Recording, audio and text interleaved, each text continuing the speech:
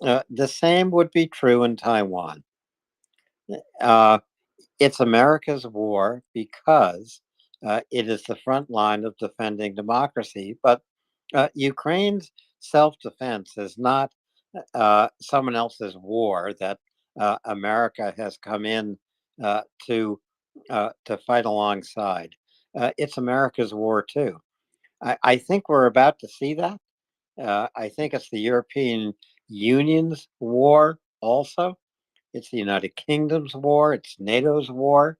It's the war that global democracies have to fight, whether they want to or not. And I do think we're about to see that. I'm not saying tomorrow. I'm not saying in weeks or months, but in the years to come. Within this decade, within this decade, the United States, other nations around the world will have to unite and confront the threats that are aimed directly at them, directly at democracy, directly at the international rule of order, uh, directly at the prosperity that the United States and its allies are trying to enlarge. You might scoff at that idea, but the United States has been unlike any other nation in history. It restored Germany and Japan to the world community. It restored Germany and Japan as prosperous nations. Uh, what other victor in war has ever taken that approach? Dryfly? Oh, I agree. I look at it as our war. I'm just saying that the American public and to a great extent um, the government may or may not. I mean, they've been burned by Vietnam. They've been burned by Afghanistan, where the Americans went in and fought, and there was no clear consensus on the public in those countries. There were supporters. I'm not saying there weren't. I knew Vietnamese refugees who came here. My lab partner, when I was at university, she came here as a boat person. She was one of the people that was evacuated. Actually, she wasn't a boat person. She was a helicopter drop. Her husband was a prominent bureaucrat and a chemical engineer, technical somewhere, and they had 4 kids, and his brother was a prominent person, and she took the 4 kids and his her brother-in-law's son, and they came back to America waiting for those 2 men to come, and they never made it out. They went into the re-education camps and disappeared. And she said there was quite a bit of support in the intelligentsia in Vietnam for the American way, but she says that the average population, no chance. So the average people there, they were neither for the North Vietnamese or the South Vietnamese. They were just trying to survive. And that's a tough environment to win a war if you're coming in from another part of the world. That burned America pretty hard, and Afghanistan hasn't helped. So I just look at it as that if Taiwan shows real backbone, I mean, real backbone, we'll be there for them. If they do not, there will be quick negotiations and it will be unfortunate. That's my feeling. I regret it. I think it's the wrong approach. And I agree with you that this is the front line. But I think that the US government will redraw that front line unless the Taiwanese do what the Ukrainians did, which is not let them off the hook. Ukraine refused to roll over. I don't need a ride. I need ammunition. You couldn't say it better than that. You couldn't say it stronger than that because we were asking them basically to roll over, and they refused. They absolutely refused. If there is a message for the world, that's how you defend your freedom. Don't look too much to the United States. We can be there somewhat, but the reality of it is that you've got to be the backbone. You've got to be the spine. And there's a decent chance that the Americans will stick with you in that fight. If there isn't that, it's going to be problematic, in my opinion. And you may think I'm wrong, but I just look at it the way how we have not always been good. We have not always been good allies. That's just all I can say. And countries like Ukraine that have courage, real courage, put their blood on the line, are the ones who absolutely America is the least likely to abandon, in my opinion. And we'll see. But that is my opinion. Again, Trump gets in, all bets are off. But I don't think he will get in, and I don't think they will abandon Ukraine. I'll listen. Nor do I think that you will abandon Taiwan, because the thing that makes me believe that a significant portion of the 25 million Taiwanese would defend their country with their life comes from a series of leaders in Taiwan who are both pro-independence. They are staunchly independent, but they're not rabid about it. They don't speak in ways that are like bombastic, weird, populist sort of language.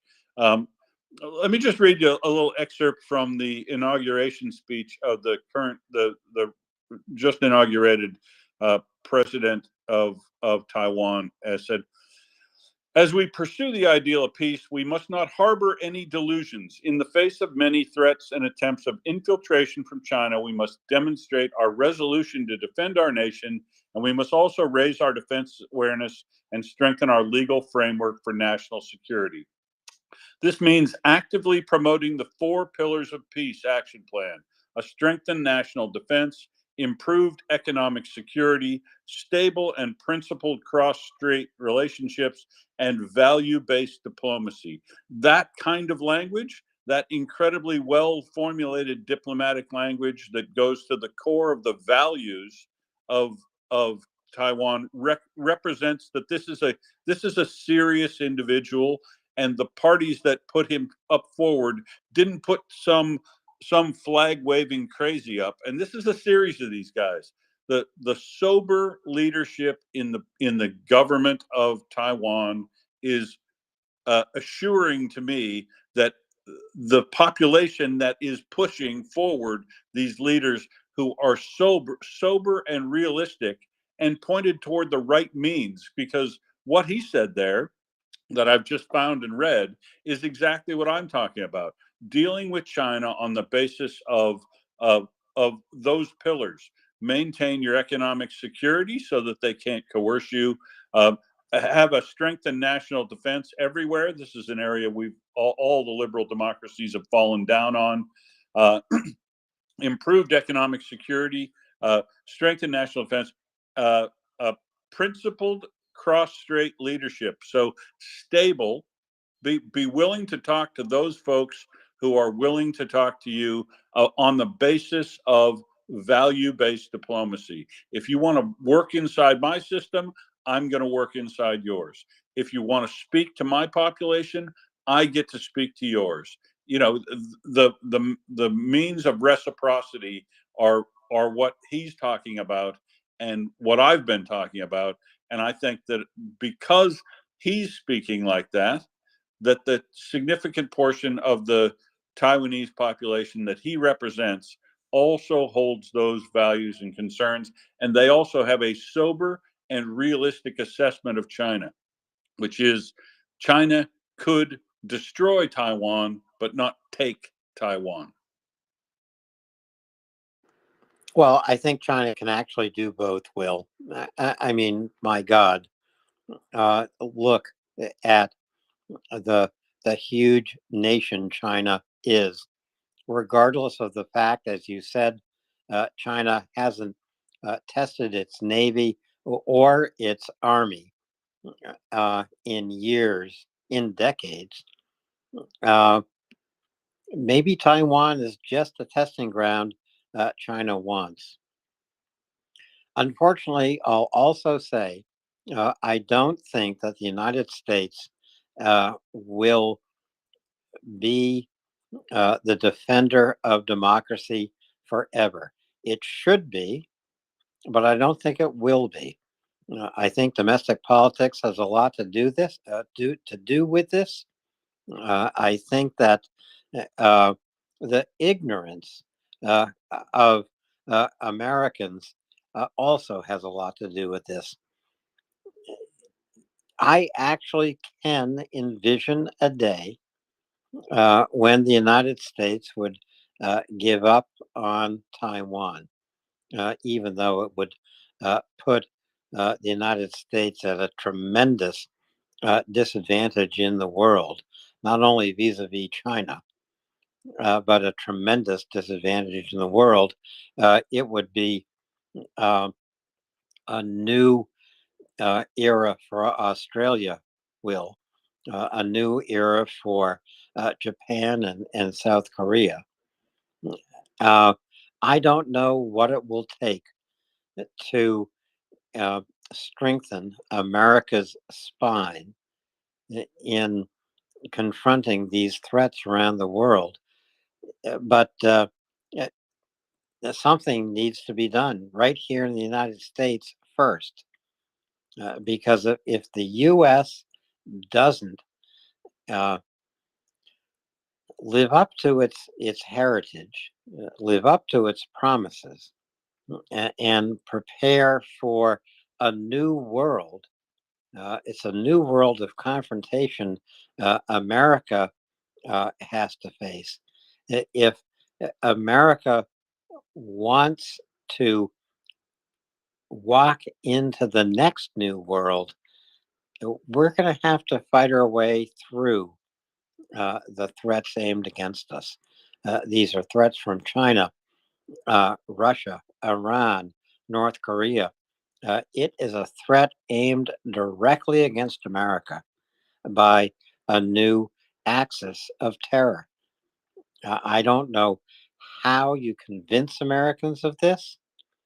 The sacrifice would be huge, but necessary.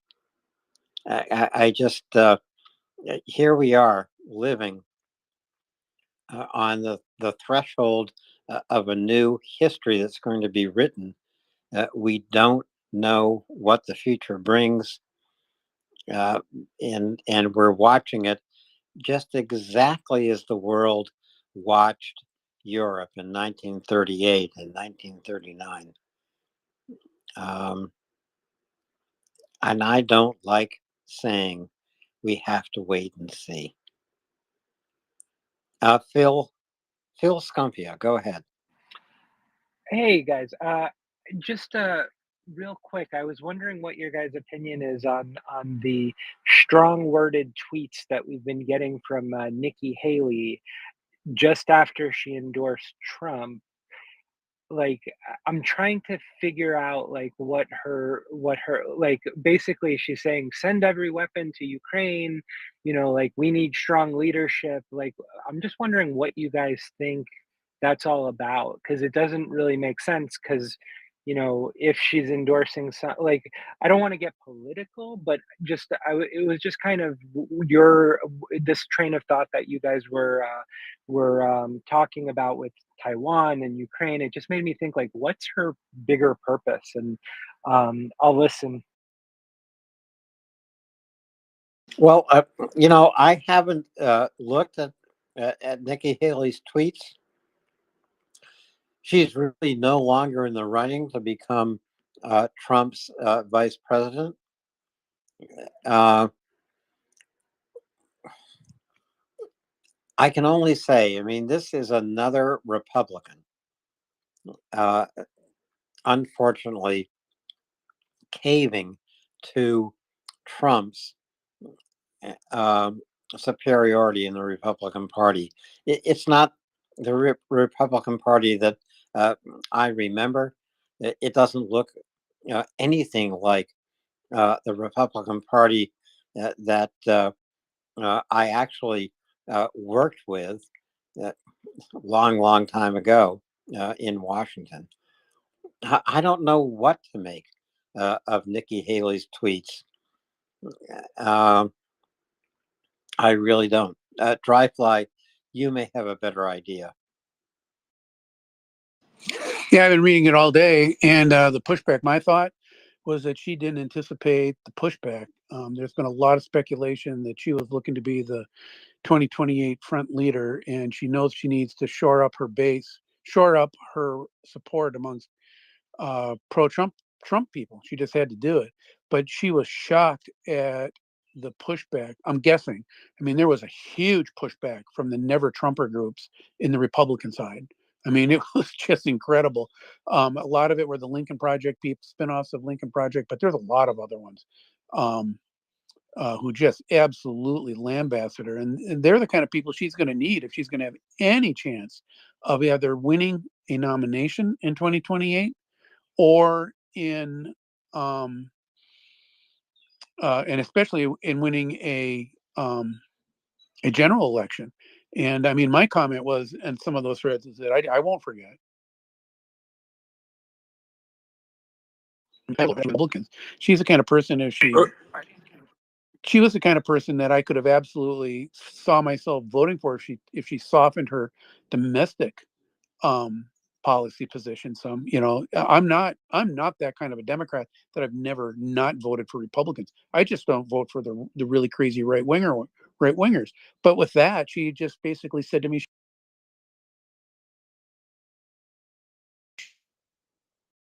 and the shock of the pushback of people she needs in 2028 really took her breath away. So instead of backtracking on it, which would be doubly bad, she tried to make it sound like she's pro-Ukraine, she's anti-Russian, she's all the things that people thought she was. But I think it's water under the bridge. Most of the reading I said is that she just committed political suicide. All she had to do is say nothing. Just say nothing between now and sometime in 2027, and then come out, and she'd be in a pretty good position to roll up the Republican Party. Do something meaningful. Be in the limelight, but um, don't be partisan, actively partisan in support of either the crazies or opposing them. Just good policy. So yeah, she should have not. She should not have done that. She should not have gone out and endorsed Trump, um, but have gone on with pro-Ukrainian rhetoric. She would have absolutely benefited enormously from it. Her stock would rise continually between now and 2028. But she shot herself in the foot, big time, huge, with a shotgun. And I don't think she's going to recover from it. I'll be honest with you. I don't think people will forget this. The internet never forgets. I mean, that will come back over and over and over. So I think it was a huge mistake, and she's trying to make up for it, and there's really no making up. Now, having said that, I've read other reports that people say that she had campaign debts, and some of the Trump donors were prepared to help her out.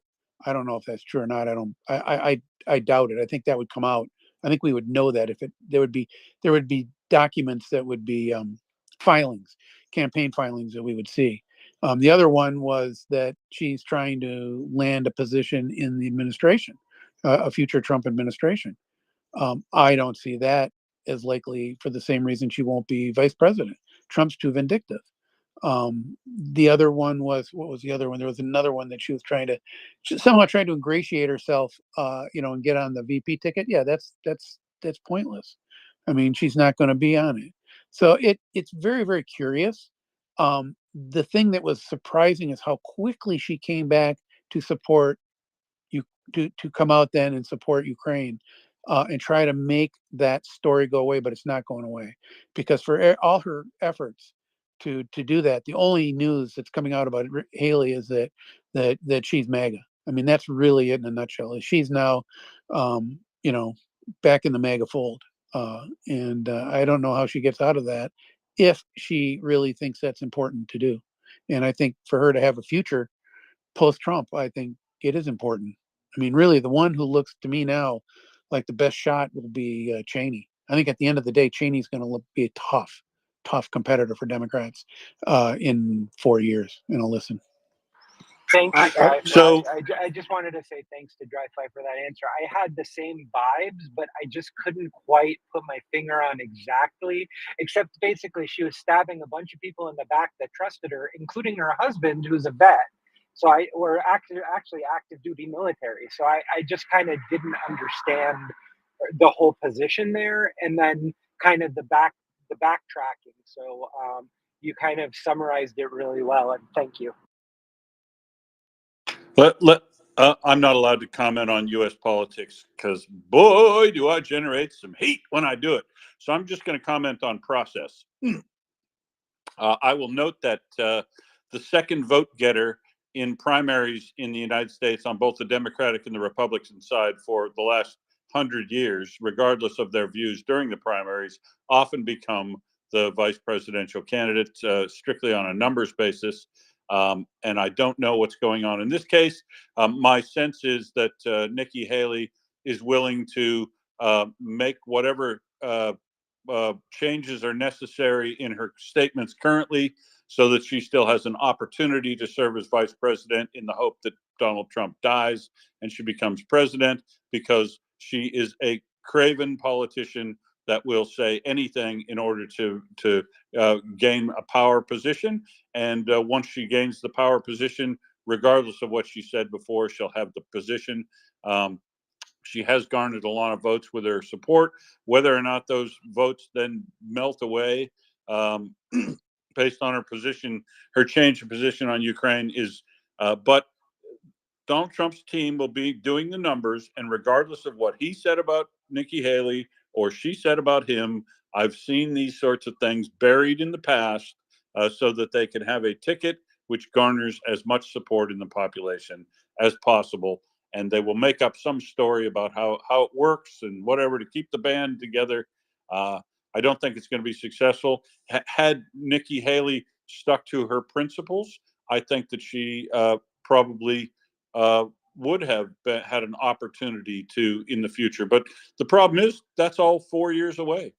So, these folks get to thinking they've got to take their chance now rather than miss out on their chance. And my estimate is that she's nowhere near as principled as she is craven, and she's doing what's necessary. I was just going to say, Will, maybe Nikki Haley doesn't have principles. Let's go to Brandeis, then to Dry Fly. Then I'm just going to say a hell of a lot about what I think about American politics. Brandeis, go ahead. Thank you, Alan. Will, you kind of beat me to the punch. I'm just going to buttress your points. I mean, as a former South Carolinian, having known Nikki for a while, pure opportunism, plain and simple. She will wear the veneer of the responsible Republican, the responsible moderate Republican at times, or the veneer of the I'm tough because I'll talk back to Trump when nobody else will. I'm a woman, I'll raise my hand, and whatever her book title was, I forget what it was, but at the end of the day, she's always going to look out for herself, and it'll never be about what's right for the people. If she ever finds herself in the position of presidency, you can count on the fact that that's what she will do. Anyway, thanks for the time. Thanks, Brand. Dry Fly. I was just going to say to Will, it's been quite a while since vice presidents have been the second person in the candidate race. You look at Clinton, it certainly wasn't Sanders. You look at Biden, he didn't pick Sanders. You look at Trump, he didn't pick someone who's even in the running. He picked someone out of the blue. You go back to the other Republicans going back, it's been quite a while since someone's picked someone that they competed with. I mean, I'm trying to think. You had Palin, you had just this. Usually now what they try to do is pick someone who's totally uncontroversial, that has no baggage whatsoever. So I would be very, very surprised if they chose Haley. The other thing about Trump is he doesn't want anyone to steal his limelight. And so that kind of doubly makes it difficult for Haley, in my opinion. I think he's going to find somebody who absolutely he can be certain will not be in that boat. So I don't know what she was thinking. It was absolutely the dumbest thing I've seen done in politics, probably in, quite a few years, maybe since Clinton, you know, called the MAGA deplorables. You know, they might be, but you don't say that, not in an election. So anyway, that's my take on it. And I'll listen. I'd like to hear what Alan has to say. Are there no Republicans of the stature of John Quincy Adams, the only president who went on to serve in the House of the Representatives because the House is the people's house, and John Quincy Adams was a people's president. Uh, you have to go back to the 19th century. But are there no Republicans with the stature of Margaret Chase Smith, the only woman serving as senator who stood up on the floor of the Senate and called out Joe McCarthy in the 1950s? Are there no Republicans with such stature that they cannot stand up to Donald Trump? I have never ever imagined I would live in an America like this, fending off authoritarianism, fending off a presidential candidate who is an enemy of the United States. Just look at what Donald Trump has done, what he has said, how he is compromised. He is a candidate for president, and he is an enemy of our country. He is an enemy of our future. He is an enemy of the entire international order of law that's been created over the last 75 years. You know, and I can say other things about this man. I won't. But look at his record. Look at what he did, how he performed in one, and I hope only term as president of the United States. But where are the Republicans, especially the Republicans who want to write their profile on courage? Mitt Romney, you need to sharpen your pencil, but you could do it. And there are Democrats who need to step up and speak with more clarity, more authority about what they want to do to lead America into the future. You cannot, you simply cannot uh, accommodate every single left wing politician in your party and win the respect of Americans. You can't do it.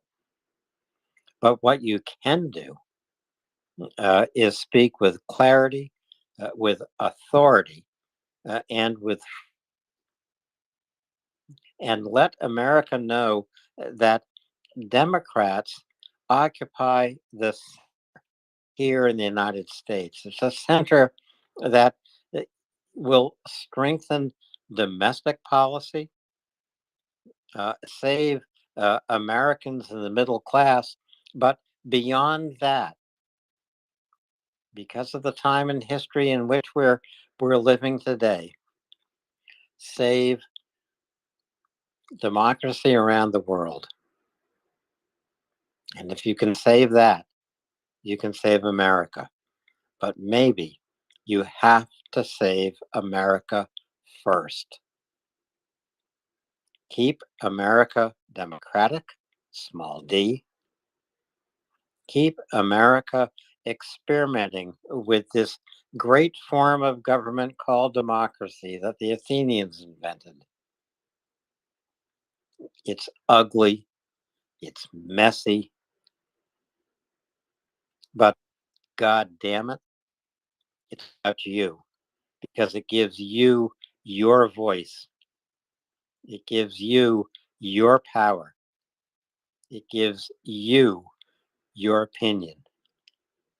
If you want to live in any other kind of country, there are many countries you can go to. So sorry about that, Will. No need to be sorry. Look at the you. Nothing wrong with calling it like you see it. Yep, call it like you see it.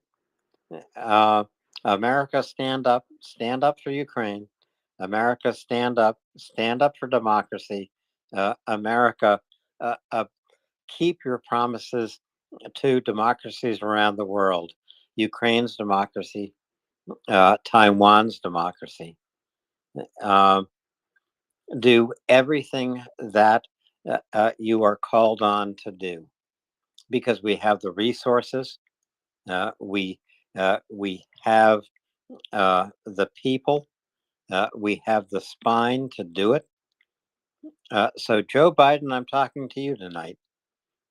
Use America's resources to help Ukraine.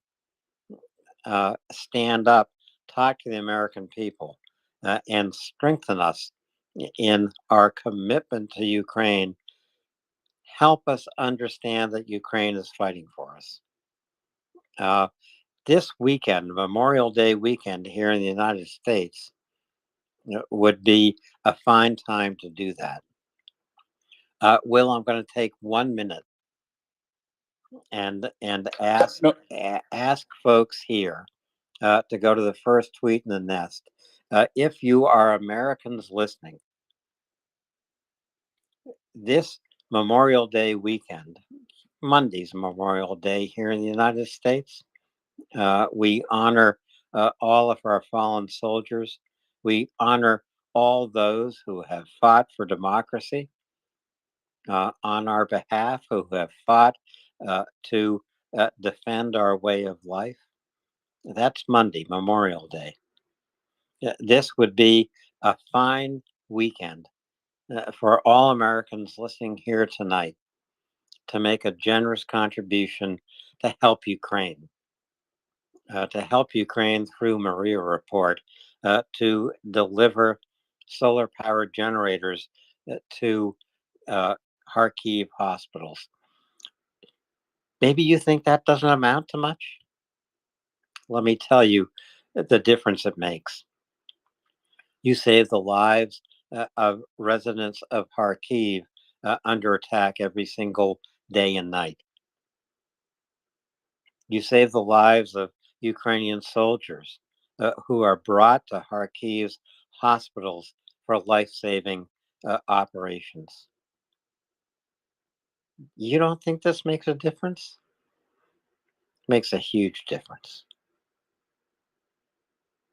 It keeps morale high in Ukraine. It really, truly does make Kharkiv resilient and defiant. And your contribution will save lives.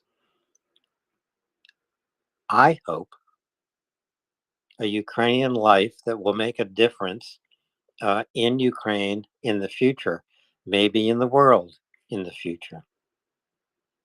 So go to that first tweet in the nest.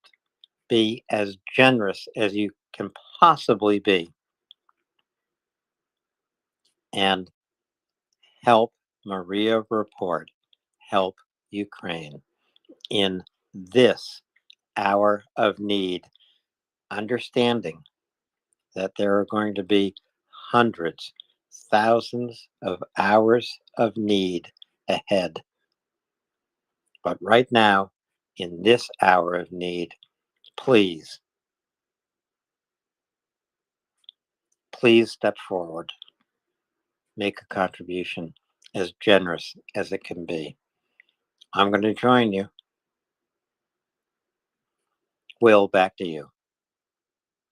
yeah, thanks, Alan. And look, this thing we're doing in Kharkiv absolutely positively has a positive effect immediately, as we've heard from the doctors in the hospital that have been here, and is proven with these exact same type of systems that we provided. We assisted the provision of to the hospital in Kherson after the Novokakhovka dam was blown and all the power outages down there due to that Russian generated atrocity.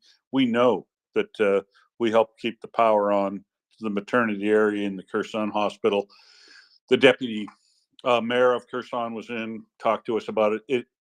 These have a direct effect on people's lives in places like Kherson and Kharkiv in keeping essential services in play in those cities, so that if you know you can go to a hospital if you have to get critical care, you're going to stay in the city. But if you can't attend a hospital in order to get critical care, you have to think about moving elsewhere, especially if you're susceptible to certain problems. So we know it makes a direct difference, but you don't have to take my word for it. Go to Spotify and listen to the doctors that were on MriyaReport when we started the thing, and tell them how critical it is to keep uninterruptible power supply systems on in these hospitals.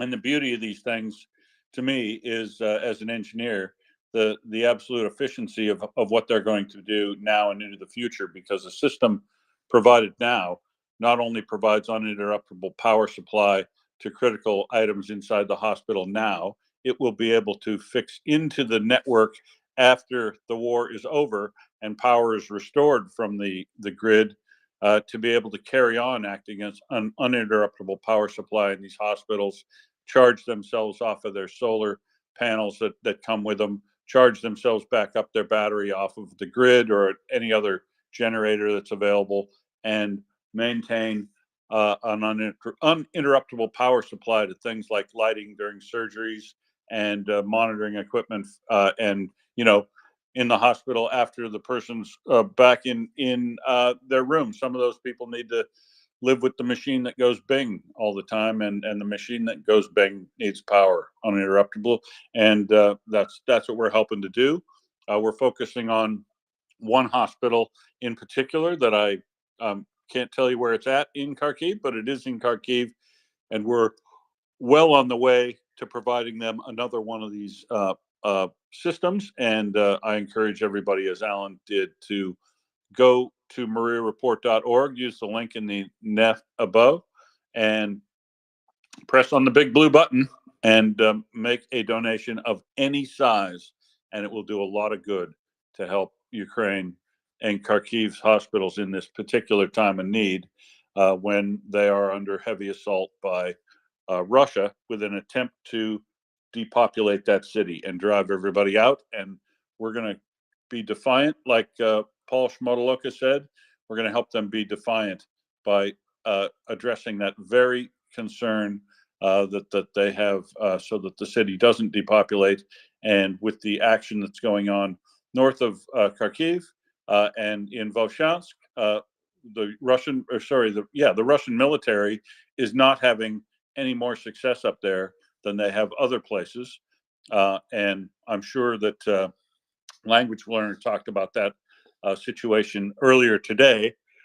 But rest assured that Ukraine has not lost Volchansk, it has not lost Lipetsk, and Russia is not making any significant advance in the north of their objectives of being able to hit Kharkiv with tube artillery, nor are they taking over Volchansk and the routes from that area to the south and east to link up with any forces that they could push forward with in Kupiansk, which they also have not done so. Russia does not have the cattle to be able to take any significant gains up here in the north, but they are trying to act as if they will be able to take those locations, and trying to instill as much fear in the population as possible. We see what they're doing in Volchansk with regard to capturing, torturing, executing civilians, all the things they did in Bucha, and they're carrying out those very same acts again. So we want to help Kharkiv know that we've got their back, and we're going to help them maintain essential services there. So it is very, very important that if you have the means to do so this Memorial weekend, that you provide any contribution of any size that you can. Alan? Will, I'm about to retire for the night with one last request. There are about 200 of us here on Maria Report right now. If each of us gave $30, we would reach our goal. But, reaching our goal isn't enough. I want to surpass that goal. And I'm going to help Maria Report surpass that goal between now and Memorial Day. I'll be making contributions to Maria Report in memory of my father and my mother, both who will be honored on Memorial Day here in the United States, both who did their part in World War II. Do your part tonight. We'll have a special announcement of some kind on Monday, Memorial Day, from me. But I'm not going to make an insignificant contribution tonight, friends. I'm going to make a contribution that would make my mother and father proud. Join with me. Help us reach this goal. We only have $6,000 to go, but let's blow past it. Let's help Ukraine. Let's keep Kharkiv defiant and resilient. Will, with that, I've way overstayed my time here. Thanks again for being with me tonight as a co-host. It's always great to be together with you. You know what? We're going to be together again early one morning in the next few days when I'll be drinking coffee. You'll be drinking, I don't know, a Guinness? See you then. I think it's Saturday morning, 7 a.m. Eastern Time. With that, thank you all. From the bottom of my heart, I thank you all for the contributions you are making tonight to keep Kharkiv resilient and defiant. Good night. Good night, Gracie. Slava Ukraini. Haram Slava. Thanks very much, Alan.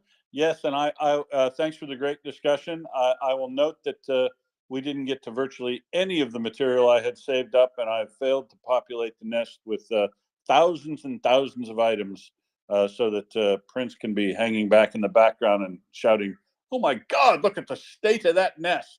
But yeah, the conversation progressed so well that I didn't have to use any of my material, so I will abuse you all with it later on at some point because, like a bad penny, I will turn up here again tomorrow and the next day and the day after that, like always.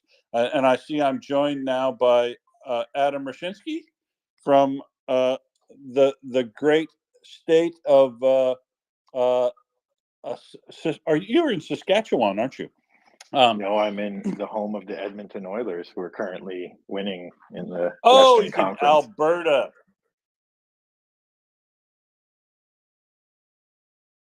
Yes, that's right.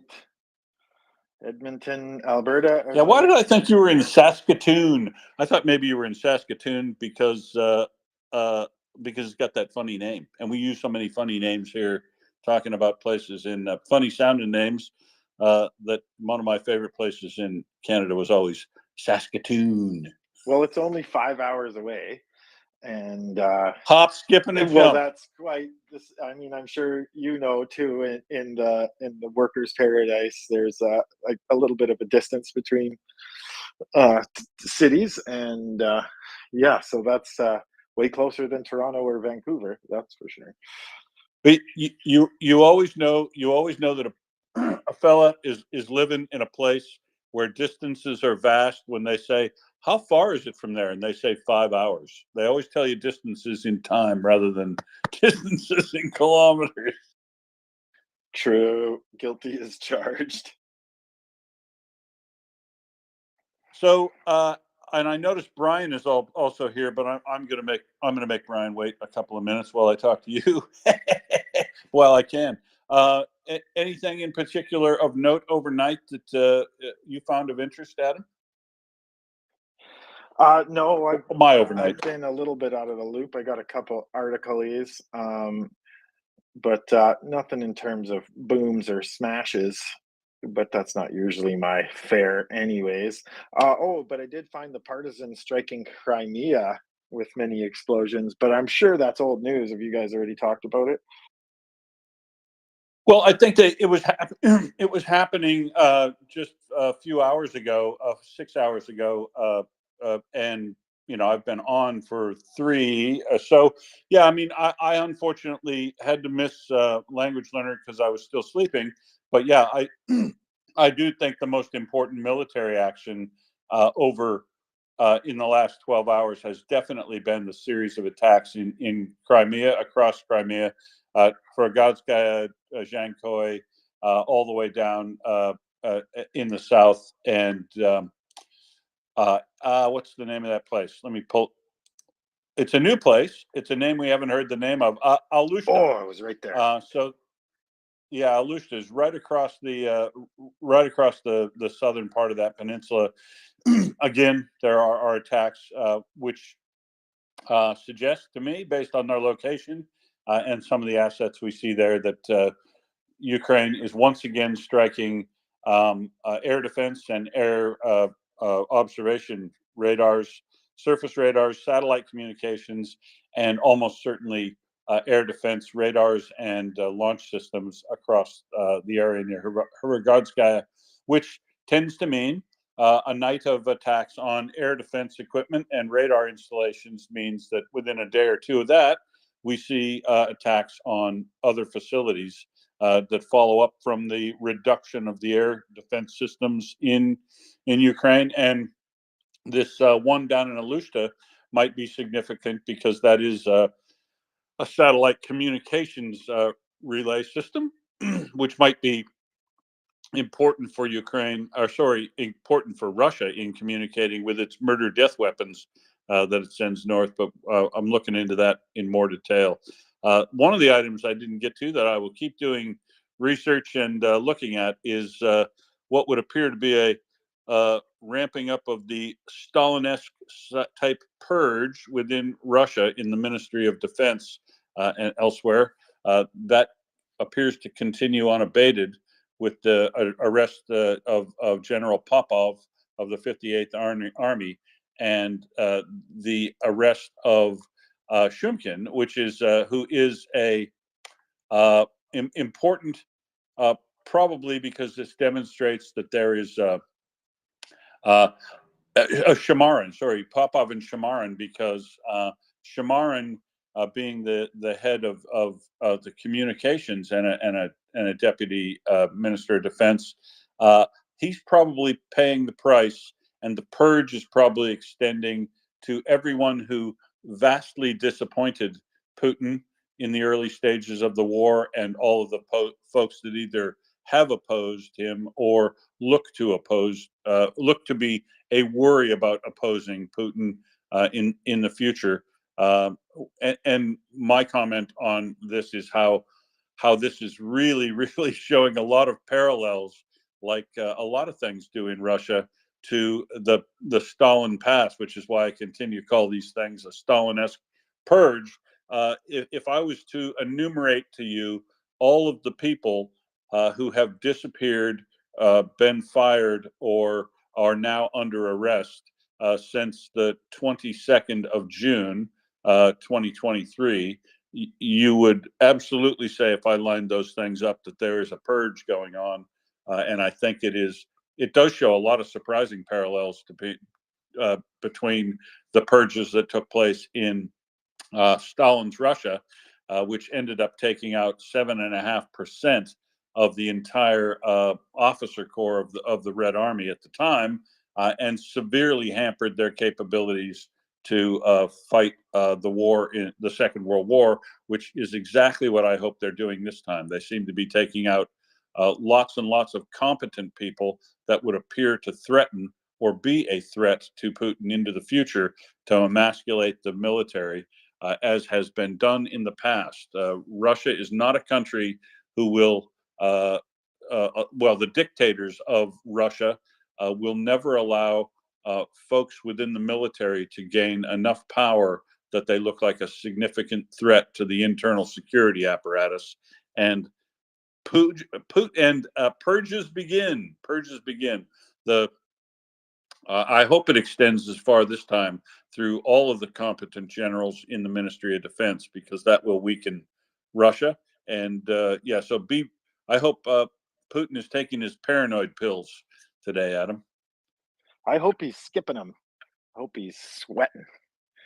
I'm trying to think of a good pun between Putler and purges, but the two words are just very similar. So I'm failing. So folks, if you have a good pun for Putler purge or something like that, then come on up and talk to us. I 100% agree with everything you said, Will, and it is quite exciting watching them, murder each other.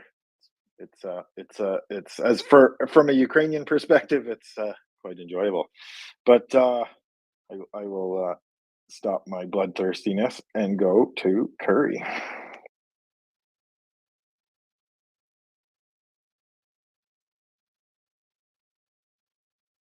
Or maybe not. Will, are you? Can you hear me, my friend? Oh, I got you now, buddy. Go ahead. Well, I just wanted to say that I've been on MriyaReport for about a little over 2 years, and I live in the Midwest. I'm up in northern Minnesota, and I've been active, engaging my local representative, my senators, et cetera, et cetera. And I've had some good, actually some positive feedback from here and there. But when we look going forward, I don't think I don't know how to put this. I mean, Will Teal is so has such a very really quite an expansive understanding about the situation. You know, to be, and I'm glad that he has shared this, and I'm so glad for MriyaReport, because I would not have been mm, cognizant of what some of the things that are happening. MriyaReport is such a real treasure, regardless of whether you're left or right or in between and so on. They give good information, and so as I'm listening to Will Teal chat about from his position being an Australian, I'm thinking, man, he's a Midwesterner. I agree with him so much, and the fact of the matter is, we don't have. I'm trying to articulate this properly, but the fact of the matter is, we are sort of a people who are in denial. Maybe that's not it. This is, or maybe the idea that we are so far away, we don't have to consider this. But the fact of the matter is, on my own local level, I have been really active, and I've had the opportunity to go to my local representative and chat with not them, but their staff. And gratefully, this is already a few months ago. They call me back and ask for my input. Well, that was 4 or 6 months ago, but the fact of the matter is, we still have to do that. I'm in sort of a purple district, and I've even called other districts, from some of the good things that are available in MriyaReport. Say you should contact Mr. Johnson in Louisiana, and so on and so forth. And I come from some of the same evangelical backgrounds, and so I tried to speak to that. That being said, you know, I just don't, you know, for each and every one of you, I don't know what input you can make, but just do it. You know, let your voice be heard. Very simply, whether I'm talking to my state senator or my district congressperson, and when you do that, you know, be informed from some of the wonderful people who are on this space. I have gained such a wonderful education from so many folks, and you know, and some of which I you know disagree with, you know, but the fact of the matter is they brought something to my forum and my understanding. God bless you all, MriyaReport. You know, this is a fabulous thing, and if you wherever you are in this country, whether the United States, Australia, or throughout Europe, and so on, you know, every you know, if they make an appeal to ask you to contribute a little bit, just do it because this is truly in our own interest. We may not agree with everything, but we truly agree on the basics. God bless you all. Slava Ukraine.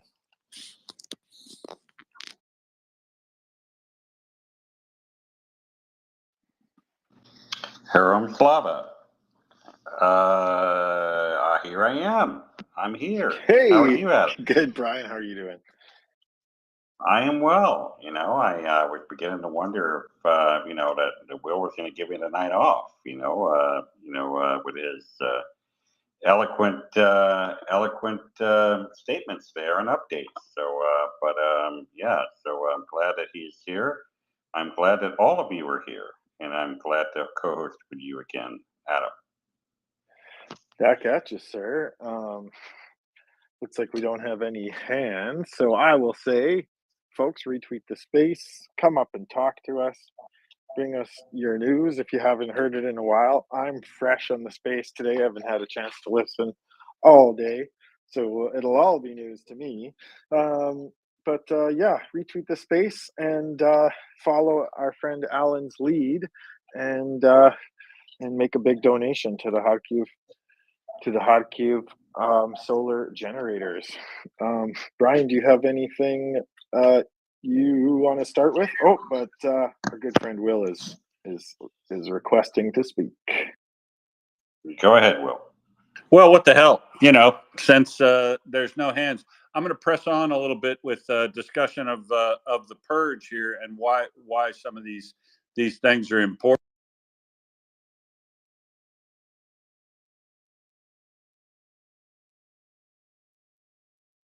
Go ahead.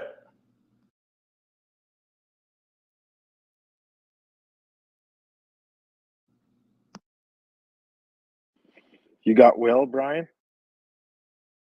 I do not. Oh, dang it. Will, He was about to Will lay us Elmo down a fresh jam of Rusians purging each other. That's too bad. Well, I'm sure he'll be back. Yeah, well, that's okay. He'll be back. Yeah, absolutely. Yeah, and I appreciate everyone retweeting this space. This is very important to us. It helps us. We want to continue to get more people in here and to evangelize for Ukraine and the importance of Ukrainian victory here. I did have a few topics that I had come across today, Adam, that I wanted to kind of talk through with you. Let's see. So I'm just going through. I want to piss off Prince Heather and put as many items as I can in the nest, so that she has to go and clean it up after you and I sign off for the evening. So one of these is from our friend CC.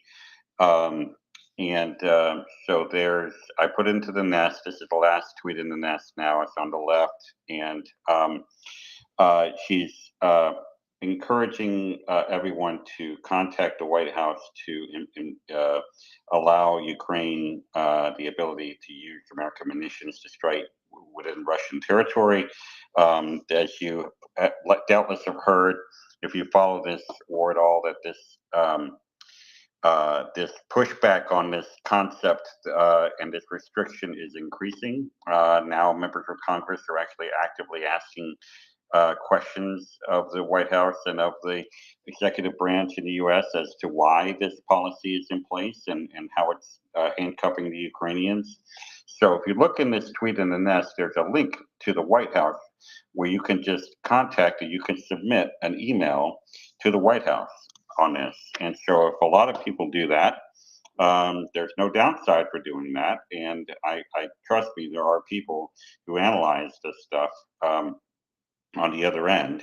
And it is just like whenever you call your congressman or your senator or your member of parliament, wherever you live, most likely this stuff is looked at and it is tabulated and it is cascaded on the other end to people that monitor this stuff. So that's something that I think we need to be doing. And so I would encourage everyone to look at CC's tweet and to make a similar message because I think we all need to be pressing. This certainly worked when we were talking about the what is this the supplemental, right? That was passed recently. There was a lot more painful than we wanted it to be, but we got it through. Will, glad to see you back. Yeah, I don't know what happened there. I don't think Elmo wants me to give you the information, the connections, draw the threads between these folks. So I was just going to talk a bit more about Shamarin and how he might factor into the purge here. He is number 32 on the list of generals that have been purged from the Russian military, sacked, arrested, disappeared, or imprisoned since the beginning of the full-scale invasion in the 24th of February. And because it happens in little strips and blibs and blobs, we tend to kind of forget. But yeah, Shamarin is now number 32 in the general officers who have been purged. And there was a large number of junior officers below, well, mid-range and junior officers below that, but 31 previously. He is now 32. And Shamarin's importance is the purge that's going on now. The reason I say it really does look quite a lot like the purges that took place during the Soviet Union time under Stalin is the method by which they take place. Oftentimes, there isn't a rush to arrest people immediately all the time. Oftentimes, the internal security apparatus, the FSB, and Putin will make a decision that a person doesn't need to go immediately, or it would cause a bigger problem to have them go immediately. And so they are quite capable of biding their time and addressing people that they see as enemies or wreckers or saboteurs. And it wouldn't surprise me at all to hear them start using that language again from the Soviet Union. The wreckers, the saboteurs, the fifth columnists, they use that language because it means something to them in the past, and these people that want to perpetuate and the Stalinist type system and rehabilitate it. There are a lot of people who, Stalin, since I was in Russia in the early 2000s, 2002 onward, Stalin regularly shows up in the polls as one of the most respected people in historical past because 2-3 generations have passed. People don't necessarily have the connection to the massive amount of repression during the Great Terror, and they think, maybe the world was better with a strong leader like Stalin in place because things were more certain, and that's the language here, certainty.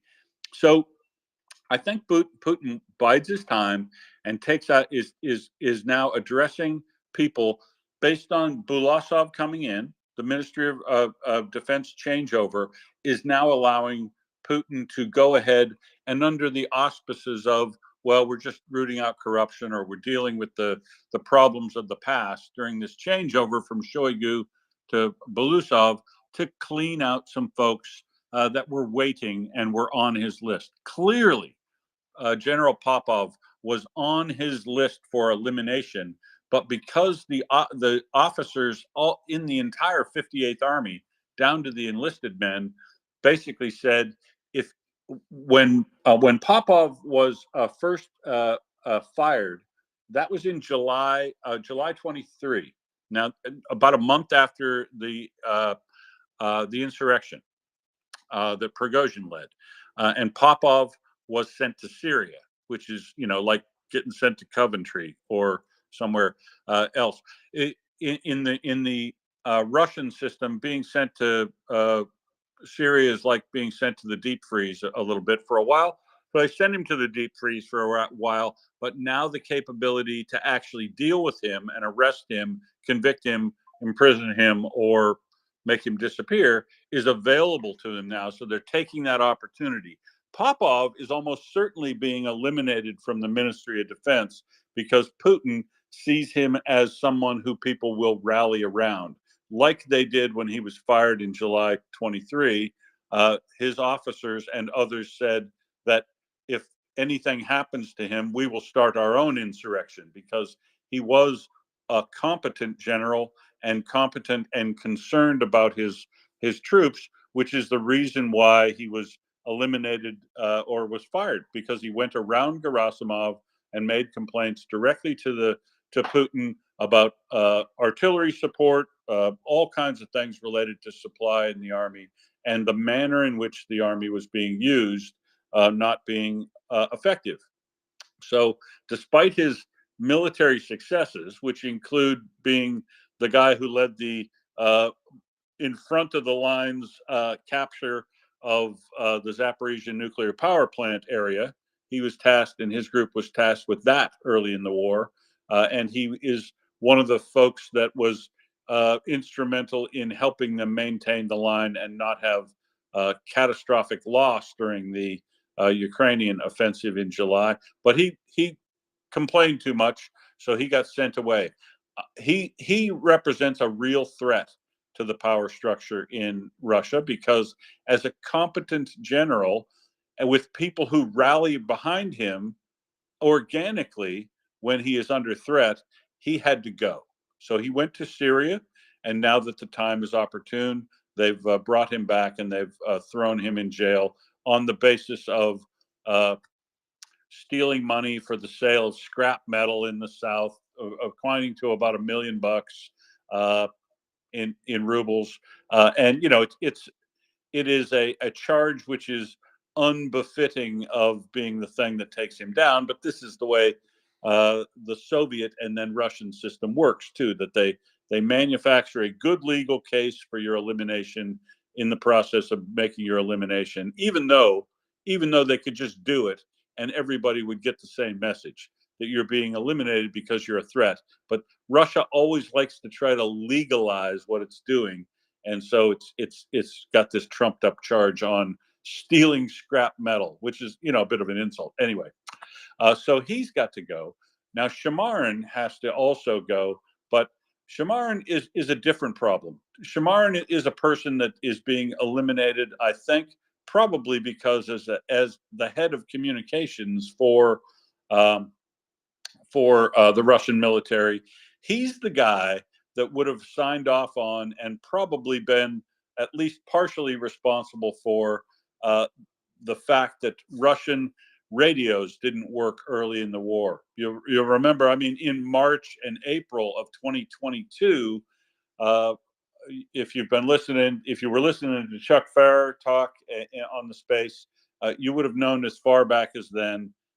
We were talking about the fact that, wow, Russia doesn't have secure radios to use at the front, and Ukraine seems to be targeting them because they're talking on open frequencies and things like that. That's because the guy at the top of the communications section of the Russian military was buying cheap Chinese radios, Bofang radios, and they were being mounted inside literally inside a plastic box. They were taking a cheap Chinese radio, putting it inside a box that looked like a Russian radio. You might remember seeing these, and using them as if they were secure communications, but they weren't. And where the money for the real radios went, who knows? But there was a lot of it, and their communication problems were one of the things that we were highlighting here. Well, this guy was probably responsible for, or is being tagged for being responsible for, that massive failure. So if you want to get purged in this current Russian military, you do one of two things. You participate in a corruption which gets exposed and causes real damage or real embarrassment to the Russian military, because they suffered incredible amount of embarrassment for not having capability to provide some secure communications to its troops in the initial stages of the war in February and March. Open communications is one of the things that led them to defeat early on. And this guy is responsible for that portion of the army. So I reckon they've waited around and decided to purge him now because it's capable of doing so. And so those two lines of people I would continue to see purging. And if the reason I keep up with this is since June of 2023, I've been noting when things that look like Stalin-esque purges are going on, and I always attach that language in my series of tweets. So I've added this one to it, and I note the manner in which they're going about this looks very similar to the methods and actions that were taken in the Soviet period under Stalin. So I continue to see it, call it the march of the slow-moving Stalin-esque purge, which is exactly what Stalin did. Stalin didn't round up everybody on day one and throw them all in the gulag or shoot them. It was a series of things, and I'll note that there was a series of arrests and firings in 2022 that followed their initial failures. There was a series of firings around the time in late December or late 2022 and early 2023 that included Yaplinsky and the people who were talking about and failing to conduct the war in the way that Putin wanted to. What weren't showing enough ambition for advance. We're building, talking about building defensive positions and holding the line in areas. And then there was another massive purge that started, obviously, in late June and through July and August of 23, when we saw all the people go that were either suspected or known to have been supporters of Prigozhin, or anyone else who was failing Putin at that time. We had another purge in October, in late 23, early 24, and this is the continuation of that. With the changeover in the Ministry of Defense, it's now time to go ahead and get rid of all the people that are considered either problematic for the Russian military, an embarrassment to Putin, or most importantly, anybody that Putin could see as an emerging threat inside Russia. They absolutely, positively, the internal security apparatus and the FSB will not allow anybody in the Russian military to rise to a level of power where they would consolidate any support behind them and make a perceived threat to Putin himself.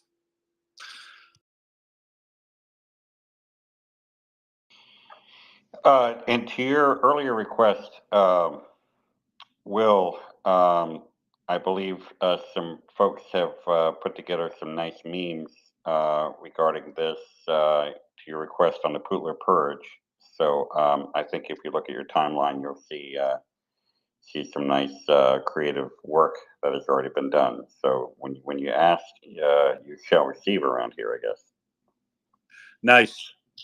Nice. That's unbelievable. I love you guys. Thank you, MriyaReport listeners. Just can you give me a minute to check my notifications? There's some pretty good stuff in there.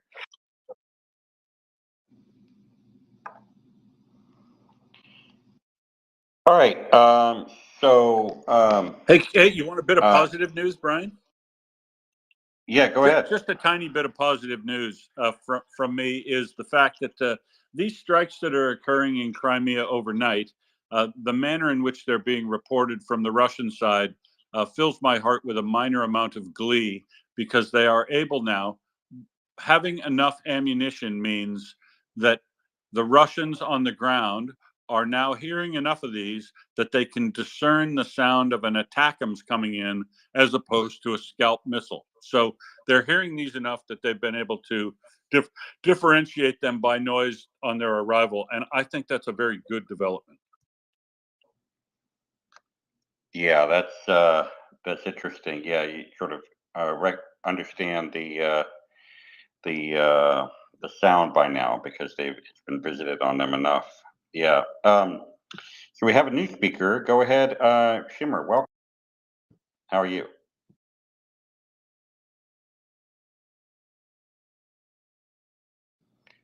Shimmer HD, you have the mic. Now you can hear me? Okay, Yeah, so go sorry. ahead. First of Yeah. all, I have to excuse myself because of my really bad English, because I'm from Germany. And I only have a small question, because in Germany at the moment we have 4 o'clock, 5 o'clock in the morning, and about 2 hours ago we had an electricity fallout for about 1 hour, and I immediately go to Twitter, X, and all the social media channels I could have reached to look if Putin maybe dropped a nuke on Ukraine, because as far as I know, Germany is also delivered by Ukrainian electricity engines. I don't know the real word for it, sorry. And I was immediately looking, because I think 2 days ago here in Germany we got the information that Putin is starting to make nuclear weapon tests near to the border to Ukraine, and I was like, maybe this 1 hour of power loss had something to do with this, and I was like, oh. And maybe some of you guys have more information about this, if this has something Yeah. to do with Germany. Yeah, I would say the information is that it's not going to happen. It's not happening and will not Oh, happen. So I don't think you have to worry about that. That is a I non-issue. really hope this will never happen, because I don't want to happen this at all. Yeah, I think it has been made clear. There's independent reporting that out there over a year Okay. ago, that it has been made clear to Putin that any use of any nuclear weapon, tactical or otherwise, in Ukraine or anywhere by Russia would result in a massive conventional response that would involve things like most of the Russian Navy finding the bottom of the ocean, where regardless of where they are, or the death and dismemberment of every Russian soldier in Ukraine. So I also have seen reporting that China has actually also made it clear to Russia that it will not uh, uh, Will accept that. tolerate the use of this. Yeah, so that I wouldn't lose any sleep about that. You're more likely to lose power for many other Okay. reasons than because of this. Yes. So So yes, that's thank not you, happening. thank you really much. You made my day, like, because I was like I need to inform myself about something. Okay, Yeah. so I'm out for now. I will go on to hear your, I think it's a podcast or something. Well, no, it's a Twitter Twitter space, space. so it's yep. It's my first time in So something like this here, so I never was in something like this before. But I really appreciate to hear you guys. well, yeah, absolutely, and feel free to come back. We run 24/7, 365. So this never Thank you. stops. And so, yeah, there's various guests that come in here and talk about various things. So we had a military update from Language Learner earlier this evening. Oh. So, yeah, I would encourage you to participate and come up anytime you have any Of questions. course. Thanks a lot. So, yeah, no problem. Lena, welcome. Go ahead. Oh, I'm sorry, Will. I think Will, were you next, Will, or Lena's in Ukraine, and Yeah, you should let her go first. She's in Oh. Kyiv, I think, and so let's hear a real Ukrainian voice. Lena from Crimea. Hey, Hi. Lena, Slava Ukraini, welcome. Героям слава. Good morning, everyone. And yeah, I just wanted to reply to Shiba. Yeah, probably this shortage of electro energy was in Germany due to shortage of electro energy in Ukraine. Because yeah, you're totally right. Ukraine provides electric power to European countries, and since we have this shortage of electricity because Russia bombed our electric power stations, maybe these events are connected. So, unfortunately, I think this situation might appear again, and probably it will, because Russia exists. Thank you, Lena. That's very, very helpful. Thank you for doing it. And feel free to comment on any of the discussions we're having this evening. We always love to see you Ukrainian voices in here. And it's funny. I was having as long as I've been in this space. I started coming to the predecessor of this space the second day of the invasion, and I've been a regular here, obviously, for a long period of time. And it was only recently that I came, and it was something Alan, a brewer, said one night, where he said that talked about how Ukrainians would be listening to this space live, and I guess I would, we always typically had Ukrainian people come in and give updates and tell their stories and stuff, but just on a random night, that someone in Ukraine would be listening to this space, even in the Ukraine military, be listening to this space live. I guess that thought really had not occurred to me until relatively recently. So I'm honored that you came and spent your time with us, and you're always welcome here, obviously. Will, and then TK. Will. Yeah, I was just going to add to Shimmer's. Rest assured, this is not a nuclear problem. But if you, while you're feel more comfortable about that fact, feel a little disturbed about the fact that Russia has stated openly that they intend to attempt to sabotage Western support for Ukraine, and that there are, not just words that they're going to do that, but they've actually, in the last 24 hours, found some explosives near a pipeline in Germany that buried. So they have an intent to sabotage Western Poland, England, Germany. They have an intent, a plan, and a actual evidence of them preparing and attempting sabotage actions in multiple countries. So the first thing I would have thought of is if there was a broad-based power outage in Germany, to look at an act of sabotage, not any sort of nuclear weapon use. They're intending and they have physically found a construction site with explosives laid to carry out sabotage on a pipeline in Germany. So the Polish government has attributed an attack at a shopping mall to a Russian agent.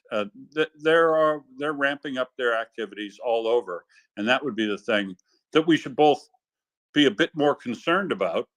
Like Poland planning to close its border up, like Norway not allowing Russian visitors in anymore on visas. And this is the thing that's necessary. They are actively trying to harm liberal democracies, both directly and indirectly, right now. It's going on. So isolating Russia now fully is probably should be a bigger priority and being talked more about in all of the countries of Europe, but it's not. Not only do the support need to be poured in, lean in. When you see these things going on, when we see sabotage in Poland, that ought to be a cause for more aid to go to Ukraine. If you see sabotage or threats of sabotage in Germany, provide Ukraine more military aid. Use every escalation by Russia as a reason to lean in and provide more support more quickly for Ukraine so that they can finish Russia's ability to threaten its neighbors.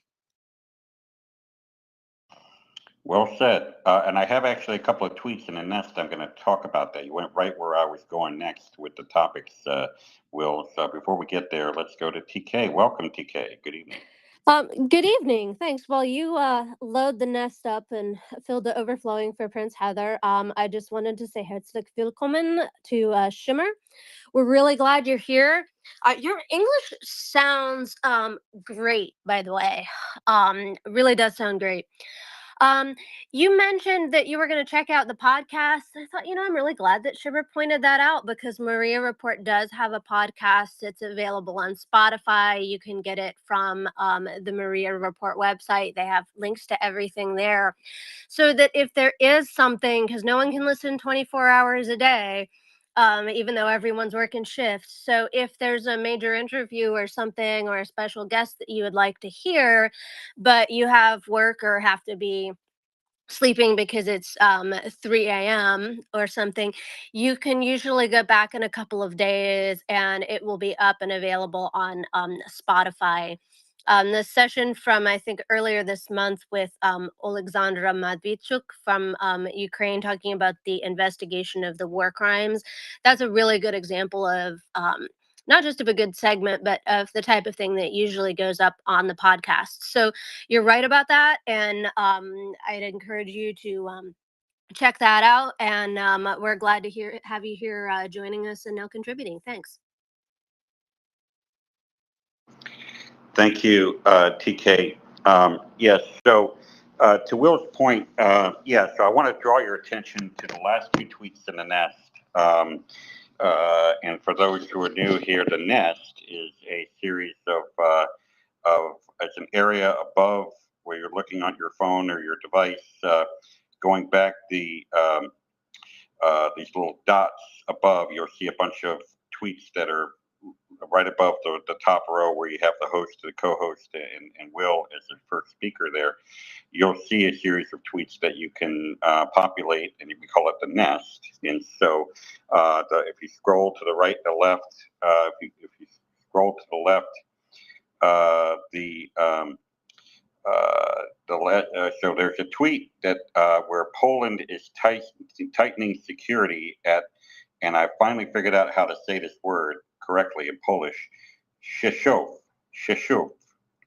This is a Nice. air. Yeah. So you like how I did there? You like what I did there? So there's this airfield that's not far from the Ukrainian border with Poland, and this Rzeszów airfield has turned into a very important hub for the flow of aid from America, from Western Europe into so like you can go on some of these open source airplane tracking sites, and you can actually see military aircraft flying from the United States or flying from Germany and flying in this Rzeszów. And that has turned into a major hub where a lot of the weapons and vehicles and other aid is staged there, delivered there, and then it is then transferred over into Ukraine. And so what the Poles have noticed is that they have decided, because of some incidents, to tighten security around that airport, not just the airfield itself, but obviously the rail system and the roads that go from that airport into, and that airport handles 90% of the Western cargo bound for Ukraine. And so what the polls, this one guy was saying, is that we are facing a foreign state that is conducting hostile and kinetic action on Polish territory.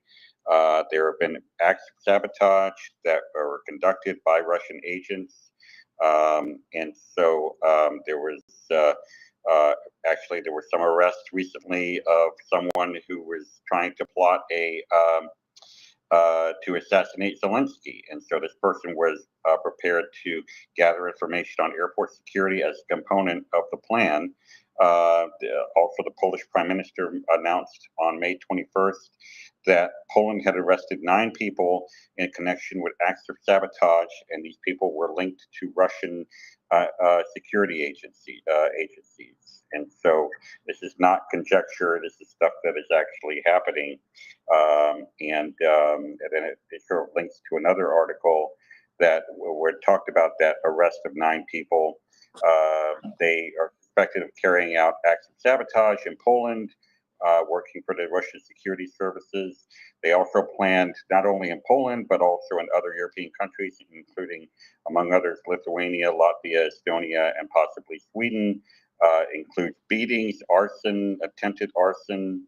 And so the Polish Prime Minister announced that Poland would increase its funding for intelligence services by an extra $25.5 million in response to the threat posed by Russia. And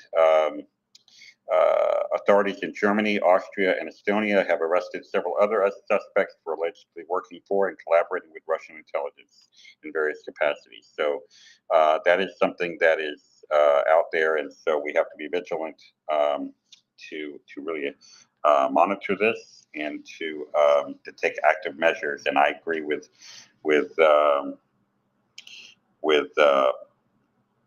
Will on this topic. Go ahead, Curie.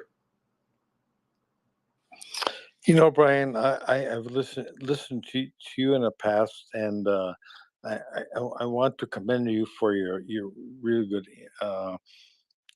analysis and so on. But frankly speaking, you're maybe 2 or 3 steps beyond my comprehension. So I kind of got a little bit angry, right? Well, irritated with some of your analysis tonight, but I want to give you the space to. I want to understand you, Brian, and so I'm at the end of the day. I want to, as a fairly liberal American, North American person. Although I can't say I disagree with you, but I just don't. I don't have the idea where I can really understand what you were trying to share with me tonight, and so I'm going to be patient. I'm appreciative of what you shared with me tonight, and so I'm just going to pause and listen and learn. So thank you, Brian. That is my perspective from Central America, northern Minnesota. That being said, I find it difficult, to be honest with you. I want to hear your voice. I want to hear not only your voice but others on MriyaReport, because I think it's important for me as a retired individual and what I can give to my next generation coming forward. So thank you, Brian. I'm going to leave it at that. Thank you very much. God bless you. Well, God bless you as well. And yeah, and if you feel like that I have something that is wrong, that I'm speaking erroneously about a topic, or you disagree with me, I want you to feel comfortable to point that out and to explain where maybe I've got something wrong, or we can have a dialogue for sure. I mean, what I try to do in this space is to, look at, it's really more of a news reporting sort of thing than it is, pontificating about, certain things, right? So, but if there's something that you don't understand, or not sure,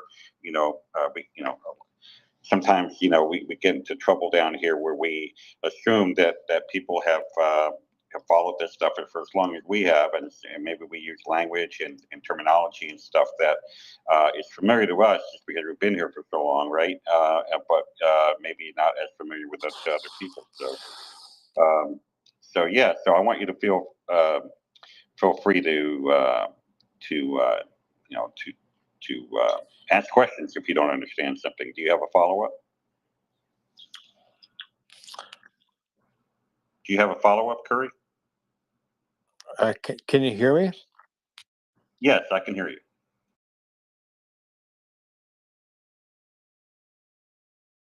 Yeah, I can hear you, Curry.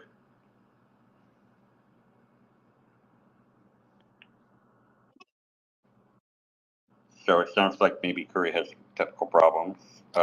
Can you hear me, Brian? Yeah, I can hear you now. Yes, Well, go the ahead. fact of the matter is, we have such a wonderful space here on MriyaReport. I want to hear the voices, including yours, when I chat. You know, when I chatted with you tonight, I want to hear what you have to say, and that means I have to be open to it. And whether I agree or disagree, I'm I don't know how old you are, Brian, but I'm a retired gentleman, and I've had some wonderful experiences. I got to meet Viktor Frankl, for example, and um, so many great educators and people who came into my life. And so look, um, um, Brian, I don't know how old you are, but the fact of the matter is, we want to live. I would guess that we would want to say to our people who come after us, what were the stories that we told? And I'm so grateful that when I listen to you, Brian, that you have so many wonderful stories and really meaningful things to say, and that is an inspiration to me as an individual. When I talk to my own family legacy, what are the stories I hold and hold dear? What is happening today? So God bless you, Brian. I mean, I don't think we would disagree on many aspects. I hope, I would love to have we could got together, would have a cup of coffee in New York City or Kiev or whatever, you know. But the matter is, the end of the day is, what are we doing today to help Ukraine? And that is my focus today. And I have some gifts to give, and as you do, as you express yourself on this platform, I know 2 or 3 languages, and so I'm, as a retired gentleman, I think, what can it, what are the gifts I can give today to help those who are in this conflict today in Ukraine, whether it be give a little money or give my time, effort, and my language abilities to help them to move them forward. God bless you, Brian. I really appreciate you. And I'm going to drop down now. Thank you so very much that you gave me a time to express a few views. Thank you very much, Brian. God bless you. You're welcome, Curry. Thank you for pulling up. Absolutely. Thank you for your support of Ukraine. Brand, go ahead. Good to see you, homie. Hey, fellow North Carolinian. Yeah, I was trying to scroll through back where I saw that item about the step up of Russian mischievousness on the Polish base. Not just cyber, I think was the headline of the story, but they're willing to put bodies on the ground and take more risks. So I thought that was interesting. Actually, I think I may have overstepped Shimmer as well. I had one question, but I'll step back for a second. I think Shimmer was ahead of me. All right. Yeah, absolutely. Go ahead, Shimmer. Thanks. Yeah, I just had a little follow up to the things that was recently said to me from the 2 women. I don't remember the names. Sorry for that, but I have to thank you a lot and for your information. And because of that information, I think Brian, it was you that also did add to, I don't have to only worry about nuclear bombs in Ukraine, but also about some sabotage acts from Russia that is also made all over the country in Europe, maybe in Germany, and so on and so on.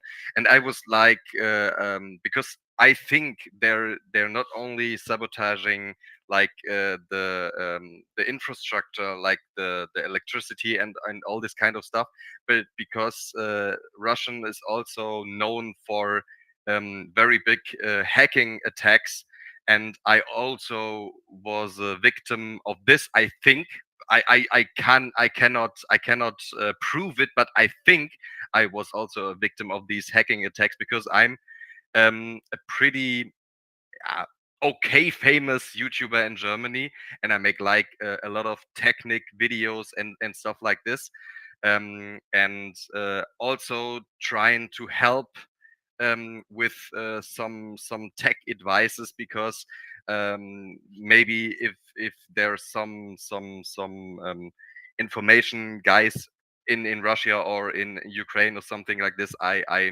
made a video tutorial about how they can share information secretly, like with a metric server. This is like, it's very technical. It's a messenger that you can use to send information from A to B encrypted, so nobody can listen to it. And I think maybe some of my actions, some of my videos disturbed some Russian hackers, maybe. And because I had a really big mail flood attack, so I was like 1,500 mails per hour spamming into my mail, um, and this was like not really nice. And I think maybe this could also be part of the Russian activities, not only me, but also various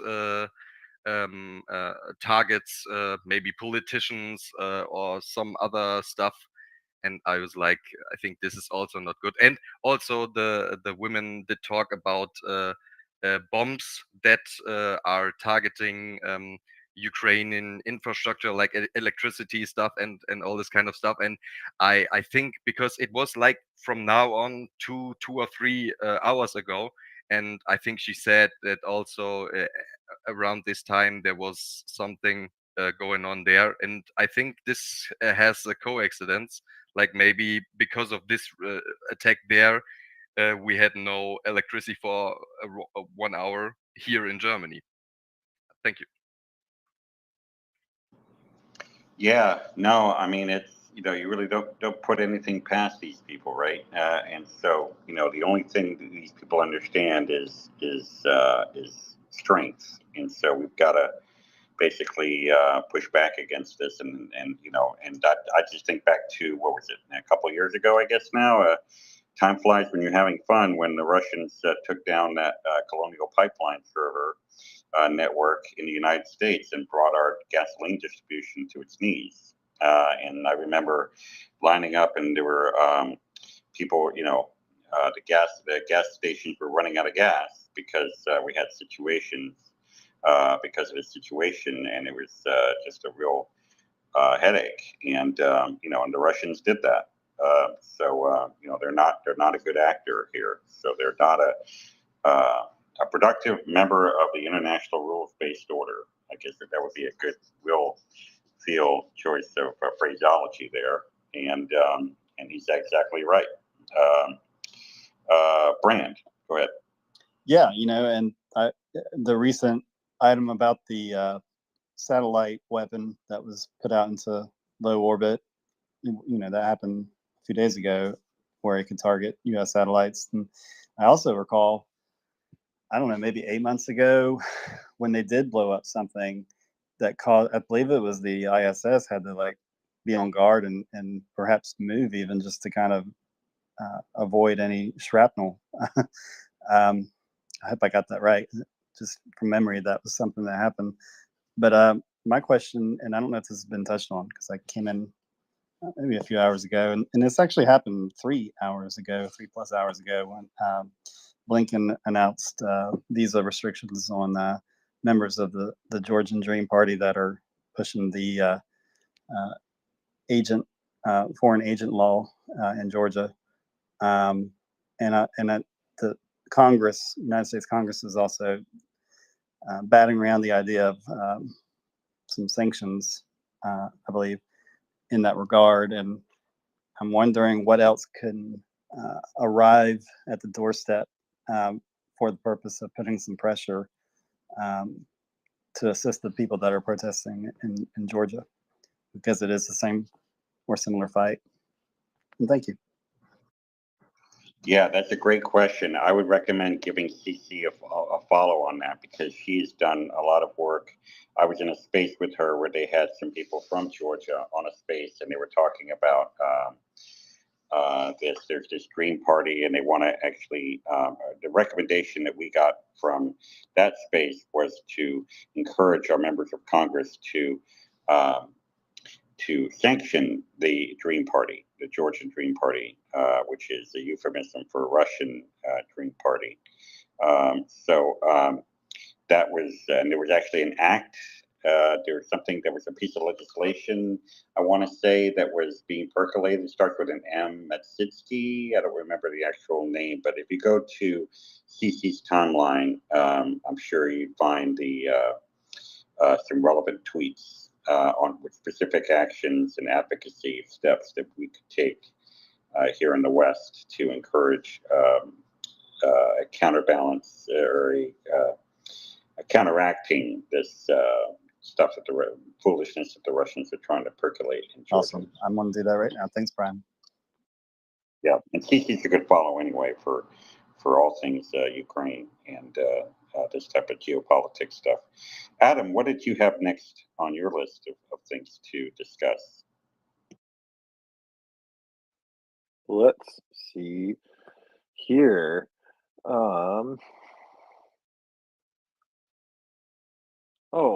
A Euromaidan article about musicians that have been in a military band that has been in captivity for 2+ years. So this is from Euromaidan Press by Olena Mukhina. The Ukrainian military band members held captive in Russia for 2 years. The Ministry of Culture and Information Policy reports that members of 3 Ukrainian military bands are still being held captive by Russia after being captured in Mariupol in 2022. Russia holds members of 3 military bands from Ukraine's National Guard, the Navy Forces, and the Armed Forces in captivity. All were captured in Mariupol in 2022, according to Ukraine's Ministry of Culture and Information Policy. All of them were serving in Mariupol and were captured there. The ministry reported that Russians took the Navy and the Armed Forces band captive from the Ilyich plant on 12 April, and the National Guard band from Azovstal on 20th of May. Their whereabouts and health status remain unknown.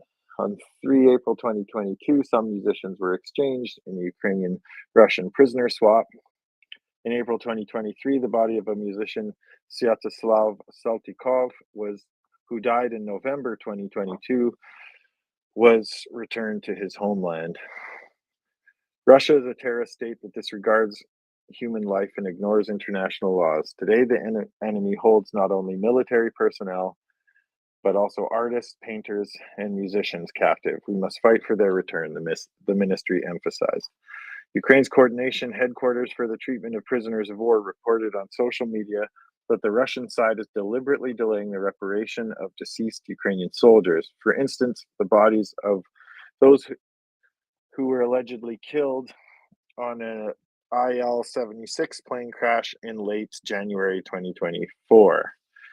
That whole big lie that they peddled about that plane crash on Moscow territory. The Moscow sides continue to postpone the potential reparation. Early earlier, Ukrainian Ombudsman Dmytro Lubinets said that since the onset of Russia's all-out war, over 52,000 Ukrainians have gone missing, including 3,676 children. So I just wanted to highlight that kind of barbarism. I dally in the being a musician myself sometimes previously, and I just think the idea that they're holding these guys as prisoners, even though their military function was very decidedly non-lethal, and also not releasing any information about them to their families, is classic Moscow war crime stuff. And yeah, just stuck out to me, Brian. Yeah, that's added to the list, unfortunately, right? I mean, this is that's a war crime. You know, the mistreatment of prisoners in this way is a war crime, and so you know, this is stuff that we should never normalize. We should call it out. We should recognize that it's happening and then hold people accountable to the extent that we can when we see this kind of stuff happen. So yeah, that's. Hopefully at some point the people involved will be held to account for their behavior with this. So that is absolutely something that we need to address. Did you see also, I need to call up this tweet, that the first tranche of U.S. Ukrainian pilots had graduated from the initial F-16 school? Did you see that tweet today? No, but I feel like I've already heard that. So is it another batch, or it's a first batch, or like I see some of these milestones in tweets, and sometimes unless Doolittle Air Wing is happening, it's not really explained 100%. But look at Will, I'm sure he knows. Yeah, and the reason you thought you heard about this before, Adam, is probably because the last news we heard was that the mechanics had finished their training, I think in the Netherlands, and were ready for service. And now you hear that the first of the pilot, or the cohort of pilots, is just ready for training from the American school. Means that they can go over into theater and do whatever else it is they have to do before they get into action, because I'm sure they're just doing it by the numbers, which is smart at this point. Because the thing with me about F-16s is I compile all this stuff as news, but I just don't get excited about it at all. The only announcement I really want to hear on the F-16s is going to get delivered on Channel 1 Russia, where I see it's shooting down or scaring the shit out of the Russians.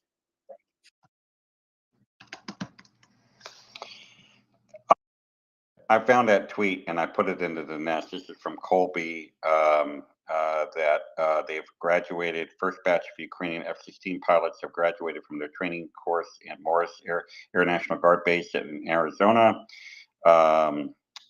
First a crucial step towards putting modern American-made fighter jets in Ukraine. The pilots have been training at the 102nd National Guard Air Force Base in Tucson, Arizona.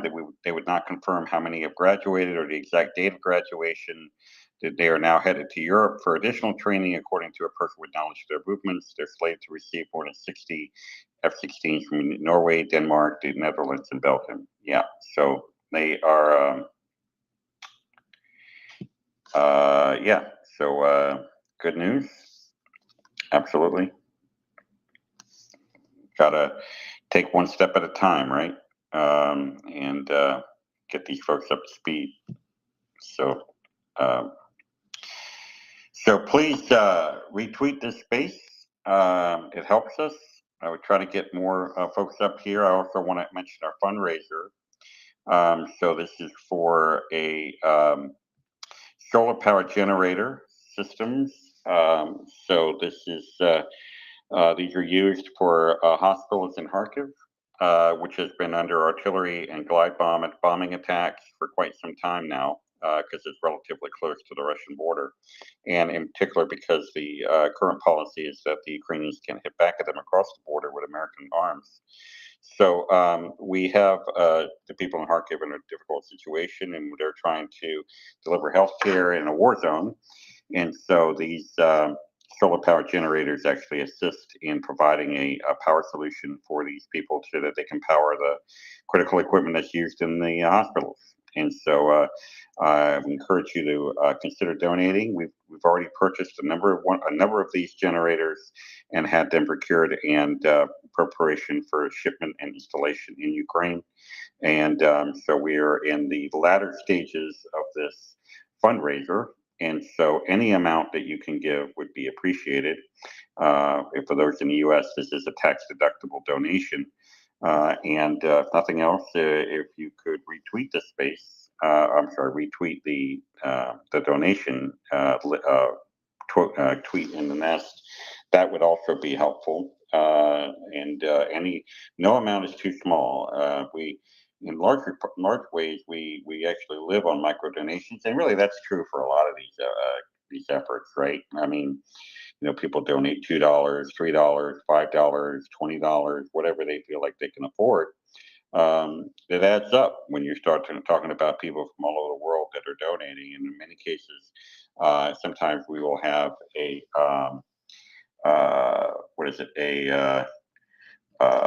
matching donor, or that they'll come to us and say, hey, we've got I'll match the next $500 that you have donated to this campaign. So, and that becomes a multiplier, obviously, right? So, but yes, I would just encourage everyone to consider donating to this fundraiser.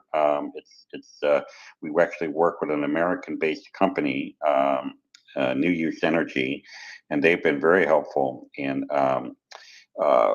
working with the Ukrainians and working with Kharkiv in this particular situation. They've actually even modified their product to make it more resilient in a situation where you might get shrapnel, hitting some of the panel. And like I said, they already have had a number of the generators already delivered.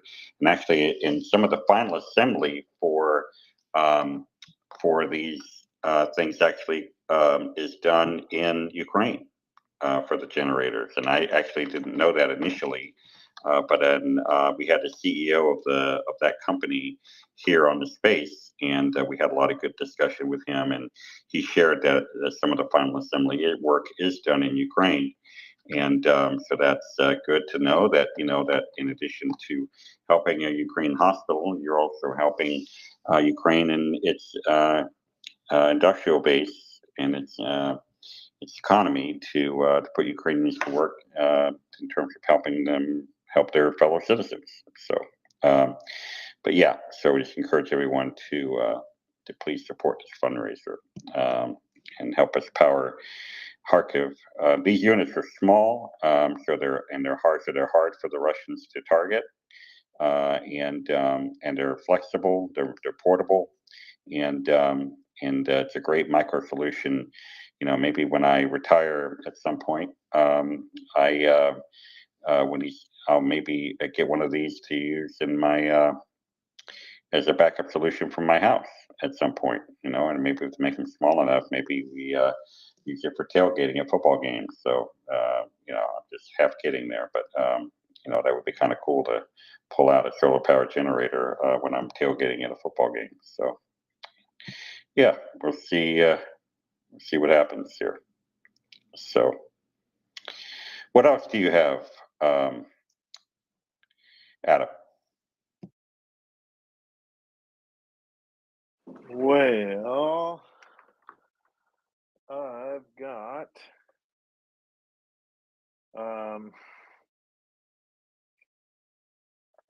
sorry guys, lost a tab here. That's an oldie moldy. Just a little bit of Budanov news. He responded to the fact that there was quote unquote Russian opposition forum, a conference in Lviv of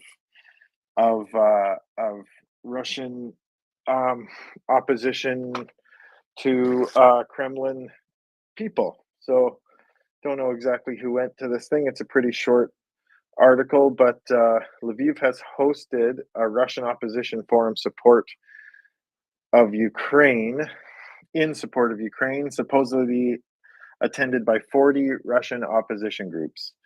Kirill Budanov, head of Defense Intelligence of Ukraine, has supported such events as they bring the end of the Putin regime closer, quote unquote. The source, the website of Ukraine's Defense Intelligence, Lviv Mayor Andriy Sadovy, former member of the Russian State Duma Ilya Ponomarev, and that's the guy who did it. Yeah, he's pretty vocal. I don't know how I feel about him. Russ Monitor media outlet. So the details, the forum was attended by more than 40 participants, leading opposition groups. Representatives of 3 volunteer Russian battalions that fought on the side of Ukraine took part in the event. Oh, that's interesting, as well as representatives of the office of Ukraine's president and the Verkhovna Rada, that's Ukraine's parliament. The resolution adopted at the end of the event states that the participants express their support for peace initiatives of Ukrainian President Volodymyr Zelensky, which he voices before the International Peace Conference in Switzerland.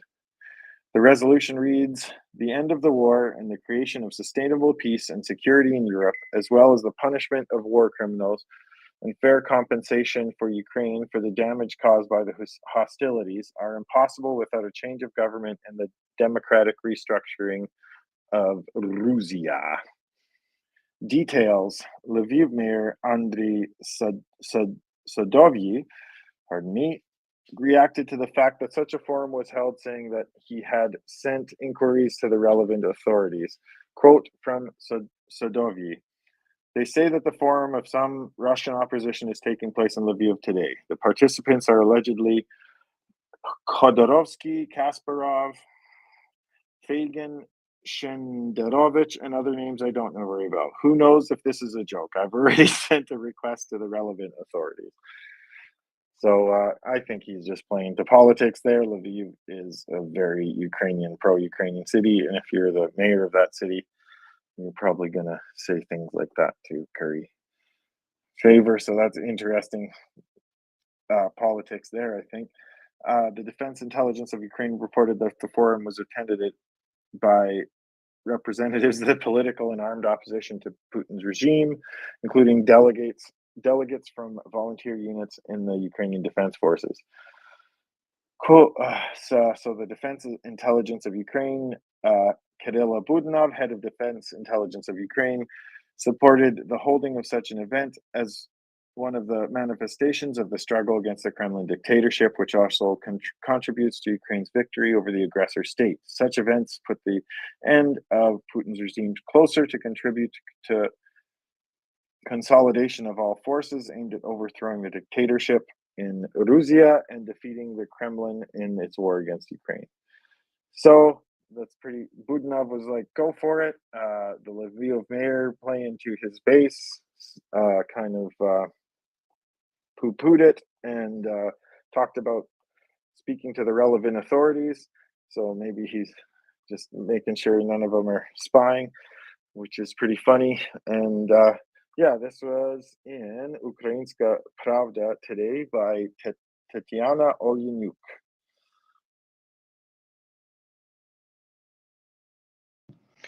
You know, that Ukrainian Pravda site is pretty cool.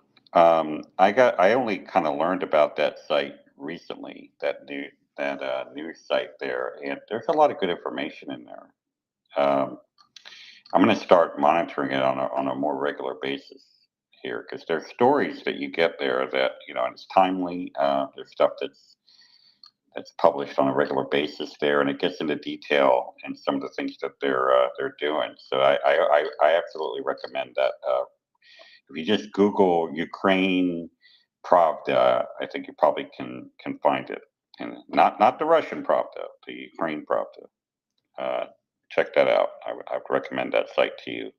And if they have an English, obviously an English translation of that site So there's interesting articles you can find there. So that's a good source. I think it was you, Will. Was it you that put me onto that site? We were talking about news sources. I think it was. It might have been, or maybe Mockers or Heather, one of us. But yeah, it might have been me. I've read the Ukraine Pravda for a long time, of course. I'll also say you can also read Russian Pravda if you want, but you just need to read it with a little bit more discerning eye. But yeah, Ukraine Pravda is good. You mean to imply that that the Russian Pravda is maybe not consistent with the highest? I thought he meant you got to give it the evil eye while you're looking at it, so they know you're just getting their info, but you don't like it. You're implying that they maybe don't meet the highest standards of journalistic integrity. I am shocked at that you would say such a thing. Will, I'm shocked.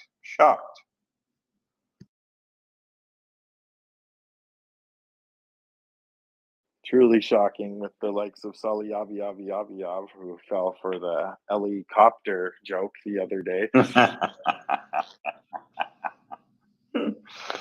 Oh man, you can't make this shit up. You really can't. I mean, I'm good, but I'm not that good. That's some of the stuff you get from the Russians. You can't make it up. I couldn't dream it up. So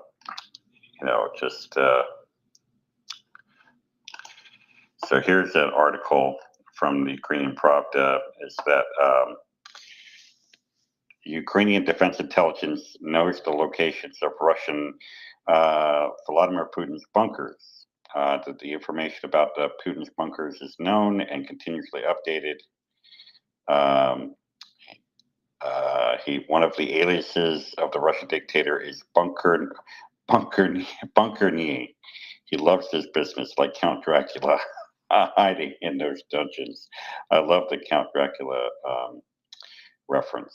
Russian media outlets reported that Russian ruler Vladimir Putin has a global network of secret bunkers stretching from Moscow to the Ural region and continues to build underground shelters in Russia. Interesting. Maybe kind of hiding back there, hiding under there, so that they'll come get him and take him to The Hague at some point. I feel like you become such a tyrant at some point that you become scared of the sky because you know that you're being watched. And so therefore, I forget what the phobia exactly is called, but I read about it in a book once. Anyways, I'm just being silly once. Let's go to Will. I think he might just be recreating Soviet architecture, to bring back the whole look and feel of it, along with a lot of policy and repression. Because Stalin had a series of bunkers that he used or had available to him during the Soviet period for their response to preparation for thermonuclear war. So he's probably just trying to revive the whole vibe along with everything else under the Soviet period. Sort of like, so you had a hankering for yesteryear, what you're saying. Yeah, nostalgic for sure. In more ways than one, right? Because didn't he say in the interview that he felt like the fall of the Soviet Union was a tragedy? The biggest catastrophe of modern age, I think.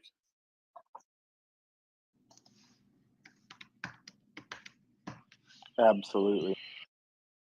Yes. Yeah. Well, go ahead, Will. Yeah, I mean, and so there's everything, right? It's like my talking about the purges this morning, or earlier today for me. It all fits into lots of things they're doing. We report so regularly on things that Putin has decided to revive. He said they were going to bring back SMERSH, which was the foreign spy intelligence agency that they ran as a parallel throughout the Soviet Union, which they disbanded, right? Because just didn't need them. Didn't need one more spy agency in the Soviet Union.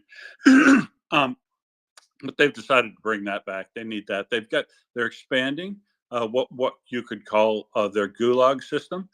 They are building what they say are going to be like summer camps for kids, but they're actually, they look a lot like what you'd call a filtration camp as they built inside the occupied areas. But they're building some of these inside Russia proper.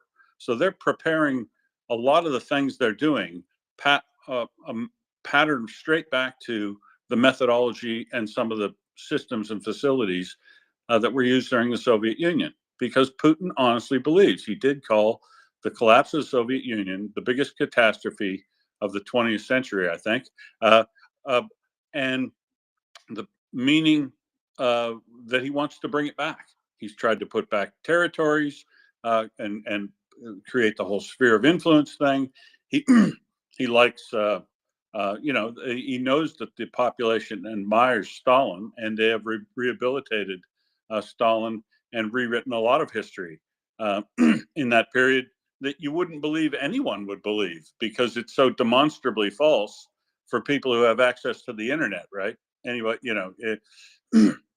but Putin believes he can pump it out and get his folks to believe that they'll be successful, but they won't. And I think it'll all come home to roost. But it really depends on whether or not Russia collapses socially, economically, or militarily first. But you just got to keep up pressure on all the wings in case any one of them starts to break, because they'll help. You keep pressure everywhere, because once it starts breaking, you got to break it more so it falls apart. Yeah, and it's just the kind of thing that, everything's fine until it's not, right? And then once it collapses, it's is that kind of your feeling too? That it's once the decision is made that he needs to go, that it's going to happen fast. Oh yeah, at the top. I mean, look at the transition when Boris Yeltsin, when the ousting and then the military gets involved, and it all has to happen pretty quickly in a day or a day and a half, or something like that, something very fast, not like instantaneous on a day, but things cascade very quickly when there are going to be major changes to the Russian hierarchy of command within that country for a long period of time. Yeah, and this is the thing. What's it going to cause? Because they really have got to a real extremism, right? The authoritarianism within Russia has progressed to, as I've said multiple times before, the first stages of totalitarianism. Their late stage authoritarianism, and as they've clicked and ratcheted higher and higher, they continue to have to create atrocities outside and inside their country, frankly. And at some point, your population will revolt against the ruling powers if they no longer see any hope for their future, and they see a lot of downside. All downside, no upside. They will revolt. And this population in Russia has a social contract with Vladimir Putin that was described to me by Russians as being, you hand over all power to me, and I will promise you continually growing prosperity. Many people signed up for that. Didn't participate in politics, didn't protest about anything earlier, allowed earlier concentration of power by Putin because he always promised them a better future when they were building up their sovereign wealth fund. But that has turned around, turned on its head, and started well down the other direction. They have a demographics problems that they're not going to solve, even if the war stopped right now, unless they have some fundamental changes in that country, and they have an old political leadership that continually ratchets up the dial from authoritarianism into totalitarianism, where people lose agency over their own physical body and their thoughts. And to not recognize that Russia's moving that way, it would be crazy. I think that is what's happening. So the population may revolt, or the actions being taken on sanction and just not trading with Russia, and Russia depleting all of its wealth resources to put into a war it's not going to win. That will come to a head sometime after they deplete their sovereign wealth fund in the country, and then just have to printing money in order to pay for the war. So economically, Russia could break. And then, of course, militarily, Ukraine could break Russia militarily, but not unless it's fully equipped and has the 500,000 new troops that it is recruiting, that are well trained, well armed, and ready to carry out significant combined arms operations. With an air force above them and stuff like that. So Russia can be caused to lose this war in a combination of three different ways, or four, even more. There are diplomatic ways Russia could lose as well. But the primary means that Ukraine has it at its disposal in fighting a direct war with Russia is to try to subvert public support for Russia, the war within Russia, collapse of its economy, and defeat of its on the battlefield. And they're doing a pretty good job of a couple of those sort of on their own. But for all the countries in liberal democracies that haven't leaned into their support for Ukraine, should absolutely do so immediately, because winning this war quickly is the only way to minimize loss worldwide. And Ukraine has to win, so they might as well win quickly. So we've got to just arm Ukraine to the max, whatever it needs air defense wise to protect its cities, whatever it needs, combined arms and aircraft and artillery wise to get the job done. They should be loaded up just as if they were being equipped as a NATO force to carry out a similar task. That's what Ukraine needs. And, hopefully, I hope we get there, but we're not going to get there. We're not going to get there unless there's a will to do that in multiple different countries to oppose what Putin's doing. And there's so many reasons to want to oppose what Putin is doing. But as we always say, it takes the will to do it, the political will. And so, there's things in political will that will leave you Americans to talk about how you address. There's things here in Australia we need to address in relation to our support for Ukraine, which has been woeful, frankly, woeful. And there are hundreds and hundreds of good suggestions into our system here for the Senate inquiry on that subject.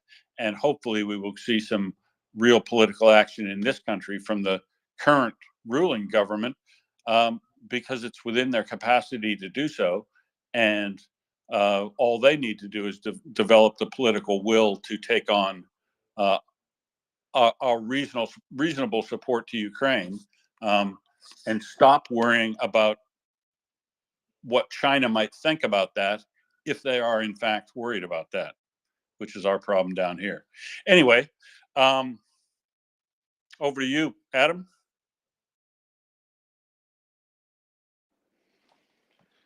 Yeah, and I think that they can't really, like, it's unsustainable, and the noose is tightening. But because I feel like because of the demographic problem, that's another reason why we're not going to see a mass uprising. Like, we might see a total collapse and chaos and lawlessness, but people waiting for some sort of Euromaidan moment in under the Kremlin's watchful eye are going to be at a loss, because in part because of that demographic problem. Like, any they're currently getting rid of most of the people who might participate in something like that. That's true. Yeah, and the loss of these people will have cascading effects on Russia after they lose, right? Because of these people that they're taking from their rural areas. A lot of people that have skills in agriculture and the skilled trades and that kind of stuff. I mean, they're not taking, oligarchs' kids, right? They're just taking people and just throwing them into the meat grinder, into the jackpot, and then once they get turned into mincemeat by the Ukrainians, those people aren't going to be going back to Russia to do whatever they was that they were doing before they were either abducted or sort of voluntold to go and fight in Ukraine. So the follow-on effect will be that these people won't be there to participate in the Russian economy once they lose. And so then you start getting into a demographic issue, but also you get into a economic output issue, right? And that will have a effects for many years to come on Russia. And so, but that's their problem to solve after they get their ass kicked out of Ukraine, right? So that's their problem to solve later. So, yeah, interesting, interesting issue that will need to be addressed at some point. Are you seeing that potential at the same time they're both backing off and doubling down on this messing around with the fins on some of the maritime borders? I didn't see. Do you see anything about it today? Did they back down today? I remember when they, you know, They deleted apparently some of the initial messaging, but then there's reporting. I guess either early today that actually I've got a tweet on this. I'm going to put it in the nest here. It's a thread, and I think it's worth reading just to kind of.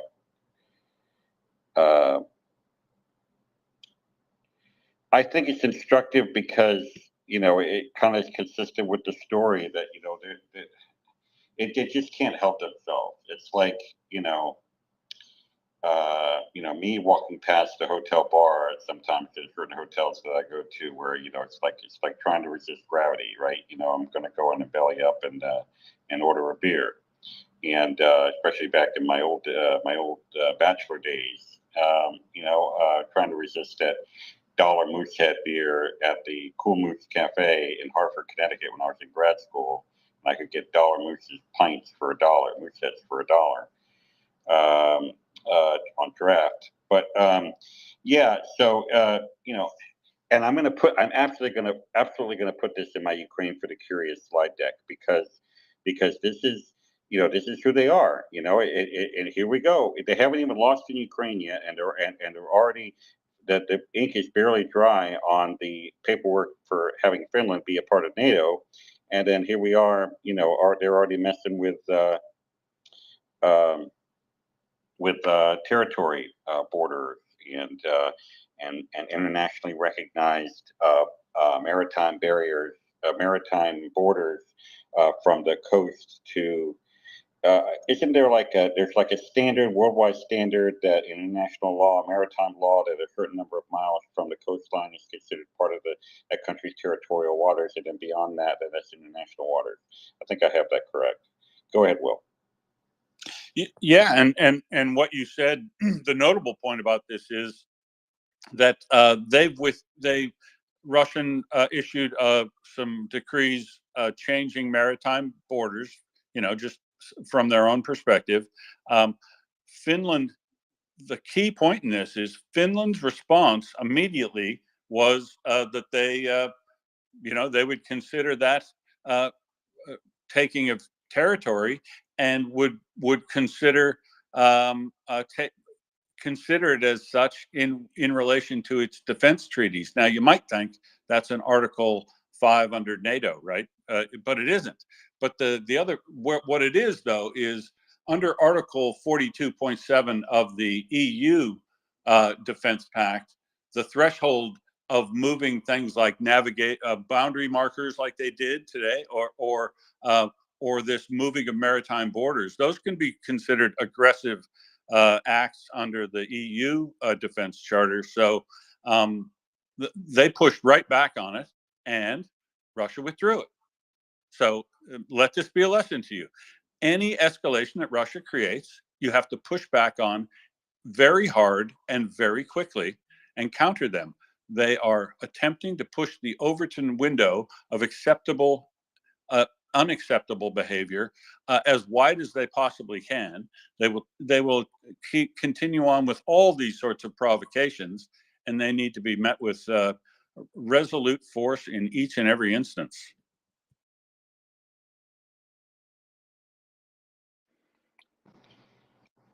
I wanted to pivot a little bit here because I'm working on my slide deck for my Ukraine series, educational series, and I've got the 2 slides that I got from the Pentagon, the infographics.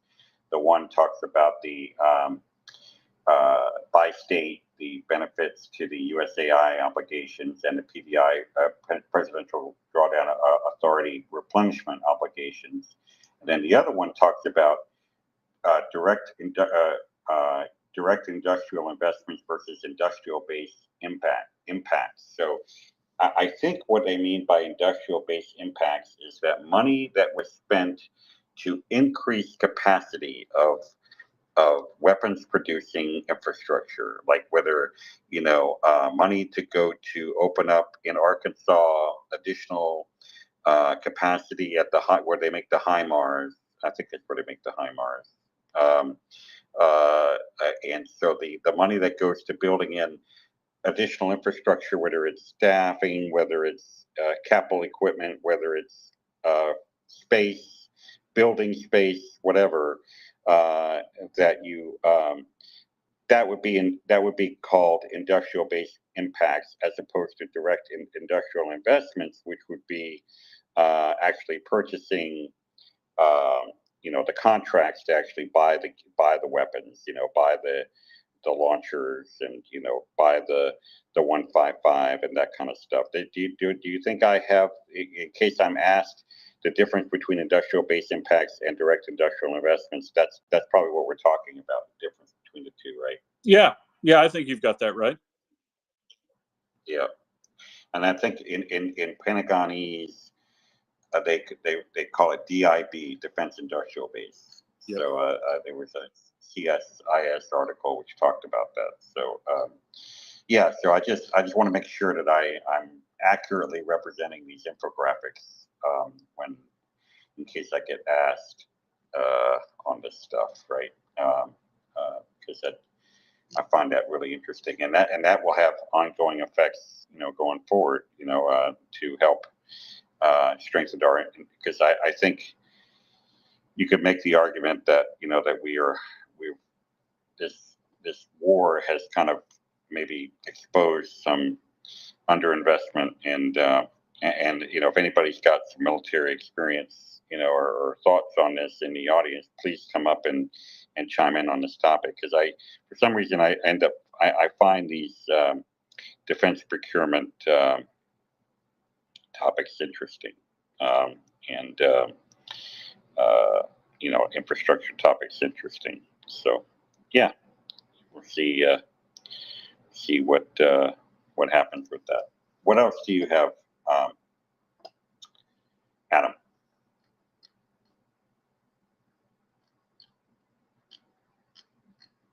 Sorry, Brian and everyone. Soapy hands is what I had. I'd like to talk, and I think you're a little bit of a military history buff, as you've previously admitted.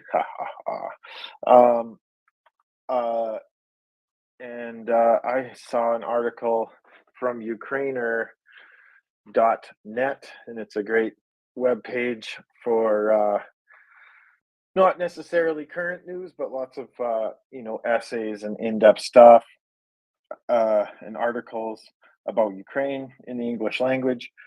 They also have, I think, a few other languages as well.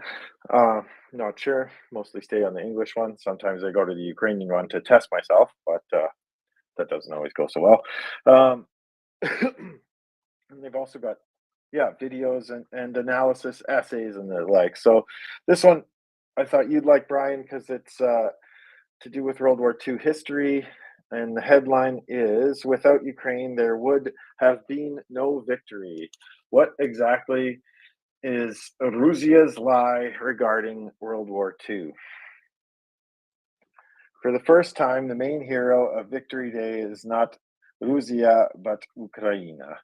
The attention of countries that truly honor this May holiday will be drawn to Ukrainians, a nation that once suffered grief because of the invasion of a hateful regime, now suffers from it again.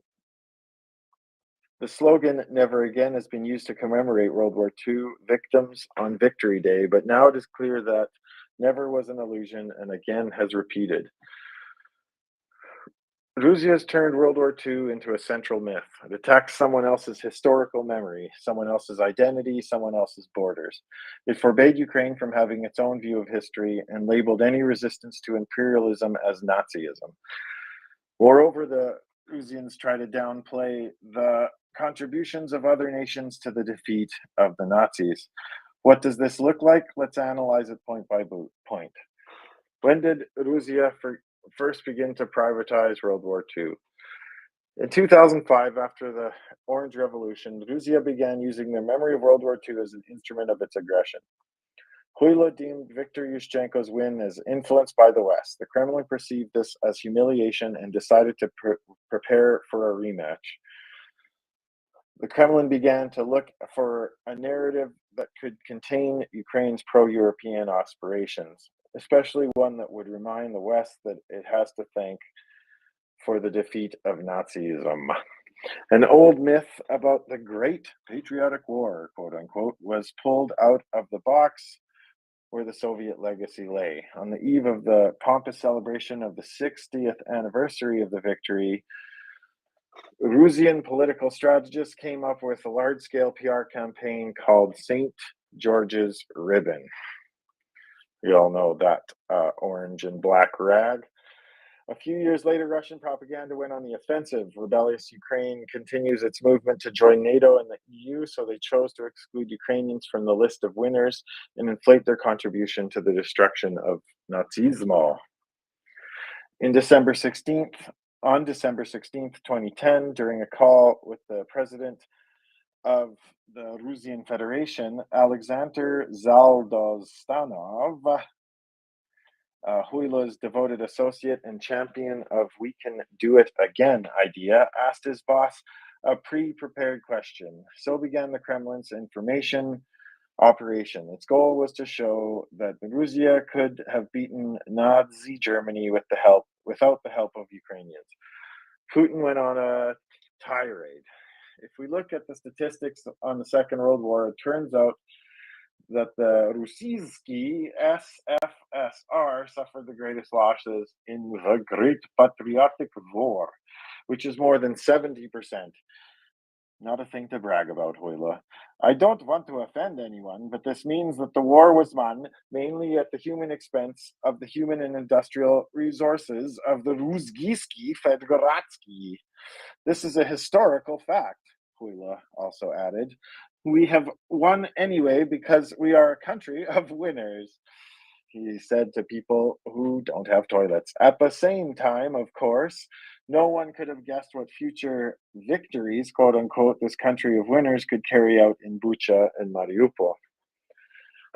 How does Russia measure its victory? The calculation of losses in World War II is politicized in Russia. Firstly, the chronological framework is limited to the period of the German-Soviet War, 1941 to 1945. However, as we all know, the time when the Soviet Union helped Nazi Germany from 1930 to 1941 is not discussed. Second, Russia follows the model of totalitarian societies where the state is in charge of both a person's life and death. The monopoly belonged to the party.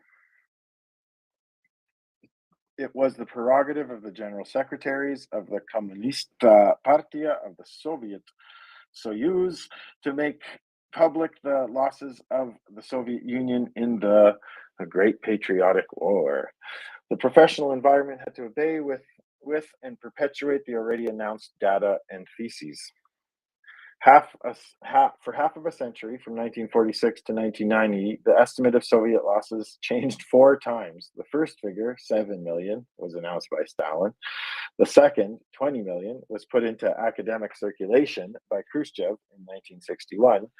The third, more than 20 million, was voiced by Brezhnev in his speech on the occasion of the 20th anniversary of the victory in 1965. The final and current number of losses, 27 million, comes from Gorbachev. The problem with the calculations was not only the overall estimate of the number of dead, but also the ratio between military and civilian losses. The predominance of civilian casualties over losses of soldiers is a terrible feature of World War II. Where did the 27 million victims come from? In the early 1990s, experts were able to work freely with data. Academics still use the calculations made by a group of Russian military experts who were headed by Colonel General Grigory Krishnoziviv to figure out how many people died. According to these calculations, the total number of losses suffered by the USSR in the German-Soviet War of 1941 to 1945 was 26.6 million people. About 8.668 million soldiers died on the front lines. In particular, there were 5.756 million Russians and 1.377 million Ukrainians among them. 66.4% and 15.9% of the total number of USSR military losses, respectively. If you add to the Russian martyrology those who died among ethnic groups living in the territory of Russia, Karelians, Kalmuks, Buryats, Komi, etc., then there will be a 70% of those whom Huila calls. The fundamental deceit is hidden in the details. It all depends on how to count. For instance, Khrushchev's calculations show that the statistics on ethnicity or territory are disputed. For Krishnoshev, a representative of the Soviet school, the correlation between nationality and territory was something secondary. It represented the Soviet people in general, a significant portion of which consisted of Rusians as far as state-forming nation, but we're all Rusian citizens of the RSFSR and conscripts from its territory. Let's take Soviet Kazakhstan, for example. According to the 1939 census, the total population of the Kazakh Soviet Socialist Republic was 6,151,000. In particular, 2,459,000 were ethnic Russians and 2,328,000 were ethnic Kazakhs. Kazakhstan was the only Soviet republic in which the titular nationality was a minority. This demography was the result of the famine of 1932 to 1933, which claimed the lives of 1.5 million indigenous people. So there are ethnic Russians who were mobilized into the ranks of the Red Army from the Kazakh SSR to be categorized as Kazakhs or Russians. This question is rather rhetorical. However, according to the logic of nationality used by Rusian military experts, Kazakhstan suffered the fewest military losses in the war, 130,000 people. The so-called national outskirts, which were made up of many ethnic groups, were left to the Soviet Union by the Rusian Empire. Border areas have always been heterogeneous. On these lands, different peoples and cultures intersected and interacted, drawing the borders of the republics. Soviet leaders left enclaves as representatives of the empire. Ethnic Russians had an important place in every republic in the Soviet Union. Before World War II, the land that is now Ukraine was split among 4 countries: the USSR, Poland, Romania, and Czechoslovakia.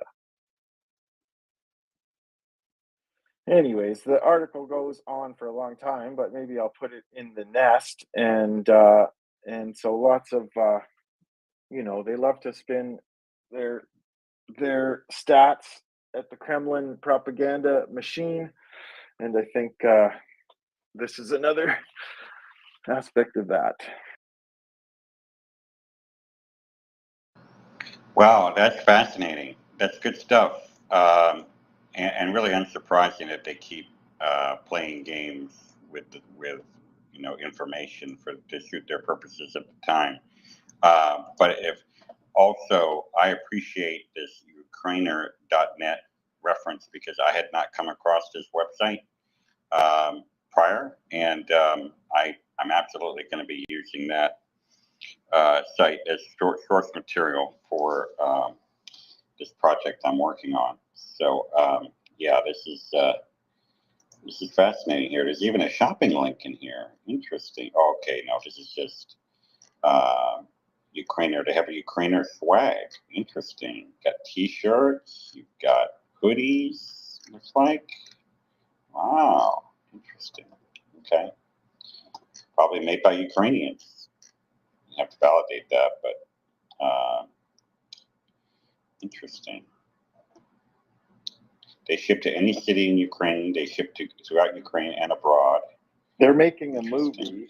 I haven't even delved. The website is massive, and they're always adding stuff to it. So I haven't even delved too deep into it. But there's you can see there's quite a bit. And you can seamlessly switch to English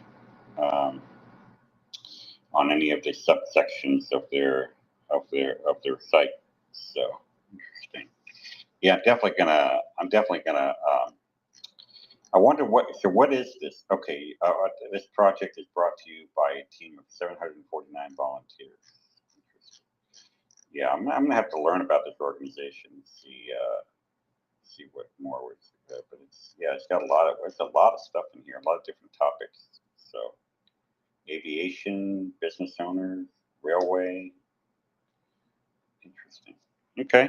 Yeah, I'm gonna delve into that site a little bit and see what else is in there. Yeah, I'm definitely gonna start mining that site maybe for some good information. I had seen someone actually put out a video of an interview with Gorbachev from the Soviet Union days, denying that there was any commitment to him regarding a firm commitment to him regarding NATO's expansion eastward. So I finally found it, and I've put it on my feed, and I have bookmarked it. And so, because I definitely want to have that ready as a video to play in case that topic comes up, and even if it doesn't come up in my session series, I'm probably going to play it. It's not a very long video, but it just hit. You can hear it from him directly that this is a myth. He actually calls it a myth in the interview. So this is something that I want to make sure that I have ready to swat down in case it comes up, because I see messaging along these lines from MAGA people and Russian trolls and stuff, and people that maybe watched Tucker Carlson one night and believed some of the swill that he was putting out. So yeah, but yeah, so if anybody wants to watch that video, just look at my timeline, and it's from YouTube, and it's from the man himself to ask a direct question along these lines. So it should put an end to some of the nonsense that people are cascading out there.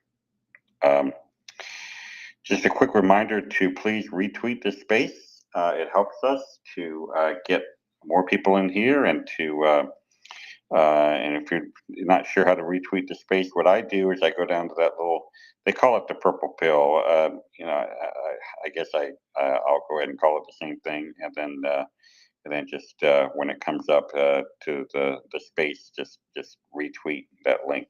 And from the Maria Report, Yeah, and it was also mentioned. Thank you, DK, for listening to this on Spotify. You can also listen live to this space on YouTube. And for the longest time, I didn't know that.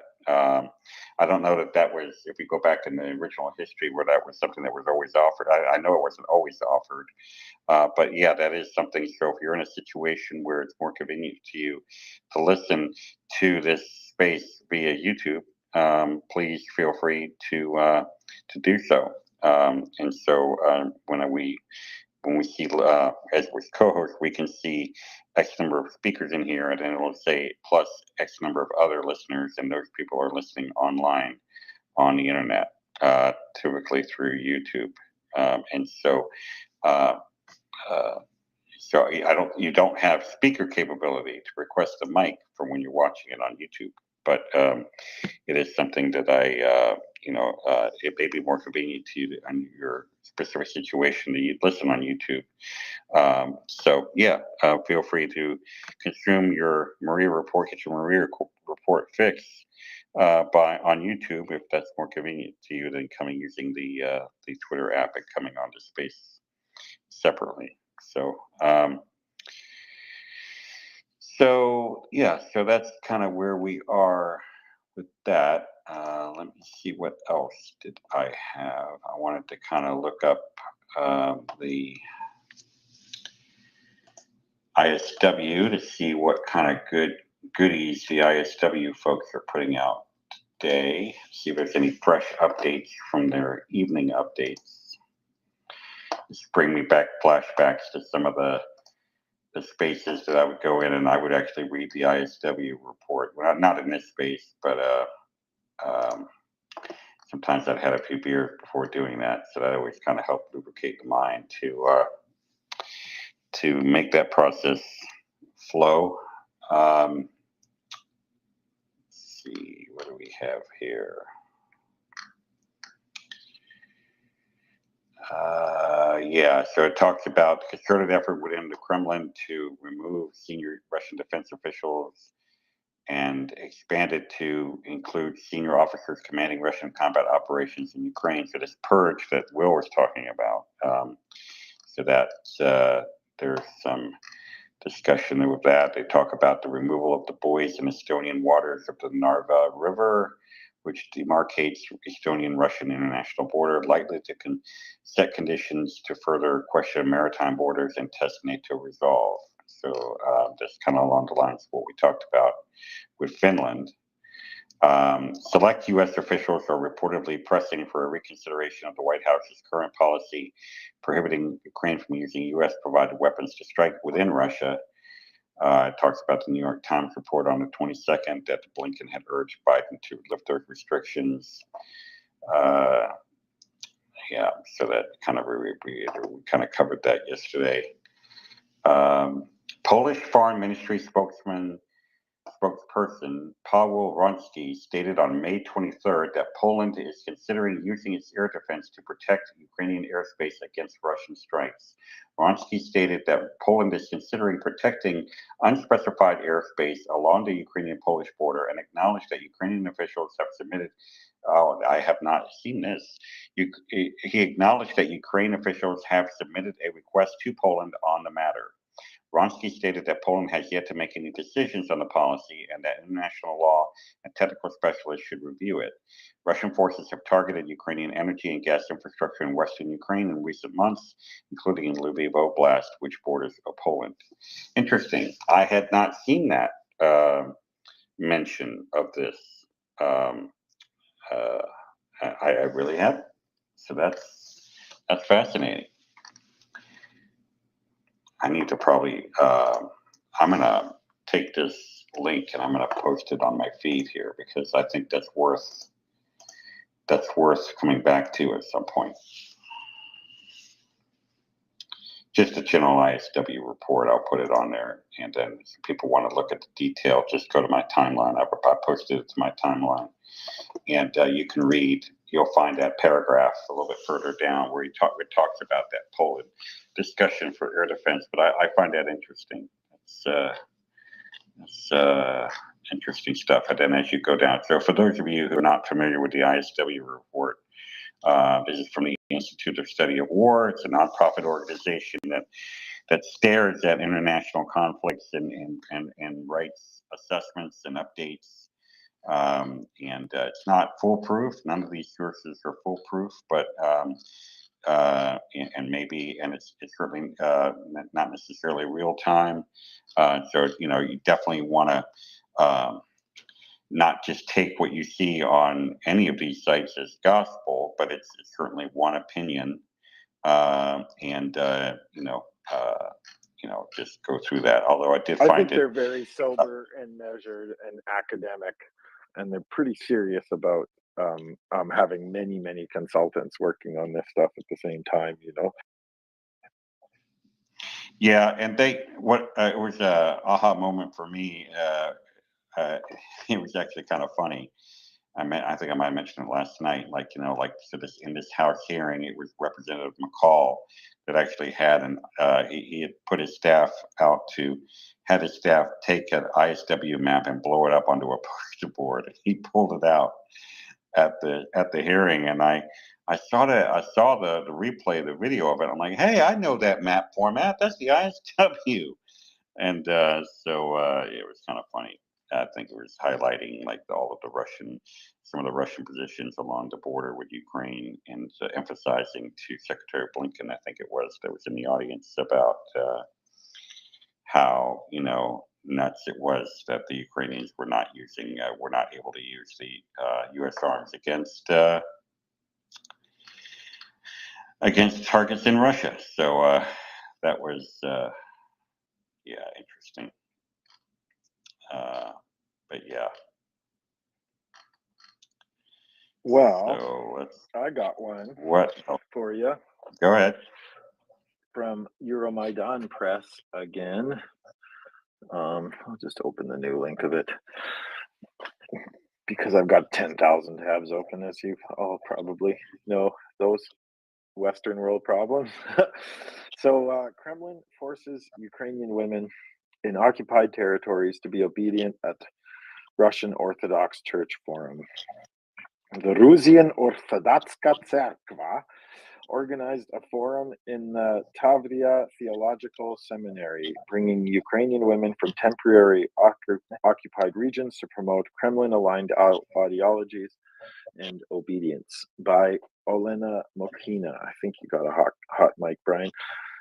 Moscow installed authorities in occupied territories of Ukraine, forced women to attend a Rusian church forum, quote unquote, dedicated to female obedience and giving birth to as many children as possible, said the National Resistance Center. The Rusiska Orthodoxka Tserkva has been a tool used by the Kremlin to advance its political interests and infiltrate other countries. It is often accused of hypocrisy by weaponizing faith to undermine democracies. While Moscow disregards religious freedom,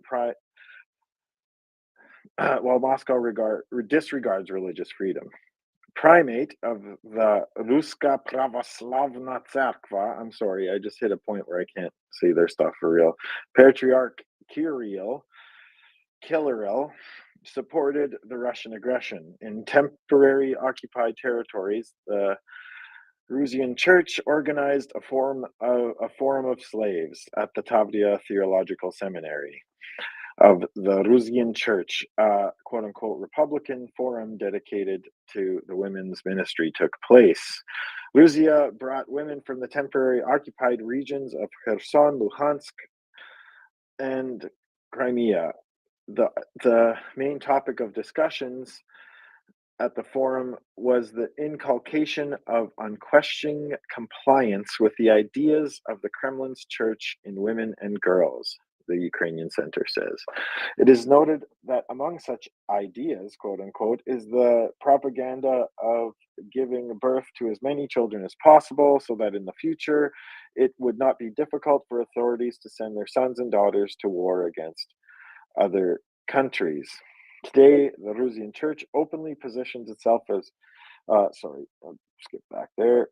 In schools in the occupied Ukrainian territories, Russians also introduced a new subject, moral foundations of family life. In these lessons, students are told about Russian traditions and spirituality in the center of national resistance reported. I'm pretty sure they don't teach the spirituality that involves Huila's purported talismanic um, spiritual rituals that he apparently engages in, reportedly. The center said that the Russian occupying forces emphasize that a woman is obliged to give birth to children while a man must defend the fatherland. So here they are committing a little bit of more war crimes by dragging women from occupied territories to tell them to have more babies to die for Ruski Mir. Yuck, Brian. Yeah, that's incredibly cruel and misogynistic and all kinds of other just bunch of bad with that whole situation. Yeah, that's brutal. Yeah, we just yeah, pump out kids. I'm gonna pump out kids for you assholes. I can just imagine my wife responding, them telling her that she needs to pump out a bunch of kids, right? That's for the good of the country, the good of the regime to pump out a bunch of kids. Yeah, she'll get right on that. Not that's not happening. Well, So, not to pound this drum too hard, but that is literal Nazi shit. Like, like it's literally like you can say like someone's being a toothpaste Nazi or a mask Nazi during COVID or whatever.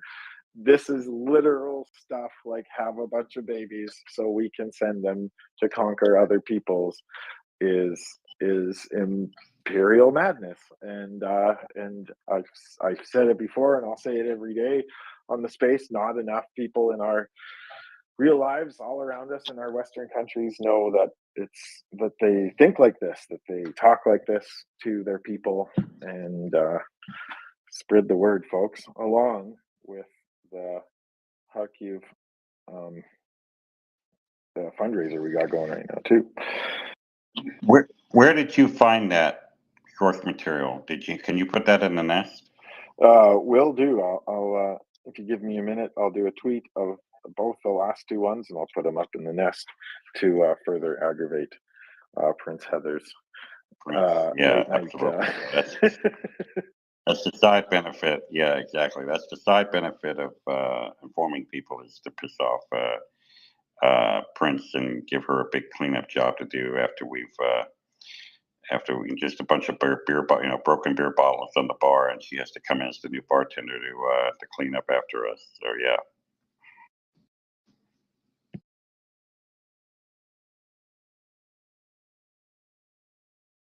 Sorry, Brian. I'm too. I can't multitask. I need to make the tweets.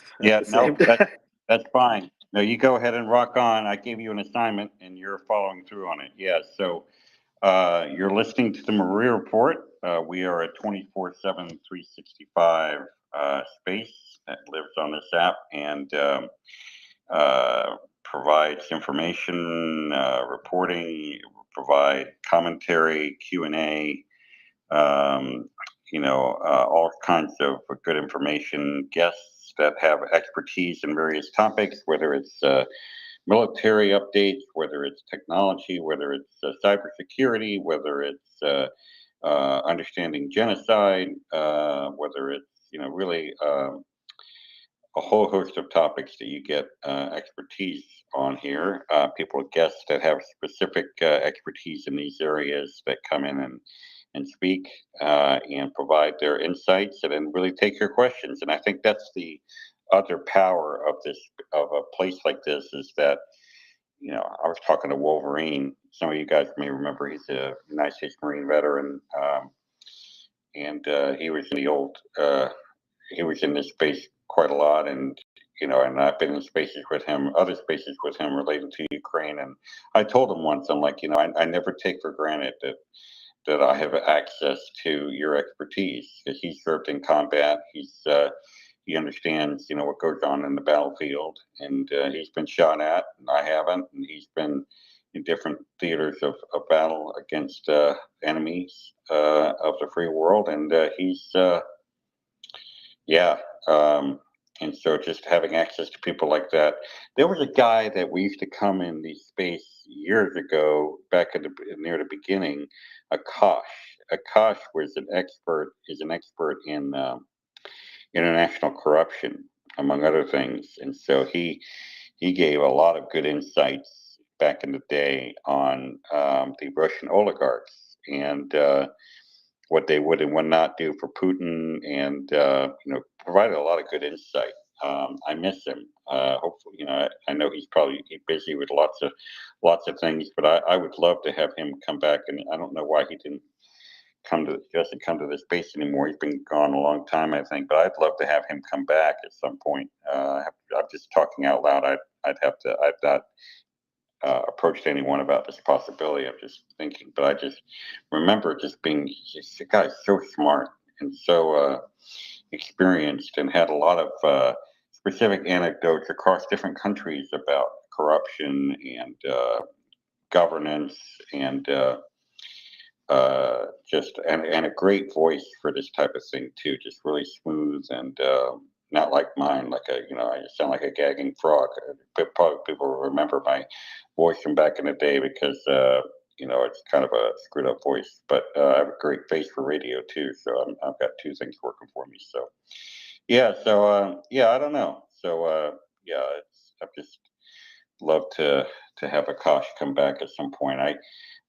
He agreed to come on a space with me that I was doing on. I didn't call it Ukraine for the Curious. I called it Ukraine. I forget what I called it, but it was something like Introduction to Ukraine. Or I did a space last year in the summertime, and he had agreed to come on, but we couldn't make the schedule work and the times that I was going to be doing it. So, but yeah, he's open to coming on spaces again. So yeah, but yeah, he'd be good. I don't know if you remember Akash from back in the day, Adam, but great guy. I think I do. Did he have a British accent? And Yeah. he was very interesting Yeah. fellow, and he had a lot to say. Or sometimes he didn't have much to say, but what he said was just, super cogent Yes. and very to the point, and just from an angle that hadn't thought of before. Yeah. He was outstanding. Yeah. So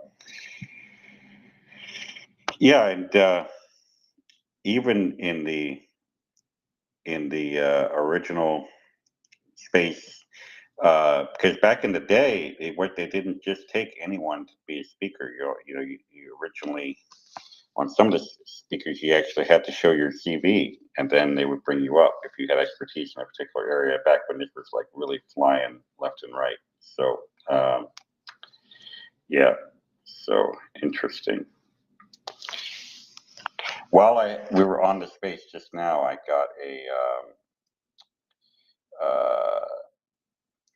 a tweet. We were talking about the Ukraine, and well, we were actually talking about the U.S. election. This guy tweets in and says, "Oh, the irony! Did Zelensky cancel the election?" So I've dealt with the same topic. This would be like the fourth time since yesterday morning that this topic has come up with Zelensky and elections. So it's just hilarious. I don't know if these guys go into like a meeting and come out with the meeting with their index cards, and these are the things we're going to emphasize today, or they get an email from their handlers, and yeah, it's hilarious that this keeps coming up. Adam.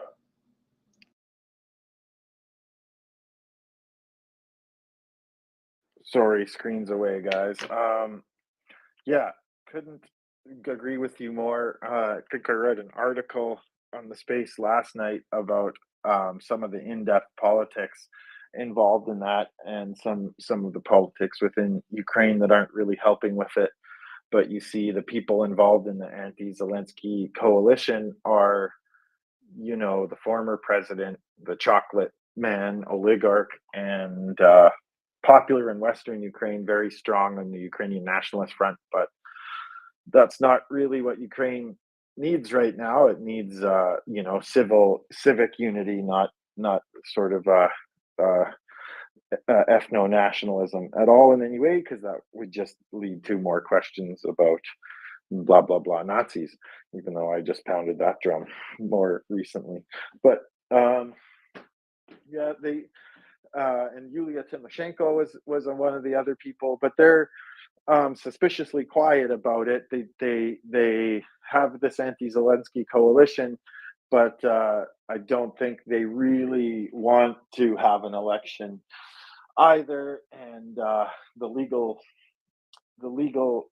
uh, uh, verdict is in from many sources in Ukraine that this is constitutional, and you just, besides the fact that you can't physically have a real election during martial law and constant bombing on your civilians in their sovereign territories, you also can't do it legally. And it's as simple as that. And folks don't. Still, if they're still on about Azov is Nazis and bombing the Donbass for 8 years and all of the misspellings that they do when they spout their propaganda, it's just the fountain of poop that they spew into the universe every single day.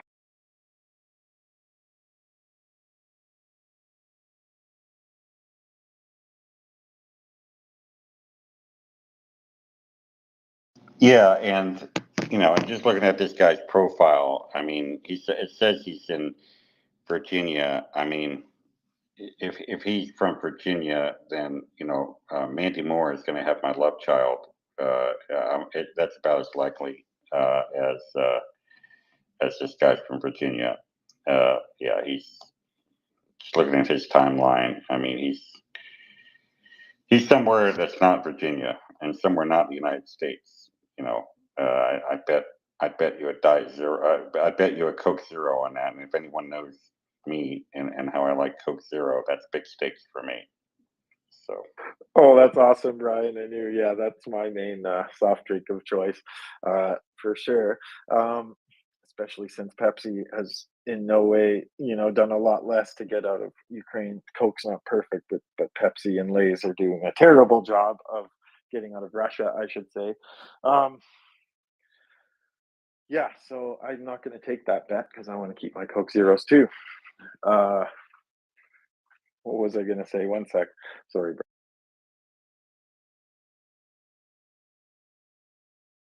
I was going to say, actually, folks, come up and talk to us. Help us out here. We're almost out of our stuff. I see that there's 208 of you out there. If there's any news we missed or anything that you've been thinking about specifically in terms of Ukraine, then hop on up and give us your opinion or any news that we haven't heard of overnight. It's hard to sometimes keep up with booms overnight, but I was particularly interested in the partisan attacks in occupied Crimea that damaged communications equipment. We talked about it a little bit at the beginning of the shift when Will was on. He kind of stole my thunder about it, but I do have an article here from Cave Independent if you want to hear that, Brian. Yeah, I've been traveling today through my territory, crisscrossing the Carolinas today. So I did not actually see that particular report. So I remember that there was those drone dropped those 2 RPGs onto some rail infrastructure. This is separate. That was actually in Russia, if I remember correctly. So this was in Crimea that happened overnight last night? Yeah, let's delve into it here. So this is by Dmitro Bazmat. and the Kyiv Independent News Desk. A missile attack on Russian communications hub in the city of Alushta in Crimea, in occupied Crimea, has caused significant damage to equipment, quote unquote, with numerous casualties reported. The pro-Ukrainian partisan group Atesh reports on May 24th. Crimean Wind Telegram channel further reported that a large military antenna was struck in the community of Semidvirya, just 3 kilometers east of Alushta. The antenna was previously used by Ukraine's military prior to the Moscow occupation of Crimea in 2014. Atesh also reported that the command center of the communications hub may have been destroyed in the attack, although no information is currently available on the status of the military facility. Early on May 23rd, Serhiy Aksenov, the head of the Rusian occupation authorities in Crimea, alleged that as a result of the missile attack on the Simferopol region, 2 bystanders were killed. Aksenov further claimed the attack that had caused damage to quote unquote empty commercial property was also recorded in the Alushta area. The Kyiv Independent could not verify the claims, and no information was presently available on the extent of casualties. Ukraine has not commented on the alleged attack. The start of the attack, sounds of explosions were reported in Sevastopol, Yevpatoria, and Alushta in occupied Crimea during the late hours of May 23rd, according to the Suspline in Crimea. At around 10:18 p.m. local time, Suspline reported hearing explosions in Yevpatoria. Sorry, guys. By 10:30 p.m., passenger transport had been suspended in Sevastopol. A video later surfaced online, presumably depicting an explosion in Alushta district on the southern coast of Crimea. At least 5 explosions were reported in Alushta. Within the hour, the Telegram channel Krem Reali announced that residents heard 3 explosions near the territory of the Belbek airfield in Sevastopol. Yay, Belbek! As well as the work of air defense from Novofedorivka.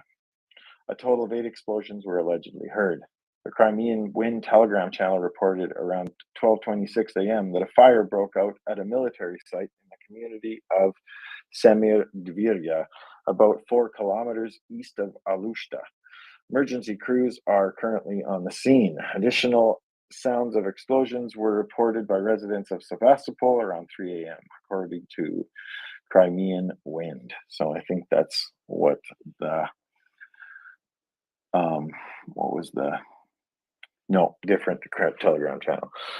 Back to the article. Ukraine forces have launched several attacks against Rusia's Belbek military airfield in occupied Crimea in recent weeks. The Crimean Wind Telegram channel claimed the airfield was attacked late on May 15th and that a fuel depot caught fire, while Russian military defense claimed 5 U.S. supplied ATACMS missiles were intercepted overnight by air defense systems on duty, quote unquote. Attacks against the Belbek airfield were also reported in the preceding night, which allegedly resulted in fires near the military facility. So that, Ukrainian 24th of May early morning was just a few hours ago. So we'll see as the sun rises over Europe how far they got and what they got. And so what I don't really understand in this article, is it Atesh groups just reporting? Because the headline said, no, I just heard it was partisans, but it's not partisans. Atesh was just reporting on it. So I misrepresented it at the beginning there. Yeah, because I missed that too initially, because it says that the tweet said partisans, and then I thought it was partisans doing the damage. Yeah, and then they're it just said, reporting it. again. Yeah, partisans : so that means they're reporting it. Yeah. But I like to hear that, and they keep intercepting those ATACMS with their airplanes and oil depots. So,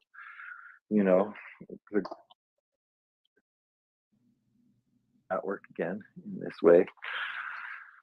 with or Attackham's brand cigarette smoking accidents are another thing that occurs. Yeah, that's unfortunate. You would have thought that that they would realize after all these fires, all these smoking accidents, it can be hazardous to their infrastructure. So they need to put the cigarettes away. I think they can keep smoking. I think they should just try to enjoy the life that they have in the way that they can, because they might have a toilet in their military base that they might not have at home. And also, life's not going to be long for Rusians on the peninsula there. Well, we're almost through our shift here, and we don't appear to have many takers and talkers. Our audience is being shy this morning or evening, however you call it, wherever you are, maybe Well, midday in the workers' paradise. yeah, the Europeans are probably waking up right now. It's about time. You guys gonna sleep all day or what? I mean, you guys in the UK. I mean, come on now. I mean, it's 5 hours ahead, so it's like almost 6 a.m. So yeah, I mean, it's time to get up and at 'em. There's a war to cover here, so we don't need slackers when spending all day in bed. So yeah, we're up, so you guys should be up.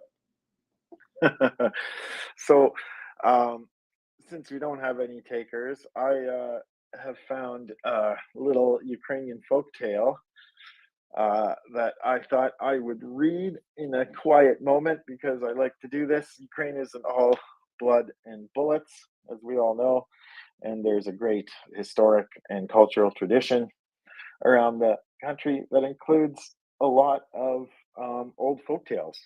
And this one was translated by a fellow named Andrew Lang, and it is what is it called when it's public domain? That's the phrase I was looking for.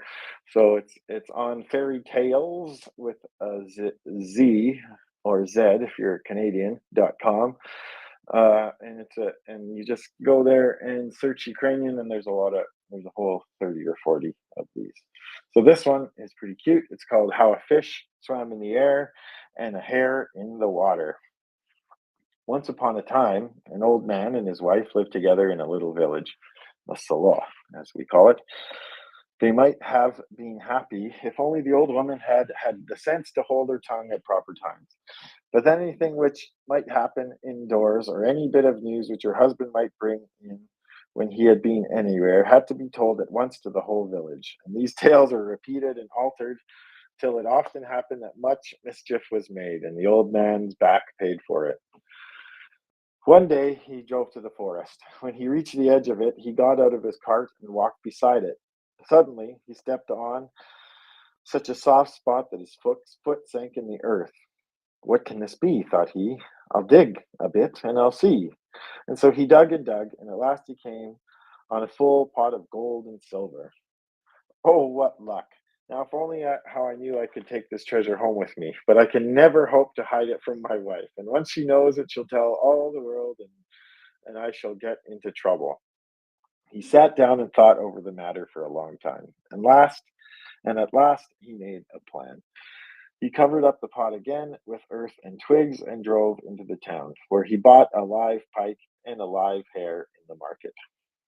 Then he drove back to the forest and hung the pike up at the very top of a tree, and tied up the hare in a fishing net and fastened it to the edge of the little stream, not troubling himself to think how unpleasant such a wet spot would be to the hare. Pardon me, guys. When he got into his cart and trotted merrily home, "Wife," cried he, the moment he got indoors, "you can't think what a piece of good luck has come our way." What, dear husband? Do tell me all about it at once." "No, no, you'll just go off and tell everyone." "No, indeed, how can you think such things? For shame. If you like, I'll swear never to." "Oh, well, if you really are in earnest, then listen." And he whispered in her ear, "I found a full pot of gold and silver in the forest. Hush! And why don't you bring it back? Because we'll drive there together and bring it carefully back between us. So the man and his wife drove to the forest. As they were driving along, the man said, things, what strange things one hears, wife. I was told only the other day that fish will now live and thrive in the treetops and that some wild animals spend their time in water. Well, well, times certainly are a-changing. Why, you must be crazy, husband. Dear, dear, what nonsense you talk sometimes. Nonsense indeed. Why, just look. Bless my soul, if there isn't a fish, a real pike, I do believe, up in that tree. Slava Bohu, or gracious, cried the wife. How did a pike get up there? It is a pike. Why, you needn't attempt to say it's not. Can people have said true? But the man only shook his head and shrugged his shoulders and opened his mouth and gaped as he really could not believe his own eyes. What are you standing staring at there, stupid? Said his wife. Come, climb up the tree quick and catch the pike. We'll cook it for dinner. The man climbed up the tree and brought down the pike, and they drove on. When they got near the stream, he drew up. What are you staring at again? Asked the wife impatiently. Drive on, can't you? Why, I seem to see something moving in the net, I said. I must go and see what it is. He ran to it, and then he had a look in it and called to his wife. Just look, here's the actual four-footed creature caught in the net. I do believe it's a hare. Good heavens, cried his wife. How did the hare get into your net? It is a hare, so you needn't say it isn't. After all, people must have said the truth. But her husband only shook his head and shrugged his shoulders, as if he could not believe his own eyes. Now, what are you standing there for, stupid? Cried his wife. Take up the hare. A nice fat hare is a dinner for a feast day. The old man caught up the hare, and they drove on to the place where the treasure was buried. They swept the twigs away, dug up the earth, took out the pot, and drove home again with it. Now, the old couple had plenty of money and were cheery and comfortable, but the wife was very foolish. Every day she asked a lot of people to dinner and feasted them, till her husband grew quite impatient. He tried to reason with her, but she would not listen. You've got no right to lecture me, said she. We found the treasure together, and together we will spend it. Her husband took patience, but at length he said to her, You may do as you please, but I shan't give you another penny. The old woman was very angry. Oh, what a good for nothing fellow to want to spend all the money himself. But just wait a bit and see what I shall do. Off she went to the governor to complain of her husband. Oh, my lord, protect me from my husband. Ever since he found the treasure, there is no bearing him. He only eats and drinks and won't work. He keeps all the money to himself. The governor took pity on the woman and ordered his chief secretary into the matter. The secretary called the elders of the village and went with them to the man's house.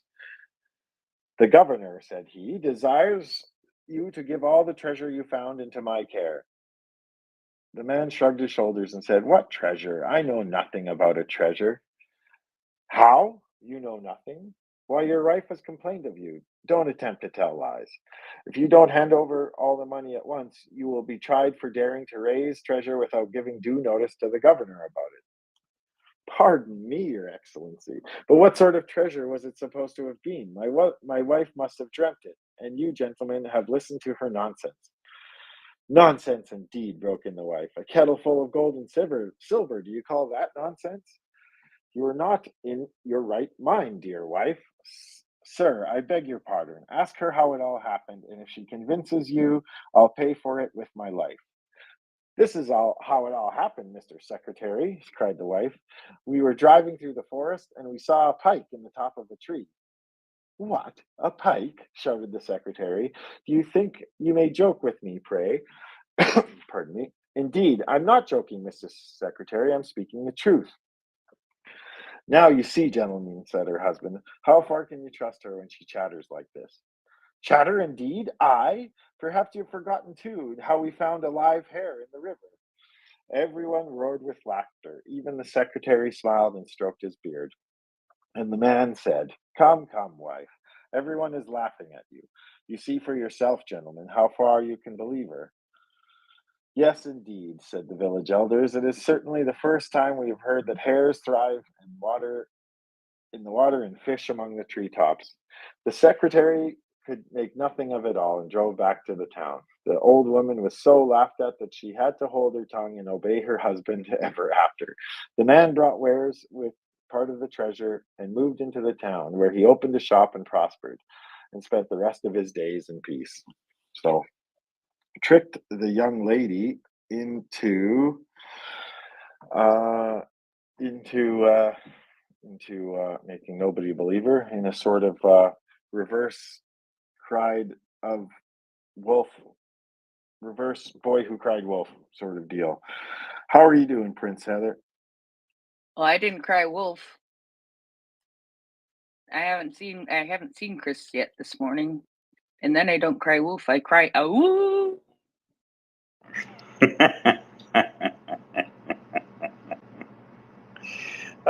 Karen, how are you? Well, hello. Good evening from Alaska. It's almost 9 p.m. here. Adam, since you love Ukrainian stories, Ming and I and a few other people got into a brief discussion about Ukrainian fiction writers. And Ming made a recommendation to me to read a book called Death and the Penguin. And it is by a Ukrainian author named Andrei Kurakov. And it's a short book. It's more of a short story than anything else, but it was popular in the West, and that's how he, I guess, finally. Anyway, it's a good story. But so I recommend reading Death and the Penguin. If you don't have an Audible membership, the Audible offering is maybe a little bit pricey unless you have an Audible membership and you can spend a credit on it. But it is very reasonable in Kindle or paperback, and it is an amusing tale. It's a darkly comic tale. I think you would enjoy it. And there's a sequel available in paperback that I'll eventually get. But the question, so anyway, there's my opinion of the story. It was only 2 hours and 14 minutes to listen to it. So it was short, but it was lighthearted. And it's about a writer, his pet penguin, and the Russian mafia, and it is rather droll. That's perhaps the best word. It is droll, and it is it's entertaining in a kind of a lopsided manner. But one person that I have been trying to run down information on is a woman by the name of Vasilivna Pahutek. She is a Ukrainian fiction writer, and I have not seen many Ukrainian fiction writers that specifically are stated to write fantasy. Now, this isn't children's fantasy. This is adult fantasy. But the thing is, I cannot find any of her works in English. And if you could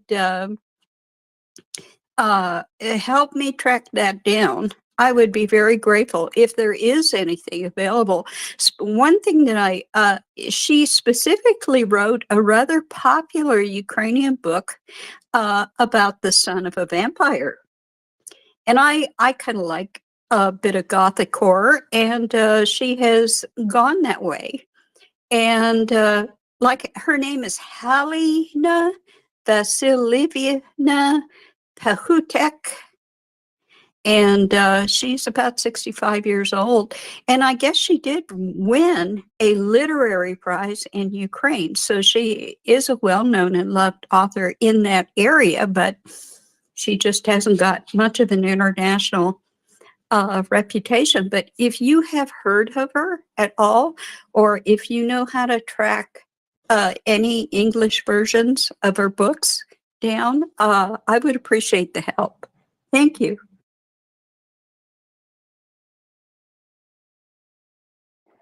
Okay, Karen. Yeah, if you want to DM me the names, I'm really interested in the Penguin book too. I think I will use an Audible credit on that for sure. Oh, you Thanks have for the Audible. recommend, though. You will like it. It is very droll, and I think you'll be pleasantly surprised. And unfortunately, the sequel is not available at this time on Kindle, so I guess I'm going to have to get a paperback through the snail mail to get the sequel to it. But yes, it's good. Yeah, I'll check it out. But it's pretty late, and our replacements are here, Brian, to bring us the booms and clean together. Um, so, I Yeah, you could go if you want to go ahead and drop down. I'll man the fort until my replacement comes up. a brave man taking the heat here that is certain to come about the messy mess we left. Love you guys. Slava Ukraini. Haram Slava, great to co-host with you again, Adam. You'll always have a special place in my heart because you were my first co-host that I worked with when I became a co-host myself. So great to spend another evening with you in the North American late evening. And good to see the other homies circling up here. So just give us a few seconds while we do that over here. And Prince, we have absolutely had a lot of fun preparing the nest for your arrival. And so you'll find it replete with lots of tweets and lots of good information in here that Adam and I have populated in it. So Lots of love notes, I see. yes, absolutely. Yeah. One of these days I'm going to make a tweet specifically to have me smiling at you saying, hey, Prince, here's another tweet in the nest that you need to clean up when you become a co-host. I'll have to come up with a funny way of doing that. No, I'm kidding. I won't do that. Oh, but it would be such fun, and I would actually think that was absolutely hilarious. And dang, we had another good day of fundraising today. Keep it up, guys. Loving it. It's a beautiful thing. It's a beautiful morning. Okay, it's only 10 o'clock at night, but I switched to tomorrow right now because Mockers is already up. And the only time of day that matters is Mockers' time of day. I'm just kidding. That is so not true. No, that is true. Exactly. We just have to get her out of bed. I mean, come on. I mean, it's you guys. Is she going to sleep all day, or is she going to get up and actually participate in this effort here? So no, I'm kidding. It's only 6:07 in the morning, I guess, her time. So yeah, we give her a little bit of a break. I mean, she. 5, 6.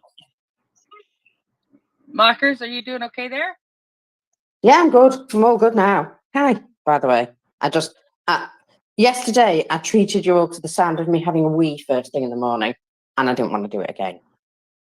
well, thank you for keeping the space and ladies and gentlemen in this room updated on your bodily functions. I'm sure that they will appreciate that.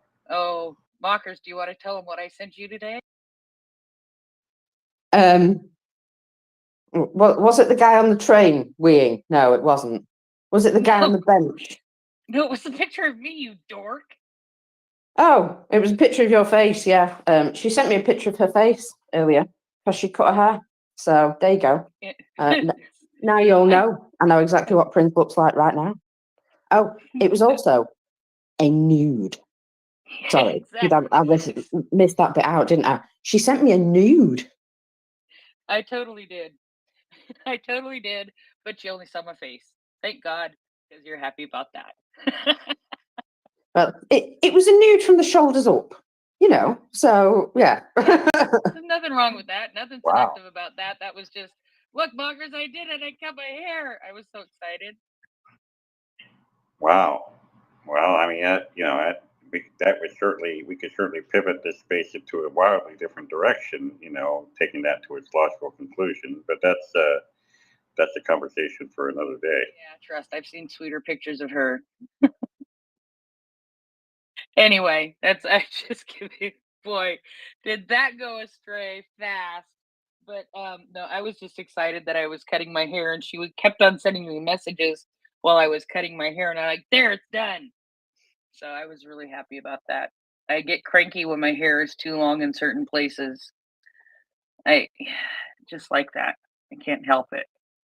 I am growing the top out, but if it's anything longer than a good, proper Alexander Commission Cossack cut, it's not acceptable. I think it's looking pretty cool, by the way. Yeah. You picked this now when you sent me. I was like, ooh, that's a proper Cossack now. Yes. So you're not one of these people that has the long flowing hair down to your butt?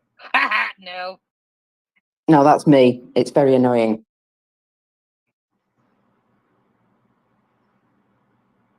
That's No, it looks good on you. Come on now. okay. Where's the ghost line? Where's the teleporter operator? Yeah, come on. So somebody give him a I don't know, tickle or something. Maybe he fell asleep. No, he only does that at the weekends. Yes. And we will be seeing what happened while Mocker slept, and I did a couple of other things today, and it was nice. I ended up unexpectedly.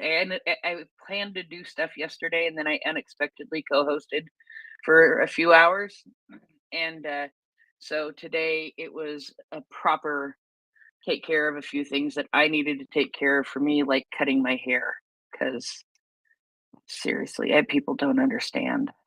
Self-care is what you need. Everybody needs it every now and again. Prayer or hair? Do you always cut your own hair? I do. I have been cutting my own hair for, oh man, I don't even know how many years. Over 10. You save a lot of money. I do. Every now and then I have to buy a new set of clippers, but that's it. I shave. I used electric shears on my hair during the pandemic when it wasn't practical to go to the Great Clips near where I live and get it cut. So yeah. So go ahead, Mockers. Well, once we get the teleporter working, Brian, you can go and rest because we are here now. And you know what happened last night? Well, a few things happened last night. There was quite a lot of explosions. What? Sorry? I said things always do happen overnight. Well, yeah, every day things happen, but in this particular, it was quite a lot of explosions in Crimea, and possibly some further afield in Russia, which I very much like the sound of. Obviously, explosions always sound good to me, and also, Marika from Georgia has been bouncing up and down all night because everyone else was asleep. And she's shouting on social media, everybody wake up. There are travel bans being imposed on the GD and I need to tell you about it. So this... Get her up here. Well, exactly. But I think she's probably sleeping by now. That was a few hours ago. But she was very excited. She was up on American hours watching what Blinken was doing. And Blinken announced new visa restriction policies for those responsible for undermining the democracy in Georgia in connection with the Georgian Dream and their foreign influence legislation. And I love how a few people thought for a moment they were talking about Georgia in America, I know people still don't quite get it, but follow that up with some sanctions. This is the way. So Marika was very, very pleased to see that information. And she says, the main fight is still ahead, but you know, when you have a chance to catch your breath, that's what this feels like. The bans on the GD and their families did this to me. I feel like I can now rest. I'm absolutely dead. I'm going to bed. I'm not complaining. Let's keep it going. So that was 3 hours ago. So you can see why I'm not inviting her up, because she'll be well asleep by now. But she stayed up to watch that, to check what was going to happen, and found an affirmative on the old travel ban restrictions there. And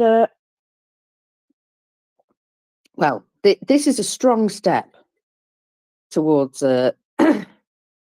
you know, them being supported from the international community in a way that's actually tangible. You know, it's great to go and, you know, support them physically and vocally, but they also need things to be done to support them. So these are actions as well. And I think it's amazing that, you know, all the foreign ministers went and talked to them and what have you. That was a brilliant action of solidarity. But this is going to bite. This is going to hurt those guys.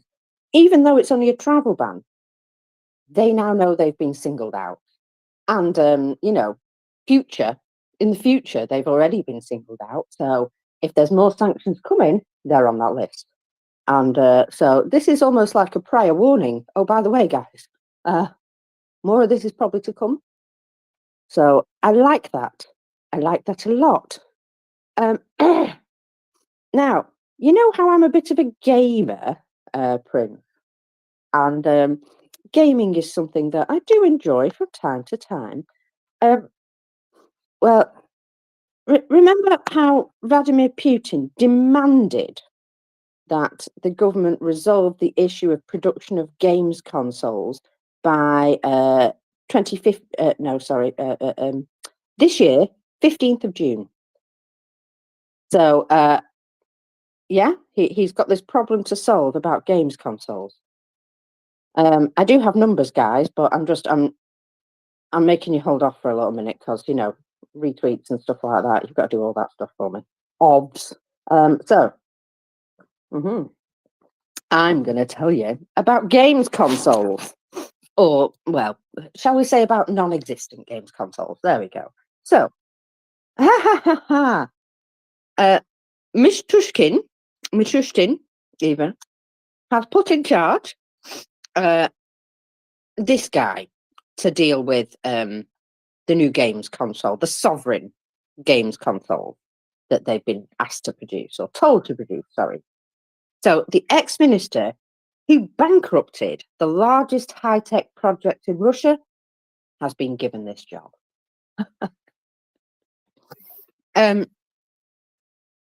He's not got long to sort it out, has he? What's that? What, 2 weeks? 3 weeks at the most? Not even that. So, for reference, excuse me, first thing in the morning, once.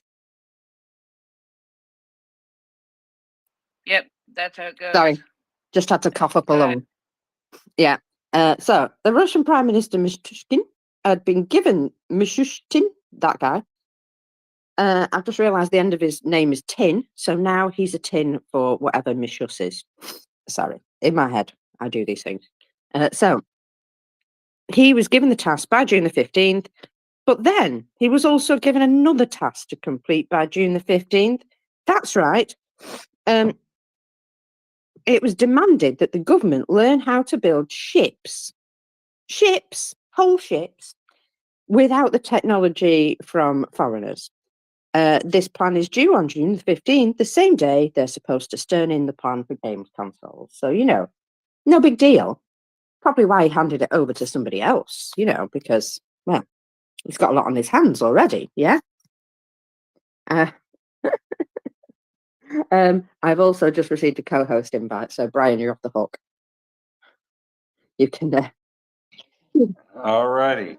Very good. Well, it has been a pleasure, everyone.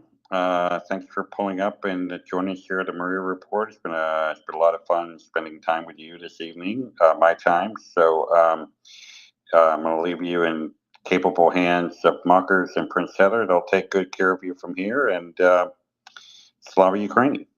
Heroin Heroin Slava. Slava. Thank you so much, Brian. I appreciate you very, very much. And my hair does too. Especially the stuff that's in the garbage. Indeed. Sometimes a little bit of self-care is what you need. So anyway, so we have these two quite important things. I think, to be fair, the ship's one, pretty important. So of course he's handed this over to this company, the games console situation. So the company are STCIT Rosa, associated with ex-Minister of Communications, Leonid Raymond. And he's been told to develop a Russian games console based on the Linux operating system.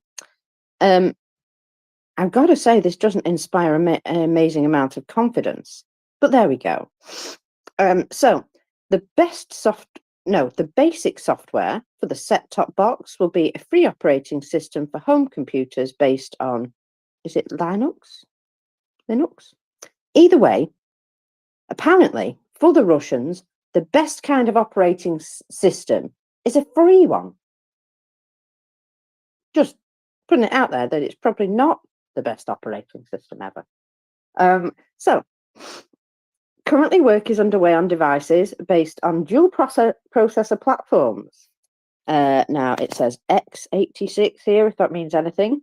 This architecture is mainly used in desktops and laptops, by the way. And ARM chips, you know, the same chips that are in demand for tablets and smartphones. So,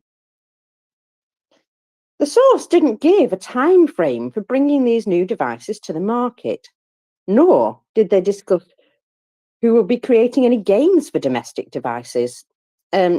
So this came with a best kind of deadline, nothing specified. So they could build these consoles, Prince, and then they've got nothing to put on them.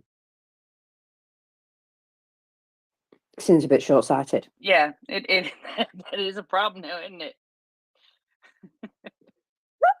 Well, you know, what is it? Is it a games console or is it a decoration for the table? So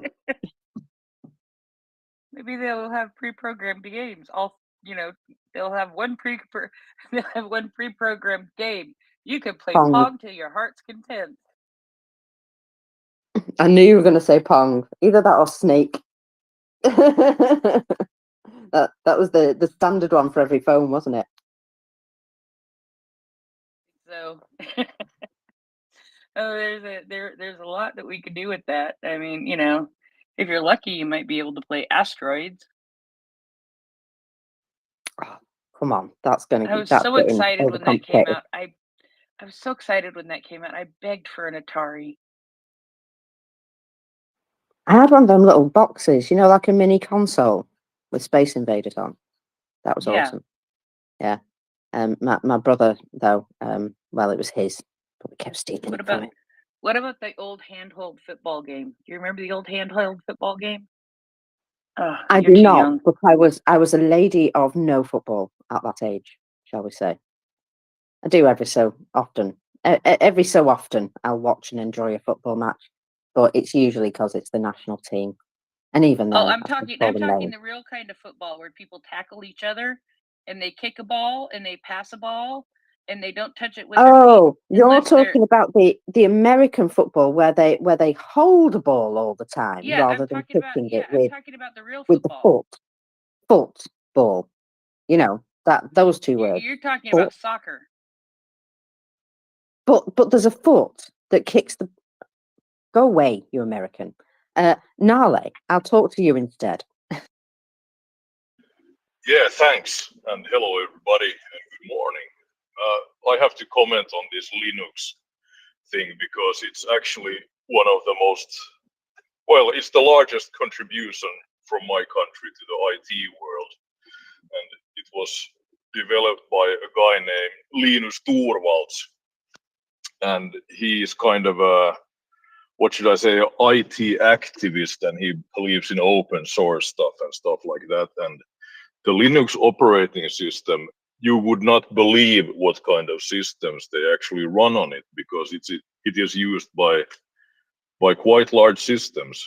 So it can be used for that, or I have had it on my PC too, and all the apps were were in this Linux operating system instead of Windows, and it worked just fine. And actually, it was way more stable than Windows XP, at least on my PC back then. So yeah, it's not at all a bad system, but what you do with it, and if you can apply it to the Russian Russian games or not, and how talented are the Russian coders, that is another matter altogether. But the operating system is actually very famous and widely used. So yeah, there we go. Have a nice day, people. Well, I've heard of the operating system, Nale, but my confusion was in a games console. It didn't seem to be the appropriate place for it, but you're telling me that it can run lots of things. So, oh, well, okay. Fair enough. Absolutely. From a personal PC to a very large, whatever mainframe or whatever they call it. Yeah, everything in between. But they're using it specifically because it's free, of course. Amos, welcome up. Nikki Mockers. Yeah. I'm sorry. Hello. I just spaced out who it was that just spoke, but Nale. Nale, right. He kind of beat me to the punch because I was going to say much the same thing. So, Linux is highly used. In fact, I'm actually myself considering switching my PC from Windows to Linux because I'm just tired of Windows. But I think probably one of the big reasons that Russia is looking at that is, number one, it's open source and it's free, and it also would probably potentially get around any kind of sanctions regimes, restrictions on software. I don't remember the ins and outs of what's going on with Windows in Russia, but I believe there are some restrictions on Microsoft Office and all that kind of stuff. I think they stopped doing updates on that. So, it's obviously kind of a strategy of Russia to kind of build a gaming platform, I guess, that would be sanctions proof. And it is actually a very stable operating system from what I understand. I've never worked on it, although I've worked on Macs, which are actually Macintosh, actually a brand of Unix. Linux is just a type of Unix. So anyway, that's all I had to say.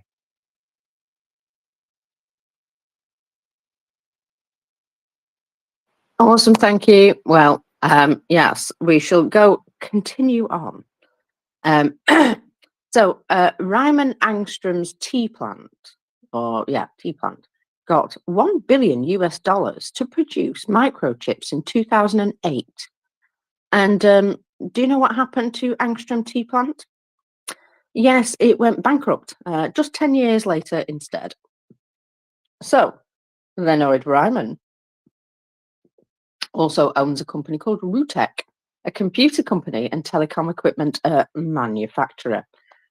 We've talked about how that kind of manufacturing is going in Russia. Yes. Rustech was supposed to be making domestic Russian electronics using its own ROSA operating system. Rutech was also was the producer of the lauded R-phone, R-FON, R-phone. But it turned out to be an exact copy of the Symphony Helio 80 device sold in Bangladesh. So, gadgets were found to be completely identical in both filling and body. The only difference was the price. The Russian smartphone cost 3 times more than its analog from Bangladesh. 40,000 rubles in Russia versus the equivalent of 14,000 in Bangladesh. So just pointing that out there, that they are way ahead with the technology. And well, Prune has had a few things to say about it, but I've just been collecting this morning her thoughts, and they're great. Now then, this one, Prince, is well, Margarita Simeonian has put out an advertisement to show that beaver dumplings have appeared in stores. That's right, wild beaver dumplings. And of course, because she was known to have eaten beaver in the past, she has been chosen to advertise this. So there you go. She says, beaver dumplings have appeared in stores. I am a good propagandist. Now, she really must have made some enemies. I'm Go on. sitting here with my hand over my mouth, trying not to make the comment that is in my head. Yes, you have to make up your own jokes about this, I'm afraid. They are indeed circular dumplings, spherical dumplings of beaver. Yeah. And you said that she has eaten beaver before. Yes, yes. The British press took the mickey out of her for going to some sort of, indigenous area, shall we say, and being fed beaver. Yes. So some of our press call her scabby beaver eater, basically. Yes. Anyway, I'm sure they're fully nutritious, but she must have made some enemies over at MK because the publication always uses a really unflattering photo of her. And yet again, they have used an extremely unflattering photo of her to go with this story about her promoting beaver dumplings. That's right. Yes. Morning, Monica. Evening, in fact. Good morning. I just couldn't resist the temptation to say that, she may not be the only person who's tried eating beaver before. Some people like only one kind of food. Some people like two kinds of food. And so I'm one of those people who likes two kinds. Me too, Monica. Equal opportunities kind of girl, I call myself. I stick with one. Yeah, well, I'm adventurous like that. We're skirting on a very, very lot of rude joke. You've got to stop it, ladies. I'm dying. I'm dying. Well, while you die, I will tell you about something unfortunate that's happening. Remember our little chat about elevators yesterday and how they weren't going to replace all these elevators? Something to say. I know. Keep it to yourself. Put it in the back channels. You guys, honestly. So here is another story from a publication, and this is right. Another child has died from an elevator because it fell with her inside. Oh, from the 10th floor. A 9th grade child. So in Stirlitamak, Republic of Bashkortostan, located inside a residential building, an elevator with a young girl inside fell from the 10th floor. So remember those 70,000 elevators that they're not replacing? Have you got over your giggles now? I'm not sure. Sorry, I couldn't help it. It was just like the story was there. Come on. Oh dear, oh dear. We will go to numbers shortly. Are you Beavis or Butthead today? I'm not quite sure because I think we got it I'm going Butthead. on. I'm Butthead today, definitely.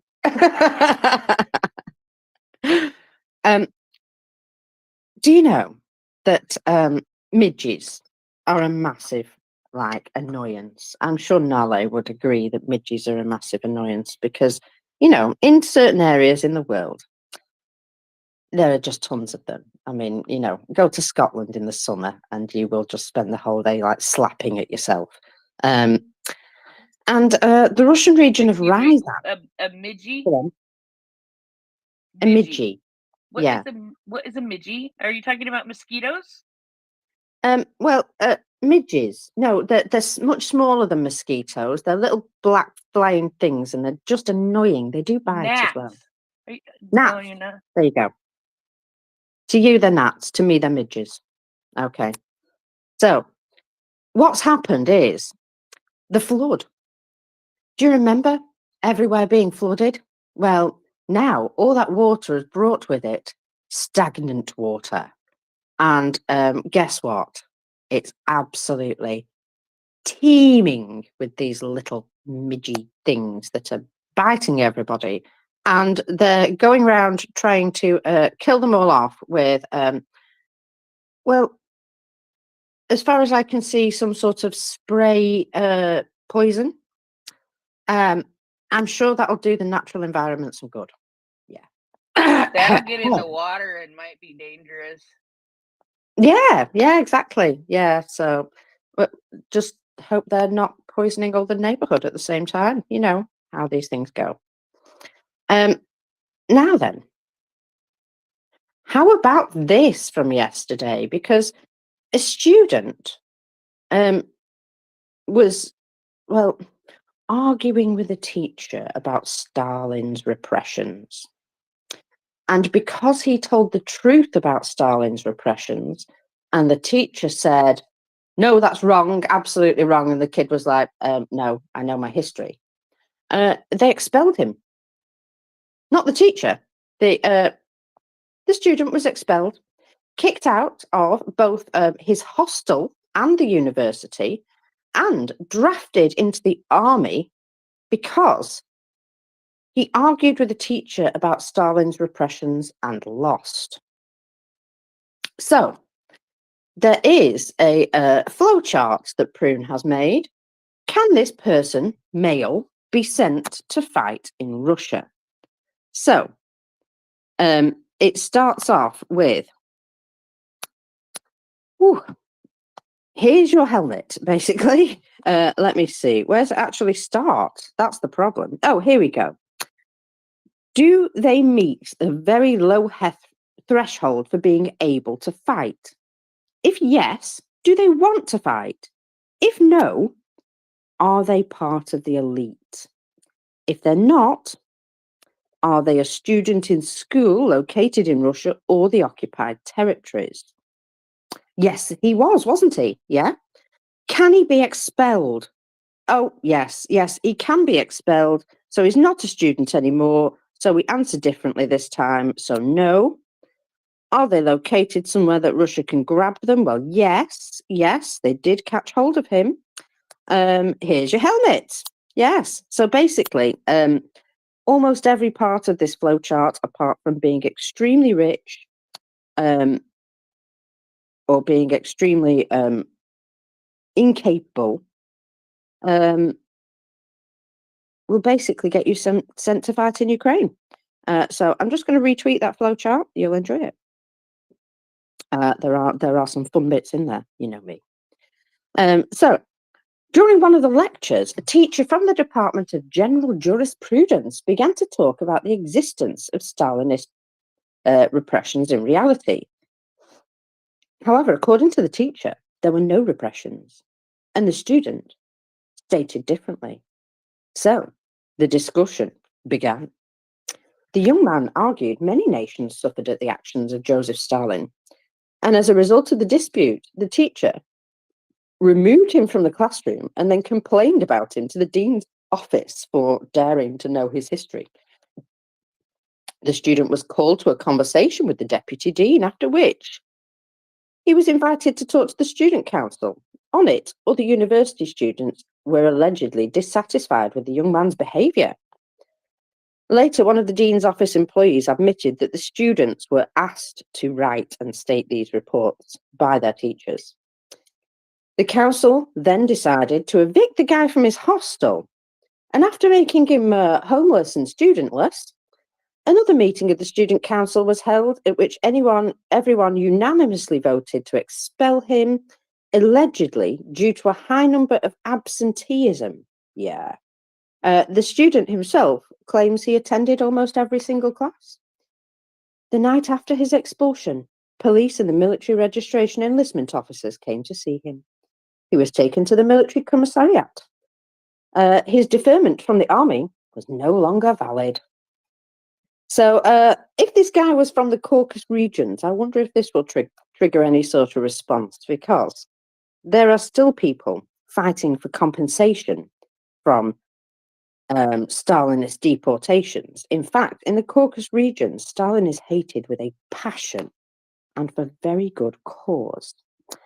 But they're in the middle of Russia. They're rewriting history books, while court cases are still ongoing over the compensation for Stalinist deportations.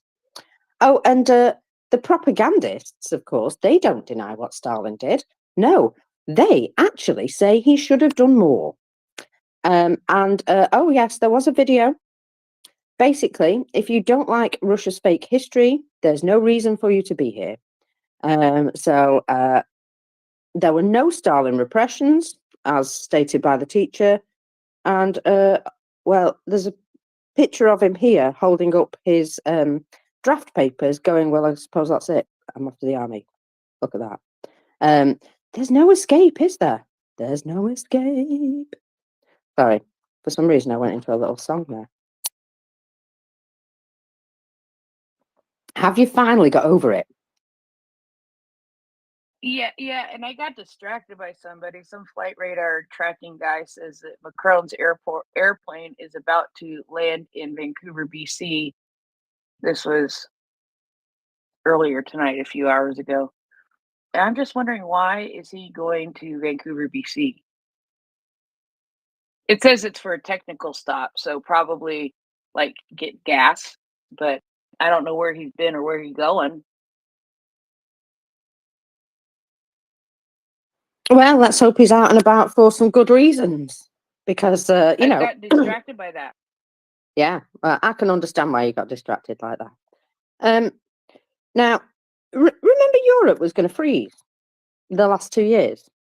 Remember? Yeah, that didn't happen. Yeah, No, it didn't. You were also eating like squirrel or something too, which I don't think that happened either. That is true. Yeah, the squirrels are too fast. Yeah, That's what you it is. may try beaver though. It's all right. My cats bring me mice regularly, so yeah, indeed. You just I let might that have one tried. slide on by, didn't you? Yeah. Shame I'm on trying you. not to. I'm trying not to. All right. So, excuse me.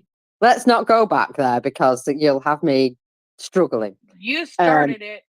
I know. I started it. I'm so bad. By the way, just for a little, like, friendly competition, what are they going to call this new games console? What do you reckon? Oh no. It's going to have Roo in it somewhere, isn't it? So Roo Box, Roo Station, the RS something, something along those lines.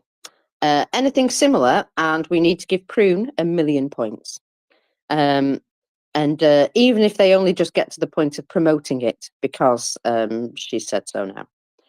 So, what am I seeing here in Kommersant? Every once in a while, I feel like repressed journalists in Russia are sending out coded messages. What's this coded message? The king is dead, let the king die. That's the headline. And it says, King Louis XV and Louis XVI. How much worse must one bad monarch be than another bad monarch in order to be guillotined?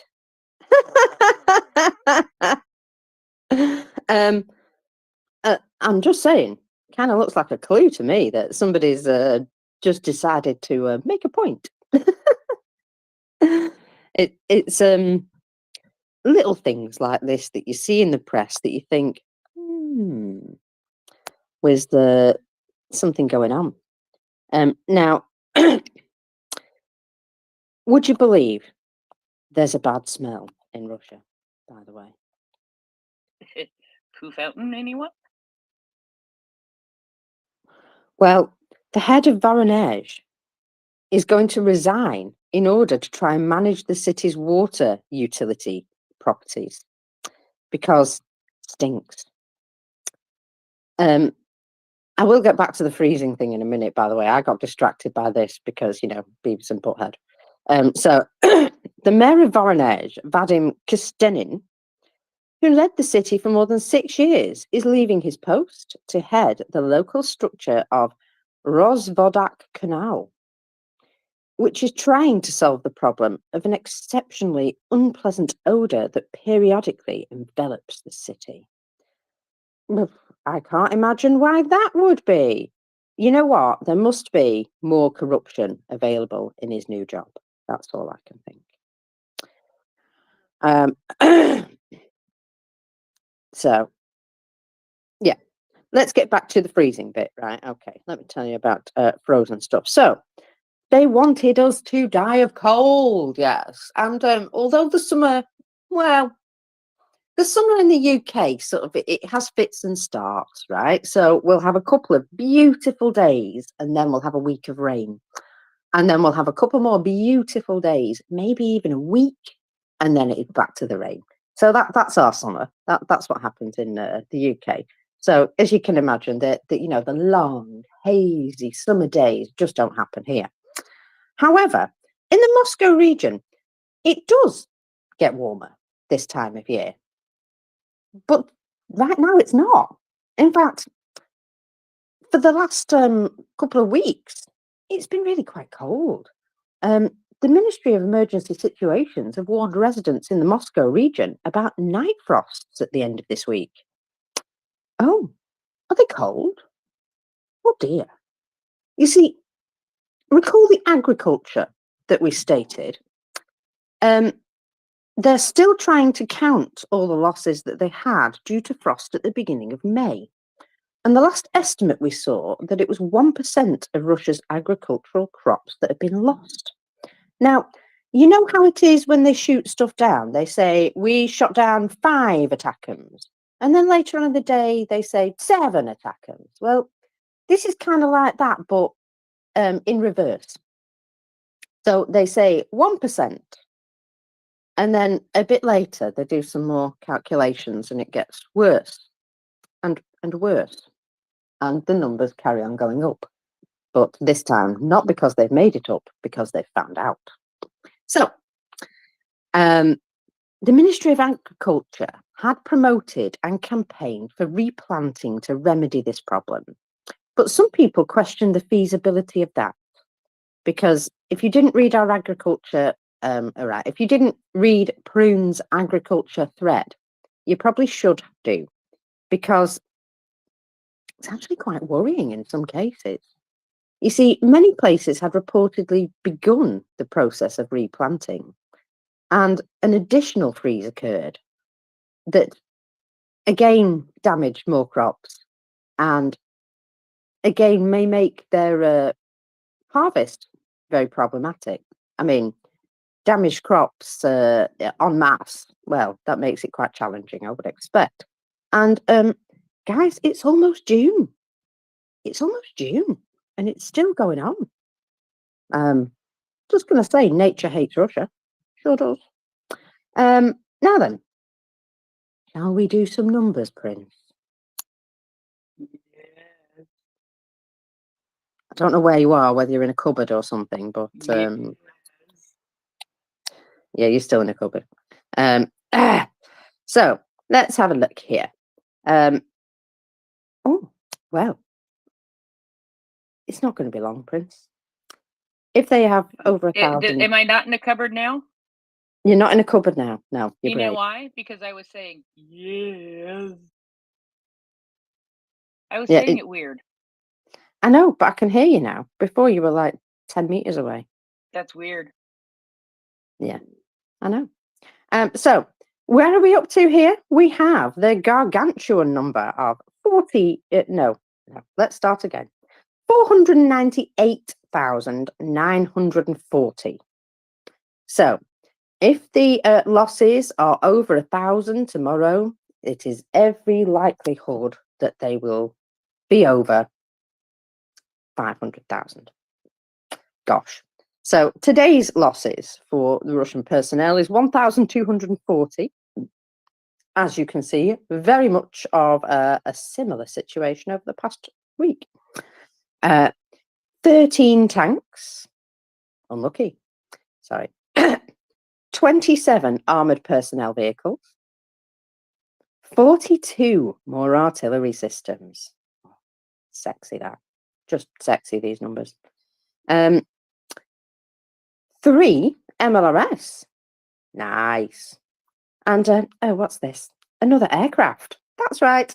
Another Su-25. So there were 2 shot down in a 24-hour period. One appeared on yesterday's numbers and one on today's. That was what I expected, but there was so much confusion yesterday that I wasn't sure if it was 2 in one, one period that would appear on these numbers today. I was quite sure it was just one each day, though, if you know what I mean. Now, either Ukraine completely ran out of air defense missiles, which I don't think is the case, or there was only 10 UAVs shot down last night, which suggests that maybe they didn't send very many. Well, 10 UAVs shot down yesterday in total. So, yeah, may have actually been a quiet night after the horrendous attack on Kharkiv. 56 vehicles and fuel tanks, again, they're up there. And 7 special equipment, just the 7. And I would bring you Andrew Perpetua's losses, but I think he's broken. Did Ukraine break Andrew Perpetua, Prince? I'm afraid that may have happened. I actually don't think it was Ukraine. I think it was somebody. Oh, a-hole. An a-hole, yes. And an a-hole, I think, broke him. Yeah. If you didn't follow that, I will try to find where I found it. Oh yeah, find where you found it. But a couple of days ago, the entire team was like just broken because of the amount of stuff that they were No, seeing. it wasn't that. I don't think it was that. I'll find it. But you know what? People are a-holes. Some people, really, really badly. Ooh, I just read something, and then, of course, you know what happened, don't you? It got stolen away from me by the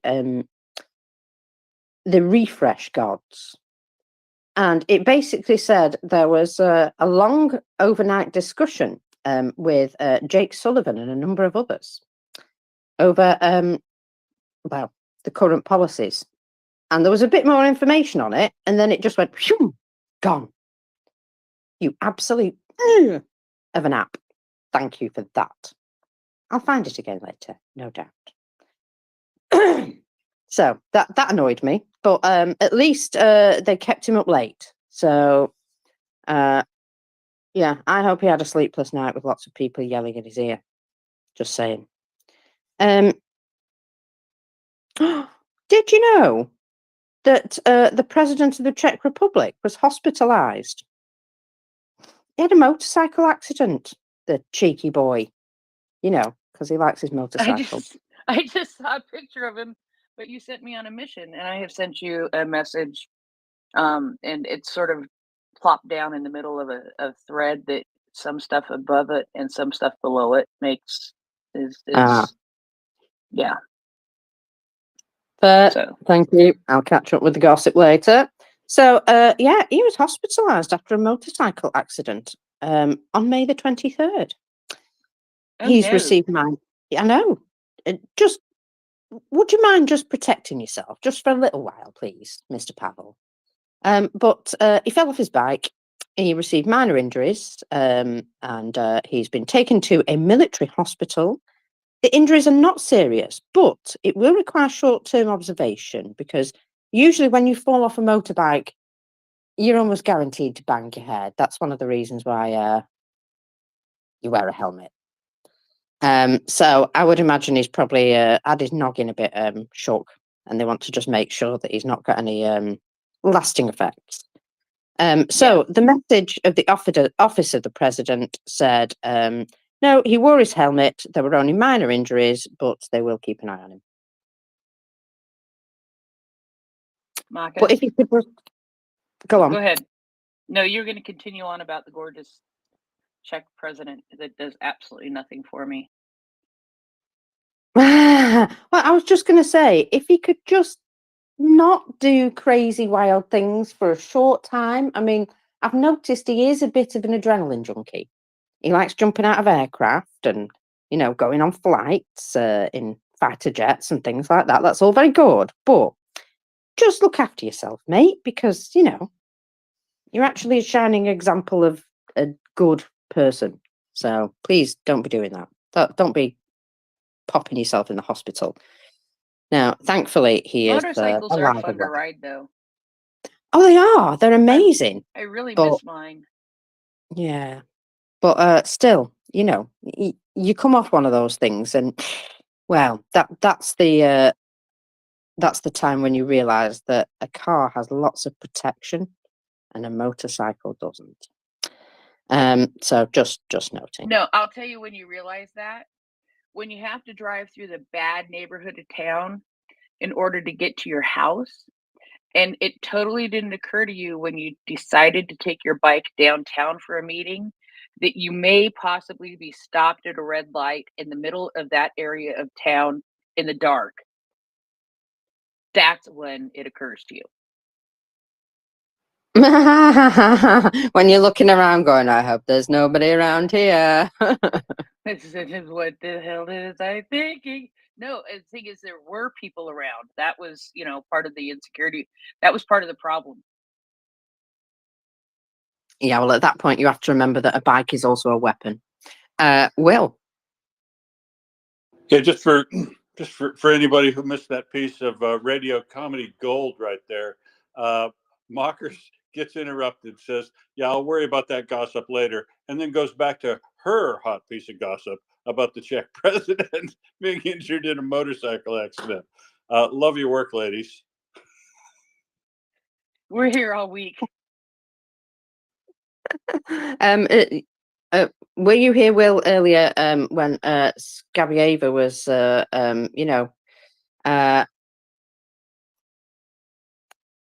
advertising her beavers? Will? No, I missed the scabby news earlier. Well, Skabieva apparently likes a bit of beaver, actual beaver, and she has been advertising, what was it, beaver meatballs? Beaver meatballs, yeah. There's so many jokes in there, and I can't tell you any of them. Yeah, and Will is also absolutely silent for good reason. Yes, he is. Sorry. Oh, so there's more F-16 news coming. Remember how we were told that there were some pilots 10 pilots who'd graduated? Well, apparently there's also a group of Ukrainian pilots who have graduated in Arizona.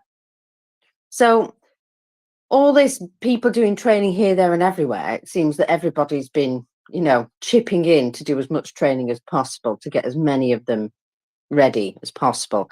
It's also worth noting that the flight crew have also been graduating at the same pace. So, that's your people who are going to keep your F-16s up in the air. It's not just the pilots that are needed. Now, the exact number and the exact date of completion are not disclosed. But after the USA, they have traveled to Europe. So it does say for additional training, but what additional training do you need once you've, graduated? I know what kind of additional training you need. That's right, live combat training. And I need to send something to Prince. You know, you know the nice white outfits that you would wear. You know, if you were in the armed forces and navy, maybe the naval forces, and you know, you're putting on a parade or something. Well, there was a bunch of guys here taking in the is it Rassini or whatever? I don't really care for his name. Anyway, that guy who died, that Iranian dude. Do you see what I mean? That they brought in his coffin. They brought in his coffin with all these, like, you know, tighty whitey guys all dressed up in their outfits, all looking very posh and what have you. But they didn't have a plinth to put it on, so they had to bend down to put the coffin down on the floor. And at least one of the fellas totally ripped his pants open when he did it, which I thought was brilliant. So it goes to show that he doesn't wear that dress uniform very often. Also, just goes to show that you should not wear black undies under white pants. Oh, that is very true. So basically, that was the most notable part of his funeral. There you go. Oh, now then. Ha, ha, ha, ha, ha, ha. Remember, I was talking about the frost. I knew there was another bit to it that I'd lost, and I found it. Sorry. I get excited when I see things like this. Oh, remember how they said 1% of all their crops? Well, I guess you won't be buying apples in Russia in the near future because the May frosts have damaged 50 to 70% of the apple trees in central Russia. This is based on an estimate of Igor Muhanin, president of the Association of, and this is an amazing thing to be a president of, the Fruit, Berries and Planting Material Producers.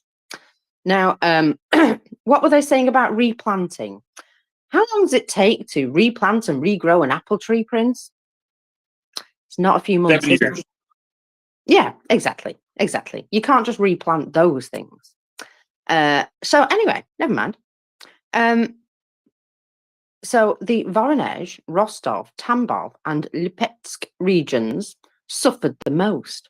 Have you noticed these are all the same places that are getting the same, you know, they're all sharing problems, these places. They really should become their own, you know, separate entities, and they could run themselves an awful lot better. Anyway, according to him, the harvest can be preserved in the Tula region and Krasnodar. But due to the frost, he says Poland will not have any apple harvest either, because the flowering of apple orchards was interrupted by minus 20%. It will be down by to minus 10. So he said that don't worry, it doesn't matter because Poland also had a massive frost and they've got no apples either. So Yabu sucks. Now then, I have a feeling that that's not true. I have a feeling that the Polish can probably get hold of apples. You know, I might speak to one later and just ask them, are there apples available in your shops? Do they cost you £50 each? Just checking. Because it's almost like he's saying, yeah, it doesn't matter because somebody else is also having a bad time. Oh, okay. So that makes you feel so much better. Hello, apple harvest. But apparently that's not a problem because other people are having problems too. So what do we care? I love that. Totally. Now then, shall we have some? No, we did some numbers, didn't we? Oh my God, where am I? What day is it? What's my name? Shall we instead have a little chat about what got hit in Crimea yesterday? Because quite a lot, as far as I can tell. And I'm still trying to figure the flip out what actually happened. Because there was booms all over the darned place, as far as I could tell. Well, let me just update myself on the locations. So let me go back. Armyansk was one of them. I know that much. And no, not Armyansk. Alushta. Oh, actually, yes. I was obviously half asleep. So here we go. Yeah. Booms. Now, there was a video released of ATACMS missiles being fired, which was fun to see. And there was then reports from Jankoy, Yalta, Simferopol, Sevastopol, Yevpatoria. And in Simferopol, it was stated that there were up to 8 explosions. There was also the place named Sudak, which is quite interesting. So Sudak, Alushta, Harvitsky, Bakhchisarai all complained of booms. And you'll be glad to know, Prince, that there's a lot of tourists over in Crimea at the moment for their, their early summer vacation. And they were writing on the hotel forums that they were told that this area of Crimea was going to be safe, and it's far too noisy, basically. So they were complaining that the hotel staff and, when they were booking said, no problem, we don't get hit by missiles over here, it's perfectly safe. And not anymore. So there was a lovely video that came out of Alushta, which showed 3 hits and what appears to be a secondary at the end. Don't know whether that was ATACMS or whether it was something else. I mean, they've got these sea babies that fire grads now, for goodness sakes. What a franken beauty that is, by the way. So then a little later, there was more Bavovna reported at Harvitsky and again Bakhchisarai, or however you say it. Well,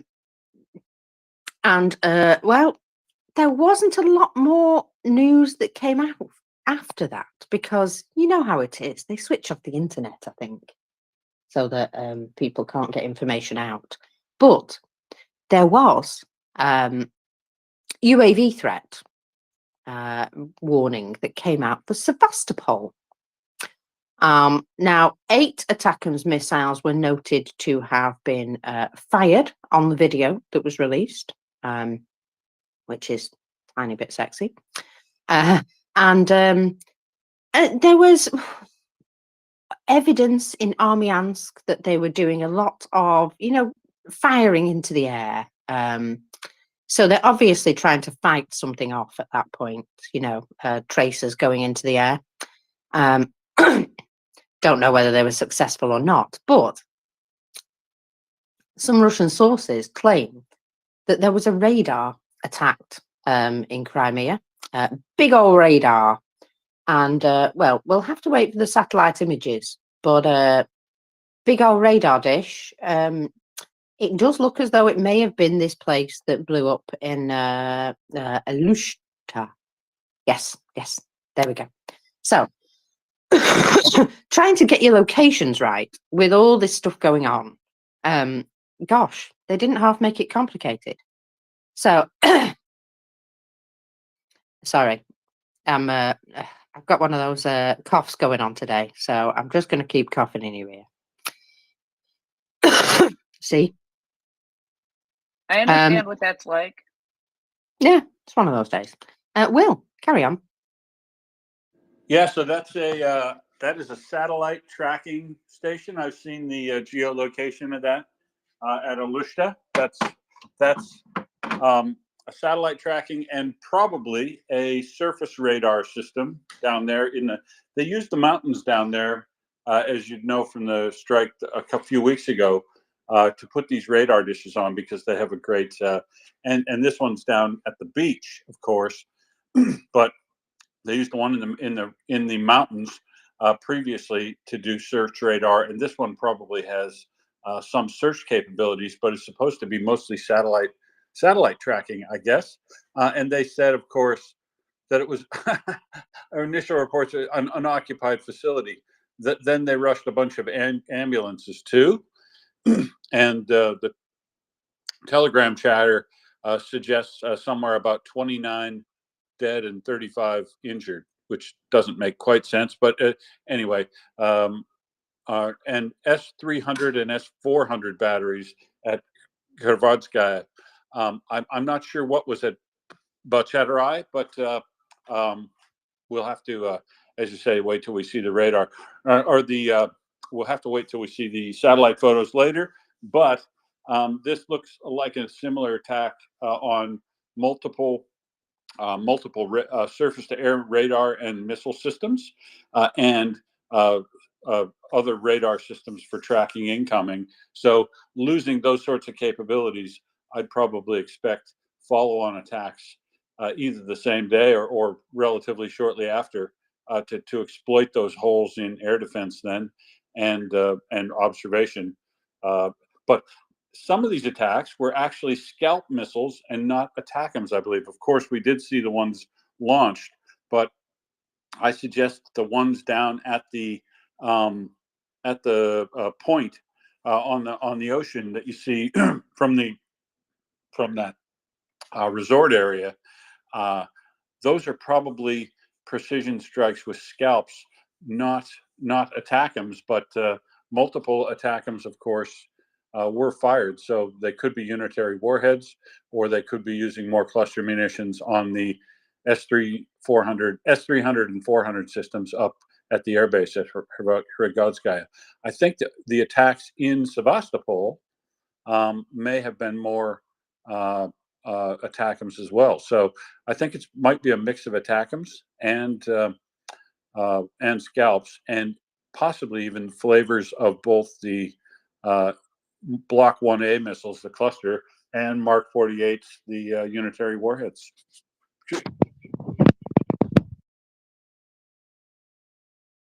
Well, I did say last night, actually, it was most likely a combined attack because somebody was saying, would they just use one type of missile? And they never do they? They usually send something that's going to distract first. They might send some drones or some one of these missiles, the super buff, which has a radar the size of Texas. Radar signature the size of Texas, apparently. So that kind of covers up a lot of other things. So I would imagine it was indeed a well-planned combined attack. And explosions were being heard from Simferopol to Saki. Now, Russian air defense worked in Saki as well. So indeed, it was an extensive attack last night, and I cannot wait to see, satellite images and things like that. All that sort of stuff. So we'll obviously have to wait for that, because there doesn't appear to be a lot of news coming out through the telegrams, which is not surprising, because the last time they got a right good smacking, they turned off the internet, did they not? And they've probably done the same. I also just want to I've just retweeted something, because I think the world might stop for a second. Budanov both laughed and smiled at his recent interview. In the same day? Yes, in the same moment. He kind of giggled, Whoa. smiled, put the mic down because he didn't dare answer, I think, because he was too busy laughing. But yeah, he did both those things. That is amazing. I have video proof, and it shocked me, I must say, but I kind of like it. Will? Yeah, I also derived a small bit of perverse pleasure from Dmitry War Translated's translations of some of the communications about these incomings, noting that now that bullets are back on, status is bullets on, these folks are talking about, as these things income, the differences in the sounds between the ATACMS and the scalps. And it's nice to know they've heard enough of them coming in at them so now that they can differentiate based on the sound what the attack weapon is. So they know what's coming to hit them and they can't do a darn thing about it. Ah, what a shame for them. So let me see. I've got a map of explosions or arrivals now. I'm just going to pop into the nest so you can see just how extensive that attack was. So these are where all the explosions were reported. And as you can see, that would be most of Crimea then. The smoke is slowly clearing indeed. So far, we only know about Ilushta and Gvardaskoye, that one. Sometimes you have to just throw yourself into these words. So that is a map with the explosions and arrivals which have been identified, apparently. So there you go. It looks as though we'll be looking for an awful lot of information today. Ooh. So loving it, very much. I can also give you, excuse me, a update on what's going on in a number of places. Let me just find it. Sorry, I found it, then I lost it. Here we go. So this is just a general combat update as of this morning. So heavy combat continues following a significant spike in ground attacks yesterday. Details of defensive operations have been written out by Sersky. So Russia continues offensive operations in most directions. Oh my God. Let's see if I can pronounce all of these. So the most attacks are in the Kupiansk direction, can't say the second word, and the Pokrovsky direction. It is reports, in his report, the General Staff reports there are 9 fighting battles in the Pokrovsky direction and 13 more enemy attacks were already repelled. And 10 battles going on in Kupiansk direction. 143 combat clashes yesterday, compared to 58 the day before, 90 the day prior, and 60 the previous. So you can see how they have ramped up engagement. But last week, they had a couple of days of 145, 148, 155. So, you know, they're still not quite up to that level. Ukraine is still experiencing rolling blackouts from Russian attacks on the power grid. Not a big shock. Strategic operations. Russian missiles hit again Kharkiv on Thursday.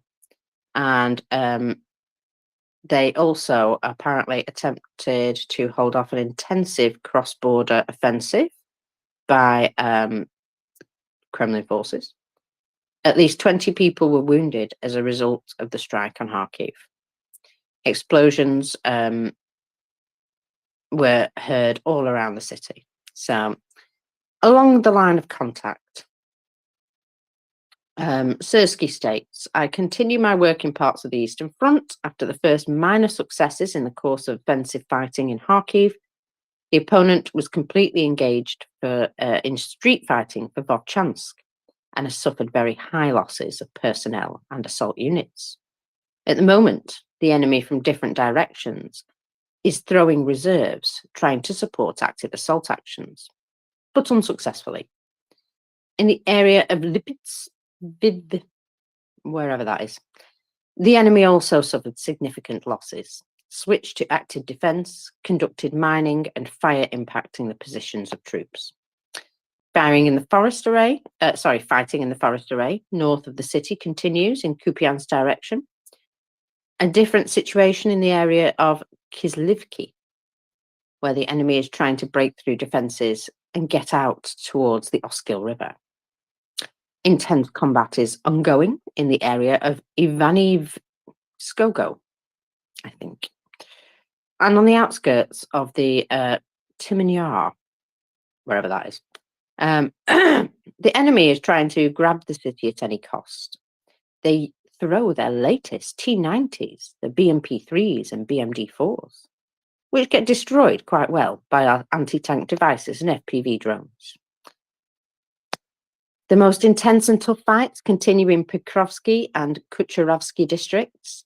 The enemy is trying to break through the defense of our troops in the narrow area of front between the settlements of Staromikhailivka and Berdechi by offensive and assault operations of their most prepared units. Offensive actions take place with the use of armoured equipment and on foot, and rarely we see them on motorcycles and buggies too. It is also restless in other directions, but the number and intensity of the fighting there is much less. Their main purpose is to study the on-site situation here, solve any problematic issues, provide additional ammunition, drones, and other strengths where needed, ensure reserves are supplied where required. 2 years after the Russian defense industry think tank announced a cash reward for the seizure of an Estonian-made unmanned ground vehicle operating in Ukraine, Russian forces do appear to have captured one of the robots, according to analysts and photos posted on social media. Earlier this month, on Telegram, they claimed showing a badly damaged model of the vehicle made by Estonia-based and United Arab Emirates-owned Milrem Robotics Defence News. So they may have captured one and repaired it and are trying to use it. So it looks like the most effective work of most commanders and staff in organising combat, striking the enemy with fire, and maintaining interaction with neighbouring units. Of course, there are problems that require quick and drastic solutions. As always, we recognise the best and award our soldiers where we can, sergeants and NCOs who bravely defend our positions and carry out essential work. So, bit more. In most directions, they continue to attack, and I'm just going to go over the bit that we've already talked about, but Russian terrorists supported 6 airstrikes today. Air bombs fell near Uzheny, Kalinove, Novoselivka, the first, apparently, and Netalove and Nari. The enemy applied near Umansky as well. Sorry, some of these translations are a little bit awkward. There are no current significant changes in the scenery of the battle. In the Kharkiv direction, they 4 times tried to move forward and received a hard cut-off. Fights continue in the area of Staritsya and I can't pronounce that one, it begins with a T. The situation is under control and the losses of enemy continue. In the Liman direction, 6 attacks of the enemy near Tor and Chernihiv. 2 cab bombs were dropped. Twice the enemies of the Su-34 in the area of Lyman. So there are 9 fighting battles currently in the Pokrovsk direction, and 30 more enemy attacks were repelled. Actions towards Kalinovo and Novoselivka continue to be supported by aviation. Ukrainian soldiers continue to hunt the enemy, today destroying another fighter jet of the Su-25. So, a little bit about escalation, horizontal escalation. You see, Russia is starting a strategic sort of escalation with everybody in general. And it was noted by the Swedish Army Commander-in-Chief that Putin has eyes on Gotland, apparently, and their control of the Baltic Sea would be something that obviously Russia would like. Now, they are obviously going to be keeping an eye on Gotland. Don't think the Russians are going to be able to do much there. But the whole point is coming out and saying it to their faces. We know you're looking at this, and you can stop. Is a deterrent in itself. So, however, they're still being cheeky beggars, aren't they? Removing navigation buoys from the Estonian side of the river, separating the is it the Narva River? Yeah, into the Estonian half and the Russian half. And well, as you can imagine, the Estonians would like an explanation and return of their equipment, which will never happen. They stole it. It's for theirs, fair and square, as far as they're concerned now. So some 24 out of 50 recently placed on the Narva River to mark sailing routes were removed in the early hours of Thursday. And Estonian police and border guards were a little bit bemused. Now, natural changes to the riverbed make it necessary to retrace the shipping routes annually. It's one of the reasons why the buoys are located where they are. Now, these have been put in the river from 2022 when Russia invaded. Estonia went, I think we're just going to demarcate our border. There it is. See it? It's even lit up. So this is probably what Russia are all about. They're just like, nah, we're going to just steal that. Now, there's a few other things here, but of course, I've been talking for 25 minutes or something. So I will just make sure that you're all still alive and well, because I was looking at something else. There we go. Yes, right. All still alive and well, all still here. Every now and again, you see, the space will crash. And I'll be chatting away for 10 minutes, and then I'll realise it's crashed. I would have sent you a message if we crashed. Well, indeed. But even so, I always like to just come back and check, because every now and again, oh no, I've crashed. Have I? No, I haven't. No. Sorry. My phone was just No, having a moment. You're just fine. You're fine. You're not For supposed a to crash moment. anymore. You got a new phone. I know. For a moment, I was like, "What's going on?" It was just updating something. It's like, come on, don't be my new phone driving me mad. So nice. I don't know what the Russians are up to, but they're just murdering people left, right, and centre. It's ridiculous, by the way. No, not just in Ukraine, just everywhere. Just yeah, just so safe in Russia. I really wouldn't go there. Just so you know. Just so you know. Yeah, just in case you were thinking of having a quick holiday in Russia, don't do it. It's it's just getting worse, guys. It's just getting worse. So I was saying about Russia having a little poke at us all, and well, Kaya Kallas has come out and had some words about it, and so she blaming should, I think. Honestly, why does it take a pair of boobs to be able to just come out and say it how it is and urge everybody else to action? Because come on, it's getting to this point, isn't it? I don't know. Mind you, I watched 4 guys watch a crazy girlfriend beat the absolute bejeebies out of her boyfriend, and they all just sort of stood there looking at the ceiling and the floor and stuff. And I was the only one who actually dealt with that situation. And I was like, there's 4 of you. Why does it take a pair of boobs to deal with this? No idea.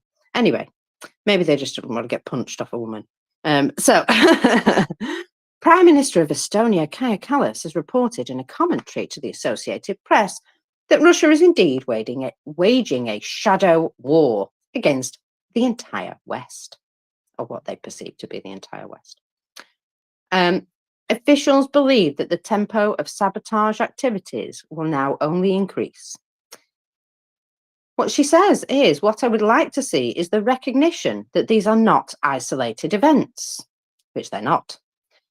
Second, that we share information about this amongst ourselves and make it as public as we can. Russia are attempting to sow fear and break Western support, which, I'll be honest, if you pee us off directly, we're going to support Ukraine even more, aren't we? So that seems very counterproductive. Anyway, since August 23, a significant number of flights to and from Europe have encountered disruptions due to the due to the obvious Russian interference with GPS systems. I added the obvious. So 2 days ago, the Prime Minister of Poland reported that Polish authorities had arrested 9 men in connection with acts of sabotage linked to Russia's intelligence services. Shock and astound. So, authorities in Germany, Austria, Estonia, and the UK have arrested several other suspects for allegedly working for and collaborating with Russia and Russian intelligence in various capacities. In April, German police arrested 2 men on suspicion of spying for Russia, accused of collecting information on potential targets and agreeing to carry out arson and explosive attacks on a military infrastructure. So previously, European intelligence agencies alerted respective governments that Russia was scheming to carry out violent acts of sabotage across the continent, including explosions, arson, and damage to infrastructure on European territory, directly and through proxies. Despite Russia being blamed for attacks in Europe for decades, Estonian officials and security experts have pointed out the absence of a collective mechanism to address them and have called for the EU to collaborate on more proactive measures. Now, I'm with Gaia. I'm with Kaya on this, that, you know, if we're going to all be under attack in this insidious way all at once, we should indeed link it together and, you know, note that it is, it's all part and parcel of the same thing. And she's absolutely correct. Until we put these things together and make a point of, you know, saying that this is all part and parcel of the same scheme, well, it's going to be not dealt with properly.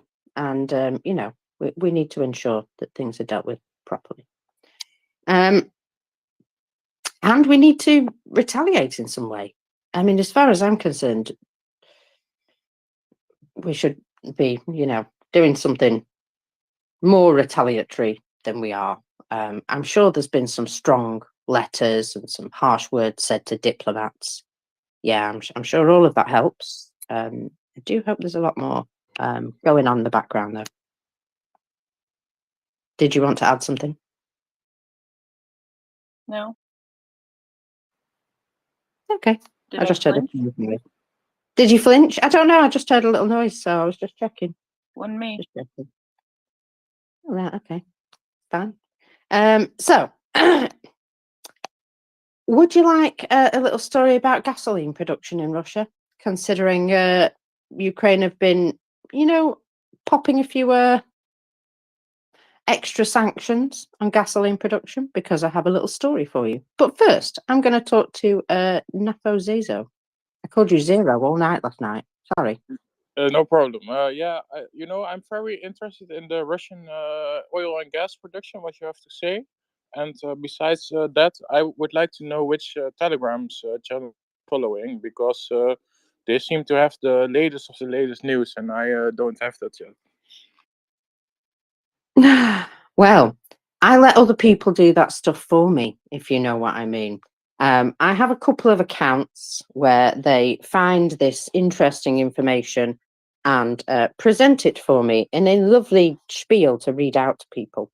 But I tend not to follow too many Telegram accounts because well, it's just ridiculous. There's so many of them with so much information. You just get sort of bombarded. And of course, because I'm an English person, I've never learnt another language. So I also have to translate everything separately. It's really quite annoying. So yeah, I let other people do that stuff for me, and I just thank them. So yeah, I tend not to really spend much time on Telegram myself, only because it's a lot of work. It really is. I spent a long time trying to keep up with it, and then I was like, actually, what am I doing? I'm spending all day checking this thing, translating stuff to find out that they're just talking about, the local bus tickets and things like that. So yeah. What I did note, though, that on certain channels, they would speak about something very particular. They would talk about zoo animals whenever there was a large attack on Russia. So whenever the Ukrainians were doing something or just about to do something, there would always be a statement about the zoo. And it was like, Kyiv Zoo has welcomed a new baby hippopotamus or whatever. It wasn't one of them, but flamingos, I think they were new baby flamingos. And then that very day, within about 10 minutes of that message, there was like loads of booms. And then there was something about Kyiv Zoo feeding the penguins for the first time this year or something like that. And that was preceding an explosion of some kind in Russia. And so I did tend to find that quite funny, but of course I had to always translate the darn thing to find out. So I do think that there are nuggets of information in there, but I don't follow Russian Telegram generally because most of it's gross. I did find one channel which I thought was like going to be at least informative about how things are going on within their army. And the videos were so violent and just horrific that I just removed myself from the channel. I was like, oh my God, if that's what they're doing to each other. So yeah, I would just say be safe out there. Be safe out there because PTSD is a thing. So anyway, gasoline production in Russia. It's fallen to its lowest levels since last October, after new sanctions were applied by the GUR, or whoever it is who's sending these delightful sanctions towards Russia. So during the week, excuse me again, during the week from May 13th to May 19th, Russian refineries produced 740,000 tons of gasoline. Few things to consider as possible compounding factors to low production. In addition to drone strikes, we don't have data on if or to what extent these are a factor, but they will factor in. We do know that 2 catalytic cracking units went down not as a result of any explosions, but just as a result of not having the parts to keep them running. So there is also stuff like that going on. Turnaround schedules. Refineries have to go down for routine maintenance. For example, like I just mentioned, catalyst changes at regular intervals. These are referred to as turnarounds. These are carefully planned and organised outages with specialist contractors who usually come in and do it for you. The scheduling for these things are usually scheduled and coordinated with a number of other refineries so that production continues to be stable. And depending on storage availability, additional product might be produced ahead of time to still provide the same supply during the outage. So it's always well planned, yeah? So it's turnaround season in Russia, and some refineries may not be producing gasoline because they aren't operating, and that is a normal process. So just be aware, even if it's not operating, doesn't necessarily mean it can't be. So there's also important things to note that refinery strikes have likely caused massive chaos for organising any of this sort of thing. So, resources have to be carefully planned, especially on such a large scale. Maybe somewhere's dealing with an emergency, perhaps, and there would be pressure from the Ministry of Energy to maybe delay their turnaround because of the fact that somewhere's suddenly just blown up unexpectedly. Now, we talked about transportation issues with the railway. It's not limited just to the railway, but that is the majority of the problem. But say refineries don't have the ability to move the product because one of them's blown up and the next one that could provide the product will have to move it further. But what if they can't because of the capacity issues on the railway? Just, Anyway, if refineries don't have the ability to move the product, this will cause a problem because it has to go somewhere. So it could be related to a number of issues: locomotive availability, rail car availability, logistics in general, something's blown up, so on. It's worth pointing out that the Russian government put a gasoline ban export ban in place, and Russian railways indicated that that caused them a massive amount of problems because, well, what do they do with this stuff? The whole abrupt change of how everything was organised required some time to sort out, as you might imagine. So Russia decided to temporarily remove the gasoline ban. So it's likely that that again messed the system up because every time you make a change, you have to wait for the changes to settle down. They get themselves organised. Okay, everything's fine. And then bam, we'll just change the rules again on you. So they're going to put the ban back in place at the end of June. And that will cause, again, another F-up with their whole situation. Because, these massive changes don't make any difference, no? Yes, they do. So related to this is the reduction in tanks and storage in places that are not located at refineries, such as fuel depots. It would seem that one or two of them have been lost recently as well. And, they're just very mysterious. This Stop Oil campaign by Ukraine seems to be quite impressive. So, as we were talking about logistics with food companies who work on a just-in-time type of situation, which works really, really well if everything goes smooth, yeah? I mean, we can make that work well, but you have a fuel shortage or a trucker strike or something like that, and you can see how very quickly fresh food on shelves disappears because that stuff is provided just in time, always. So it's always arriving to your shelves just at its point where it's going to be the freshest for you to eat it, or the best point for you to eat it. And that's why you take it home, you refrigerate it, and it only lasts for a certain period of time. Now, if you didn't have refrigeration at home, it wouldn't last very long at all. So think about, say they have the power outage and they have no refrigerators at the warehouse. So they can't deliver this stuff because it's all dead by, it's all just in time. And they appear to be moving towards a just in time type situation with their gasoline supplies, which, as you can imagine, like I say, very fragile system. Something goes wrong in one part of the system and it brings down a whole bunch of dominoes.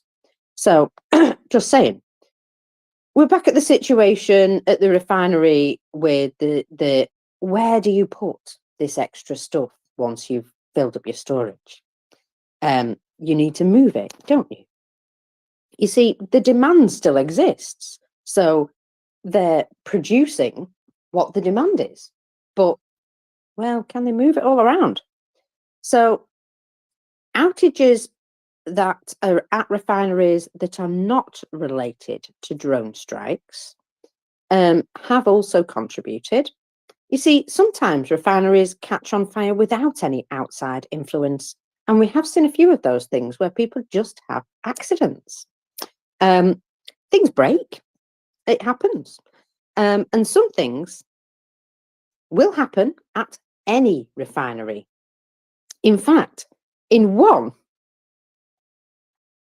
refinery in Russia, they had to shut down a section of their refinery because a rat got into the switchgear and managed to shut down the equipment. Okie dokie. Only in Russia, eh? So these things are a little bit worse all over in Russia due to lots of things. Lack of maintenance, sanctions, labour shortage, etc. I mean, they will indeed have been doing all the necessary maintenance on their gas and oil production in the past, but maybe not on the building that it's in, and maybe not on, the stuff around it, the supplemental stuff. The production itself would have probably been all squeaky and kept up to date, but not everything around it. So that's why you end up with rats in your switchgear, I suppose. Anyway,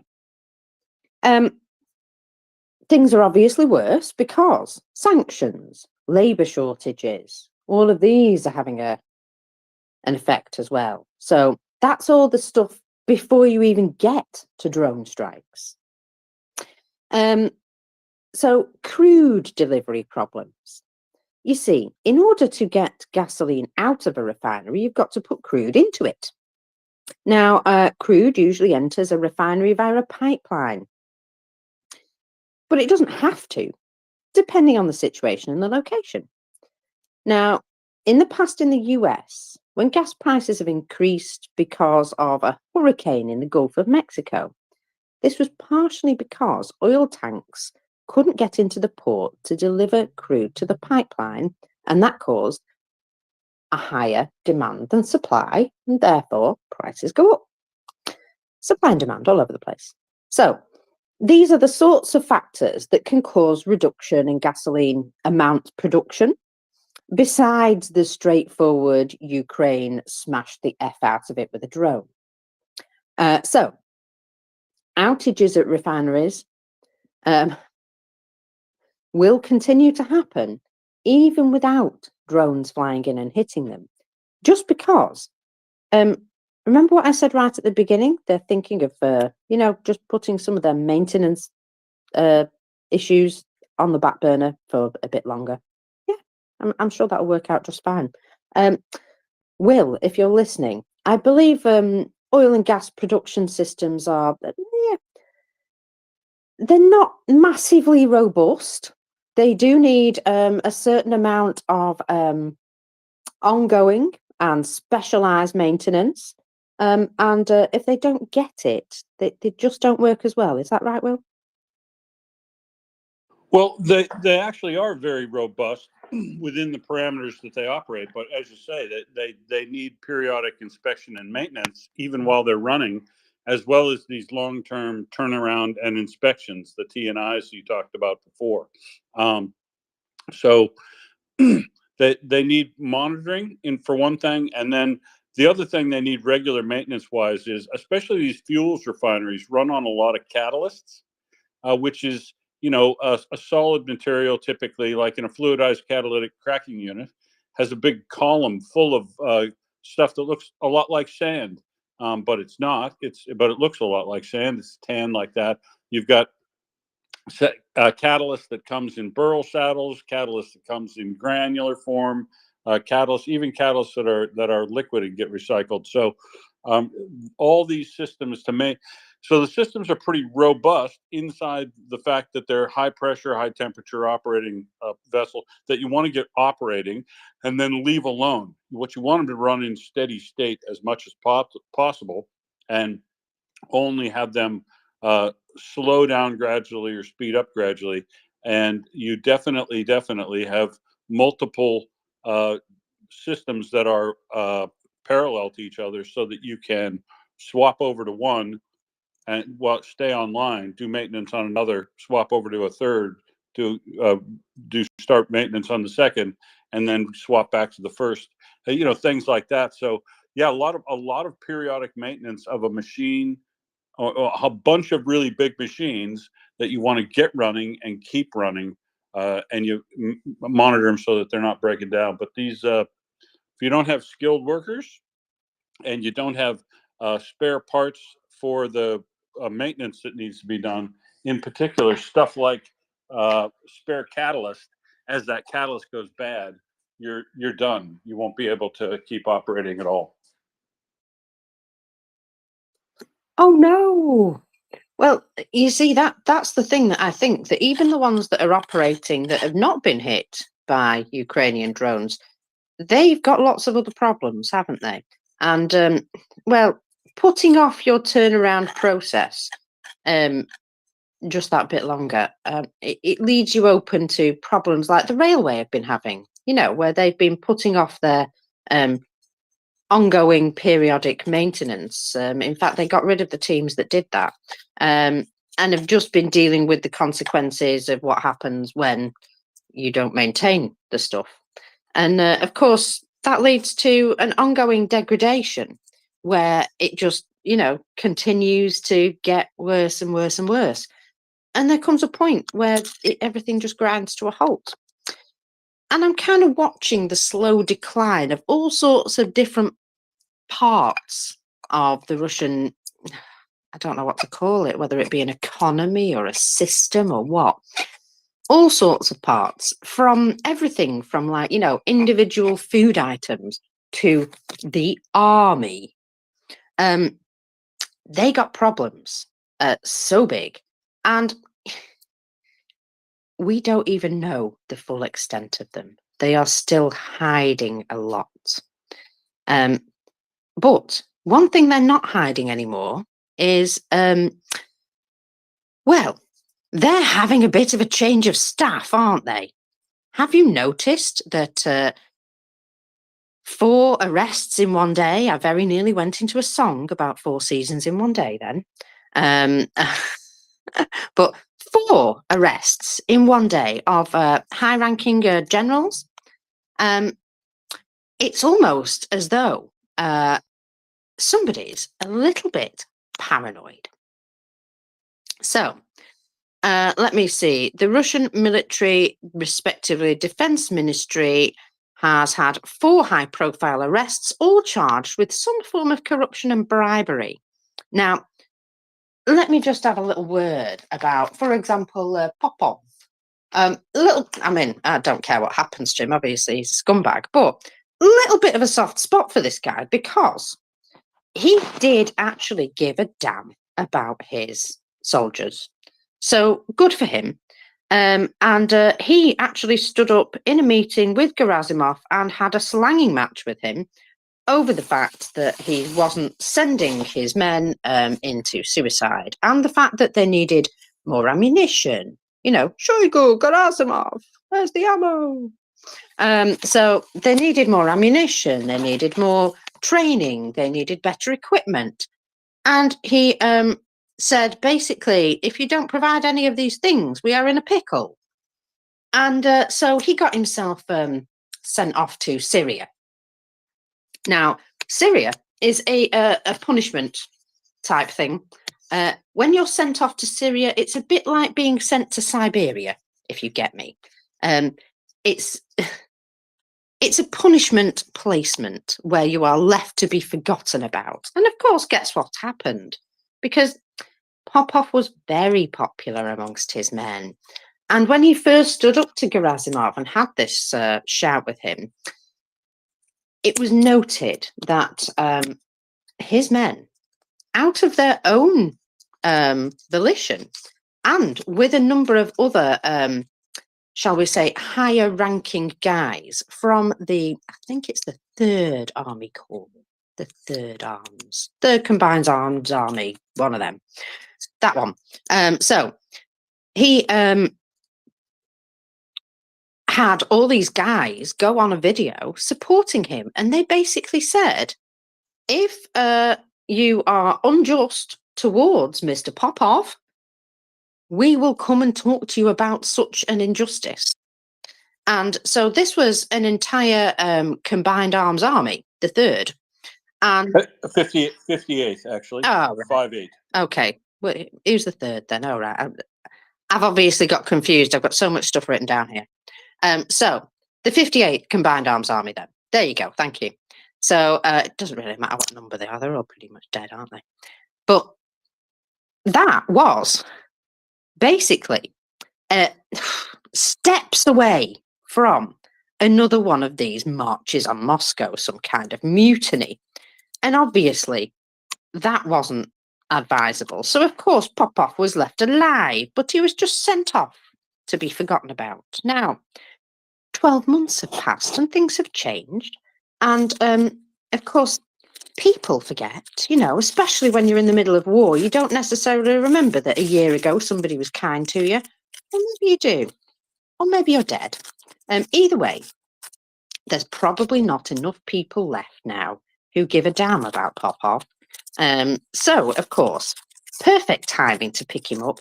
And let's face it, he was going to be arrested anyway, because even as his men forget about him, well, the Kremlin's got a long memory, haven't they? And we can't let anything like that go unpunished. Goodness, no. You're not allowed to tell the truth. So, because he stood up and told the truth to power, that's the reason he's arrested. But these three other guys, obviously, are all, they were part of the system, basically. And this is the problem with being competent in your job. That some of these guys who've been arrested, let me just go through their names. Major General Popov, obviously. Sorry, I just like it because his name's dead easy to say. Lieutenant General Yuri Kuznetsov. Wasn't there something named after him? Or maybe he's named after it? Anyway.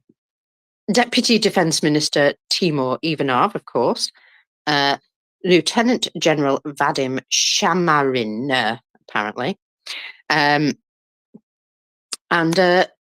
Well, something's obviously going on, isn't it? I mean, these guys were apparently quite well connected, quite well respected by their armed forces. And this is the beginning of what you might say is a bit of a purge. You see, it's obvious there's a massive power play going on. Shoigu's stripping of power has led to a lot of those under him also now being stripped of power. And I just, well, if this is the start of a purge, remember how the last one went. It started with people being arrested and ended with around 15,000 generals and higher up staff just being arbitrarily shot, just in case they might have thought about a mutiny in the future. I know, paranoia, it leads to some terrible things. Will? Yeah, so just a bit more on this, because I've been reading heavily on it, and it reminds me, well, because it did remind me of the reading I'd done long past on the Great Terror and the purges in the Stalin's time. I was putting together a bunch of information on this. So of those four that my general thesis on this is Putin is doing a purge in the Ministry of Defense in particular, because of people he feels might threaten his power base, and the others have vastly disappointed him in the past. Kuznetsov and Ivanov, those two, Timur and Yevgeny Kuznetsov, those two guys were involved in procurement all through the Donetsk and Luhansk area, and robbing blind, as you're kind of required to do, setting up schemes to wrong but I think those two weren't particularly competent in their regular job. I think they were probably a little bit too good in their side job of being phenomenally corrupt and reaping money out of these things. So Bulasov comes in. Well, those two get arrested. They know Shoigu's going to go. They shift him out. They arrest these guys. And Bulasov comes in, starts to try to make a point about his deputy, his chief of staff, fires him and publicly shames him in the firing meeting, and then you have the arrest of Shamarin and Popov. Popov, he is very worried about for the reasons that you talked about. Competent general. This is the guy that led the attacks that allowed them to take Zaporizhzhia nuclear power plant and hold that area. He also participated in some of the better defense of Russia against the Ukraine counteroffensive. But at that time, then, as you pointed out, complained. And the thing that's getting him killed, and I'm almost certain this guy will get a bullet. The thing that this guy's going to go for isn't necessarily him speaking out, like you say. It is that's the trigger, but the real thing that's causing him is the spontaneous standing up of a bunch of people that work for him in that whole 58th Army that said, "Yeah, if anything happens to him, we will do a revolt." So he is dangerous to Putin, very dangerous. Kuznetsov and Ivanov, I think they had to go because they were reaping too much money out of the military, and but Bolasov probably said, with a view to coming in, "Look, I can't solve these problems for you, Putin." He can't solve them at all anyway, but I can't solve the problems of bleeding the army dry because of milking it for everything it's worth because you've allowed too much corruption to be taking place there, and there's no efficiency. So we have to fix these things. So in order for Bulasov to come in and have any hope for success, they have to make some show of a few people for corruption so that he has some fighting chance to do this losing job he's not going to be able to do, which I'll talk about separately. But those two had to go that way. Shamarin is a guy who vastly, vastly disappointed Putin. You've never heard his name, but he's the head of all the communications area and his corruption led to. Do you remember very early in the war we were talking to Chuck about radios that weren't working on the Russian side and how they were having to use open communications, and they were just using radios you could buy down the shops, two-way radios, because their secure communications didn't work. And that's because Shamarin, his group, was responsible for procurement of all the military radios, and Shamarin bought these Bofang things, which are just regular radios that fit inside a case that made them look like the secure satellite radios that they were supposed to be using, and that led to a lot of military defeat across the board because Russia didn't have regular secure communications. So Shamarin will be held responsible for that. Kuznetsov and Ivanov have to go because of too much corruption. Believe it or not, at some point in your life, you can do too much corruption. It's completely fine, mockers, until it's not, I think, is the rule with corruption in the Russian military systems generally, but anywhere in Russia, any amount is okay until it's not. And once it's not, you've got to go.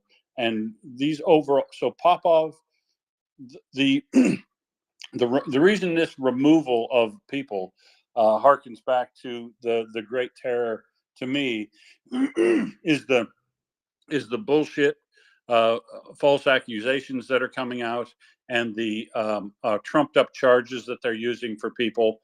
$1 million worth of scrap metal. See, he has to take Popov out too, because Popov is one of the guys, mockers. One of the worst things you can be inside the Russian system is a guy who's in a position to do so and not be rich. If you're not rich, what are you, fucking Serpico over here? You're going to get killed. You're not on the take. You're done. So Popov also has to go for that reason, because I don't think he was stealing enough. He's a general's general, much like Teplinsky. But I'll note that these blokes now, mockers, top out a list at 32 generals, just the general officers, generals of the Russian military that have been liquidated since the war began since the overall invasion started on the 24th of February, 2022. Now, all of those folks liquidated. Not all of them were killed, much like in the Stalin's time, but many were sent to.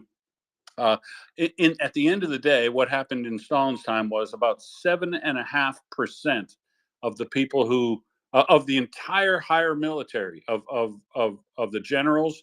They did a big show trial of 5 generals. All those guys got all but one of those guys got executed. The one other went to gulag for the rest of his life. Interestingly enough, all of the 6 judges that convicted those 5 generals, only one of them survived the purges too, mockers. So this is the Stalin way. This is the way of Russia.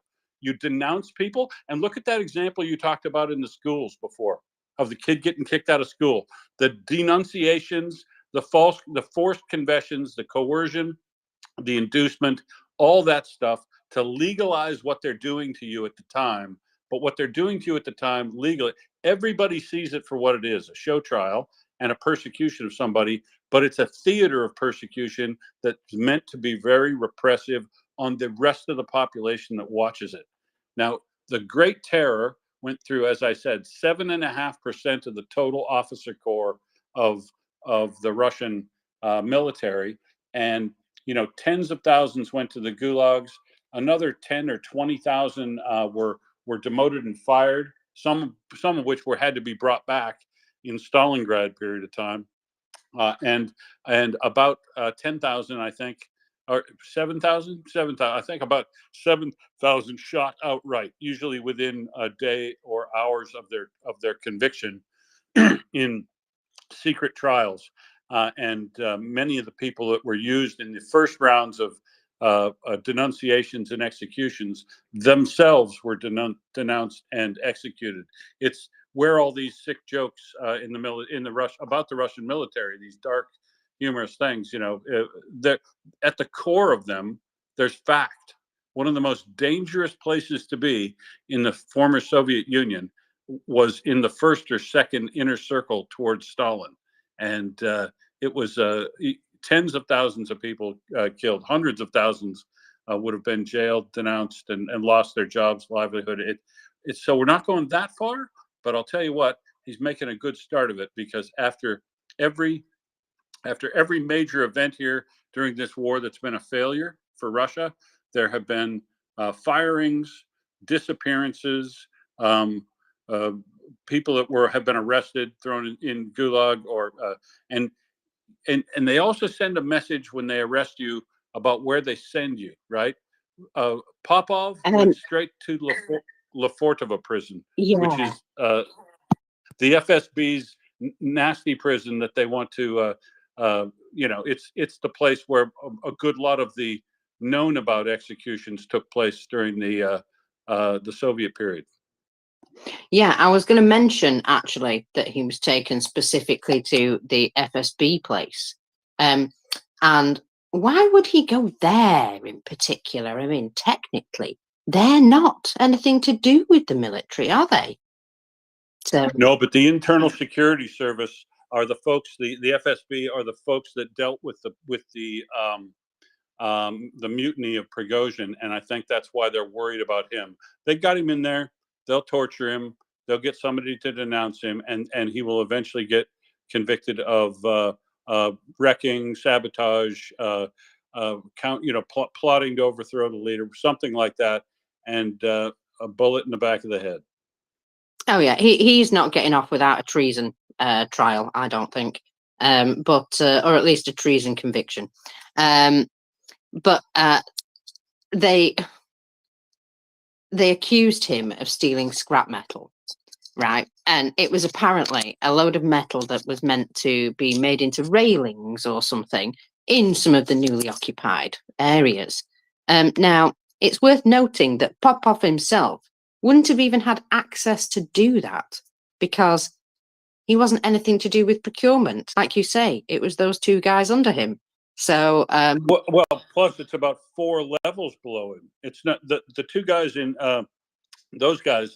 They didn't sit anywhere near where he did.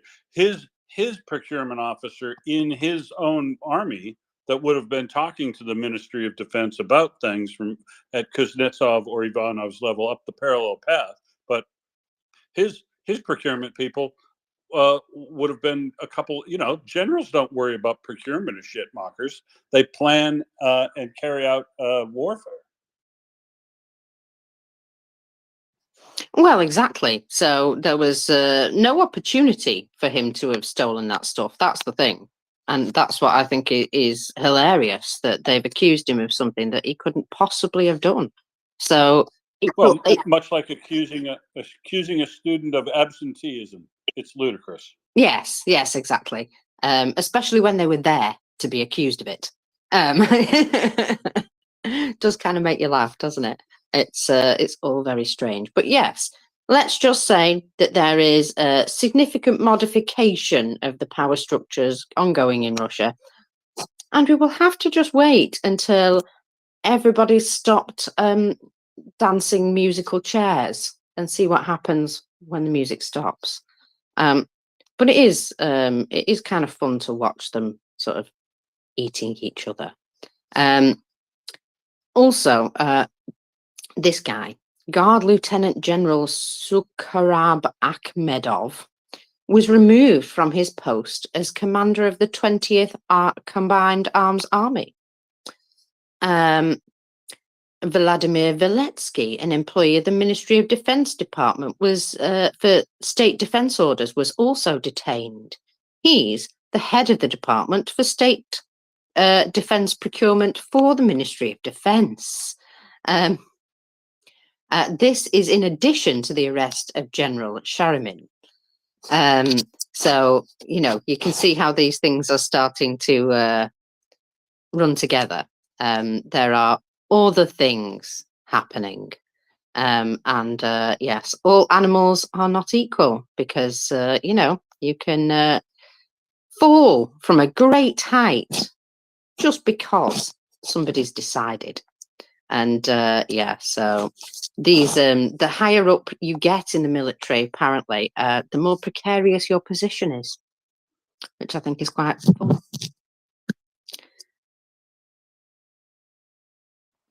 So it looks like we're coming up to a time of swapping the co-hosts. We're just waiting for the man on the teleporter to get off the loo, or whatever it is he's doing right now. He's probably driving, and sort that out.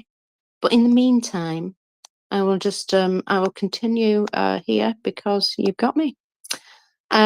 So remember information yesterday that the left bank, the troops that were in Krinky, had decided to move to more favourable defensive positions. So they're still occupying the left bank, but they've left the area of Krinky because it's destroyed. And they've moved to another area, which is much easier to defend. However, Russian mill bloggers then went, "Oh, we've recaptured Krinky, we've recaptured it, it's all ours." But this morning they've woken up and realised that they did, in fact, not recapture Krinky. They started making up excuses. We got somewhat to the bottom of this news about the latest liberation of the settlement of Krinky. The original source of this news was Shari's channel, but he took this from a Ukrainian channel that said that they had left the settlement of Krinky and fortified themselves in a safer place and continued to occupy the left bank. In fact, it turns out that the enemy expanded their bridgehead, but our crazy war correspondents turned this failure of ours into a victory over the Ukrainians in the area of Krinky. So there you go. Sometimes, would you believe, Russians lie? I know. It's shocking, isn't it? Shocking stuff. A signal call, Prince, would help speed up the situation, just so as you know. Roger that. I will do it. Yeah, that is what I have to do. I'm working on some coverage too, but hang on. Yeah, whatever. So, yeah, it would seem that they didn't recapture Krinky after all. They did, however, get themselves an expanded bridgehead. So I think that's quite fun. Now, there's a lovely video here from Muspino in the Donetsk region of an S-400 battery attempting to intercept an ATACMS cluster missile. And well, it does kind of in spectacular fashion.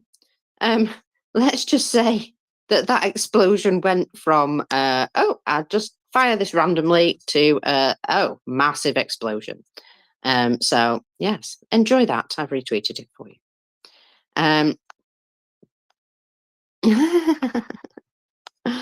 Sorry, Emily, I'm having to laugh. Now then, Ukrainians are absolutely just shockingly good at rebuilding things. There was a bridge designed prior to the full-scale war, and international investors actually had already allocated money for it. Now, it's just been finished, and the metal for the bridge was cast at Azovstal. So it's been finished. It's pretty exciting looking, to be honest, as bridges go. It's pretty swish. So it's a pedestrian bridge. It's a really fun design. It looks like something you would want to visit. You know what I mean? You know, when you go places and you look at like the Opera House in Australia and stuff like that. Yeah, it's like a landmark that you would probably like to visit. And it's in a really nice area. So you can walk all the way across the water here. And as it was designed prior to the full-scale war and the materials were already obtained, the Azov-style steel was used in its construction. So it's also a rare bridge because it's unlikely that there will be Azov-style steel from that factory again in any time in the near future. Yeah, there we go. Oh, I see. We have started to make some movement. So I can shift my buttocks now. Good morning, Ming. Let's just check your audio's working. Morning, Mockers. I'm well. How are you today? Jolly good. But, you know, I've got a full day of work ahead. Me. So I suppose I better go and do that. I thought you cut a deal with your boss where you didn't have to go in until next Friday. That's right. I don't have to go until next Friday, but I still have to do some work. I know, they expect me to work anyway. I know. Shocking. But they do pay me, so I suppose I better had if I like my house. So I will catch us all later. There was a lot of booms last night, you may have noticed, Ming. And I will leave you in the very capable hands of the lovely Jenny. So thank you all for enjoying this morning with me. And remember, Scabby Ava is promoting what are they called? Beaver meatballs, Ming. Try Beaver balls. Beaver yeah, balls. try to talk about that. Try to talk about that without the jokes. Yeah, we Wait, tried. so this is all news to me, so I don't know. I'm going to have to look it up. Beaver balls. Yes, Scabby Ava has been promoting a new meat product, and they are beaver meatballs. So enjoy that one. I thought I would leave you with that. I like a little beaver. Don't we all? Scabby's beaver balls. Greasier than your regular ones. So nice. Yeah. The appetizing indeed. All right, I'm going away now. Bye.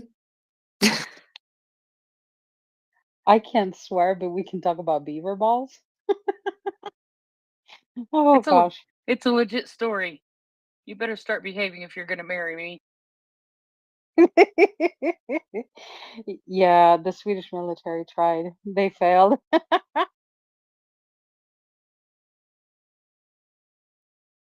If I ever get a Tinder profile, that's actually going on there. DOD reject because I would not behave. Do you think you can do better? Anyways, moving right swiftly along. Do you have any fun news that you want to bring up, Ming, before I go into what's going on between Russia and all the other pretty much all the other countries in the Baltic Sea. Well, yes. So I'm just reading the wildest conspiracy story I've come across in a long time. I'm trying to make sense of it, but basically, it's from Sagrad TV, and the premise of this conspiracy is that back in May 1945, Heinrich Himmler, was captured by the British, and apparently didn't commit suicide. He was in fact spirited away, and then some dupe put in his place, just so that he could then be, so they could get rid of a body, not Himmler's body. What they've had planned for Himmler is completely and wildly unclear. So, and apparently the reason this was so obvious that the British pull this off is because this is typical of the sort of thing the main bastards do. Anyway, it's extremely convoluted. Oh yeah, so apparently one of the reasons behind all this is because Himmler knew all about the SS's work on an atomic bomb and V-type rocket engines. Now, I don't know really how he knew all that stuff, because as far as I know, Himmler was a chicken farmer before he went into radical politics. But anyway, so it's all good fun. And God, it's long. It's like 8 pages. So I can't, I'm going to try to summarize it for you briefly there. But if there's any juicy bits in there, I'll get back to you with that a bit later. So you guys took Himmler. Did you want him to like do chicken breeding, or did they say It would what? have might potentially come in quite handy in modern day Russia on the chicken farming front. True, but I'm confused. Why would you do that though? So the British took Himmler and like took him away and spirited him away, and you kept him for safekeeping for what? Well, because he knew all about Nazi Wunderwaffen and stuff like that, apparently. And this is all confirmed by Kim Philby, the British defector hanging out in Moscow. But of course, it makes completely no sense. But okay, that interesting. That kind of, so you kind of did like a Boys of Brazil thing, but with Himmler rather than Hitler.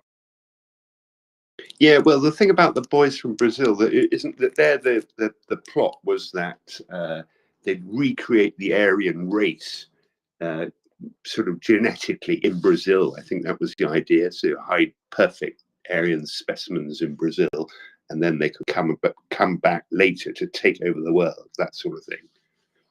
But here, no, we're just after Himmler apparently because of his secret knowledge. Oh, okay. Wow, that is an amazing, like, so there are a lot of conspiracy theories about what happened to like the Nazi leaders right after World War II. That did they really commit suicide? There's a gazillion different conspiracy theories about Hitler, for example, that he didn't kill himself. It was somebody else's body, and depending on who comes up with a conspiracy theory, it depends on where he ends up. I mean, I think I've heard the French, the British, and the Americans took him and spirited him away. I think the Russians are the only ones that didn't get their hands on him in the conspiracy theories. The most popular ones are with the Americans, that they took him. But I've never heard what happened to him since. And then in one, he was taken by the Americans and moved to South America somewhere. And I don't know if it was necessarily Brazil. It could have been Argentina or Chile. Maybe he's actually Pinochet. You know, I could probably come up with. I have a really vivid imagination, so I could probably like make up a story. And I would have to start the the story with, "This is a story completely made up in my head. Do not spread it online." So interesting conspiracy theory. Well, the Russians have got bits and bobs from Hitler in their military cathedral, to their brand new military cathedral just outside Moscow. So I think they've got his cap and some of his clothes, which is a really bizarre thing to put in a church. I don't know. I suppose it sort of celebrates their victory over Nazi Germany. But if you go in the Kazan Cathedral in St. Petersburg, there's an altar in there which has all the keys, and they're like sort of symbolic keys, and the eagles they captured from Napoleon in 1812, 1813.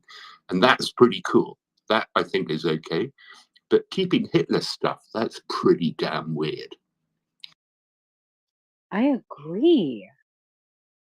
I'm trying to think. So in the city that I live in Uppsala, we have a huge cathedral, and but I don't think we keep the memorabilia there. That is like reserved for the kings and former kings and queens of Sweden and some of the saints. And then, but you have a museum, and I'm gonna go there this year because they have been closed for renovations for 4 years now.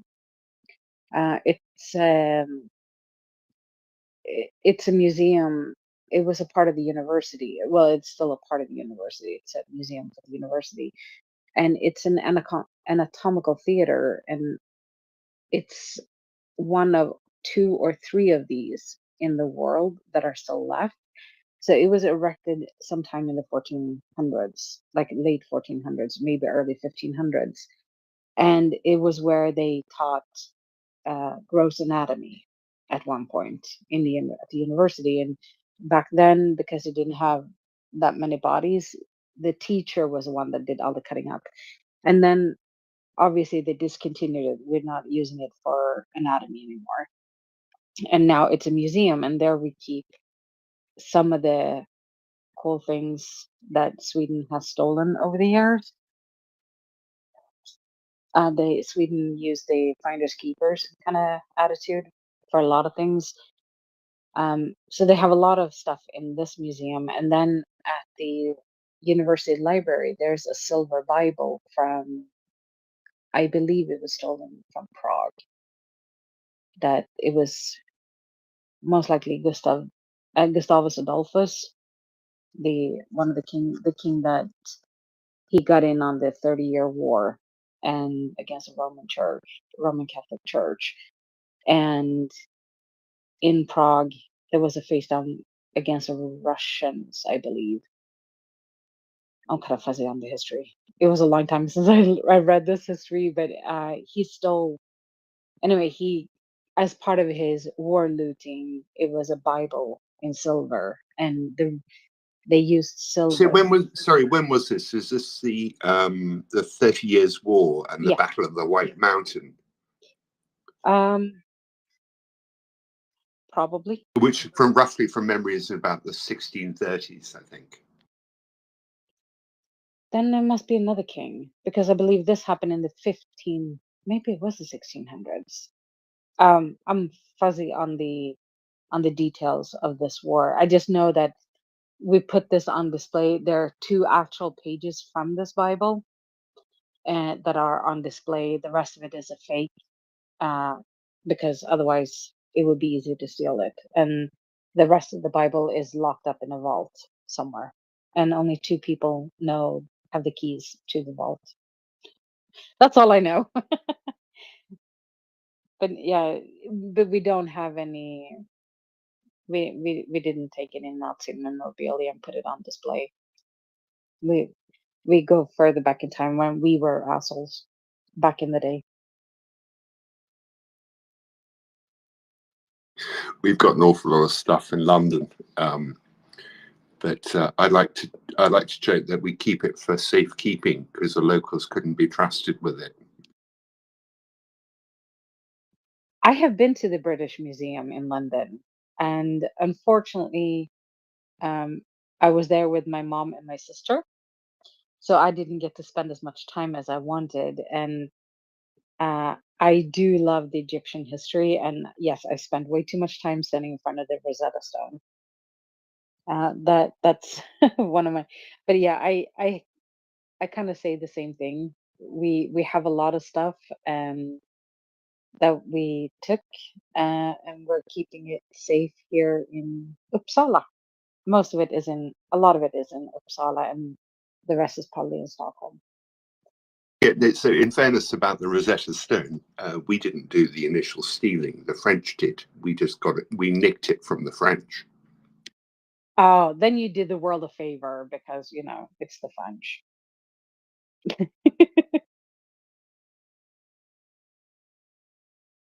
That's like one of the big jokes in your we were I have had discussions, and it's like nobody really likes the French. So, speaking of the French, have they come, have they made true any of the talks that Macron has come out with? Any of his statements and all his bold statements? Or is it still just talk?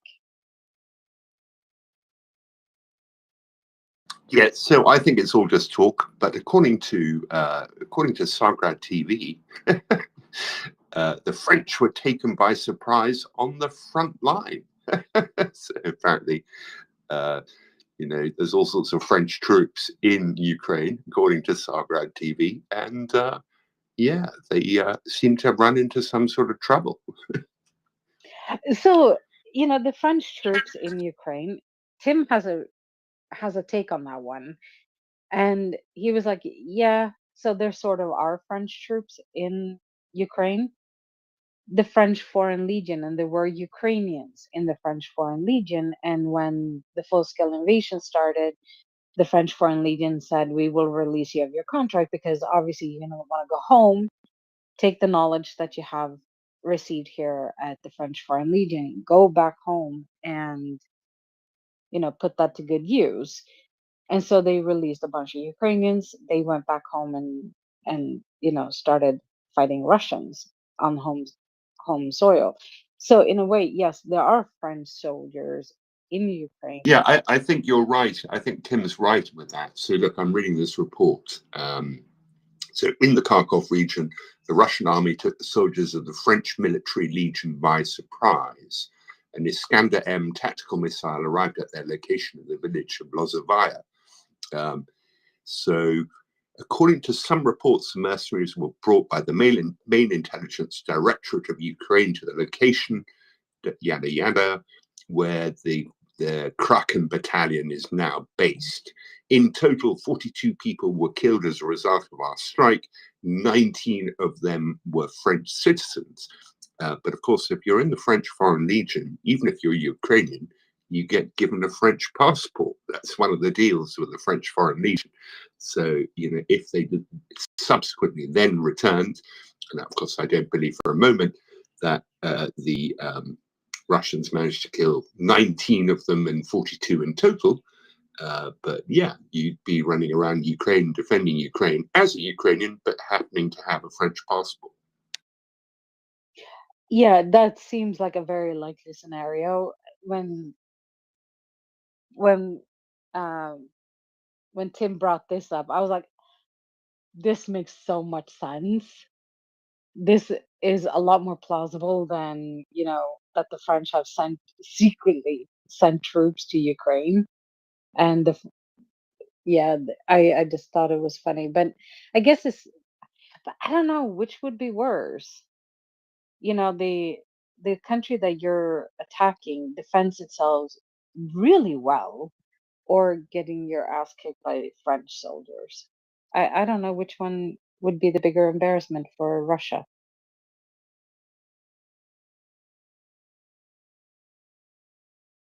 Yeah, I guess again, so yeah, they're kind of making it look a bit better for them if there's, the whole world is against them and has troops in Ukraine with various passports, all the rest of it. I suppose that kind of makes them feel a bit better about their lack of success to date.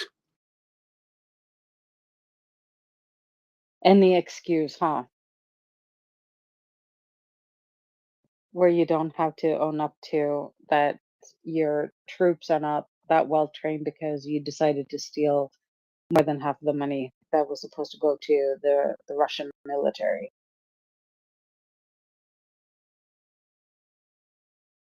So speaking of which, how's the purge going of the Russian military? Do you know, Jenny, the latest and greatest?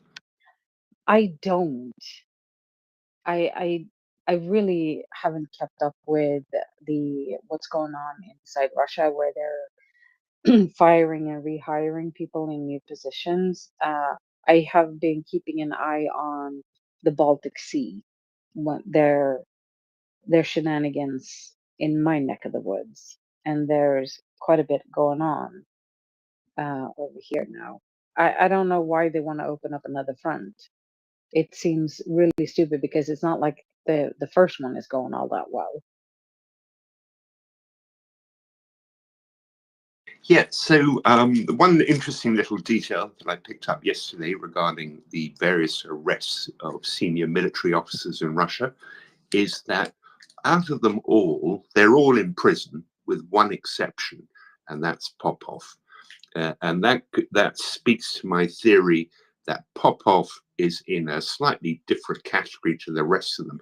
Now, like the rest of them, he's arrested on charges of bribery and large-scale corruption, but he's the one that they kind of worried about because he was genuinely popular with the army. So I think they've just swooped him, picked him up as part of this general purge, making it look as though it's part of the broader pattern, but they are treating him differently to everybody else.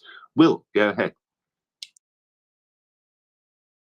Yeah, that's right. They've got him in Lefortovo, which is the FSB prison. No, so they've got Popov. They've got Popov is allowed to go home, and he's under house arrest.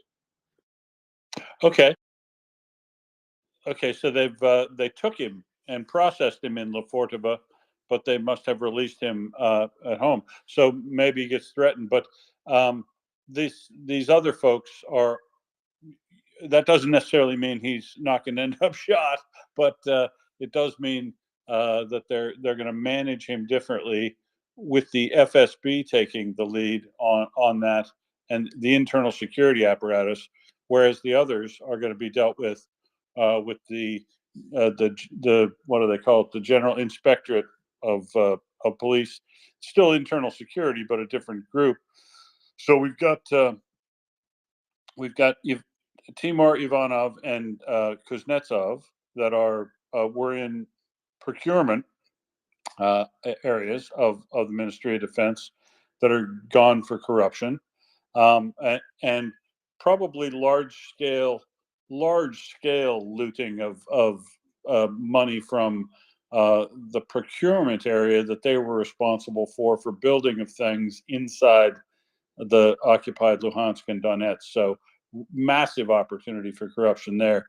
The Popov stuff looks quite trumped up, specifically $1 million or 100 million rubles worth of stolen scrap metal that was supposed to go to a steelworks to produce rails for this new rail line in the occupied areas that they're saying he diverted money, which would be very out of character for him and also not really in his area of purview. Actually, layers below him. If you're the general of the 58th Army, he would be doing other tasks, you would think. But yeah, he's been arrested by a different group, Kuznetsov, Ivanov, for corruption, possibly because they were too good at it, Meng, because the amount of money that's been lost out of the Ministry of Defense that hasn't gone to doing well at the front probably is a huge amount of money. And with the addition of Belousov, they may be making an attempt to try to limit some of the corruption. Right, corruption's great until it's not, and it embarrasses the boss or causes the boss big problems. And so maybe they were too successful at their side gig of corruption, and they've decided to make an example of them.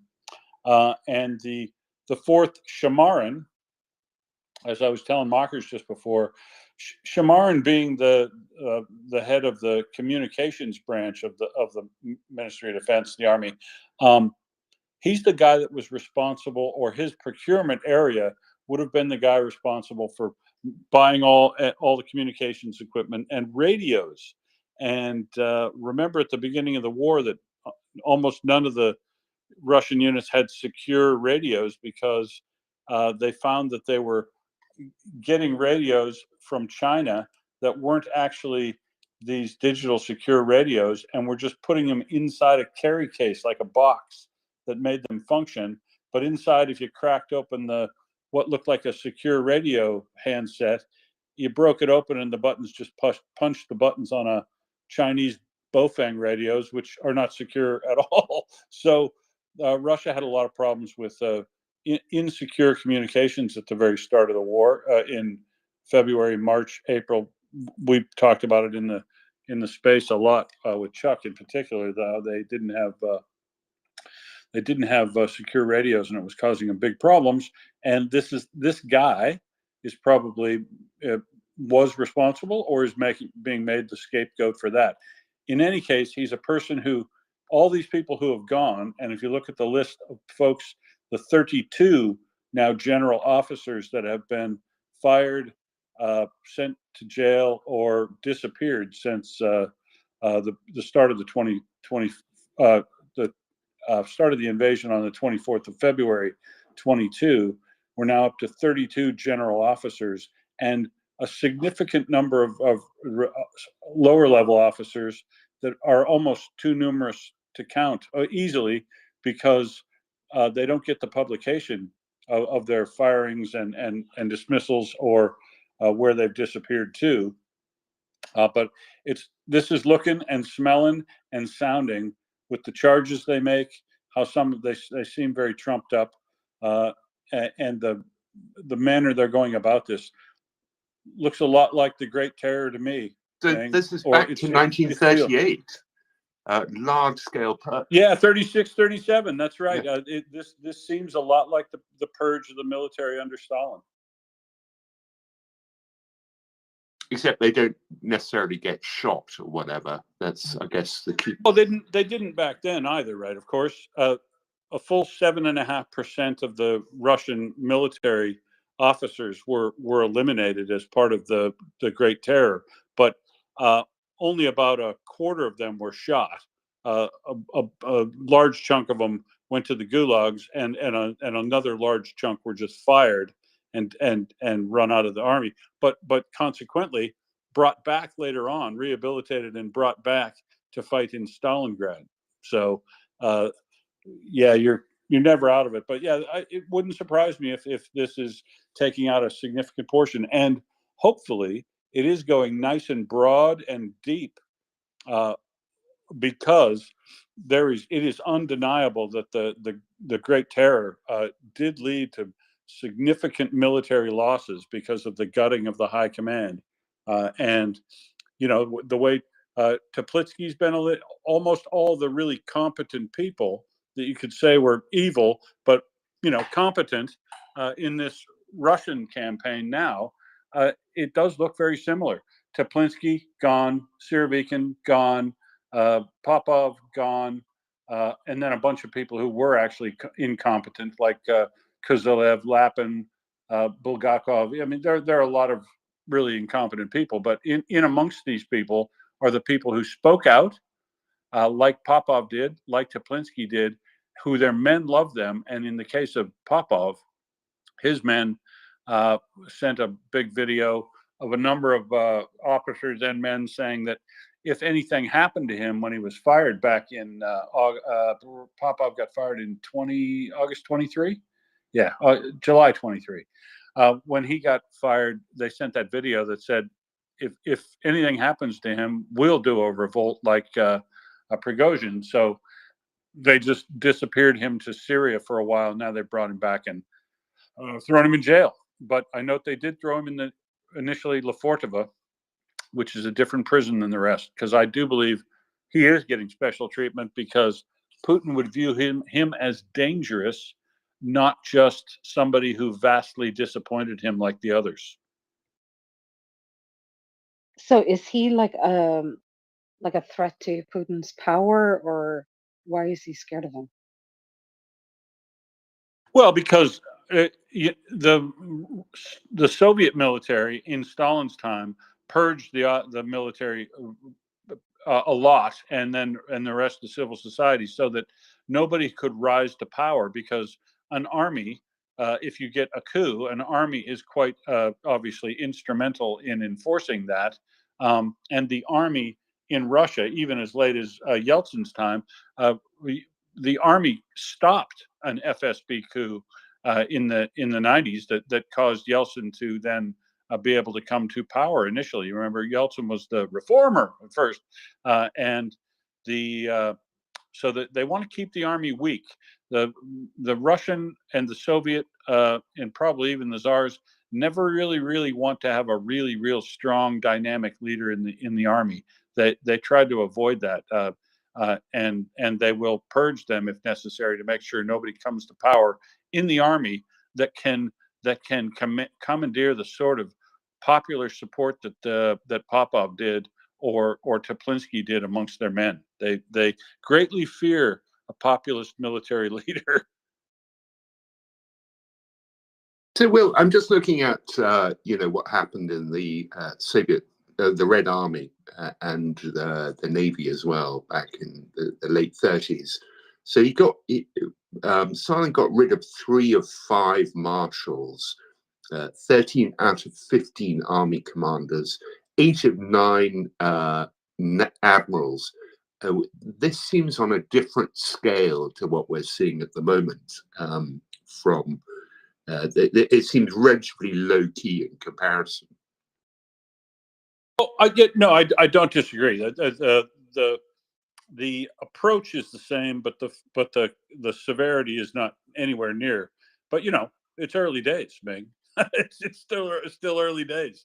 There may be more where this came from, but 32 so full are general officers, and the Great Terror went on for the better part of 3 years.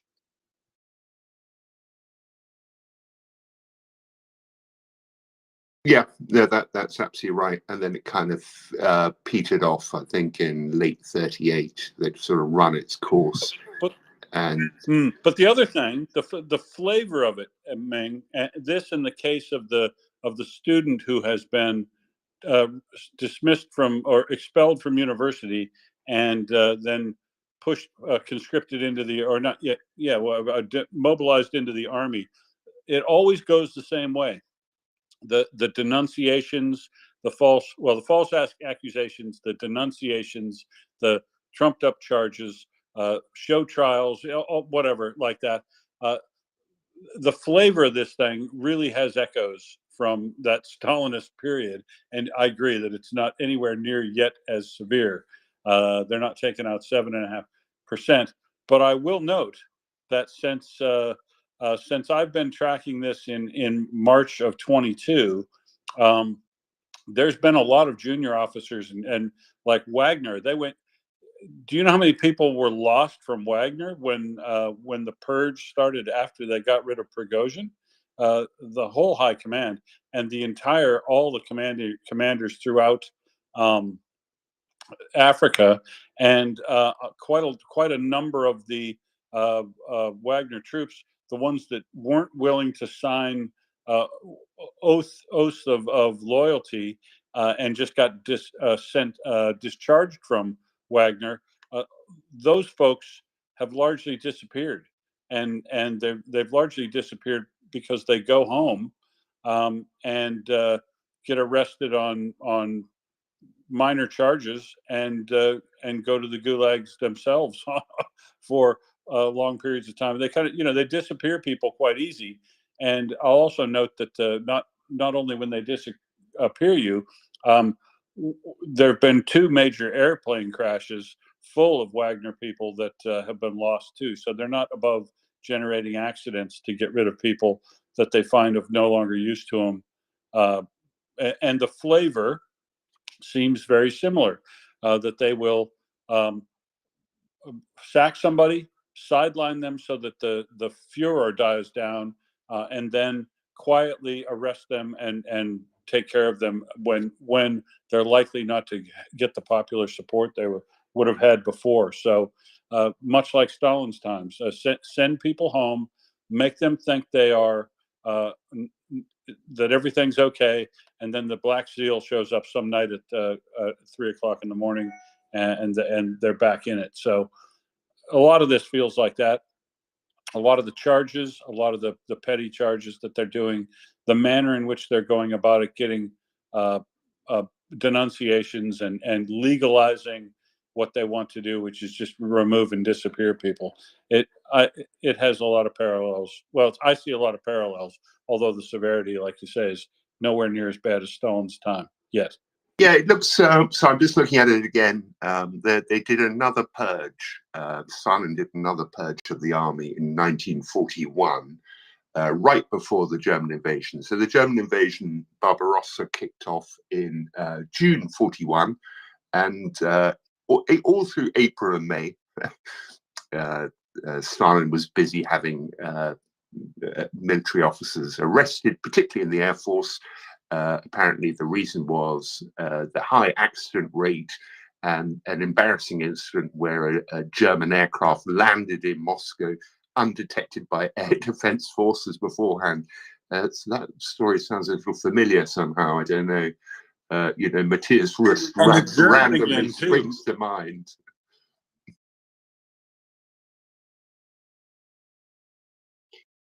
I didn't hear what you said. Will, go ahead. I said, and another German this time.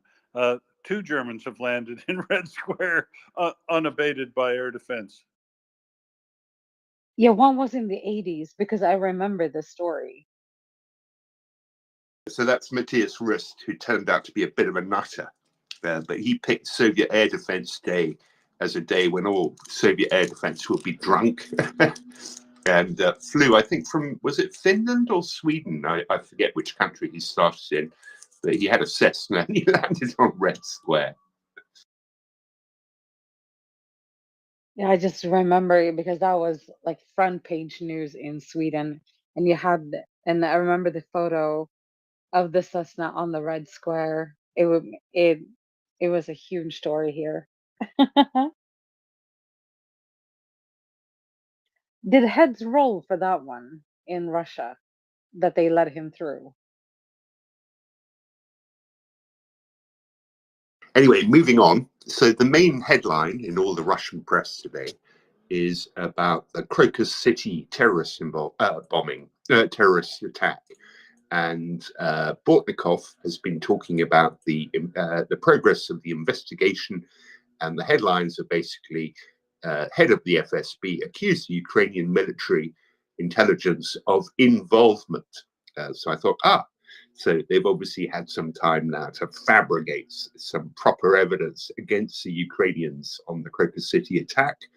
And then I read the article, and basically, well, this is a Kommersant version, but it's in all the Russian press. The financing attack and withdrawal of the terrorists was coordinated via the internet by members of the Vilayat Khorasan group, in brackets, banned in the Russian Federation. This is an offshoot of ISIS, apparently, which is located in the Afghan-Pakistan zone. Two of the four participants in the attack arrived in Russia from Turkey shortly before the outrage. And so then back to the proof of the Ukrainian involvement. Well, the proof hasn't changed one little bit. It's still, the proof of Ukrainian involvement is still that the terrorists made a break for the Ukrainian border after it all ended. And that is the sum total of the evidence against Ukraine.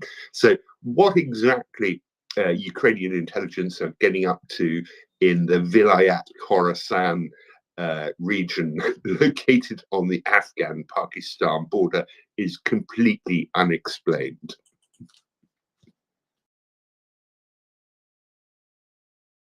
Are they getting more and more paranoid, or is it just me? Well, I mean, if the Ukrainians genuinely were conducting some kind of terrorist recruitment operation on the Afghan-Pakistan border, that's sort of attributing to them some pretty fantastic powers, really, in terms of what they're capable of. And to me, it just sounds so wildly implausible. It doesn't stand up at all. Exactly. So it's, to me, it just sounds so funny because on one hand, they're saying that they're winning, the Ukrainians are totally incompetent, and obviously the Russians are so much more superior than the Ukrainians. And then they come up with these wild stories where they make the Ukrainians look almost superhuman. It I find that weird.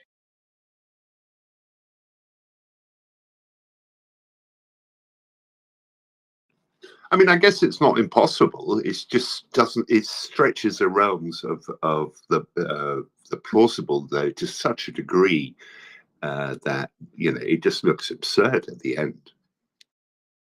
Absolutely. Oh, that is kind of funny. Any other funny stories where we can, point and laugh at the Russians? Well, you'll have to give me a few moments. I'm sure there's plenty of them. There always is. Yeah, give me 5 minutes, and I'll dig some of those stories out. I can talk about the what's going on in the Baltic Sea because there are many things, and the since we don't know, and my mind reading skills are really poor at the moment, so I don't really know what's going on in the head of the Russians. But the Swedish news are talking about how Russia wanted to change the maritime borders with Finland and Lithuania. So they wanted to increase their own territorial waters. And in Sweden, they're discussing like what this actually means. So the story broke like I think it was 2 days ago that they wanted to move the territorial waters, increase the territorial waters in the Bay of Finland and near Kaliningrad.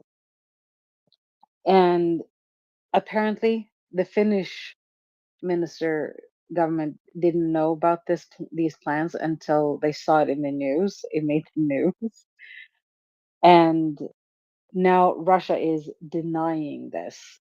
They're outright denying it, saying like, "Oh no, we had no plans of taking over these areas in the Bay of Finland near Lithuania." Uh, and and also, hold on. And then you have so then obviously the discussion starts with the both Åland, which has a treaty. I believe it comes from World War II that Åland is to be a demilitarized zone, like they're not allowed to have any military on those islands, and they're Finnish islands, and there is a Russian consulate on Åland, and I think it's about time to move them out of there, declare them persona non grata, and kick them out of Åland. And because I believe that they're spying, and where else is a better place to spy from than an island almost squarely in the middle of the Baltic Sea.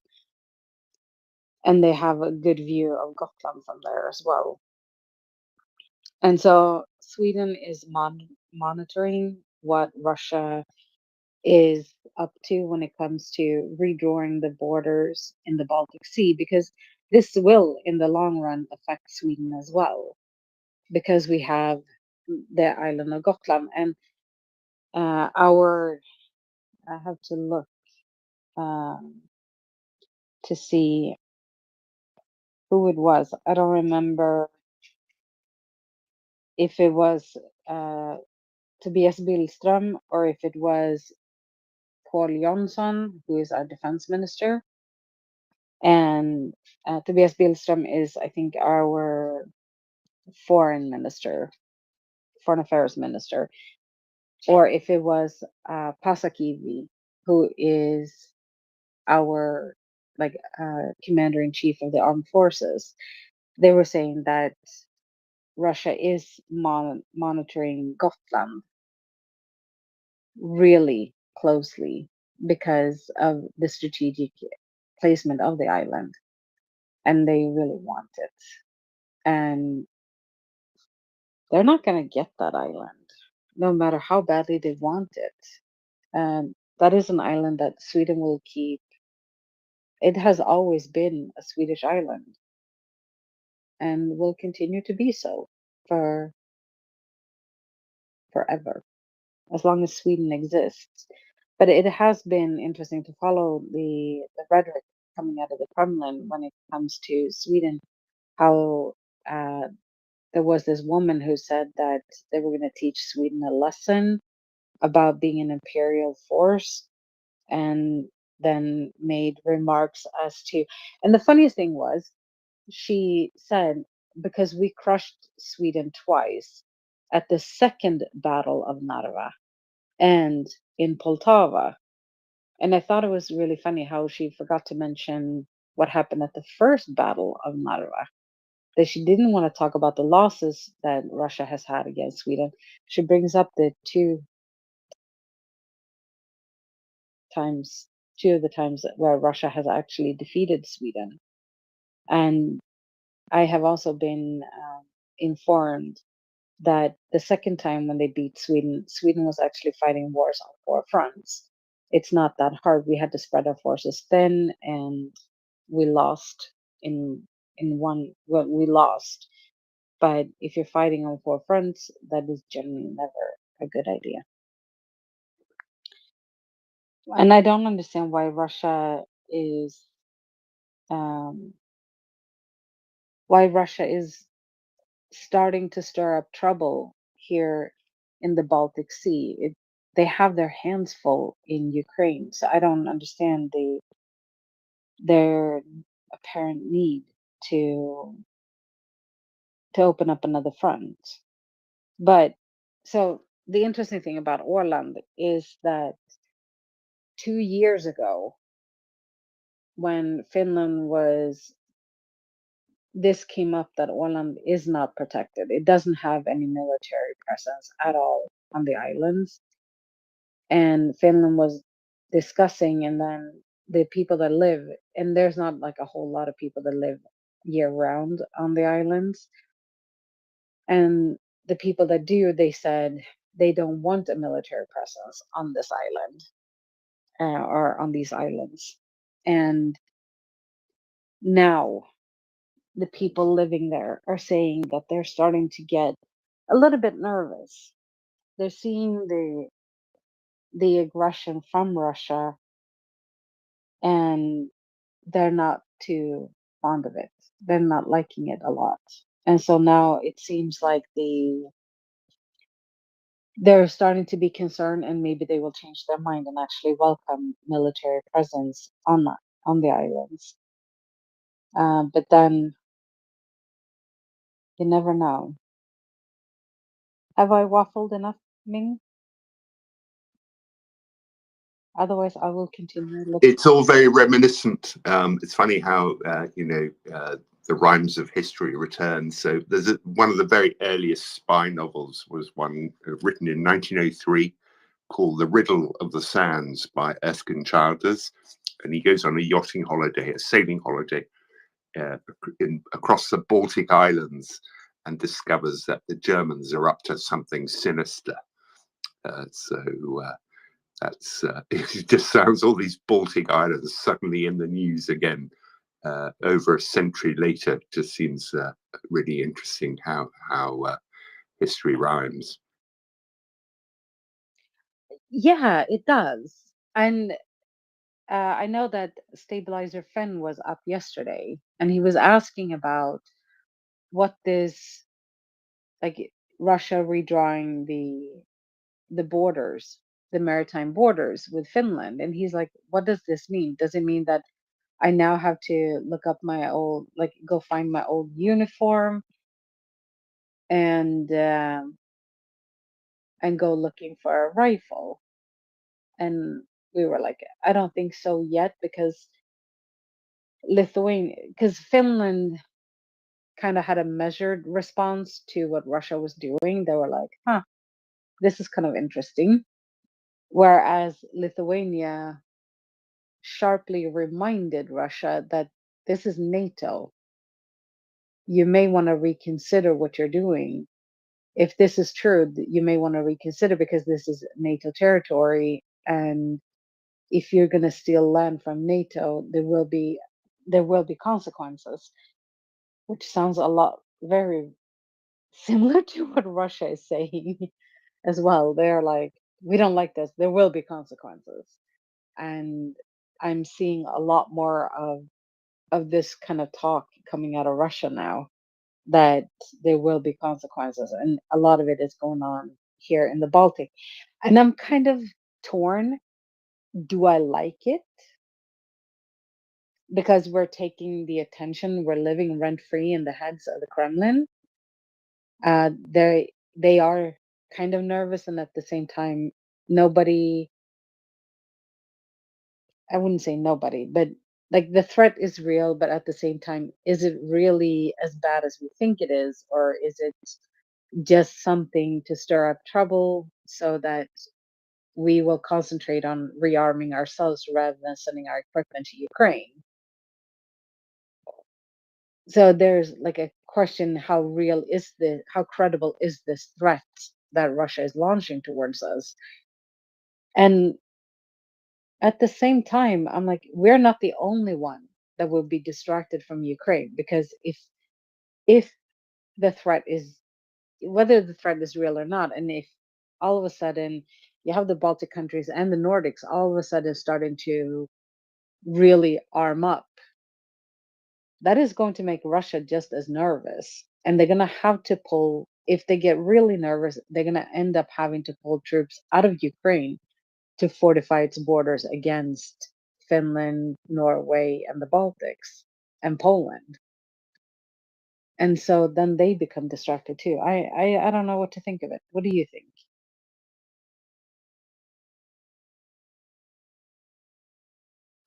Yeah, I don't know. I mean, I just think they're insane to do anything in the Baltic, just to make it even more NATO lake than it already is. It doesn't make any sense to me whatsoever. But meanwhile, familiar problem for someone like you, Jenny, has shown up in Moscow. So this is from Izvestia. Apparently, traffic on the Moscow Ring Road is terribly disrupted. Guess why? There's a moose on the loose. That's something that the Scandinavian countries deal with quite a lot, I think, isn't it, Jenny? It is. It happens. Mostly up in the north. We have actually learned to cut off our freeways. So we put up fencing on the freeways so that we won't run them over. Kind of funny. And people don't realize how huge moose are. They weigh over 600 kilos for the most part. So they're as big as a horse, if not bigger. There's a reason why they're called the king of the forest. So maybe the moose is also on, Ukraine's side, trying to take out some Russian cars. What do you think? Well, the Moscow Department of Transport is advising people to take alternative routes because of the moose on the loose. Oh, yeah, we don't take alternative routes. We just go slower so that we can brake and not hit the animal. You can also do that. They must, maybe maybe it's a Swedish moose full of, surströmming. Well, that's quite a long commute, isn't it, for a Swedish moose all the way to Moscow? That's probably what, almost 1,000 kilometers, something like that. Yeah, it's a Finnish moose. Then it's closer because you don't have to go up to Haparanda and Tornio up in the north, depending on where. Well, we do have moose up in the north as well, but it would be easier for a Finnish moose to get on the loose in Moscow. either way, I call it in the name of NATO. It's a NATO moose wreaking havoc in Moscow. That is funny though.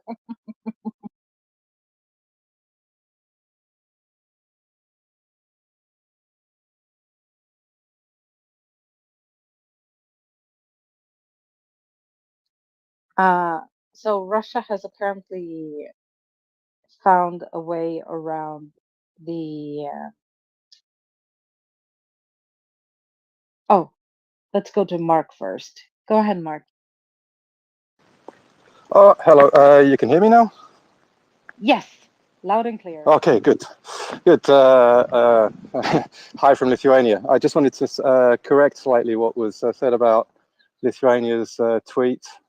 They didn't say it must be met with a response. They didn't say it will be. They said it must be.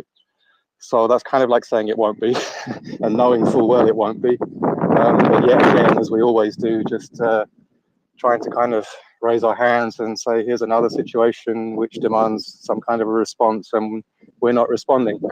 Also, Lithuania called it a hybrid attack, and didn't the tweet wasn't panicky. I think the tweet was more like between the lines, sad that we know that yet again Putin's just going to get away and keep chipping away and chipping away. Salami tactics of yes, minister.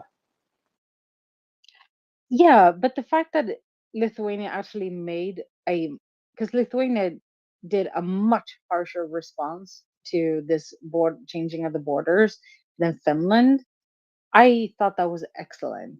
I was really happy to see it that they like kindly reminded Russia that this is NATO territory. So I think that, and I have been a advocate for having, like they do the Baltic Jammer, so we hit back hard. We tried to, like, I think that we should take it out. Uh, I don't think that they should be allowed to do these things.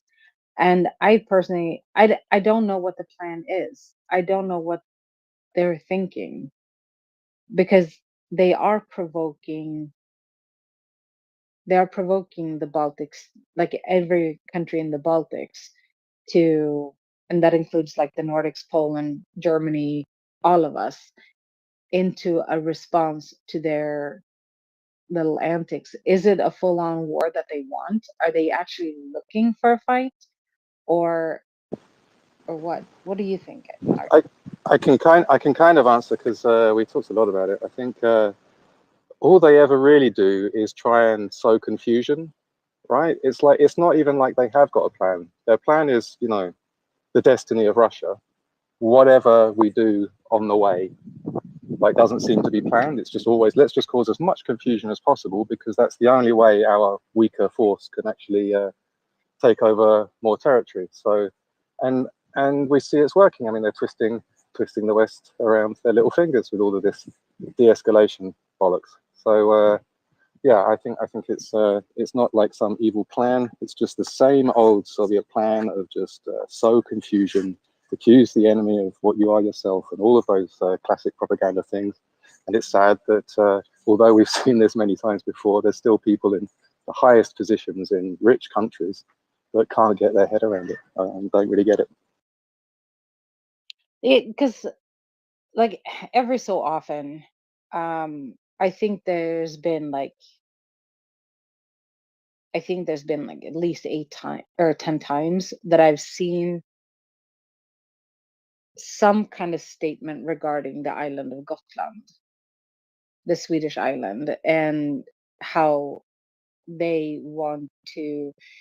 The first one was the changing of the law, or they added a law to the law books saying that they can attack Gotland militarily because Russians or descendants of Russians are being oppressed by Sweden on the island.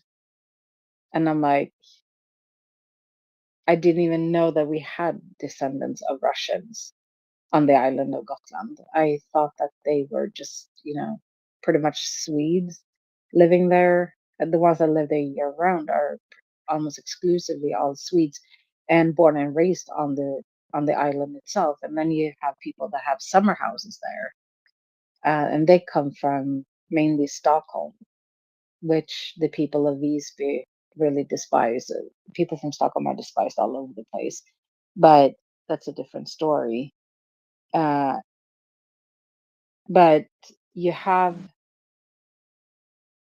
so every so often there's like a statement and they're like, and we're going to take Gotland. And the one before the last one was the fact that Sweden is going to start a NATO base on the island, and they didn't like that. And I'm like, well, Sweden is a part of NATO now, so any base that Sweden decides to start, if we're gonna, make a base anywhere, all the bases are NATO bases nowadays. But they're Swedish, but because Sweden is in NATO, it was just like the dumbest thing ever. Well, it weird. I just wanted to add that I kind of imagine that they sit around a table in a room, and the task of the meeting is to try and come up with what would be the tiniest possible way of doing something to NATO, like the thinnest slice of salami possible. And then people are putting their hands up saying, why don't we get one newspaper to announce that maybe we're planning to move one of the borders a bit in the Baltic? And they're like, brilliant, that's a really thin slice. Go and do that. Everything they come up with just seems to be deliberately designed to be the smallest possible provocation, just to test the water with one tip of your little toe. Yeah, I agree with that. Ukrainian Lives Matter, you were next. Go ahead. Yeah, when I heard that, can you hear me? You're a bit muffled, but we can hear you. Okay.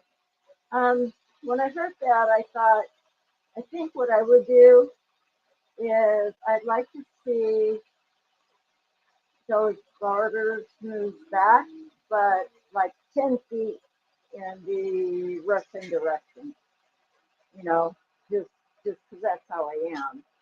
If I'm walking down the sidewalk and there are 3 people and they don't, want to go single file so all of us can pass, it's like I'll just knock into them. I don't care. But yeah, and then I was maybe NATO's doing like a rope-a-dope, because these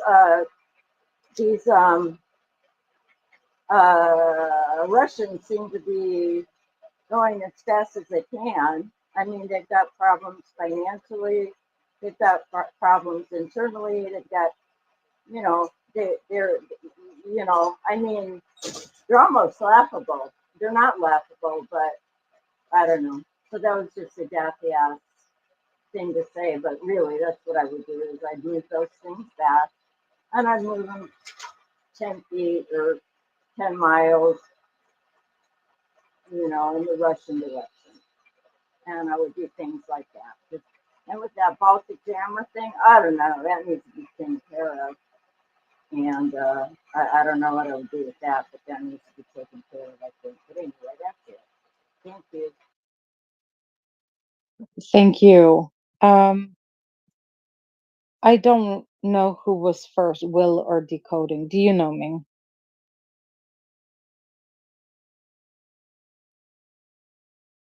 Decoding was. It was decoding. Decoding.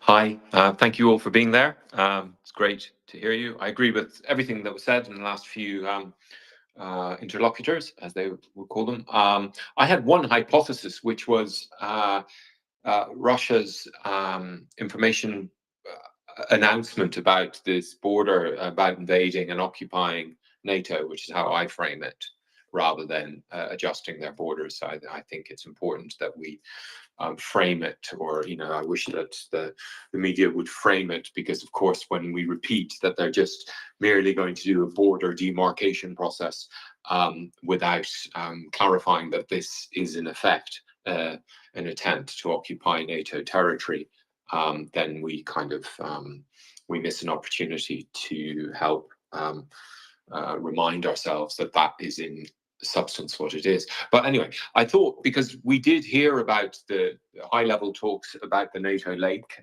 blocking off the Baltic Sea as soon as Estonia and Finland, as soon as Finland became part of NATO, because obviously Estonia already is. And I haven't heard, I mean, I posted about it whenever that happened. I'll post it in the purple bit in a second. My headline was "Make St. Petersburg Swan Lake Great Again," or "Great Swan Lake Again," and stop all the warships and, in fact, also dual-use oligarchs' yachts from accessing St. Petersburg. So I wonder if there was stuff in the works for a further announcement on this, and this stuff about the borders is a preemptive strike in terms of information warfare by Russia. So there may be a logic in it, but I'm not going to in any way contradict what was our friend in Lithuania was just saying, that because I've often thought there's this the similarity in the tactics and the methods of this genocide and of everything they do throughout the Russia occupied territories after 2014 and then after the full-scale invasion is such that I imagine there is manuals like Genocide Manual number 1, number 2, number 3 in Russia, and they've been there for 100 years, and every now and again someone comes up with a new tactic or a new method of torture and they just kind of write it in a manuscript form, and it's on a calendar. So basically it's like, oh right, we're going to surface this trope again today, and so it's quite possible the Baltic Sea tropes are coming up again and again in that kind of manner. So I wouldn't take away from that. But obviously, as the last caller said, given the purge, the apparent purge inside Russia, the fact that it can't even conquer villages 1,200 kilometers east of Kyiv after expending the souls of thousands of men and humans shows that, I mean, it's just, it is ridiculous. However, and I'll finish on this, I have been thinking about our kind of, the one way of interpreting the United States' leadership on this, and Germany's leadership on this entire thing has been to kind of treat Russia as if it's like a very noisy toddler who is all about sound and fury and Storm und Drang and all that, but because they know that it basically is blowing hot air, America and Germany have the kind of character of the adult who lets the tantrumed toddler just kind of, you know, get rid of all of their energy and become powerless and fall asleep. So that's one way of interpreting our passive reaction to this entire full-scale invasion and indeed the occupation in March 2014. And I wouldn't discount the idea that there are some forces, including myself, who think it's a really good thing, despite the losses, if Russia overextends itself and really keeps on doubling its bets on a war that it cannot possibly win, not least because it doesn't even have a coherent or a logical theory of victory. But at a certain point, if this is the case, you have to, you know, question whether this is in fact a toddler, rather than someone who's very powerful and is willing to use all of these weapons. And then at that point, you have to change your policy. And I hope that that is what we're picking up, this movement towards enabling Ukraine to use NATO weaponry on Russia's soil, because for me, this is the war will end when Ukraine has the capacity to punish Russia on its own territory, and maybe Germany and France and America. There still may be forces thinking Ukraine will compromise over Crimea. I think most of us here understand this is never going to happen. And there may be forces in there thinking, oh, we can hold back this threat until the peace talks, and then we'll give Ukraine this kind of bonus. We'll say, if you sign the peace, we'll let you into NATO. Sacrifice Crimea, we'll let you into NATO. Sacrifice Zaporozhye, we'll let you in, southern Zaporozhye, we'll let you into NATO. And in return, we will give you ATACMS and Taurus. And we've been holding these back as our leverage over you. And what we're all trying to do now, I think, is one way, as I understand what we're doing now, is we're trying to give Ukraine this power today so that it can prosecute the war properly and bring Russia to its knees. But then the analogy I've had in my mind, I'll finish on this for about a year and a half, is that this war will end in a similar way to the first Gulf War ending, in my humble opinion, so that we had the American and French and British fighter jets bombing parts of Iraq periodically between 1991 and 2002. And that is the kind of way, and the way Iraq ended the war, some of us may remember, basically they never surrendered properly. They wrote a letter, a really moany letter. I'll post it in the purple bit in a bit, because I looked it up recently.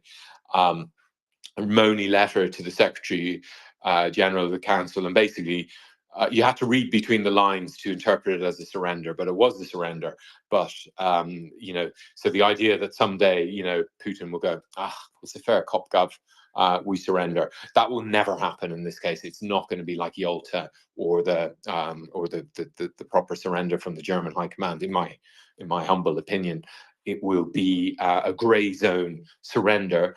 And the way we'll know the surrender has been taking place is that Ukraine will be sending 50,000 drones over Russian territory. Every time Russia does anything, they'll be shooting at Russian bases with their Taurus missiles. And my hope is they will enforce a no human zone for 200 square kilometers along the Russian border inside Russia. And it will be a lovely kind of Chernobyl-esque exclusion zone full of bears and tigers and lions and giraffes and ostriches and whatever else you have around there, and that they will devour any Russian soldiers they see wandering around. Anyway, those are my thoughts. Out. Thank you so much. Yeah, make that a wild park that eats Russians. But I also kind of feel bad for for the animals, because they would have to eat wild Russians. But it works. Will, go ahead. Yeah, I'll agree with all that, except that last part. While it sounds very, very attractive to me, I don't know that we'll ever finish up this situation with a sanitary zone on the Russian side. But perhaps. All I wanted to add was that I'll just note that just 2 days after Russia returned from its meeting with Xi, they proposed this modification of the borders, the territorial boundaries in the ocean, or in the Baltic Sea. And it would not surprise me if that provocation was done a bit frivolously, specifically because as soon as it was pushed back on by the Finns, by not saying it would be an Article 5 issue, but rather that it would be an Article 72.3 or whatever from the European Union Defense Pact. European Union Defense Pact actually is much more stringent than is the territorial Article 42.7 says that a military response is obligatory. A military response is obligatory if something is considered an attack or encroachment on the European Union countries that are in the Defense Pact, and that could include things like modifying the maritime borders and taking land without any due process or even removal of these marking buoys. Estonia would, you'd have to make a case, but if you make a case that action's required, it's obligatory to provide a military response in the European Union Defense Pact. So Russia removed that immediately, but it wouldn't surprise me, because that sort of claim, that sort of changing the borders sort of claiming thing, is exactly what China would like to see somebody get away with in any venue, because it would set a precedent they can use for themselves in other areas. And I just coincidentally, this happened just after Xi and Putin met. I don't know, but it's a provocative act. It got pushed back on hard by Finland, and it was withdrawn immediately. That is your lesson here, that every escalation generated by Russia, if it is pushed back on forcefully and very quickly, that Russia backs down. That's the way to deal with a bully. And like in the case of that European, or that jammer in Kaliningrad, I agree with Jenny that something should be done about that. If the next time they go to operate it, they should say, you do something about that, or we will. I don't know that means taking it out like with a harm missile, but I mean generate some actual consequences for an escalation by Russia that have real teeth and are proportionate, and make sure you follow on that thing if you say you're going to do it. That's the way to deal with Russian aggression in every area, and they seem to do something new every day. See, that's the thing. I agree with you. It's like, well, this didn't work. I wonder if this will. And then they come up with a new way of annoying. And it is this slow wearing down. And I just don't understand what their end goal is. Is it an all-out war?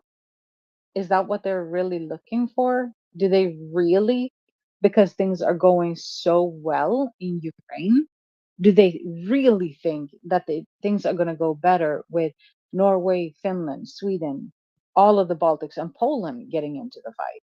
Do they really think that things are going to go better for them?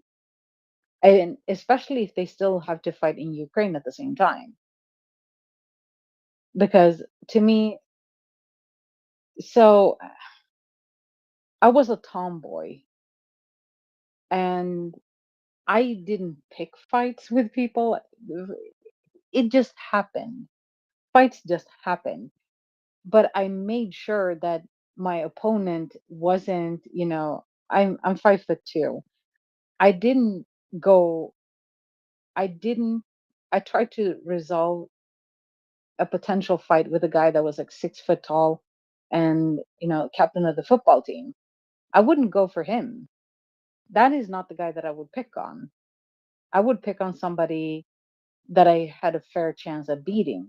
And this time it looks like Russia is looking for a fight with opponents, because it wouldn't just be Estonia. It wouldn't just be Lithuania or just Finland. All of a sudden they would have the barrage of all of the Nordics coming after them at once, alongside of the entire Baltics and Poland, and most likely Germany, France. It would be like a free for all in Europe, and they would be outmatched. They wouldn't survive this, and I don't understand why they're provoking. Do you have any ideas there, Will, or Ming, or anyone? Well, I think they're not intending to go to war over any of these issues, but it is their very nature to generate escalations day by day by day, to continually try to push the Overton window of acceptable, unacceptable behavior. The Baltic jammer, the Havana syndrome gun, the poisonings, in England, the targeted assassinations, executing prisoners of war, chemical weapon use. Their whole nature is to see what bad thing they can do and still get away with it. And if the West doesn't push back on them in any instance, that becomes the new line of acceptable, unacceptable behavior. Why am I not in charge of a country? Because it seems like I need to go punch somebody in the nose. Decoding, go ahead. I would add to that, and obviously I still agree with what our friend from Lithuania recently said, that there is a randomness about this as well. But there is a strategic purpose in using these threats, which builds the Russian comity. It's an organizing fiction which Russia uses in its disinfolklore apparatus that binds together its own population into what they are creating, basically an inner realm of Russia, which is surrounded by enemies. And the way these stories are portrayed is exactly on a geopolitical scale, is exactly the same structure and the same manner, the same energy as the tales that were constantly, and still are, because I dipped in, it almost made me sick, into the Russian occupiers' media in Luhansk. And as many of you will know here who've heard me banging on before, I spent 3 years working on this bridge, 2015, 2018, that connected Russia-occupied Luhansk to the rest of Ukraine. And I created disinfolklore as a way of seeing what the Russians are trying to do as a result of trying to interpret what they are doing with these constant stories of 10,000 Polish mercenaries. I mean, that's the one I always mention, because now we hear this is being the 10,000 Polish mercenaries. This troll popped up continually in eastern Ukraine between 2015 2018, and I was often sent along with my team. I was in charge of a 25 person patrol group of police and army and human rights professionals there, and our bosses, who were less, and in fairness, none of us really understood at that time disinformation and what was really going on. But it just sounded rum to me that in this tiny village where we used to go all the time, and we knew it personally and went there, that Russian occupying media was now telling us that there's 10,000 Polish mercenaries there. The formulation Polish mercenaries, which is a hyper-normalized phrase for anyone educated in the Soviet system. Those two words aren't, when we hear them, we break it down. We think Poland, Warsaw, Tusk, or nice things, or Gdansk, or whatever. And mercenaries, we might think, Ming will probably get this reference, we'll probably think of Robert Louis Stevenson and Kidnapped, or pirates and all sorts of things like that. But actually, in the Russist mind, 10,000 Polish mercenaries will trigger trauma and memories of all of this nonsense they've been taught about the Great Patriotic War and why we had to invade Poland or not invade Poland, and all of this kind of malarkey. And so these stories do have a strategic purpose in that, especially if they can trigger the kind of response that most of us here would give, and the kind of response that Tomboy Yeni would have given back in the day, which is, okay, yeah, I'll have at you.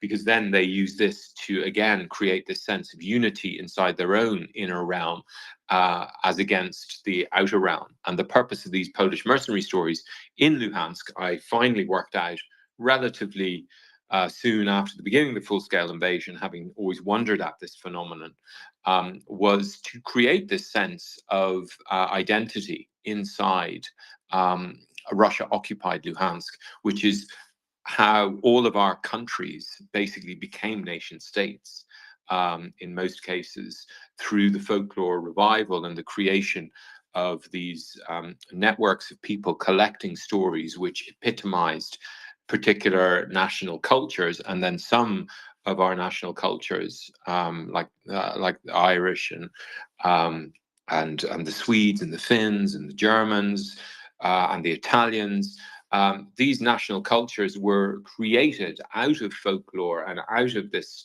project, which began in 1782 with an essay by Herder in Germany, and for 100 years people were running around collecting folklore, which typified national identities, and then they became, lo and behold, became nation states. Like Ireland, we had the Celtic Revival, and Ukraine the same, Germany, Italy, Belgium. These are all the emanations of Finland, of a national consciousness which was created out of these folklore collecting enterprises.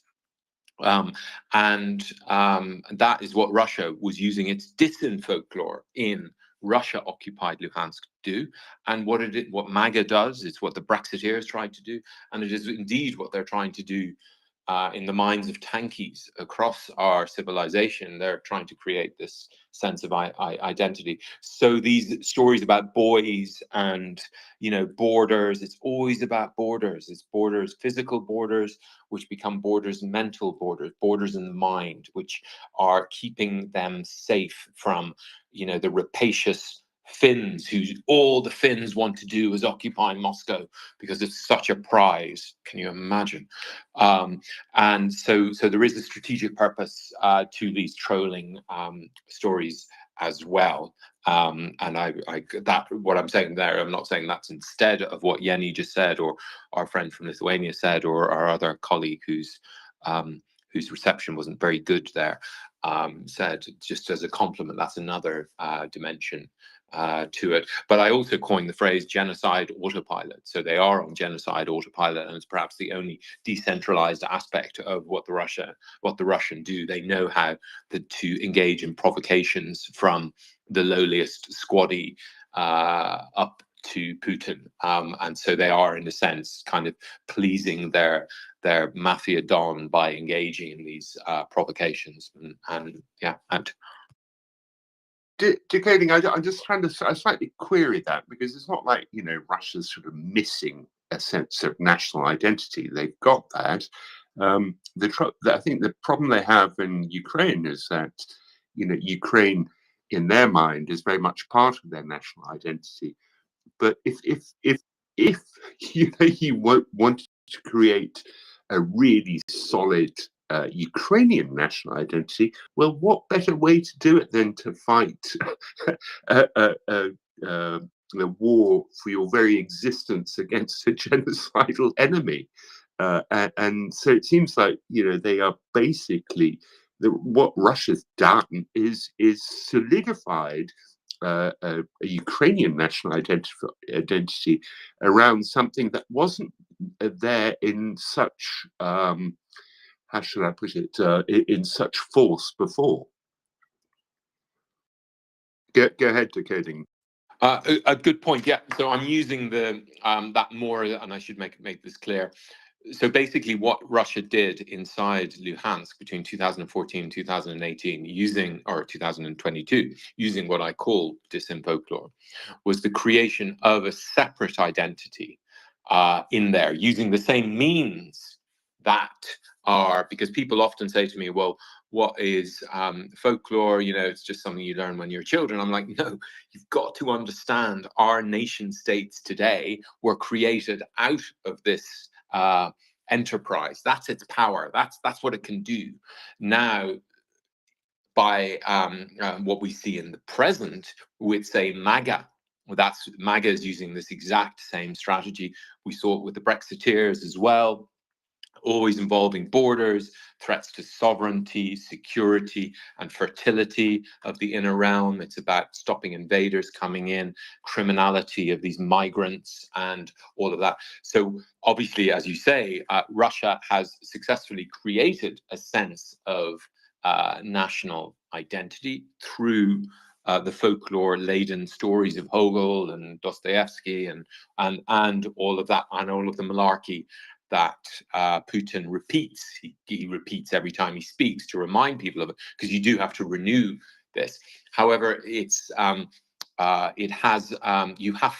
what Russia discovered was that it could convince Ukrainians in Russia-occupied Ukraine through its Disin folklore apparatus, repeated billions of times in every medium and through every consciousness this idea that there was 10,000 Polish mercenaries and a million other tropes, which I write about and which I was involved in, which I now see are the same things they're now using on a geopolitical scale to convince the Russian, who, as you say, has a very strong sense of identity, too strong an identity, that that the other is today threatening them. Because you, as we see with Trump and when the Brexiteers were at their height, you have to constantly renew this threat in people's brain. They have to wake up in fear that the Estonians are about to invade St. Petersburg and take away their children and do everything that Russia has been doing in Ukraine, because that is the only way you can hack their consent and hack their rational thought process. And that's why I call it disinfolklore. So yeah, just that. I hopefully you get that Ming, out. But that's a good question to ask out.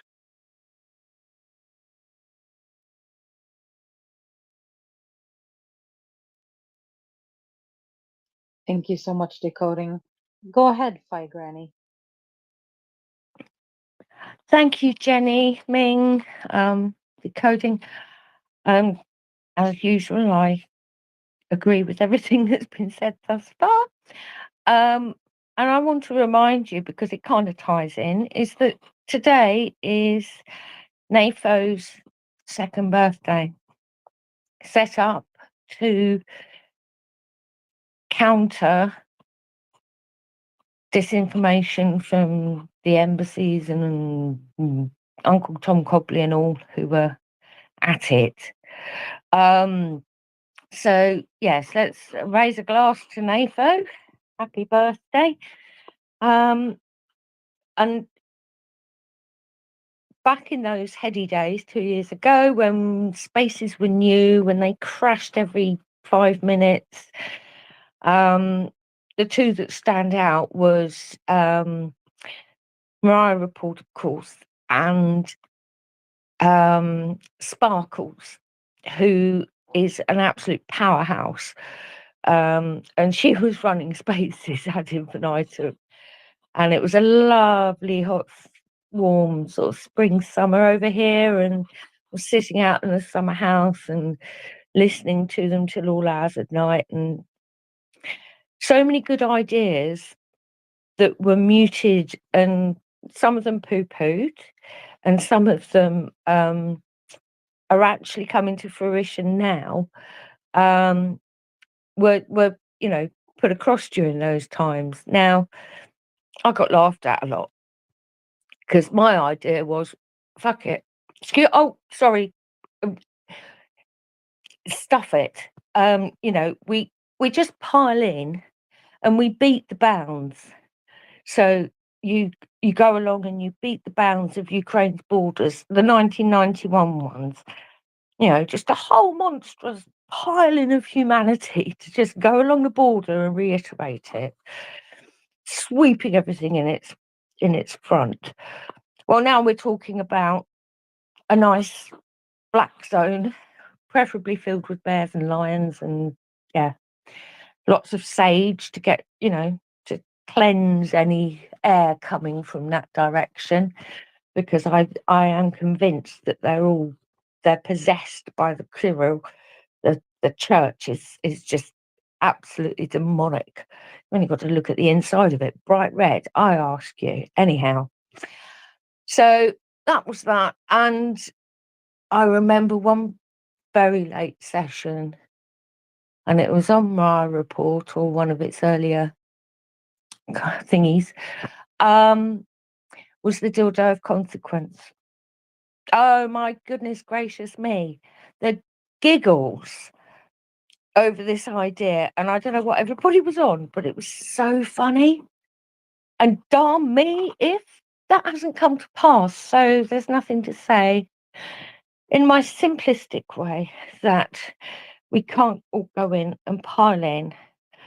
And we're going to need to, regardless, because we all need to go in and help fix and rebuild.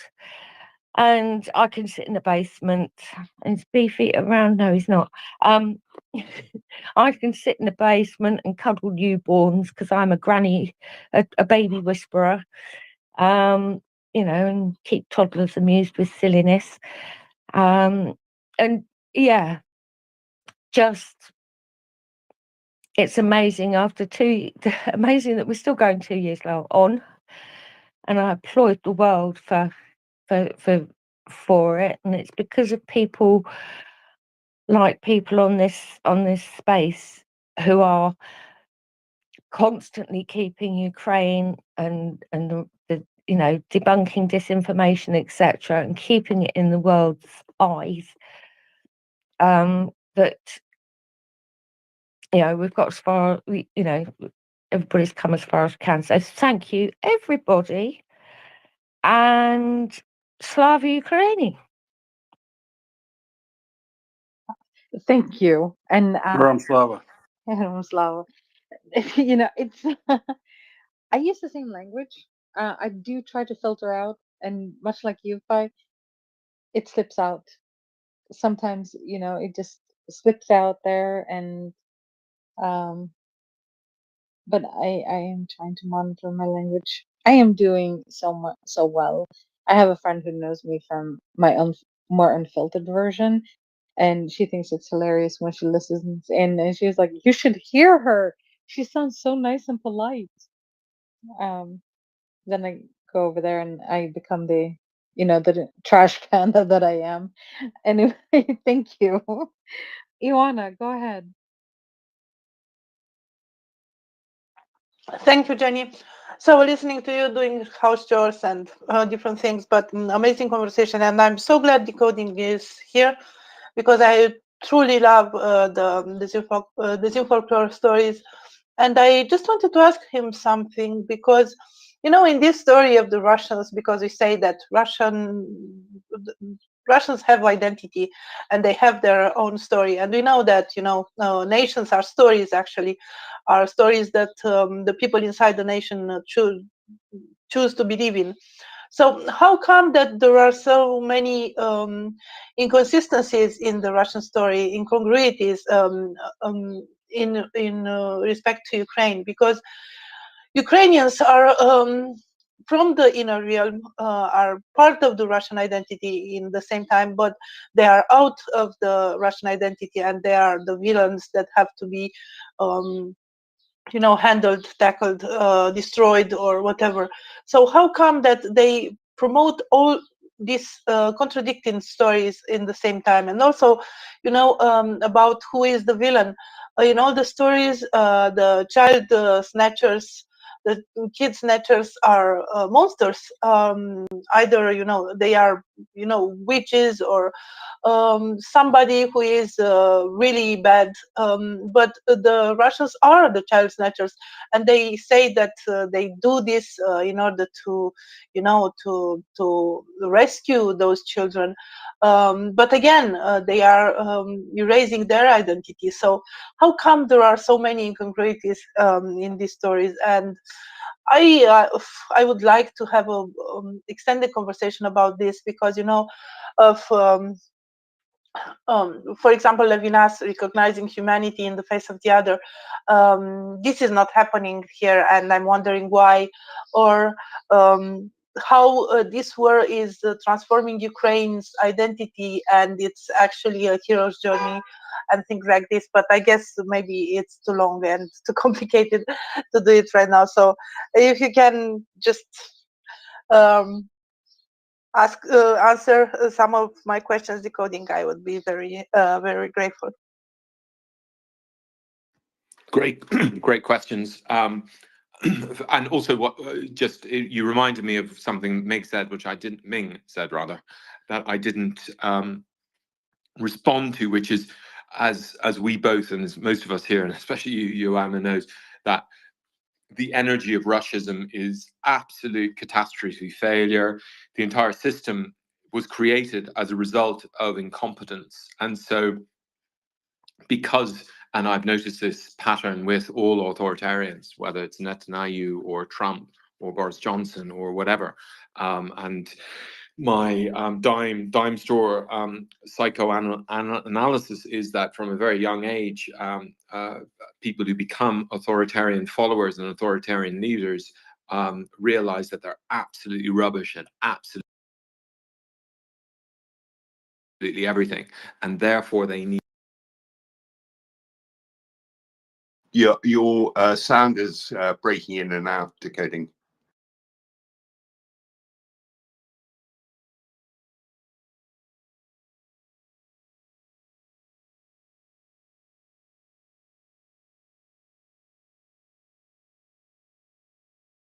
And now it's completely.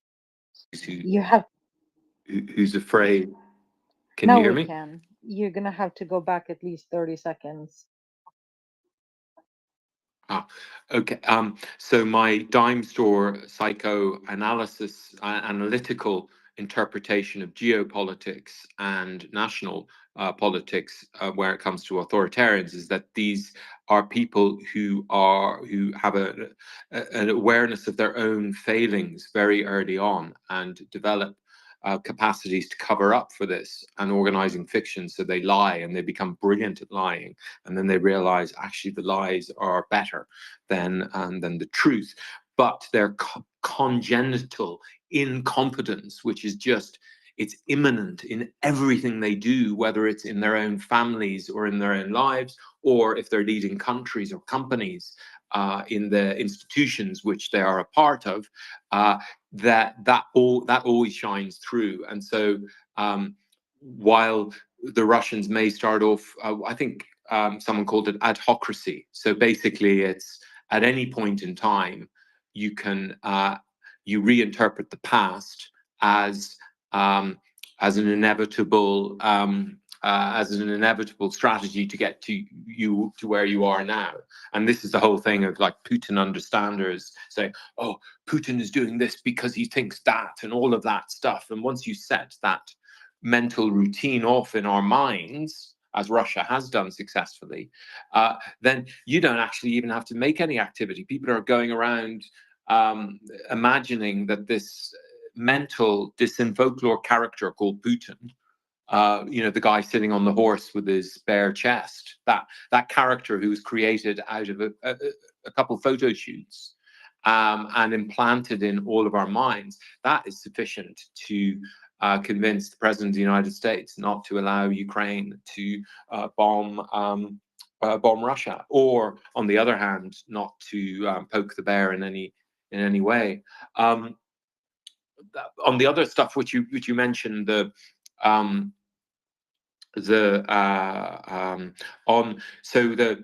wrote this piece on how the bomb which exploded the drama in Mariupol, that bomb itself was capable of legislating, of transforming, of transferring inner realm native Russian language speaking Ukrainians into the outer realm, Nazis.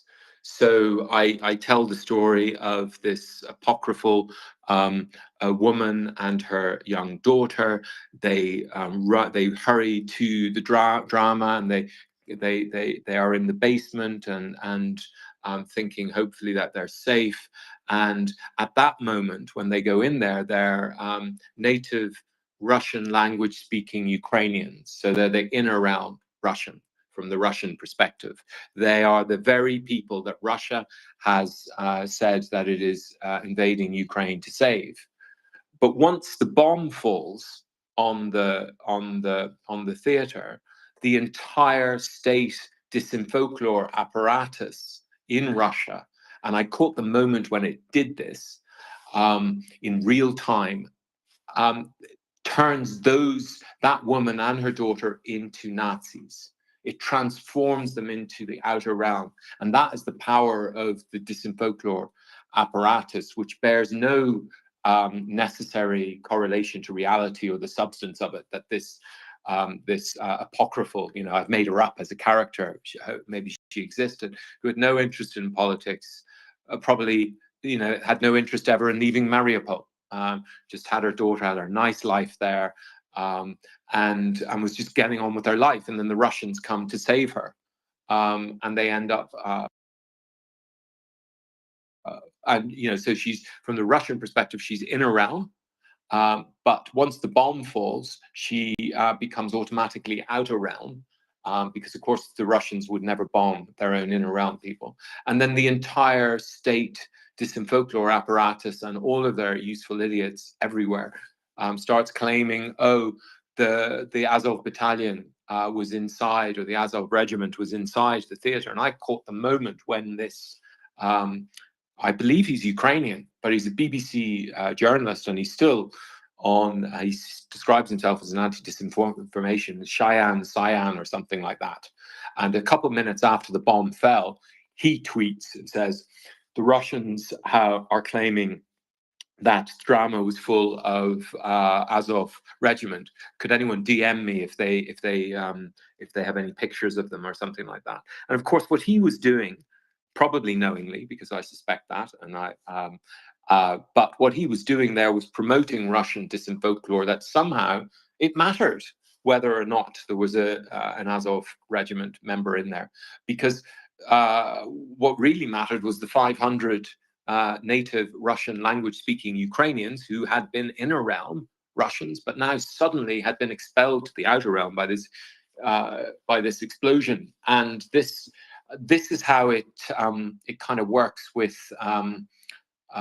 what I call folklore. It's kind of it's capable of turning our minds against things. So I think maybe Ming would agree with me that there is a different sense of identity among Russians today than there was at the beginning of the full-scale invasion. Certainly we have a different sense of them, in that they now, instead of just, their story was that basically President Zelensky and his unelected team were holding the 42 million Ukrainians to ransom, to hostage.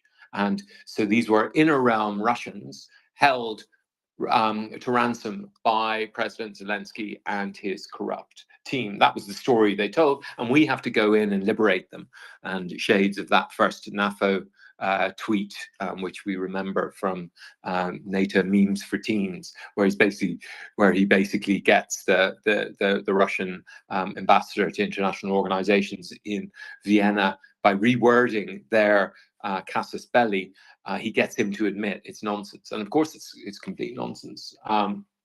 So that on that front, and then just finally on the final point which you were making about the witch, I wrote it. I think I've just posted in the purple bit now. The witch switch. So basically, I wrote this piece recently on it, inspired by an American journalist and an English journalist, Peter Jukes, who coined this term witch switch. And Bet Dangerous Heidi Kuda wrote this great piece on, which was commissioned by Byline Times to write about, which was, why do the GOP, why do the Republicans need new witches all the time? So, 1 minute it's trans, the next it's Mexicans, then it's army people, every day it's changing. It's judges, it's the liberal elite. Why do they keep on needing these witches to burn, to form their own identity? And so I think the most important, so it's a strategic necessity if you're trying to goad people into consenting or participating in stuff which is really awful and terrible. You need to create in them a sense of psychological fear by creating bogeymen or bogey persons or witches, witch switches. So to answer your question, Yona, anyone can be a witch switch. Anyone can be the witch in the folklore apparatus, and we see its work with Brexit, with migrants, experts. Europe was the witch. The European Commission, or, the Jews are often the witch, the migrants, and all of that. But I think the two most prevalent witches which are used, and these are the real witch switches, I think, and I use the word switch here like a light switch, is that vilifying, creating a sense of unity in any community by vilifying another, whether it's trans or Jews or Irish people or English people or whatever, or Russians.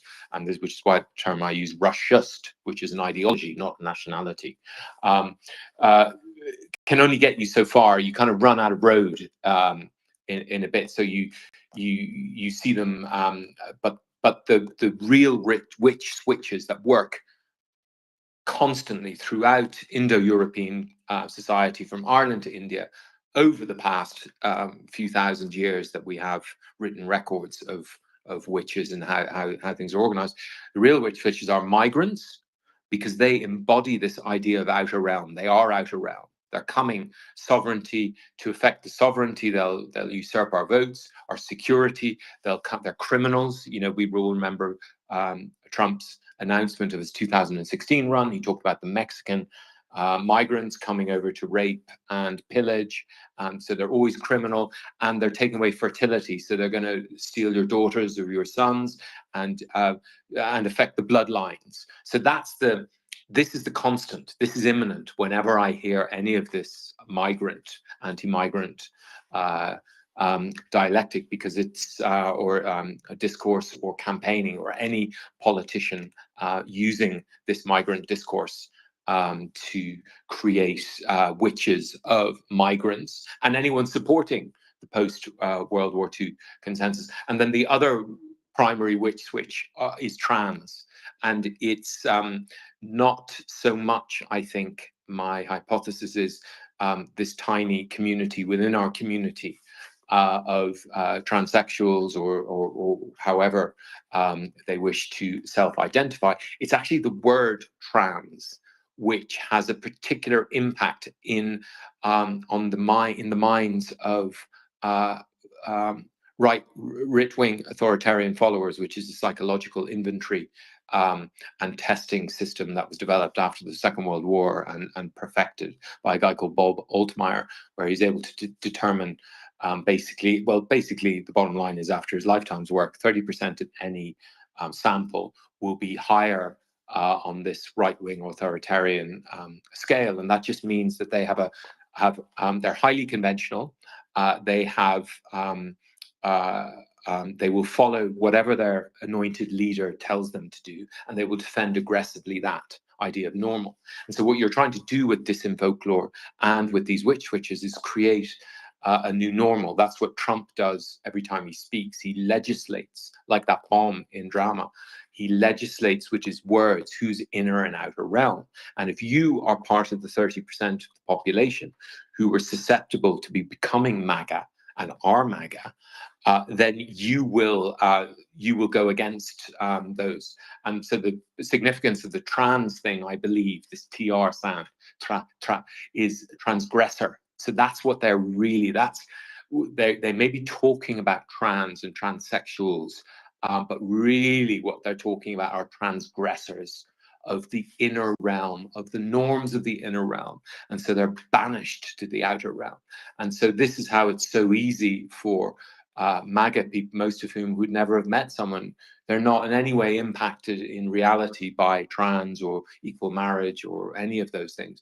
But when they hear someone denouncing someone else as a transgressor, then they realize that it's time to go after this person and aggressively defend what they see as the normal.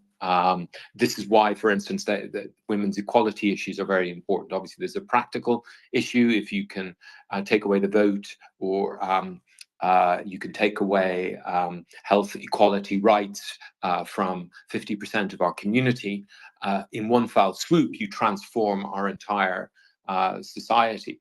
But one of the issues is these people fear the new. They fear they want these traditional norms, which are, and this is exploited by their leaders.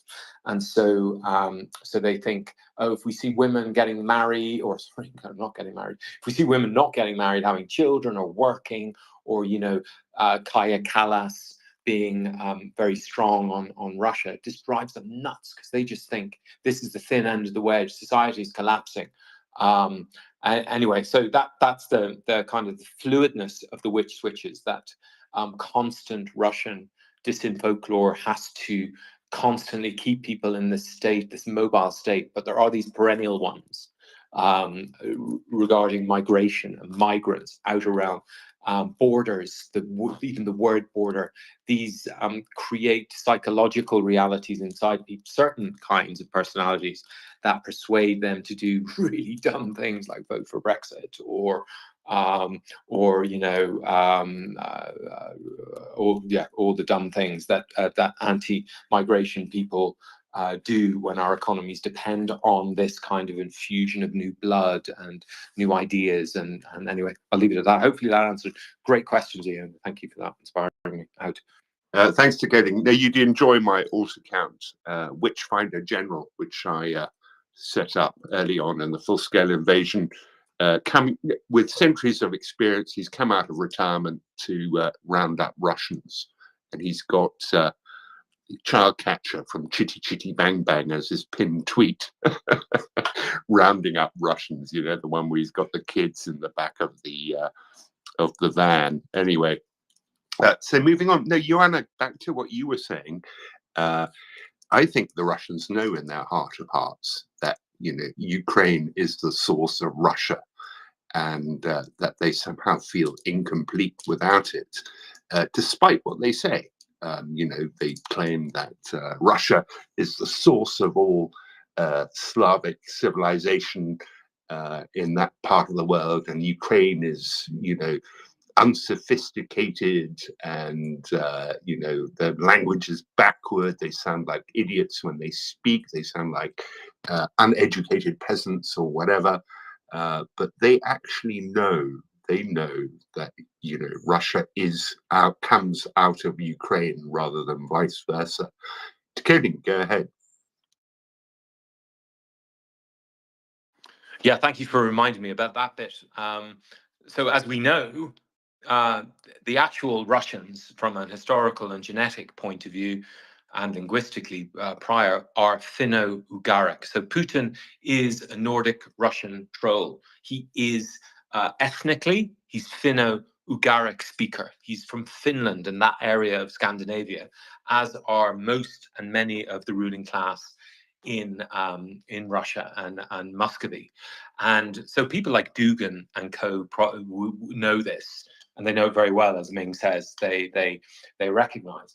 And so by adopting the Rus identity and taking on the Slavic language, they cover up their actual genetic and cultural roots, and basically the worst of the Finns ended up living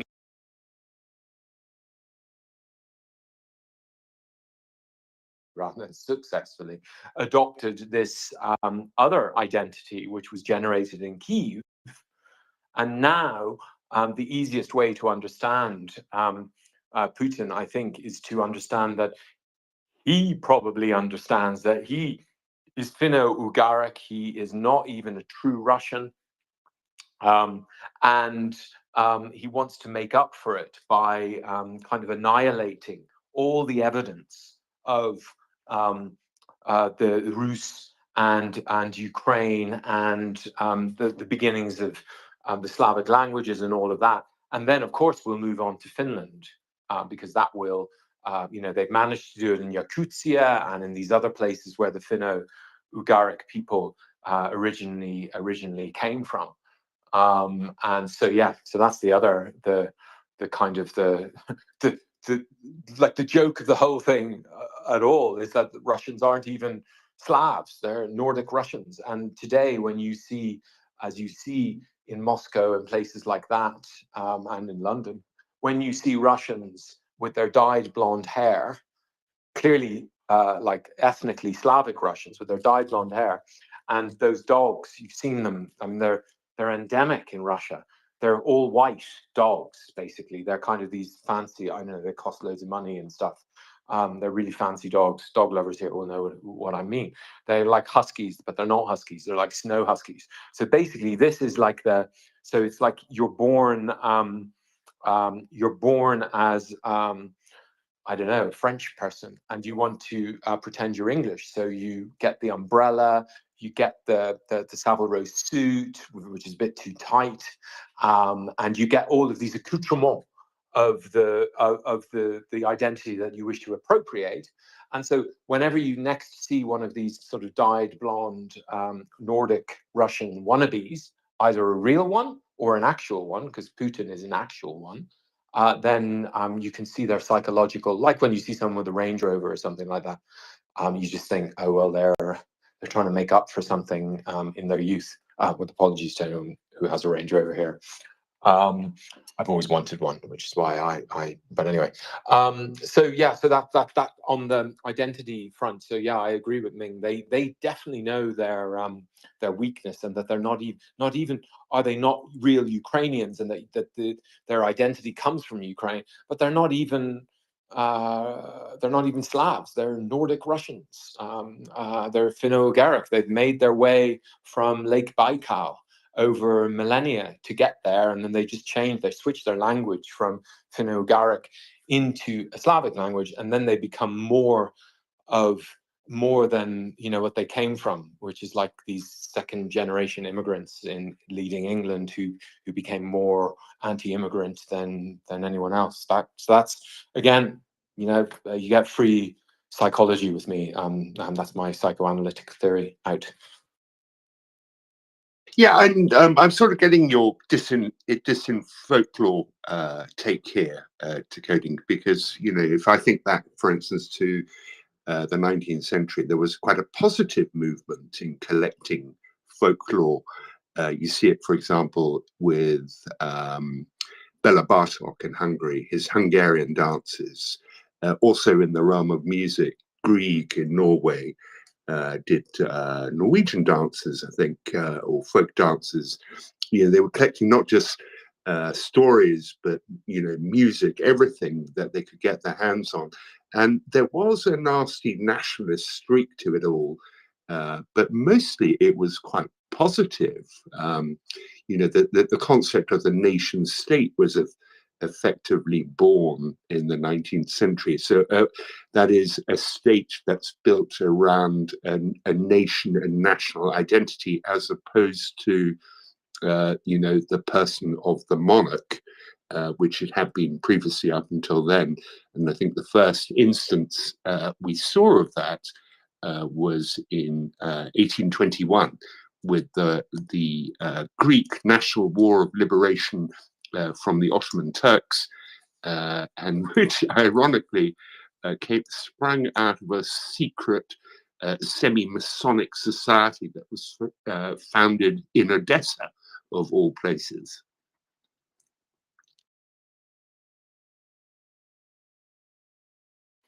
Absolutely, I learned that very recently from a Greek who told me. It all comes back to that. Yeah, it was very positive, and our communities are formed by this, and the European Union is the greatest expression of how we can have unity and diversity, and communities which are have an inner realm but don't feel threatened by the outer realm, and actually will unite with their outer realm communities without going to war. Obviously, it all goes a bit, as the English would say, pear-shaped with Hitler, who realized that this sense of German identity, and this is, I got onto all this because it always annoyed me when people impugned Ukraine's reality as a nation state, and I'm like, hold on, guys. Your countries, all of our countries, are all fake. They're concepts, they're ideas. They don't exist. And most of them were formed out of the folklore collections, and this idea of very positive, as Ming says, thing. And then, so it's not a coincidence that the composer, the artist Wagner, who played a really key role in bringing to life in the contemporaneous German mind a sense that we are 10 different tribes, but we are all actually one, based on stories collected by the Roman Tacitus in the first century before the Common Era. Wagner then turns those stories into the mythology, which was sufficiently strong to unite these 10, at least 10 different communities into the first pan-German state, or empire, as they used to call it. And so then it's, it's not a coincidence that the fairy tale book writing chef character from St. Petersburg, he writes a book of fairy tales, and he starts to finance this group, which is, he is in charge of the entire disinfolklore apparatus for the Russian state. He creates MAGA. He gets Trump elected. He gets Brexit done. He gets it into the minds. He creates, they carpet bomb Syria. They create the migrant crisis. Then they provide the disinfolklore that helps ne'er-do-wells in England to get Brexit done. This is an all-encompassing system that is all using this disinfolklore apparatus and the same tools that were used in a positive way in the 19th century and the 20th century to create a sense of nationalism in, say, Ireland that was sufficient to overcome the many people who are like, it's all right, we don't need to change anything. And that's why I call it disinfolklore, because it contravenes what I call the code of positive trolls, but mainly it's built on lies, it's built on attempt to eradicate the post-World War II legal order. Basically, human rights protected as a matter of law, the laws of war, territorial integrity, the UN Charter, the right to self-defense, which Ukraine, of course, has. But as we know, every time you hear that Ukraine shouldn't be able to hit Russia, that is a nail in the coffin of the post-World War II legal order. Societies which move towards equality between the sexes, between different identities, all of this is what's on all of their target list. And so when disinfolklore, we can distinguish between disinfolklore and counter disinfolklore, which is what I engage in and what NAFO is the most successful engager in, and many of us engage in counter disinfolklore operations. We can distinguish between counter disinfolklore and disinfolklore on the grounds of how many the lies, the energy, and disinfolklore is always ungenerous. It's always celebrating, that the English are so hungry that they're eating squirrels. That's just not very generous. So there's always ungenerosity in it, and it's got this energy of negativity and unethicalness, which I call right. It's trying to usurp right, the right to claim what is legal, what is right. And that's what Trump, for instance, does so brilliantly. Basically, whatever he says becomes what is right in the minds of his right supporters. And we're all engaged in countering this. So long may we continue. I'm putting this in an English context. There's two stories I think that are perhaps equivalent, or that serve the equivalent purpose in an English context. So one is much older one, Celtic in origin, and that's the Arthurian legend. King Arthur, who was a Celtic king fighting against the Anglo-Saxon invasion in the southwest and on the Welsh borders. Whether he existed or not, I don't think he did, although there are obviously sources which from the ancient Welsh texts indicated that someone along those lines was around then. And the other, of course, is much later. But most of the Arthurian legend comes from the French idea of, what the manly knight should be. But it's all pretty positive stuff, even though there is an external enemy. The next one is, of course, the sort of Anglo-Norman character, Robin Hood. And again, he's got a fairly positive purpose. Whether he existed or not is also open to question. but these are fairly positive stories on the whole, I would say. They're not, there's a wonderful quote from a Ukrainian lady in an article I read. I think I've shown this to you before, Decoding. She's talking about Russian culture. And she says, for years we were told Ukrainian was just for peasants and Russian was for the sophisticated. She says, I see Russians and they can barely speak it. I can live without Dostoevsky. Look at Crime and Punishment. Raskolnikov kills an old woman for money and then spends the entire book trying to work out why he did it. I'll tell you why he did it, because he's trash. And I think that's a wonderful epitaph for the whole of Russia's effort in Ukraine.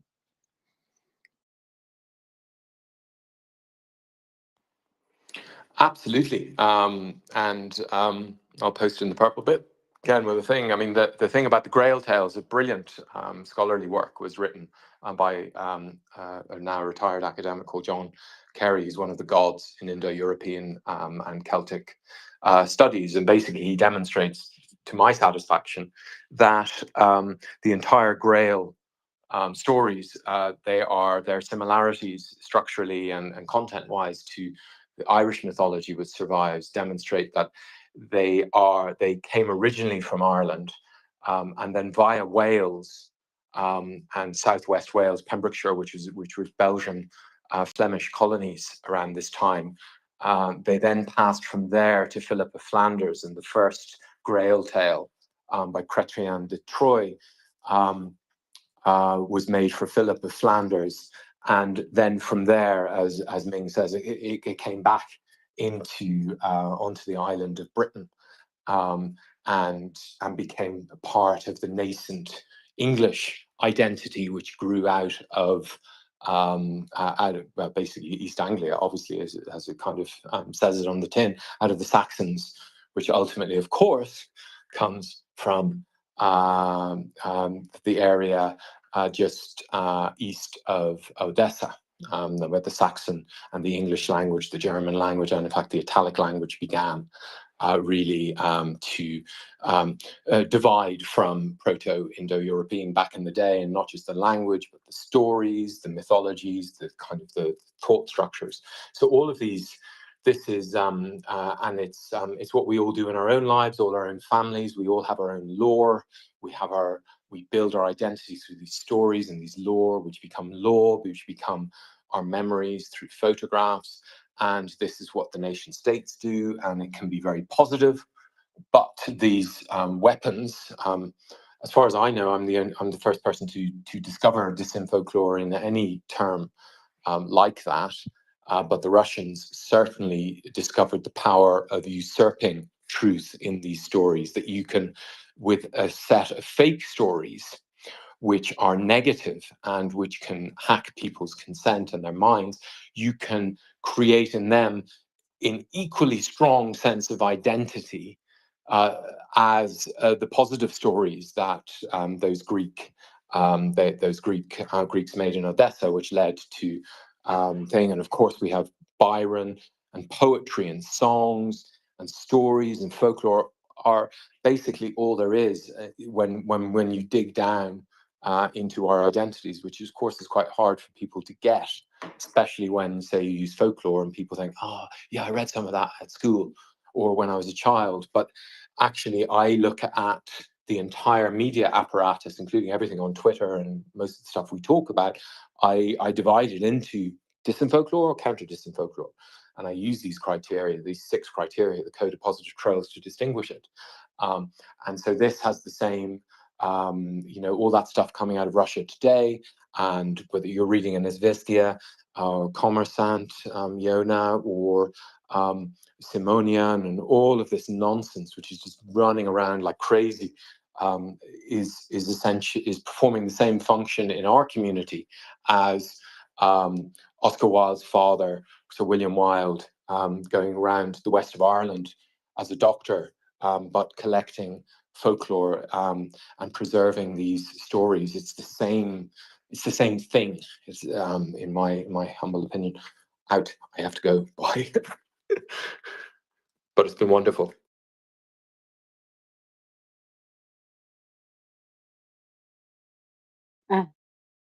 Thanks to coding. So, Jenny, what news from the frozen waves of Sweden? Well, it's not frozen. We went from frozen to steaming hot in like a week.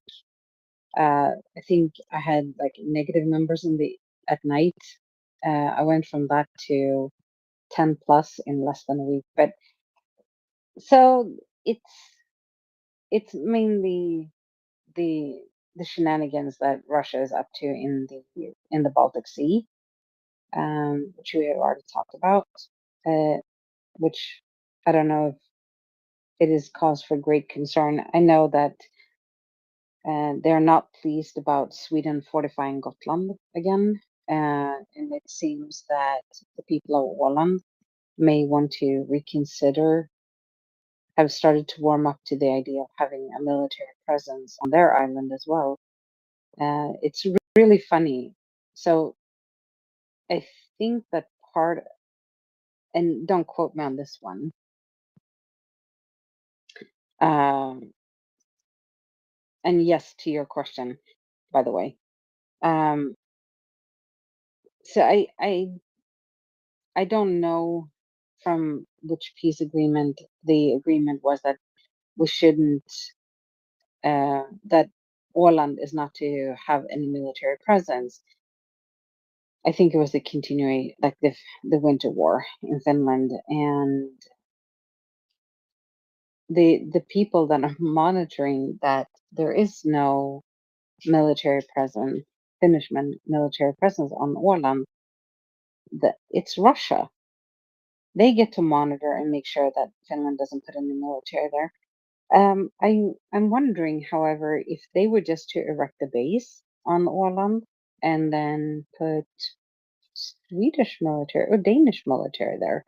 I wonder if that's a breach of the agreement. Also, Russia has breached so many agreements that I think it's time somebody else breaches an agreement first. What do you think, Ming?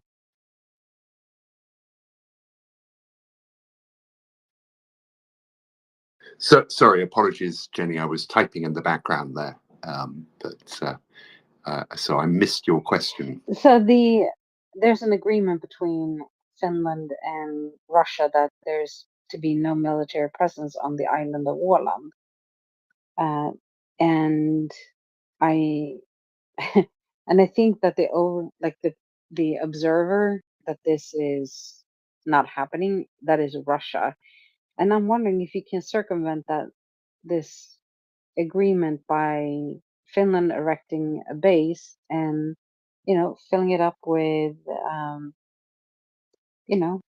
soldiers from other countries.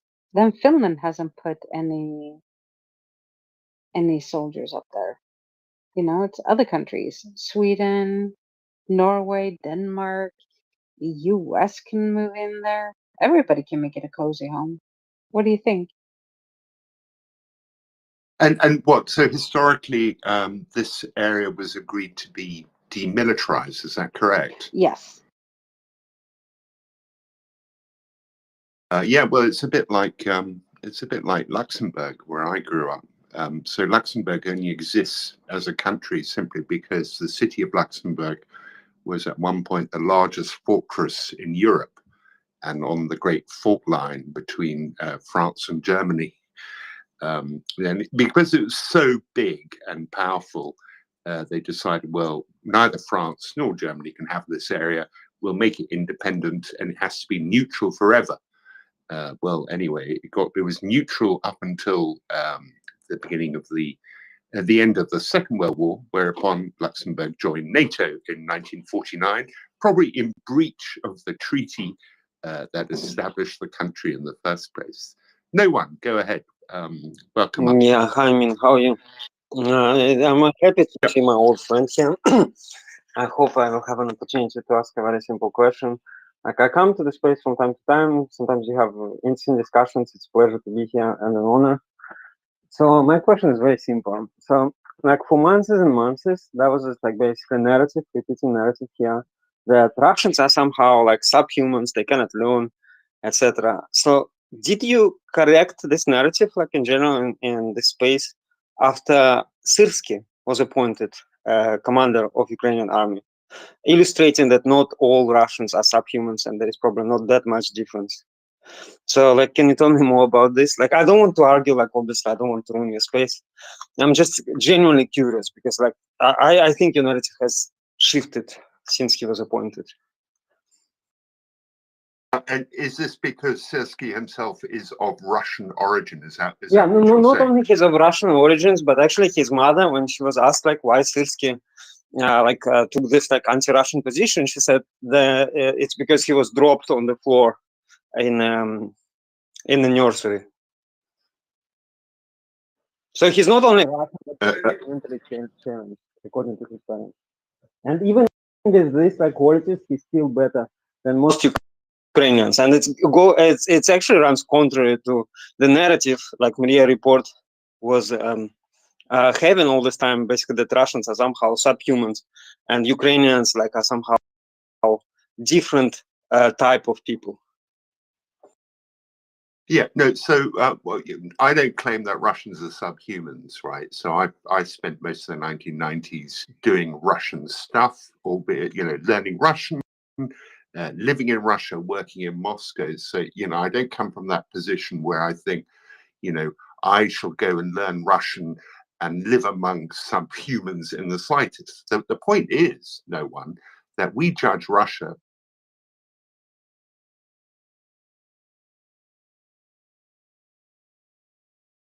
humanity in general goes. Yeah, we can compare to like Gaza, obviously, like to put it into perspective. Like we can look at UN numbers. We could, but we're not here to talk about Gaza. We're here to talk Yeah. Like here, like for months and months, people had like spaces discussing Gazas and like comparing Russians to Hamas.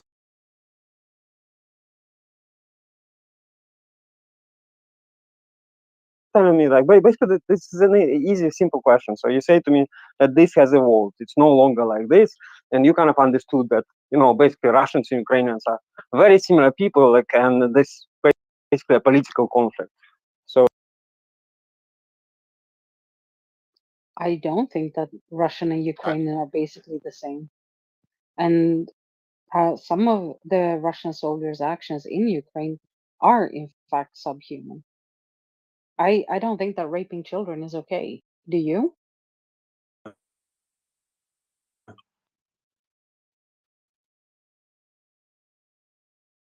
We're having a problem hearing you, no one. At least I No, am. he decided to mute up and not respond to that one. There are cannot hear records. who's talking again. There are records of Russian soldiers raping children.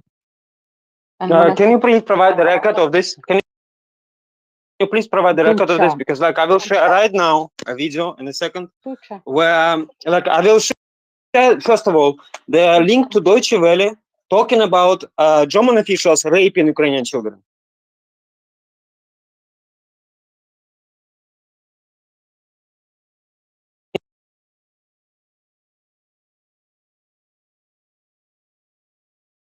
And she said like there was no evidence, and I will share it right now, and then you will provide the evidence for what you're saying. You know what? I am not your Google. You're a smart person. You can Google yourself. And if you look at the records that came out of Bucha, that is what happened. I understand that if I was Russian, I would not want to face up to that reality either. But there are plenty of records that you can see and find if you go to UN. So the war crimes that Russia has committed in Ukraine are well documented. If you want to talk about other actions that Russia has had, what about Russian soldiers agreeing to a ceasefire to get the civilian population out of Mariupol? And then when the Red Cross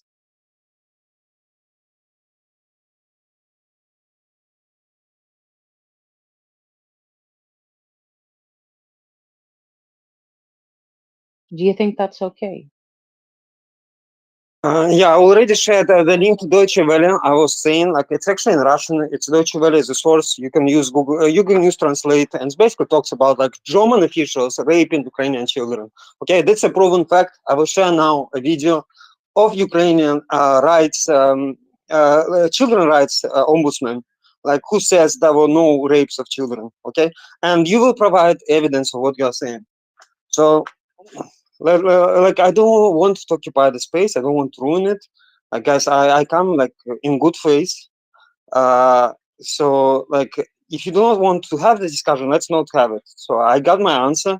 You said that the situation has changed. So I do not want like to get into debate. Like honestly. I have a question for you, no one.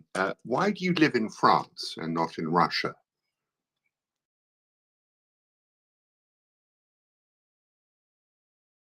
For family reasons, man. Because like I'm trying to do everything to move out of here. Obviously.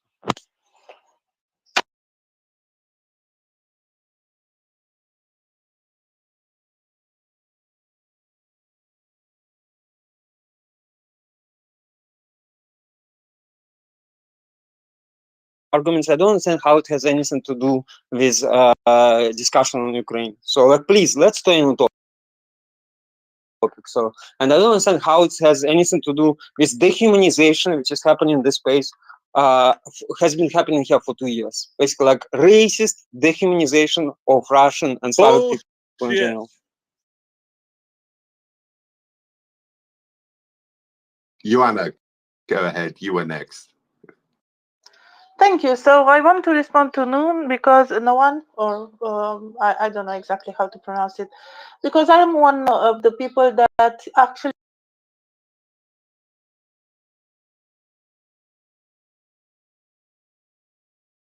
in the Red Square protesting against the war, because I think you agree, no one, that what Russia is doing right now is an illegal invasion of a sovereign country.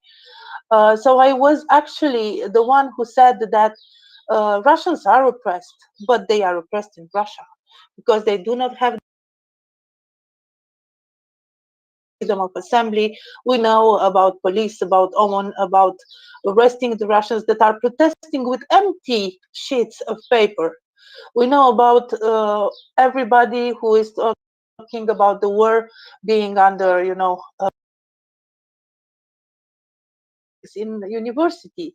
And I tried to talk with, there was one lady, very nice lady, amazingly smart. And she refused to talk because she was afraid. So I was one of those who said that it's a pity that so many Russians are dying in this war, and this war should end to end the loss of Russian lives. So no, I don't think we dehumanize the Russians. We are against the Russian state. I do believe that Russian state acts as a terrorist state, and this is, the link with Hamas. When you do terrorist acts, I think you should be called a terrorist state. When you are exploding a dam, the Kakhovka Dam, when you are destroying electricity infrastructure, when you are forcing people to become refugees, when you are bombing apartment buildings, you do terrorist acts. So no, I don't think we dehumanize the Russians. I think we want the best for the Russian people, and the best for the Russian people would be for Putin to lose, for this war to end, and for a change in the Russian, regime. So I think you are wrong, and I'm sorry you left, no one, because I would have liked to have your answer. Well, you put your hand down. Do you not want to speak? No, Joanna covered it, and she's so much more pleasant. But yeah, I mean, look, I just couldn't stand the premise of that question anymore.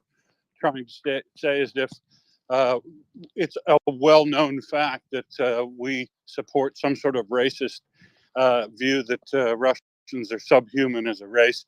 I've never heard it. I've never said it. And I've been around for quite a while.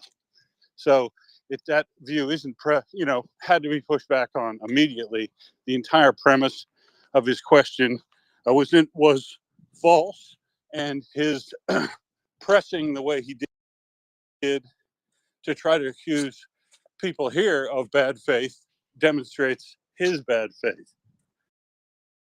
Yeah, and he just trolled the nest as well. No, I'd add to that. I've heard that that accusation of racism against Russians and Slavs, and he said it just then. but we're not anti-Slav because there's a whole bunch of Slavs we really like, you know. So, for I instance, lived the in I lived Ukrainians. in Russia a lot longer than he did. Yeah, exactly. That's also a fair point, Will. Ming Jenny, he just trolled the nest. You may want to get rid of it.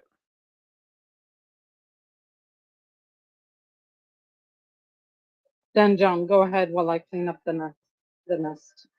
Yeah, I mean, it's laughable coming here. It's not too bad. It's from Deutsche Welle, so it's probably okay. I've bookmarked it, so I'll take a look at what they have to say. Can you hear me? Yes. Okay. Yeah, Good. go ahead. Yeah, Dan, so I John. mean, it's laughable coming here with accusations like this, making Russia a victim. I mean, it's let's start from where it began. They are guilty of something, and that's a fact, as Joanna said. I mean, there was an invasion done by Russia, illegal invasion, and that's where it begins, and then all the rest is just topping. So yeah, typical Russian stupidity behavior. We are the victims. We have to invade Ukraine, otherwise they would attack us. I mean, it's come on, Russia, grow a spine.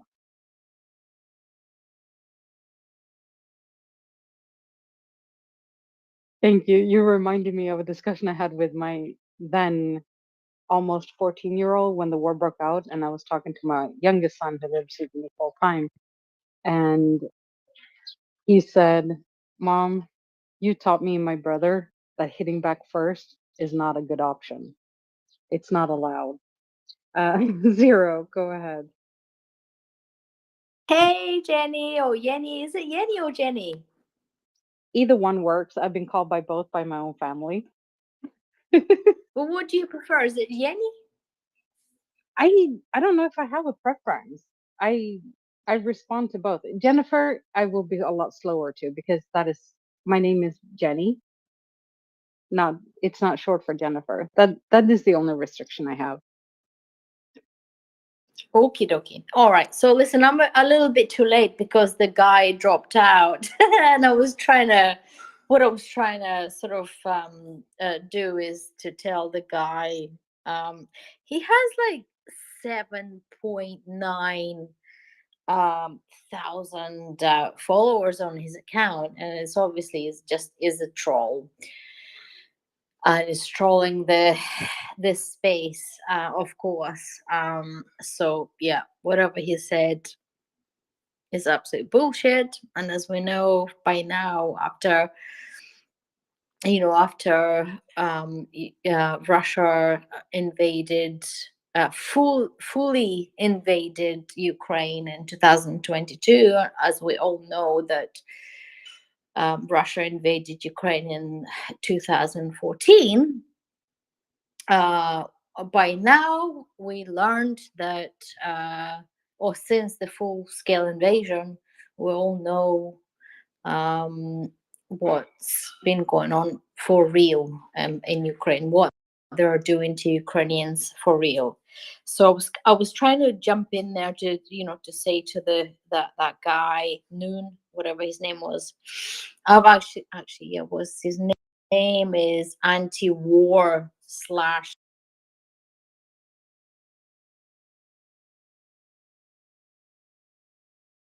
/ handle name. I wanted to jump in there if he was on there, but he chickened out as always Russians do, because the chicken heads.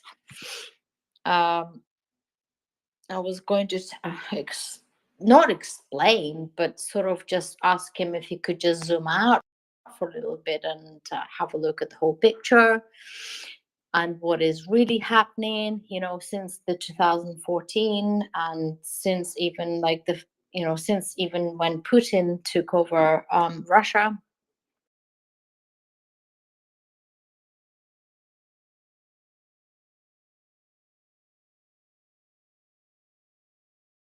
Like I'm not a YouTube person, but I don't have time for that. But I ended up sparing some of my time to watching a really good YouTube interview with Lex Friedman, Lex Fridman is an ex Soviet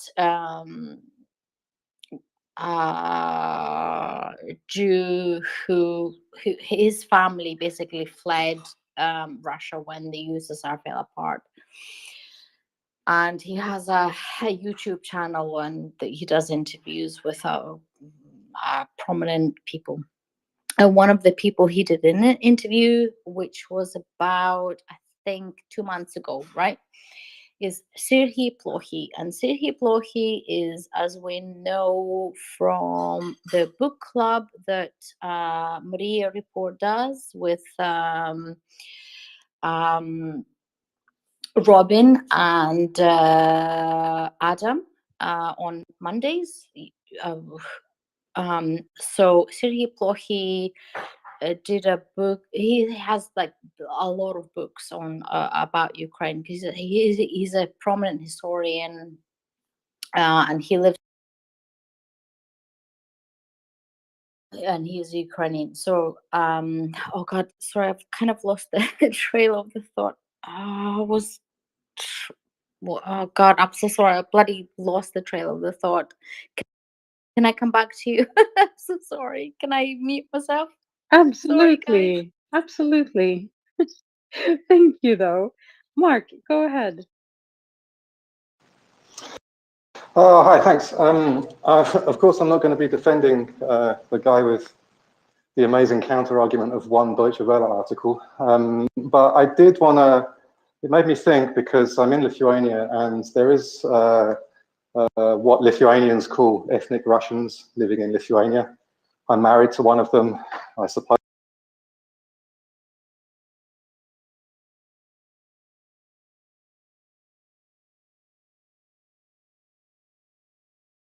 But there's a super fine line between saying Russian soldiers are stupid, which is, I mean, it's rude, it's probably unnecessary, but it's basically a statement of fact. There's a fine line between that and saying they're stupid because they're Russian. And anyone who is whatever Russian is, you know, wired to be stupid, and they don't care about their dead because they're Russian. That kind of thing, I think, does get into dehumanization, and it's a super fine line. It's such a fine line that, of course, when Russians hear it, they're going to get offended because they're going to assume the worst, when in fact the intention wasn't there. But I do have to say that I see in the discourse on the MriyaReport and elsewhere, some people treading very close to that line. And as someone who lives with someone who could be the target of racial abuse,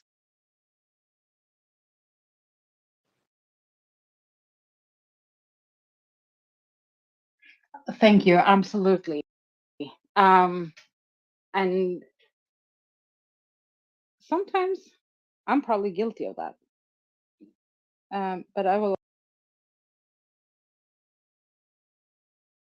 I've also heard, or yeah, I've heard just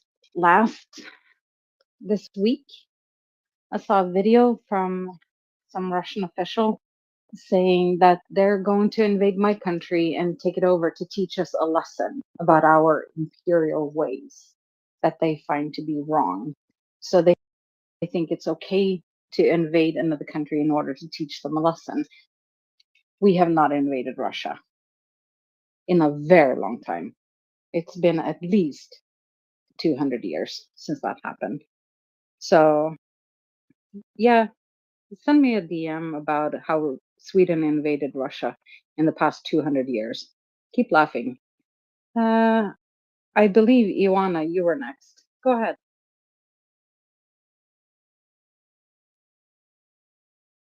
Thank you, Jenny. So, yeah, I pretty much agree with Mark in a way. Let's not just, you know, classify the Russians as being all stupid, all chicken heads, all. It's beneath us. It's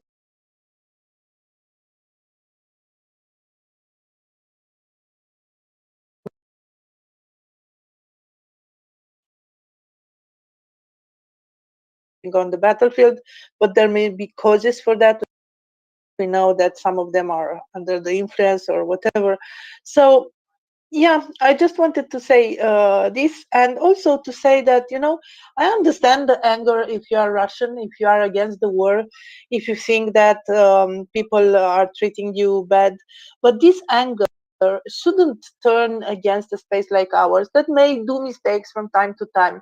Maybe that anger would be better directed elsewhere.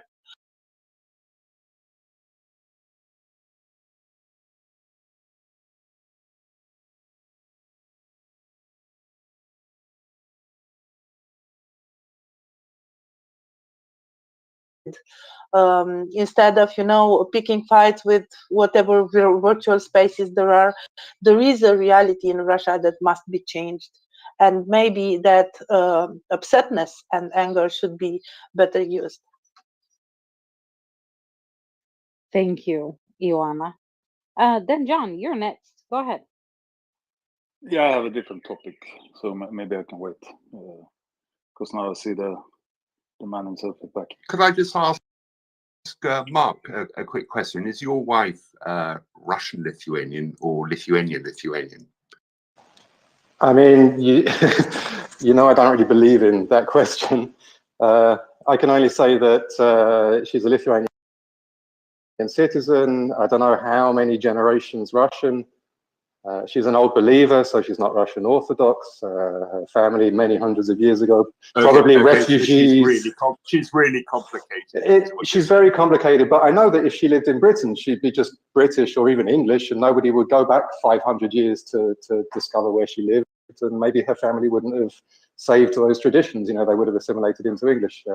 But because her family were pushed out to the Pale Settlement, they've kind of stayed Eastern European. Well, no, but that's a very specific issue related to Patriarch Nikon's reforms. Yeah. And, you know, old believers by nature ran away to preserve what they believed to be the correct, you know, ritual in the Russian Orthodox faith. Yeah, so this is like my wife will get accused of being an oppressor, and then you have to educate people that actually Russia right, oppressed her. Her family probably hate Russia more than most people, you know.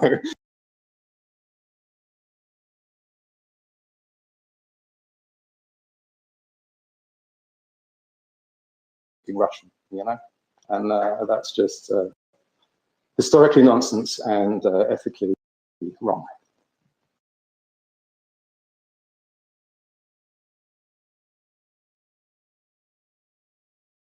So Jenny, I've lost the order. Who's next? Is it Zero or Lie Sniper? I believe. I know it's. Let's go Lie Sniper, Zero, then okay. No one. Okay, thank you. I just wanted to. The distinction or the line could be drawn there if we see a correlation or causation. So basically, if we see like causation in because someone is Russian, they are so, then we are on the wrong side of the line.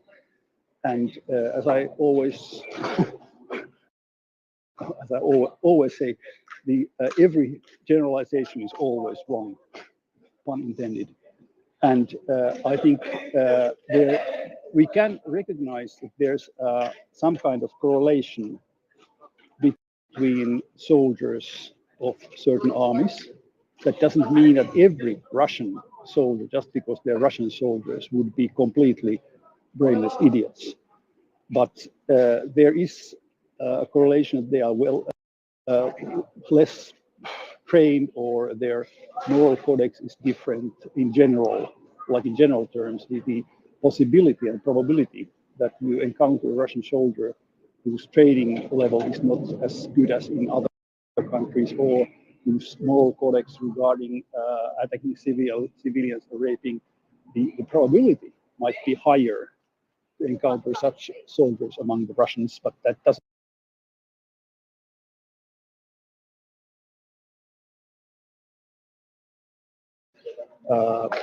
sufficient cause for condemning or assuming an individual to be any kind of. That's what I mean with correlation and causation. So, like, being Russian should not be causational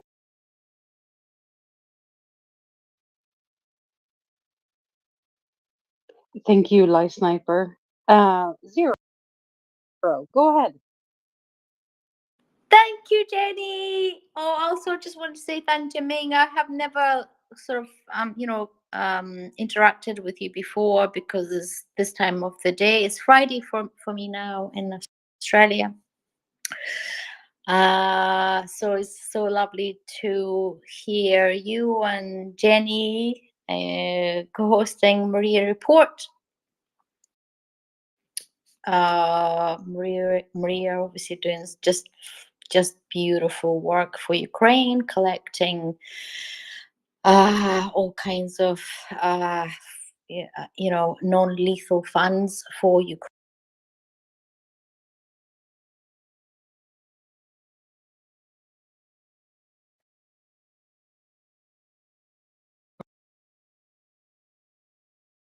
Love you so much, so much, and I appreciate what you are doing 24 hours a day, right?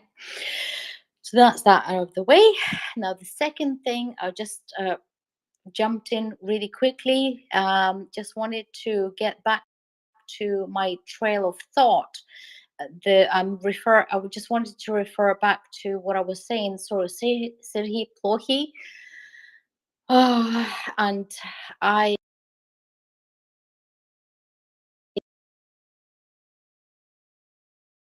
And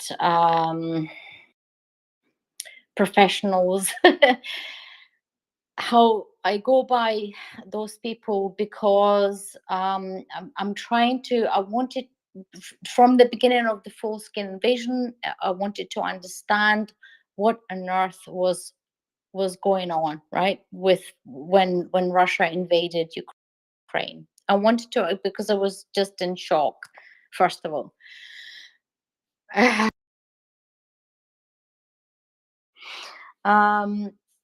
So as far as this is what I understand, this is how I interpret what's happening, why Putin invaded Ukraine is because is imperialistic state is collapsing, so that is why he had to go to war, right? And so then if we kind of think like that, right, well, that's, we kind of think, right, okay, well, that's why Putin is invading Ukraine. But then if you sort of think about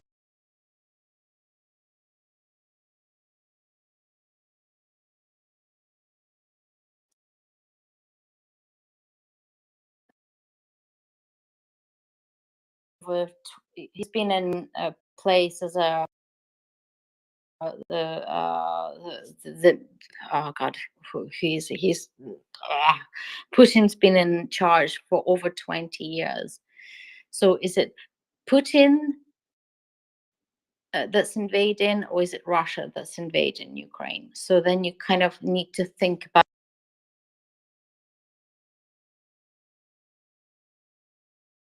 right? So like both of the things are invading Ukraine. And so that's fine. So, in my mind, I'm thinking, right, that's fine.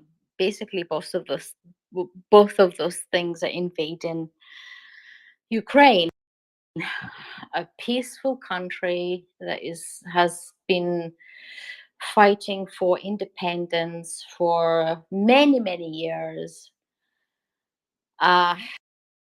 trying to be a democratic country for many, many years. And then we have people like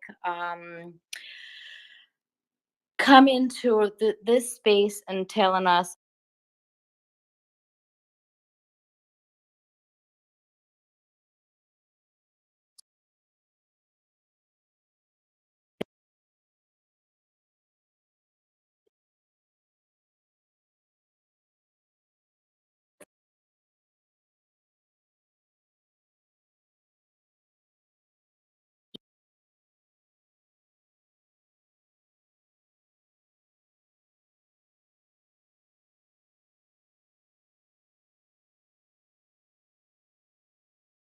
and his cronies for invading Ukraine.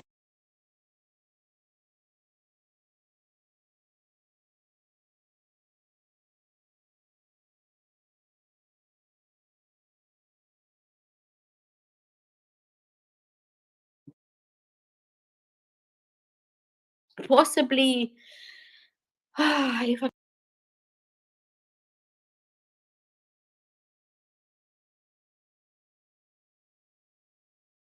hear back from you. I'm Ukrainian, by the way. So just You don't sound Ukrainian. Where are you from in Ukraine? I am Ukrainian, mate. I am from Dnipro. I was born in Dnipro in Ukraine. Where do you live now? So I don't know if you know this, no one, but in order for this space not to descend into utter and complete chaos, raise your hand and we will call on you. You're next in line. You know, just calm down a little bit. You will get to speak. Go ahead, Zero. Oh, thank you, Jenny. I'm sorry. Yeah, it gets a bit heated up. And like the fact that we have to deal with all this, Russian propaganda and disinformation about, them calling Ukrainians Nazis and all that kind of stuff. I get really passionate. I get really heated up, of course, as you can imagine. So I'm sorry. So and now I've lost my trail of thought.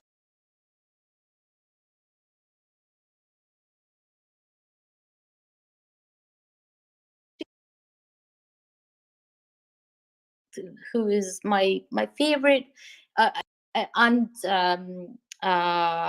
Timothy Snyder, who is he's a Eastern European specialist in history in Eastern European.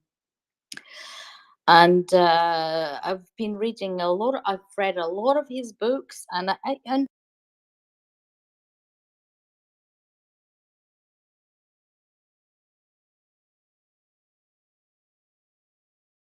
I knew my Ukrainian history. I knew about Holodomor, of course. I knew about Bolsheviks, and I knew about the fact that Ukrainians have been fighting for the freedom for forever, basically until now. Kind of, I didn't read my history that much, because when I was back in Ukraine, the only history we were reading history, and the fact that when Russians defeated Nazis in 1945, that was the history that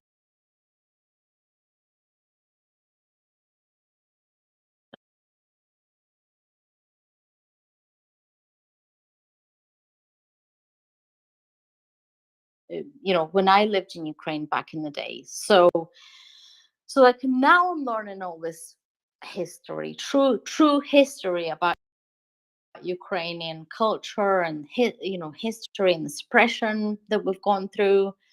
And like, yeah, so I feel very passionate about my country. I feel very passionate, and I feel that I need to stand up for my country. And and my family still lives in Ukraine, and I'm here, and I feel helpless. So that's why I'm passionate.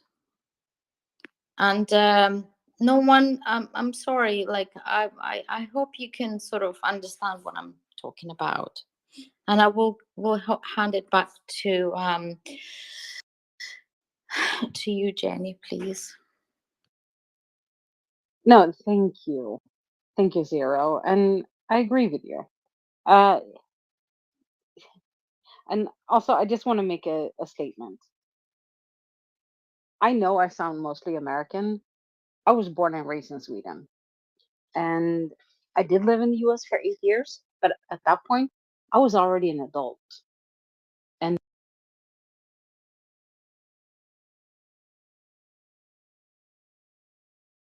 were born, raised, or anything. Some people have a talent to be able to mimic dialects or languages with the way they sound, the way they sound, and it doesn't.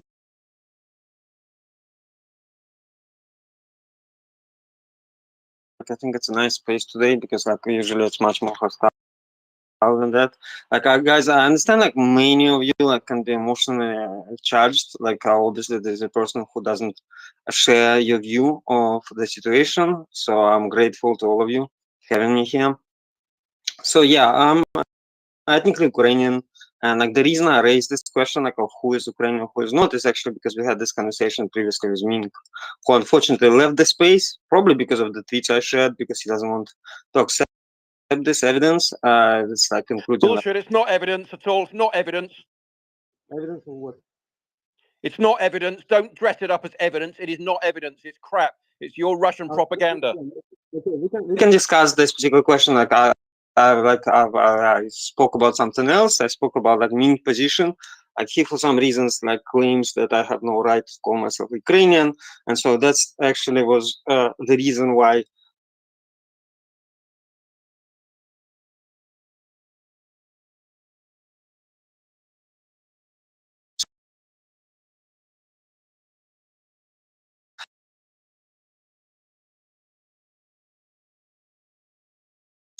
Which speaks about accusations of rape. Like I shared some tweets here, like which were deleted obviously from the space, which a quote. I can share it again. Ombudsman of Ukraine on children affairs in 2022, where she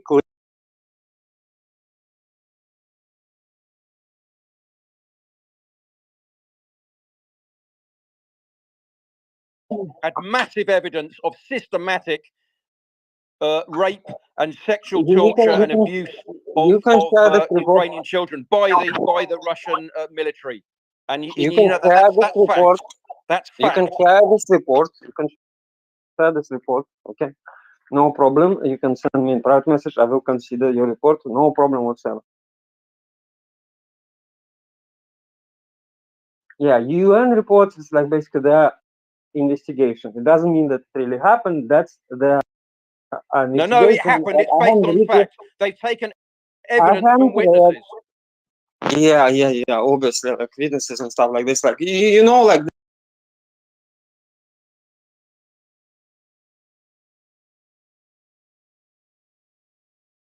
to imprison those people, etc. So like I'm not like Not really in Ukraine, mate. That's in Russia. In Russia is where if you disagree with anything, people disappear, people are taken at night. If you stand up with the white piece of paper protesting, you're arrested and taken away. You're talking about the wrong country, mate.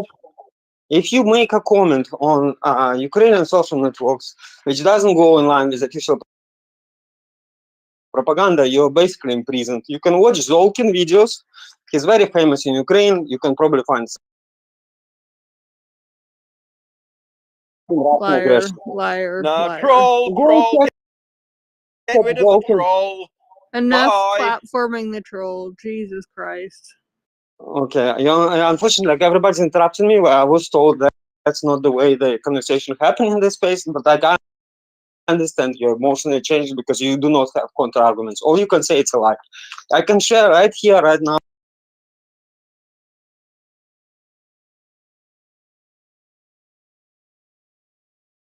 What they call pro-Russian propaganda, where they say they actually just reposted some messages on social networks and stuff like this, and they get arrested for this. What did the messages say? On the war topic in Ukraine. It's actually in Russian languages. It's mostly interviews Russian prisoners, but also Ukrainians who were arrested for supporting Russian troops. Yeah, including lies. You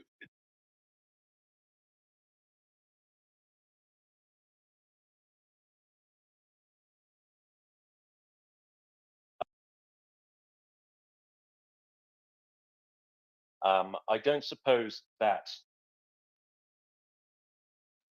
you don't see there may be a legitimate case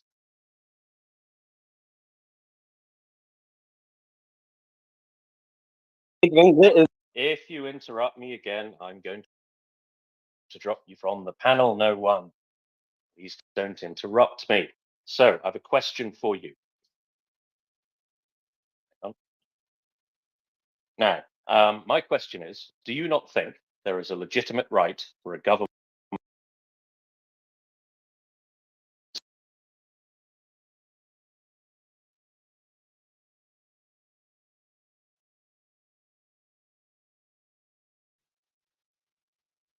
Please go ahead. Your question is not precise enough. Well, I'm not sure I can put it any more simply than that, right? So repeat your question. I will try to answer. Okay, so a government that is in an existential war, so a total war. The war is not existential for Ukraine. Yes, it is. First of all, your premise is wrong because Ukraine was. Yeah, I'm muting you again, mate. What happens if Ukraine loses militarily? What happens to Ukraine then? You're unmuted. Go ahead. So okay, perfect. So like we all know, we have extremely good conditions. Wrong.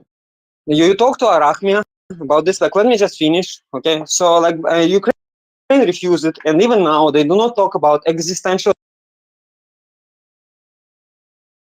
borders. It has nothing to do with the existence of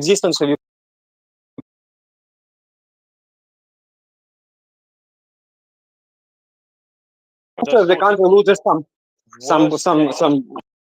territory. Best case scenario for Ukraine here is the Belarusification of whatever remains of Ukraine. This is not true. This is not true. Based on what? This is the clearly stated goal. They would keep their government. They would keep their government, and it will all depend on elections that they would have. If they would choose somebody who is pro-Russian, like which is extremely unlikely, taking into account that the number of people who have pro-Russian use is very small.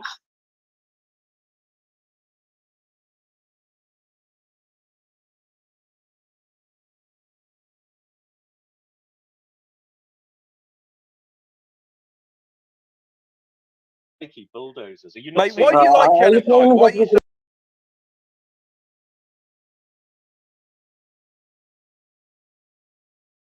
Okay, I'm going to go to Peter at this point because he's really chomping at the bit. Peter, please go ahead. Yeah, thanks. I'm getting rather mad with it. Subversive tactics and corruption install a stooge government, invade places like Abkhazia and North and South Ossetia, and install their own stooge governments and pretend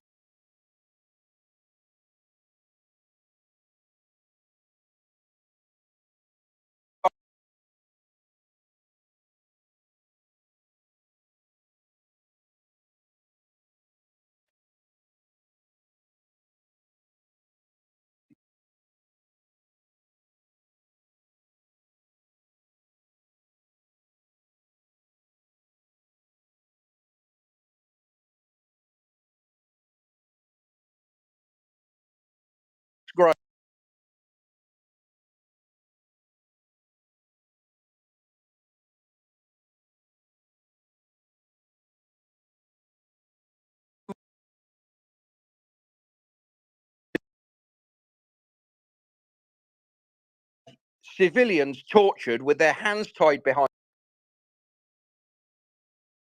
their back, all buried in mass graves.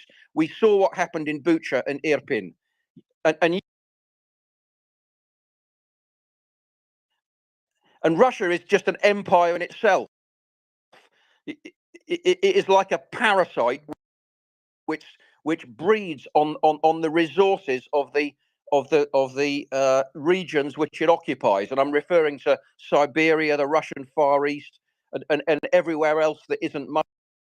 I grew up there. Don't tell us like who feeds who. I grew up in Russian Far East, man, and I'm Ukrainian.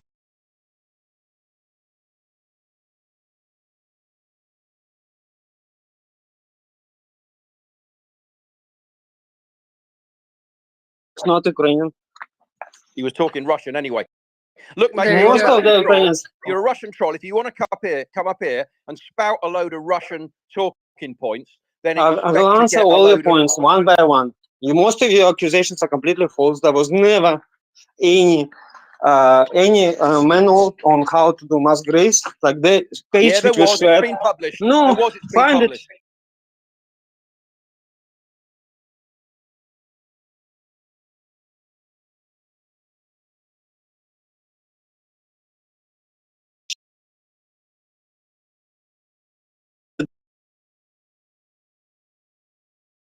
Stop It was talking. reissued 6 months before the invasion. Go ahead, find it, publish it, like stop lying.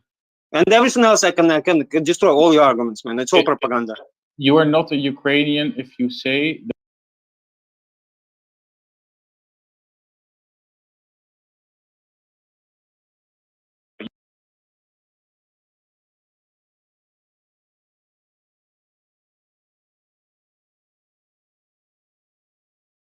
If you would like to stay on the panel, I do strongly suggest that you stop interrupting. I understand people are interrupting you, but you're a Russian shill, so that's going to happen, isn't it? Let's not pretend we are approaching this from a position of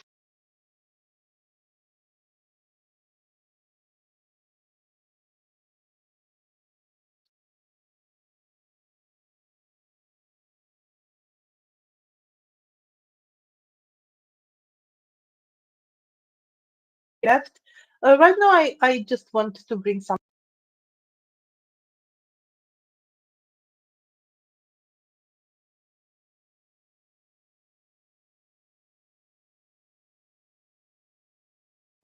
What's wrong with that?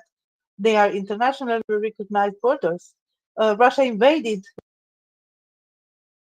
once in 2014 and took Crimea and Donbass on false premises, of course, and we know about the little green man.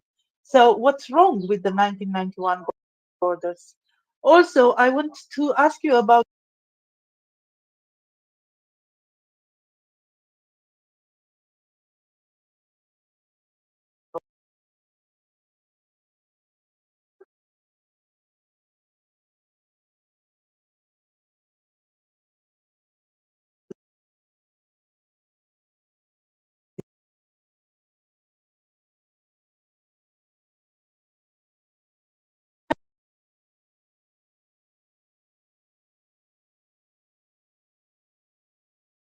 for the commercial ships because of the mines in the Black Sea.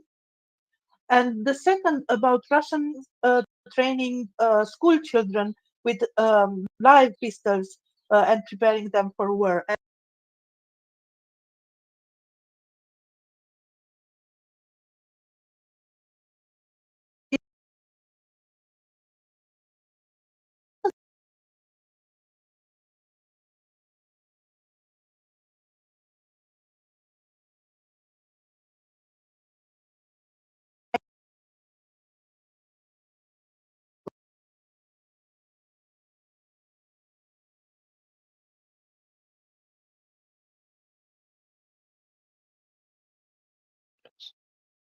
Some of those were questions like Russophobia, 1991 borders, and if it's normal for the Russians to train the 10 years old children for the war.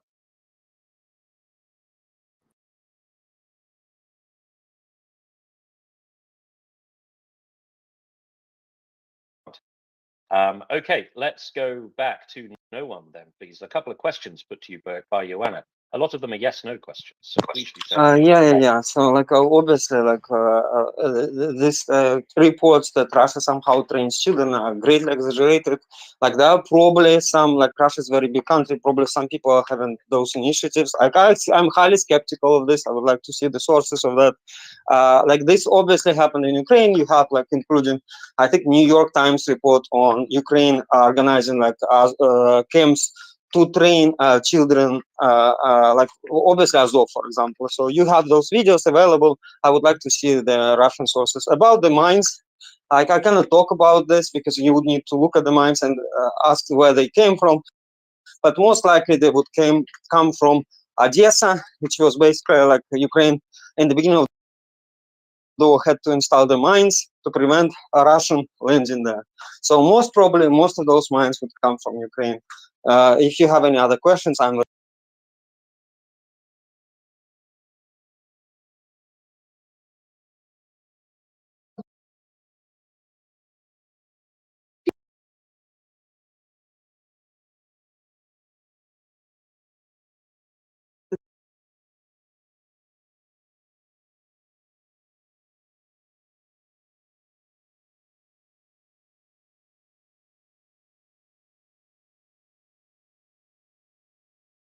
training in schools. I mean, it was reported by TASS, right? This was reported in, well, it's reported throughout 2022 that it was added to the official curriculum. Yeah, I mean, there's your source, right? The Russian.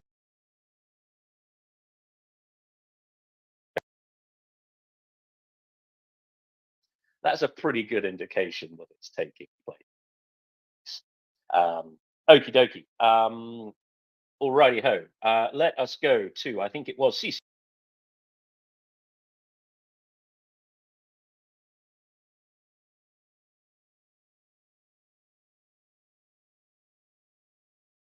Is to make it sound like both sides have something to say, and so one's going to respond to the other side, and the other's going to respond to the other side. And just like Timothy Snyder says, you know, this is all about, you know, this is what Russia does.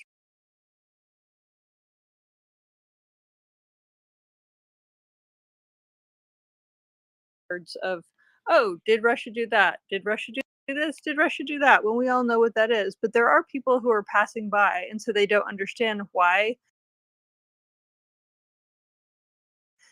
we're yelling at some stranger. So, you know, he is achieving the point of just derailing a conversation and like sound like we're being mean to people that don't know.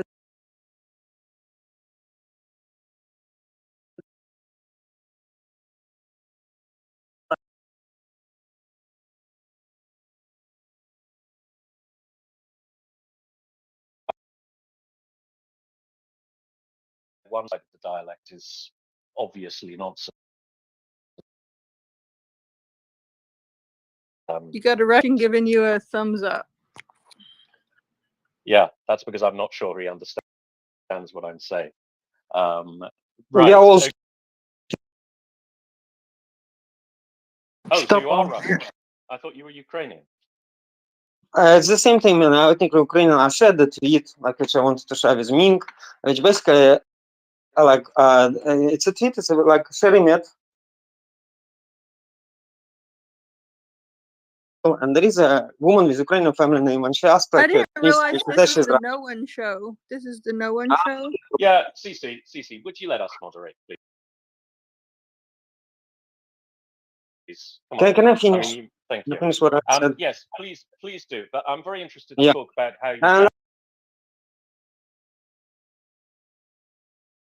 Lenny, okay, he's like basically like making this statement about who should be considered Ukrainian. Those people with Ukrainian family names, according to him, should obviously consider themselves to be Ukrainian. And if they not, it's a sign of a cultural genocide. Basically, what you're doing here is a cultural genocide, because you are claiming that I have no right to be Ukrainian because I do not have Ukrainian citizenship. You just said you were Russian, and then you said it's the same. I have Russian.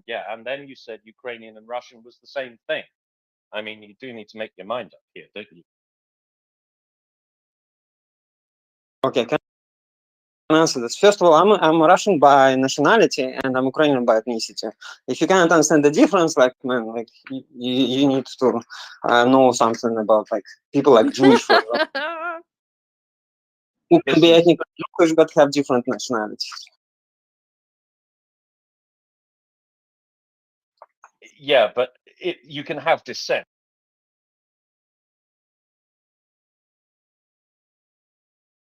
Most of my grandparents are from Odessa region. Right. So, gosh, I'm trying to think of a good example. That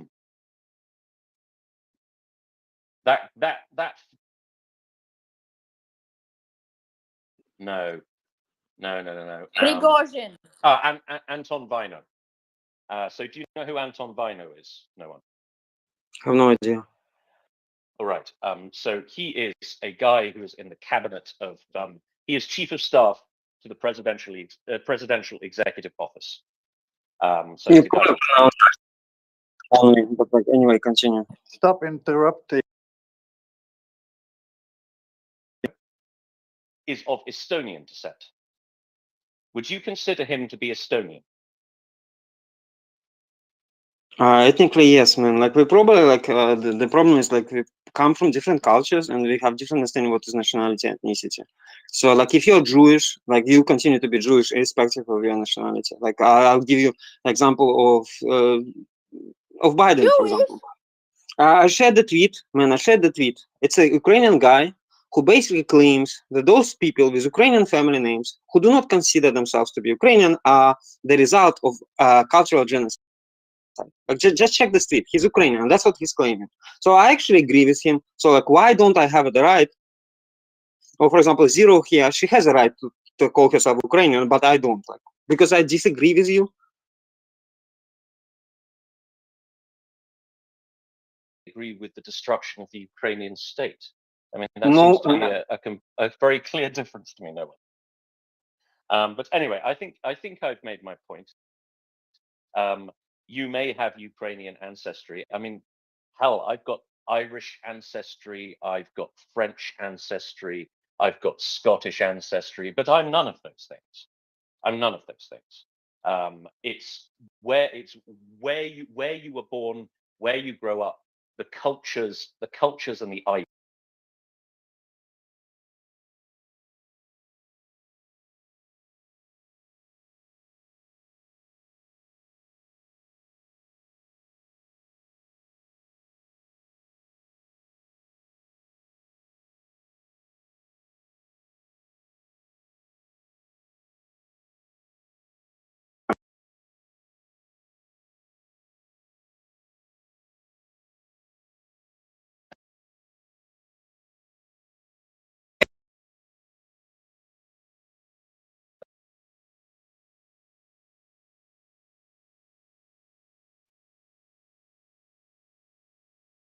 Claim that Russian somehow. Sorry, No, we are not please, Leonard. amazing. Yeah. Okay. I've just had enough of that.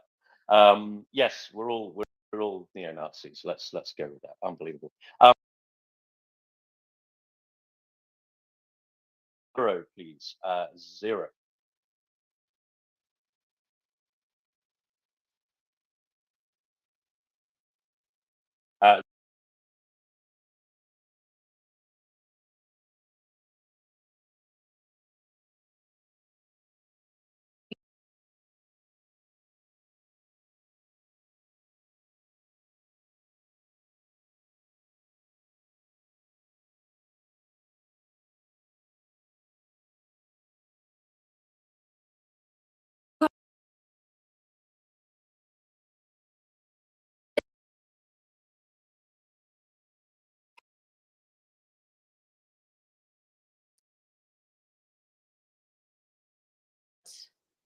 Was Ukrainian. My mom is half Russian, right?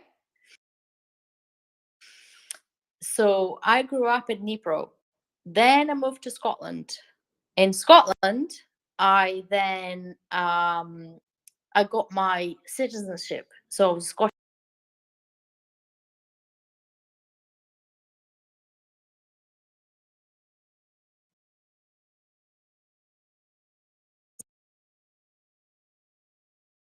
Australian. So what am I? Right? What am I? Am I Scottish? Am I Ukrainian? Am I Australian? What am I?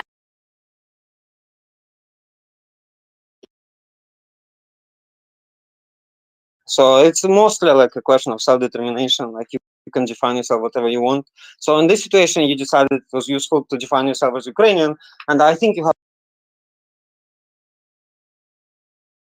Question for you though. Why did Igor Girkin and his battalions and his green men went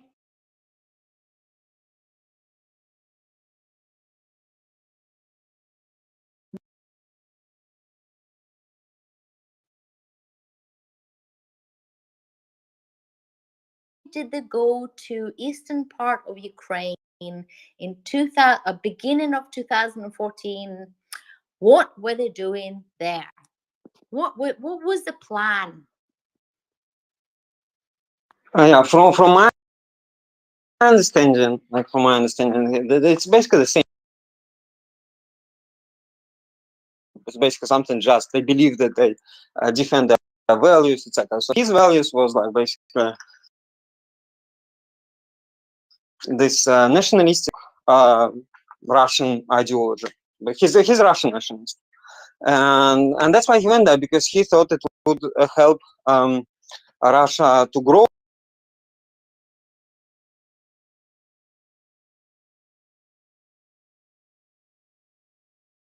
He had this ideology, and that's why he went there. This is my understanding. I might be wrong, but that's my understanding of why he did this. You seem to be suggesting he has some sort of agency, independent. Yeah, independent of the will of the Russian state, he wouldn't be put in prison by Putin, because he would control him, obviously. Somehow he was not able to do this. And obviously he had his own agency, and this can be illustrated by his previous fighting experience.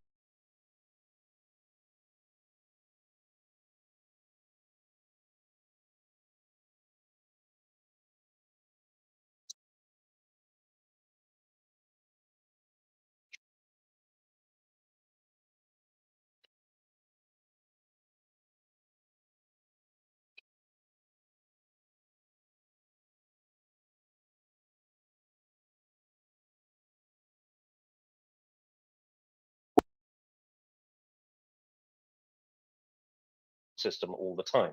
That doesn't mean they were never part of the Russian. The fact that at some point, I agree with you completely. The fact that at some point, like, he worked with the Russian state, he was part of Russian system, etc., doesn't mean that he couldn't change his opinion at some point and gain his own agency. Apparently, in his case, it happened around 2013.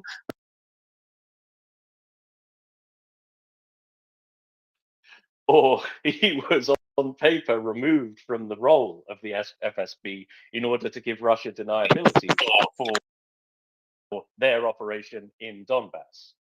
Right? What's the more plausible explanation here?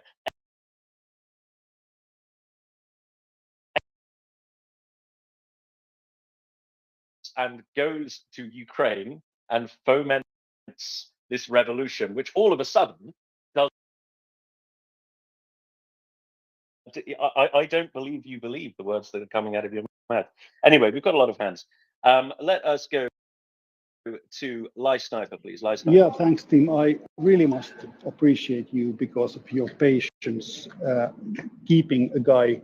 Normally, you have been about strict. He has been interrupting.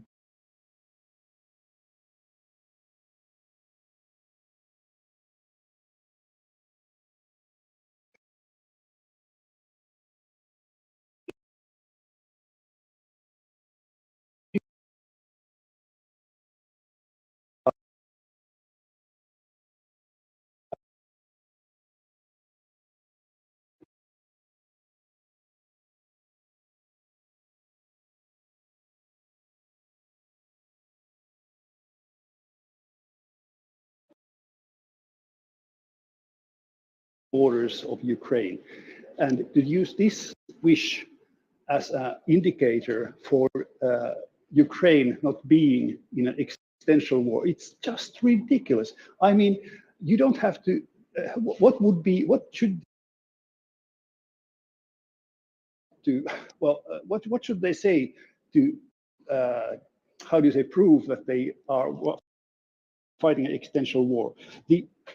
Not what the Ukrainians wish defines if it's an existential war or not, but what Russians wish define that. And they tried to hit Kiev in the first 2 days, which is now a bit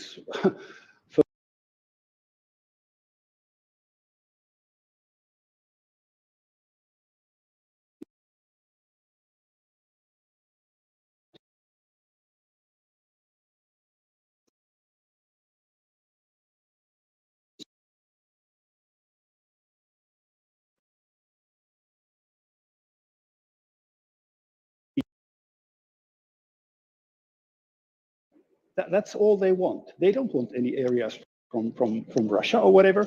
Use this argument and their goal to restore the internationally recognized order as a proof that they are not in extension war. That's just absolutely ridiculous, as much of other claims that had been made. And this calling us neo-Nazis, I don't know, what did the neighborhood? And they raped and tortured people. Well, I don't know, it's difficult to see the despicable things which the Nazis did resemble quite a lot those.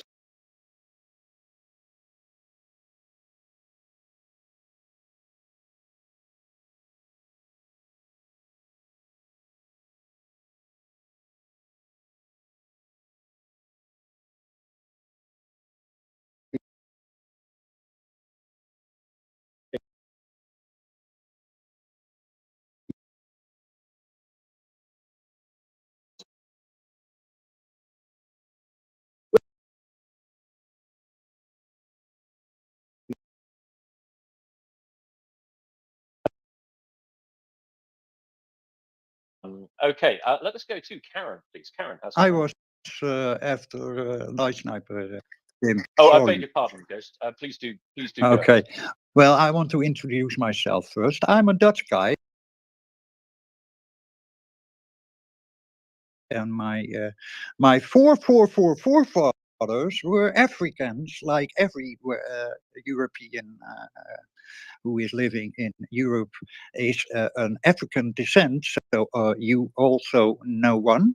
And I find it a bit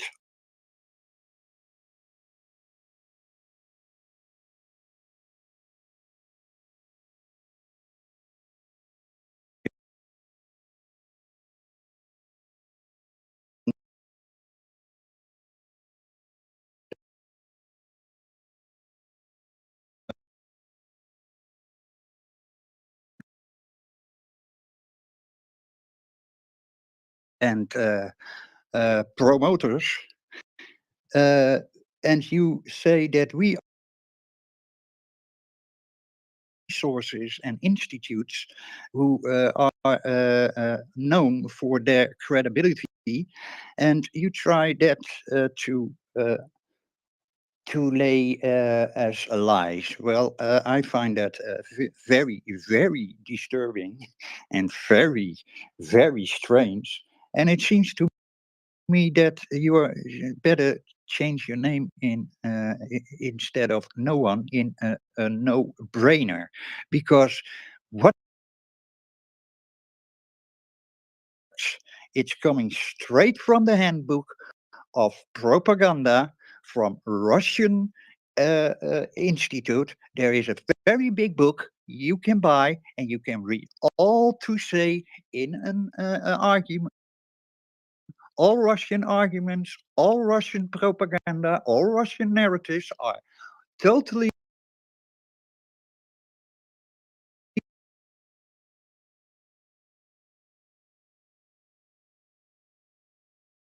question or argument you are getting through you. So I think you have. Thank you very much for that, Ghost. Let us go to Karen then, please. Karen. Well, whenever I hear people trying to make a point of calling Ukrainians Nazis, I always get a kick out of the fact that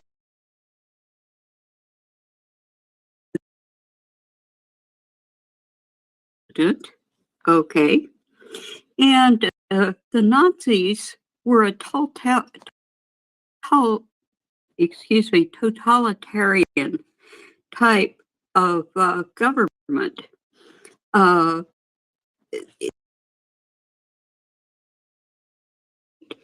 With voters who vote and have citizens have a voice, and that is a big difference. And that does not a Nazi state. Now, does Ukraine have neo-Nazis? I'm sure they do. The United States has neo-Nazi groups. Are we a Nazi country? No, we just have. And it does not mean that that is the identity that the entire country takes. It is, you know, these people are in the minority. And going on from that, as far I think that you can go down a real rabbit hole when you talk about who's Ukrainian and who's Russian, because over the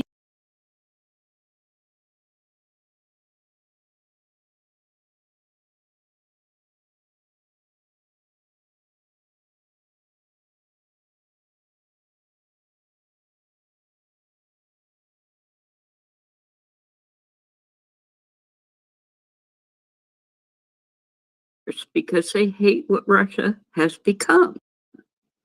You have people, a group called ATAS, that at the peril and risk of their own lives try to help Ukraine.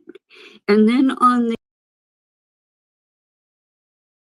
occasionally catches Ukrainian citizens who are spies, who try to help the Russians make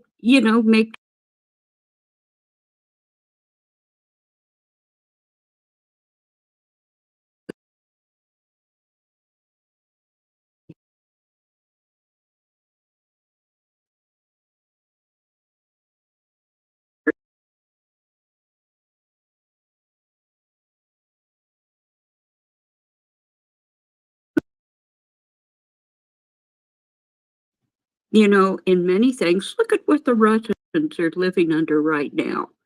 And I'm sorry that guy has left. I would have liked to have taken a piece out of it too. But these questions are just,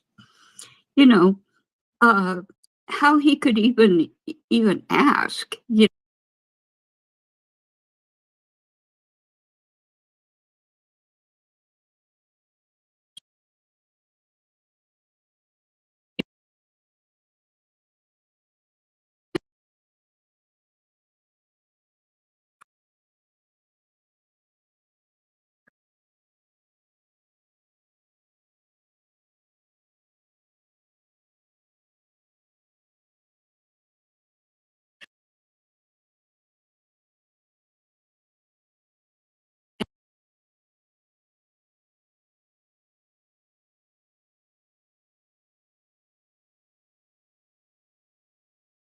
Russian talking points, but the person may bring them up for reasons other than the fact that they're Russian talking points, just to better understand a situation. And I have been in that position. And what I have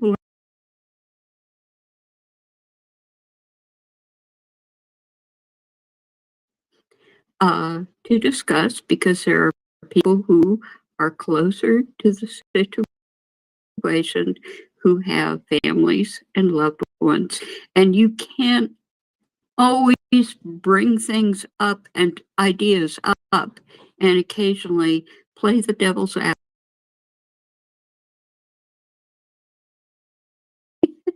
But I think I'll hop out.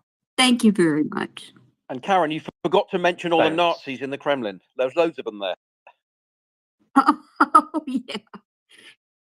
Hey, Nazi is as Nazi.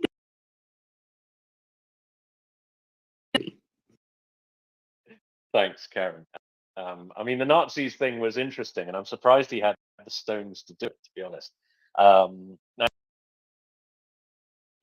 there's a few things we have to understand about this narrative.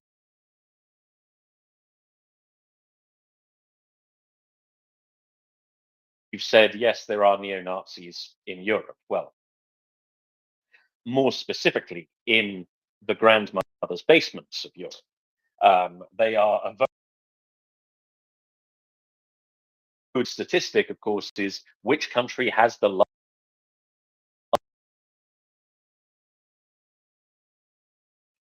It's Russia, of course. So despite the fact that they have very carefully carefully engineered elections, they're still permitted to receive a very large proportion of the vote.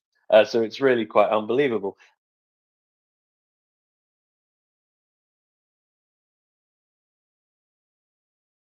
Which side of this, looking in Ukraine, which side of this does literally every single Nazi? Oh, so I'm going to spoil it for you. It's Russia. They all support Russia. It's not, they don't support Ukraine at all. So the Nazi state of Ukraine is very, very unpopular among real Nazis. It's a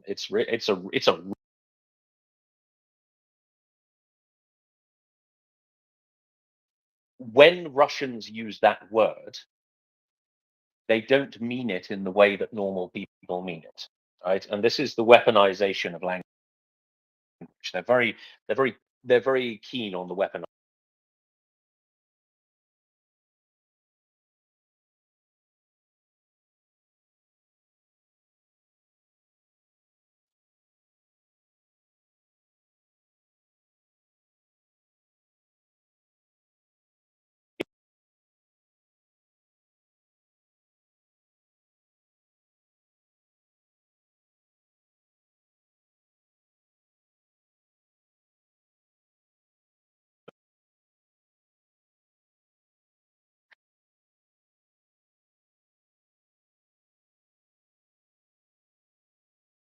A certain concept, knowing that it will appeal to a particular constituency that he is talking to, right?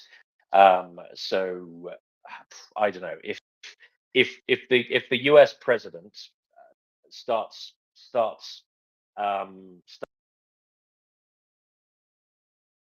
using, I don't know, IRA language, he is appealing to a rather naive and ignorant tendency in Boston and New York who consider themselves to be Irish somehow, right?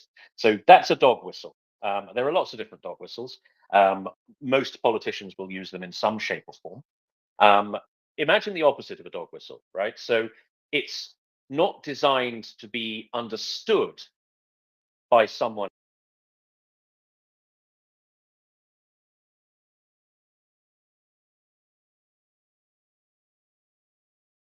of Russia. Literally anybody. Anybody who doesn't go along with what Russia wants is a Nazi. That is their internal term of art for their political enemies. How not, thankfully, God, we are not internal to Russia.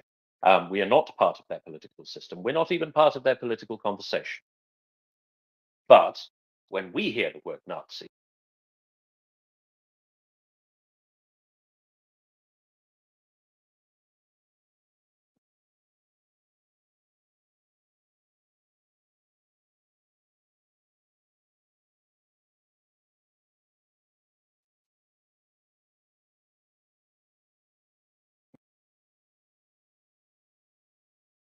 means viciously anti-Semitic, genocidal, totalitarian, as you said, Aaron, dictatorial, bellicose. Right? It was arguably one of the worst regimes in history, although we can argue the toss on that one. So that's why they say it, right? It's not because it has any grounding in the truth. It has grounding in their truth. It has grounding in their political discourse.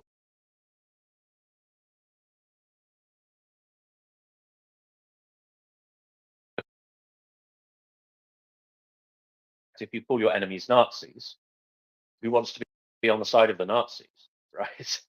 Nobody wants to be on the side of the Nazis. You see a similar tendency in Western protest culture as well. you know, everybody I don't like is a Nazi. Oh, look at you, the Nazis over there. But it tends to be the KGB influenced Western discourse of the far left. So yeah, Nazis. Like I said, I'm surprised he went there because that's something that any Maria. And now, unfortunately, he has experienced some technical problems and has fallen off the panel. Boo hoo. Okie dokie. I think it was Joanna, Robin, Peter, then Zero. Joanna, you're up.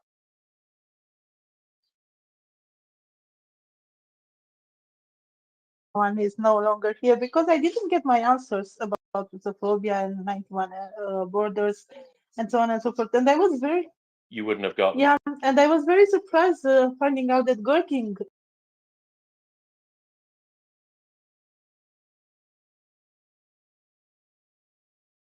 and strangely enough, Russia kept the control on that region and also to Crimea because probably Gherkin needed some psychological support or something like this. Because Russia wants Ukraine. He never talked about, what Ukraine wants,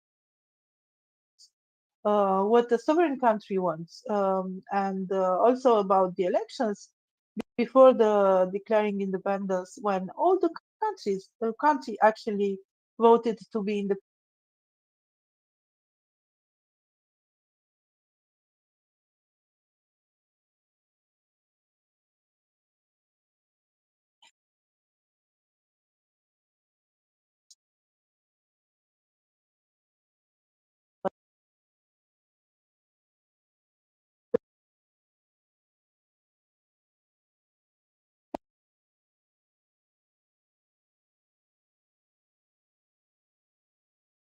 To say about nationality as well. Kind of he considers himself Ukrainian because Sersky is allowed to consider himself, which was a very odd example to bring up because of course Sersky was born in the Russian Soviet Federative Socialist Republic, but he moved to Kharkiv at the age of 15, and he's had a life in chief of the Ukrainian Armed Forces. So I don't know. I mean, he may not be in the strange little world of no one, an ethnic Ukrainian, but I think he's probably.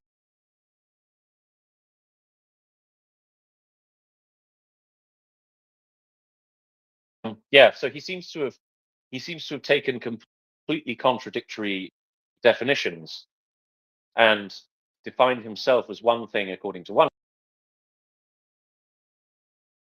completely the opposite position, right? So certainly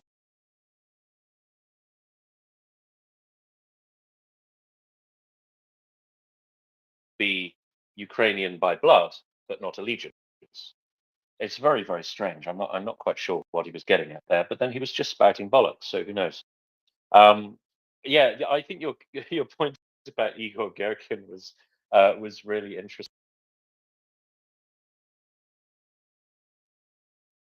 I mean, surely, if Igor Gerkin was able to resign from the FSB, go to Donbass, and foment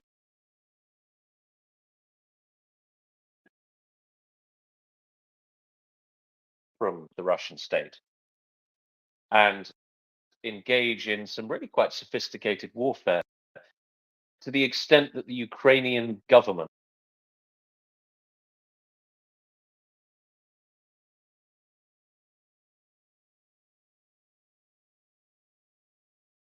and an enormous amount of Russian military materiel and training.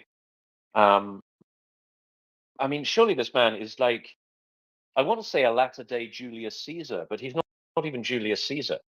You know, Julius Caesar actually had legions. You know, he didn't start from scratch. He'd been campaigning in Gaul with a massive army for a decade before he crossed the Tiber. So he's not a latter-day Julius Caesar. He's something better than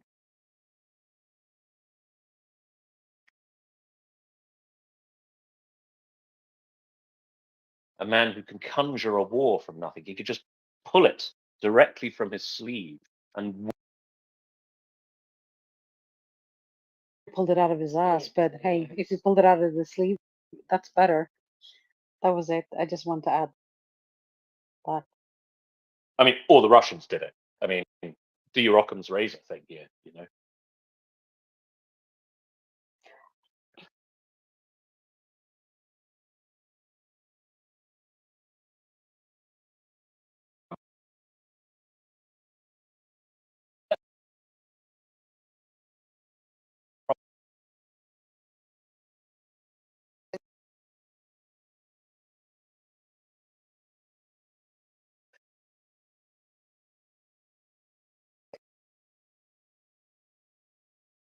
More and more, unfortunately.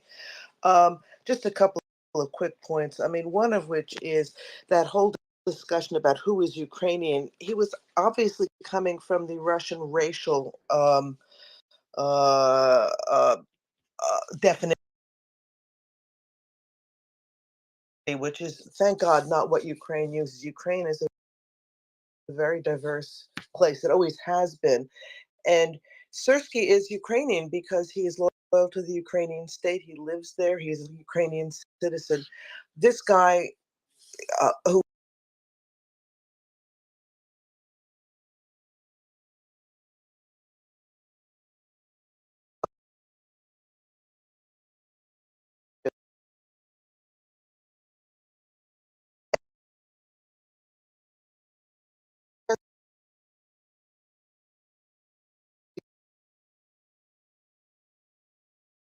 there is no debate here.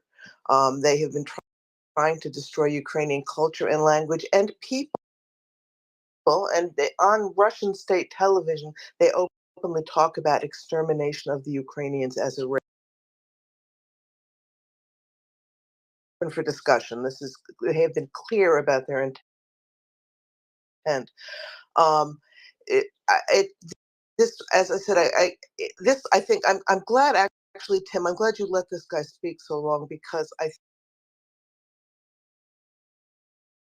people who are not won't even admit to the fact that Ukraine is a nationality, is a nation, has a right to exist. The Ukrainians have a right to exist as a people. So I find the whole thing, you know, I think about the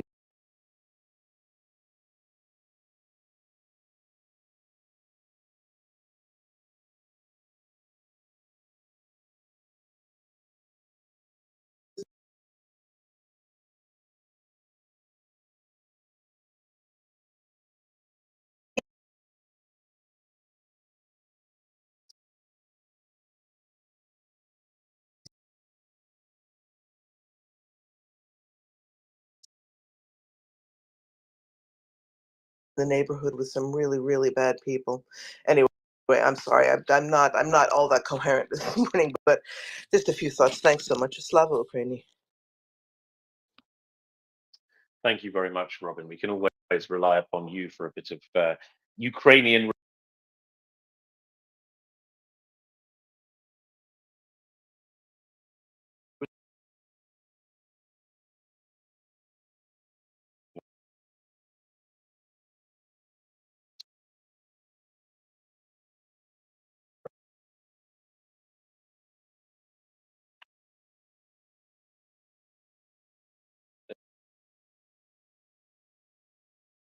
It is between the overwhelming majority of Ukrainians who believe that their future lies with the Western civilization, and a well, a vanishingly small minority of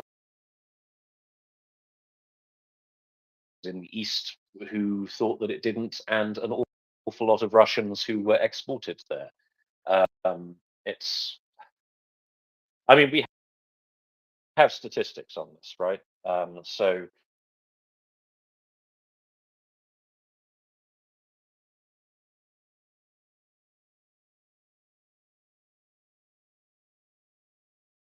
right. So 30% have favorable views towards Russia. Of those, sorry, of the sample, 10% thought their oblast should be part of Russia. So we're not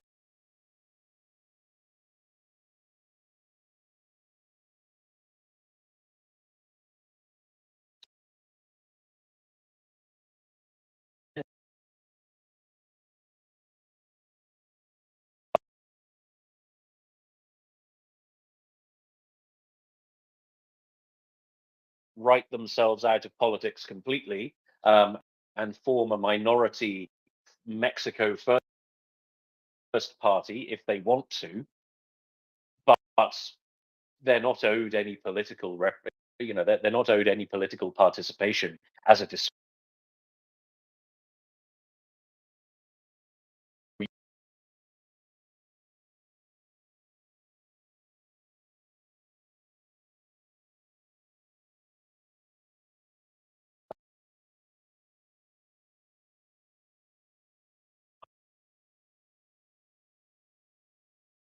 Good morning again, Tim. So I put my hand up quite a while ago. Apologies for a couple of interruptions there. I generally do not do that, but I'm afraid I felt compelled to do so. I anyway, enjoyed your anger, Peter. I enjoyed your anger. Yeah, okay, all right. Up here as listener, but I think he seems to have dropped as listener now. Anyway, technical problems. Boo-hoo. Very good. Yeah. One of the things he said was that he's Russian and Ukrainian. He presumably follows. He can't distinguish between the two.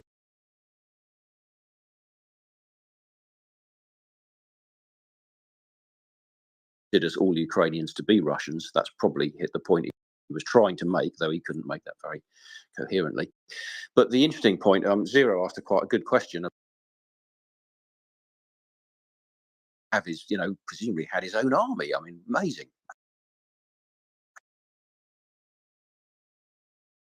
And everything else.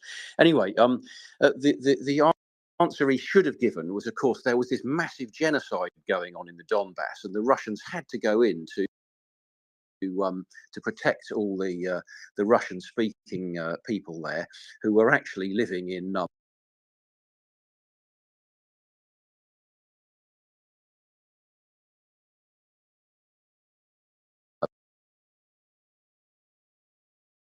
mass graves and no evidence of any kind.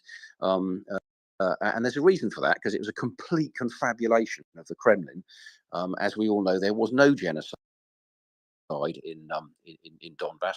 I went there myself, and everything was absolutely fine and calm and no problem at all, of course, until Gherkin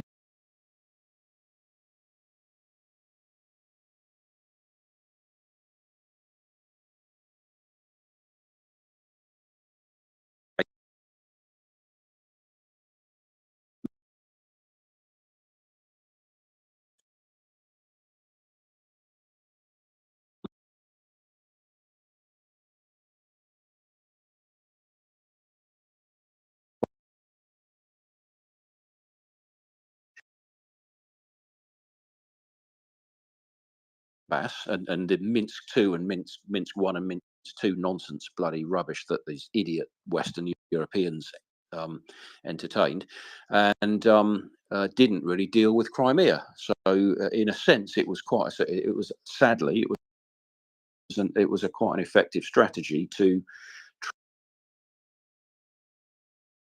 away from Crimea, which should have been dealt with more effectively.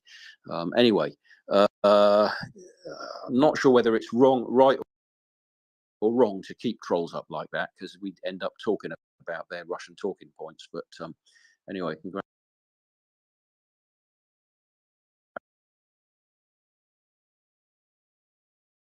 to see all the NATO attack dogs jump into action. Anyway, that's all from me for now. Thanks. Fantastic. Thank you very much.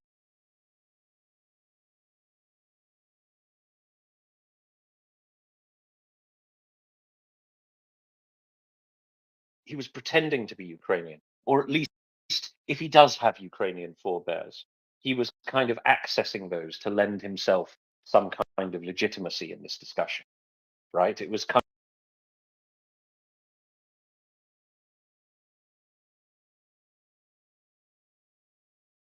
he has chosen Russia by identity and affiliation and loyalty. So, and I think when he said he was Russian, I think that was a genuine accident.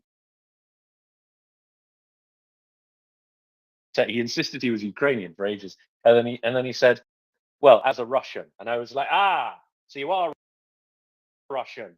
Got you, got you." Oh, I didn't quite say it like.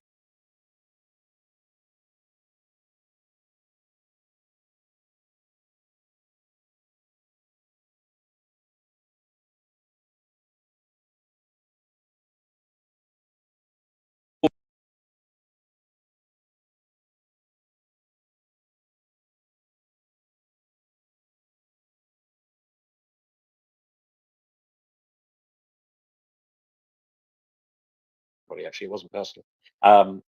How'd you finish? Yeah, I think I'd finished anyway, basically. But basically, he's just trying to discredit Ukrainians by claiming to be a Ukrainian.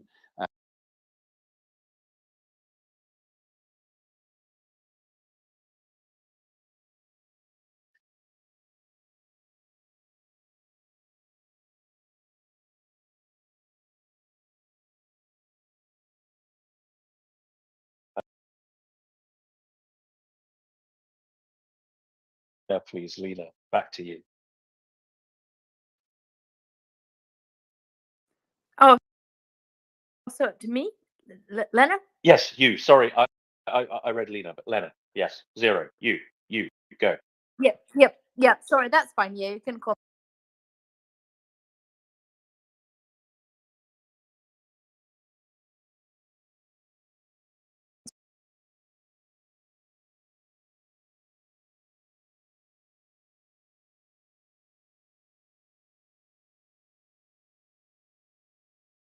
That you know, Russians and Ukrainians, along with Belarusians, are one people belonging to what has historically been known as the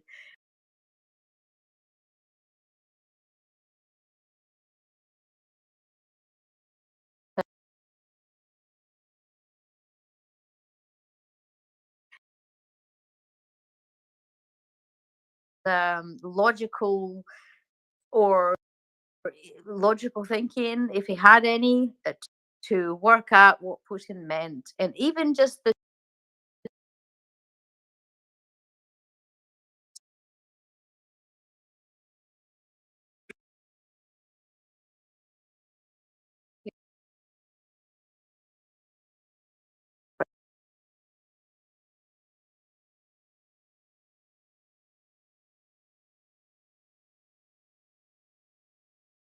um, you know, the whole Nazi thing in Ukraine, in the Don't Zoom Out, and the whole picture about basically anything. They just kind of rely on what their government tells them to do, or what the government tells them. That's what is. They don't go into research by themselves, or look into things by on their own, and what the government says, that's how it goes. Yeah, there are Nazis in Ukraine, and that's that.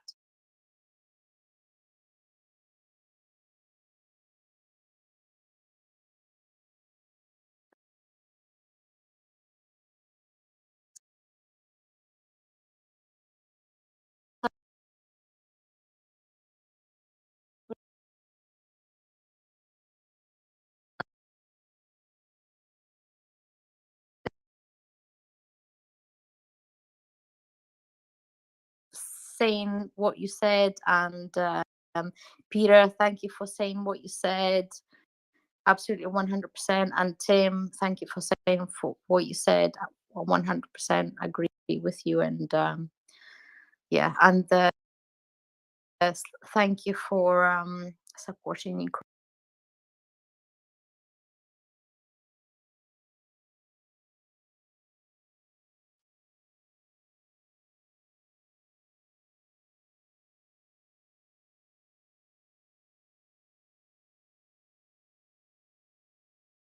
does that make me?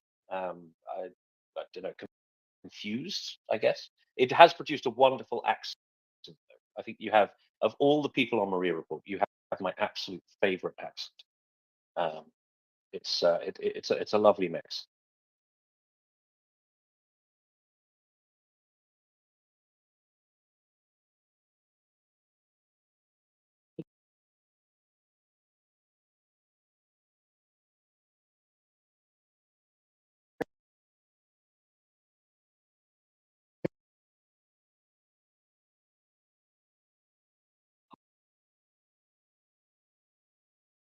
And also, right now in the world, I have seen that I can identify as whatever I wish, and I like being Swedish, so I'm going to continue doing that. Who was next, Tim? Peter was jumping up and down. Then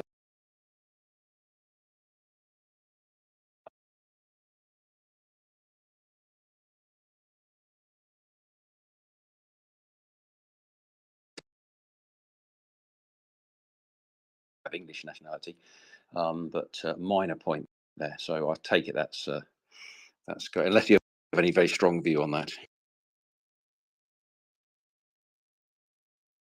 Zero. I have a strong view in that I don't have Scottish nationality, as in like by blood. For example, I went to study in Scotland, and I lived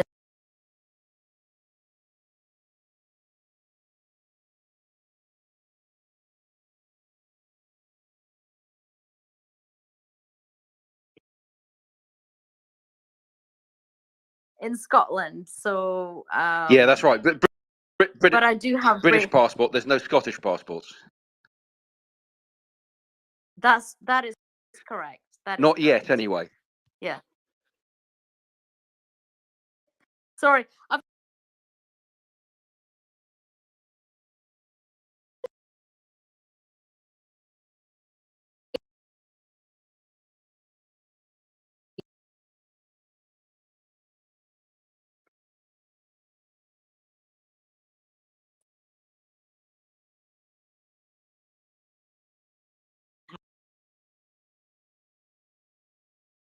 And so yeah, like I'm Ukrainian, Scottish, or British, right? Did the I weather love improve? Britain. Oh, of course. Yes.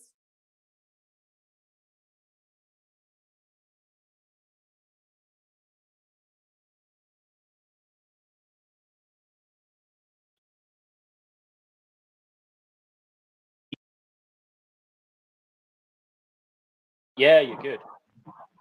Okay, I am a bit pissed because I didn't hear the throat. But your discussion inspired me to build some.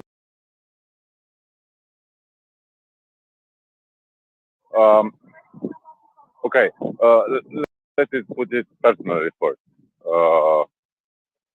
I am quarter German, for example. My mother is half German. Does it matter?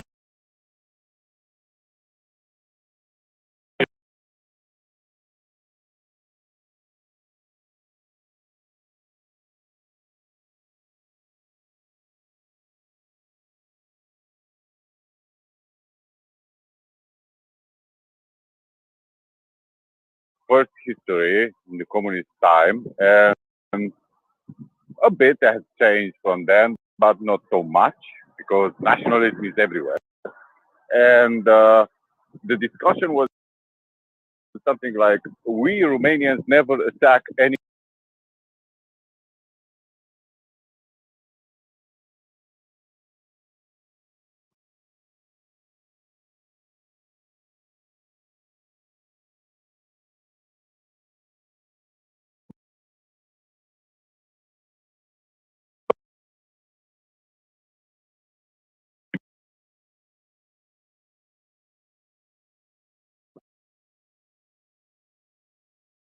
differences, the culture who had an empire, a big kingdom, and the people who doesn't.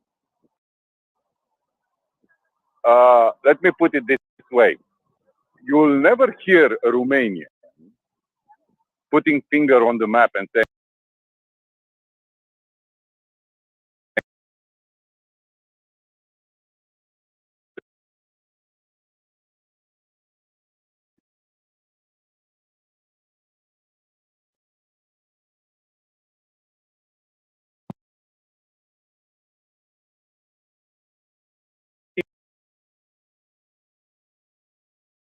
we can do the Russian stuff, you know?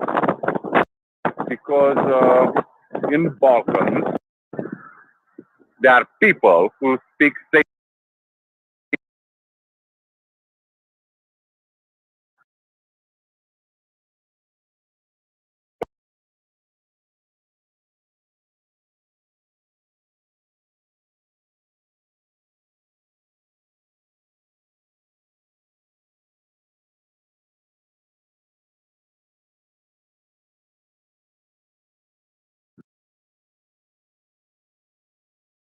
different things from other cultures.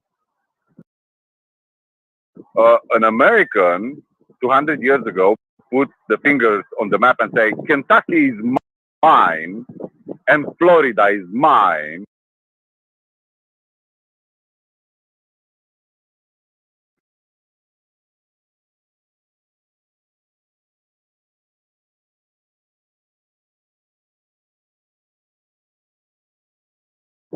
Imagine something like this. We have an argument with Hungarians, and I love Hungarians. I really love them because I live with them and I understand them. But even the most friendly, most open-minded, well-educated, and tolerant,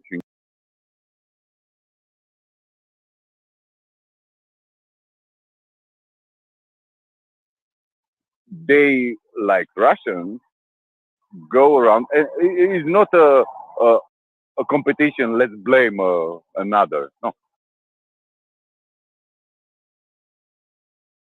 Austria, mine. Vojvodina in Serbia, mine. Because it's a different type of mind. No, the conqueror, big century, big civilization, and I think this is a very Russian.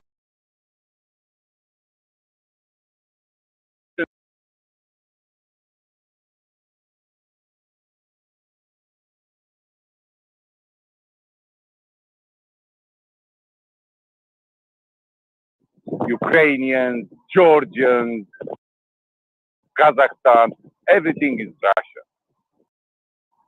Because in fact, I believe they don't understand what does it mean Russia. I think Russian not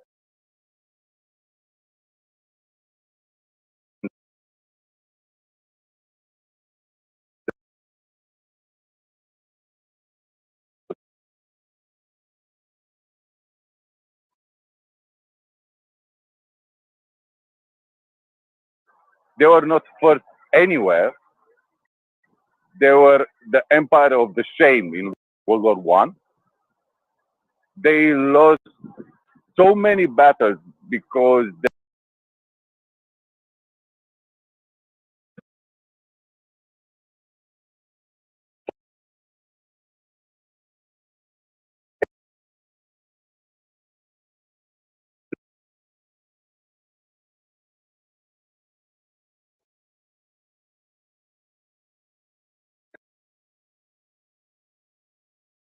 Napoleon took Moscow. Polish prince took Moscow. Gustav from Sweden. Oh, that was a nightmare. You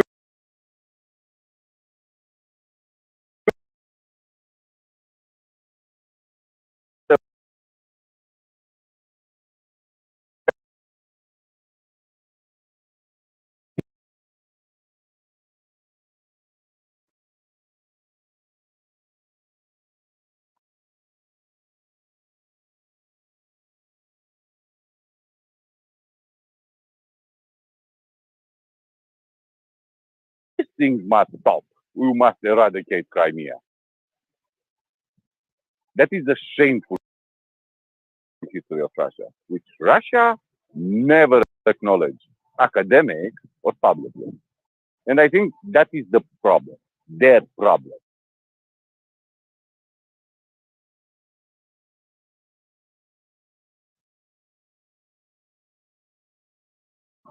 They can go with geostrategic, geographic requirements. That is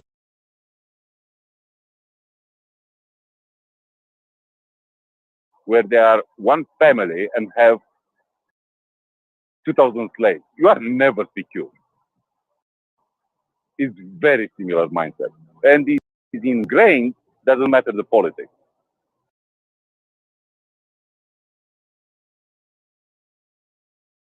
Because borders doesn't confer them security. That is my humble opinion.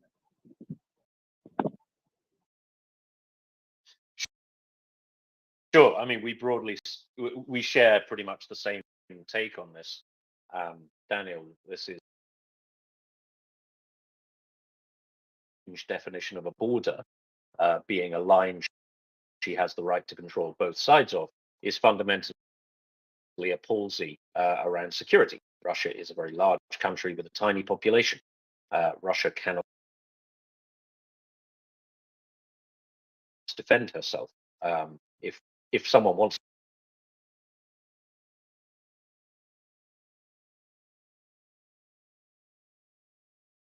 you may not conquer Russia. That's the difficult thing.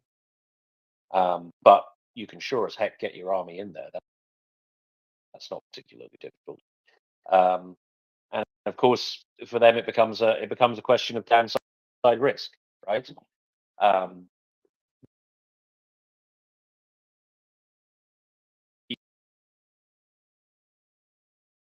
Has passed. Well, in 1941, Hitler and Stalin were allies, and look what happened then.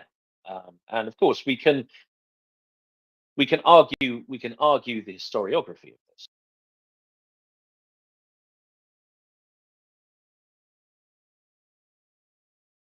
For time, I mean, honest men can disagree about all of those things, but the fact is the Soviet Union lost 20 million people in World War II, and that's because the German invasion was a success and could not be resisted at the border.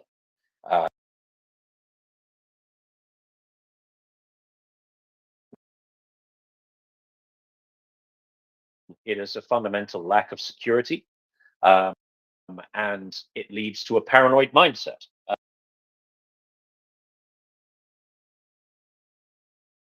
Russian phenomenon.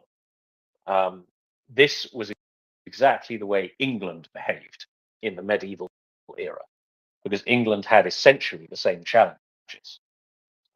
England was, by medieval standards, a geographically very large country, and it had a fairly small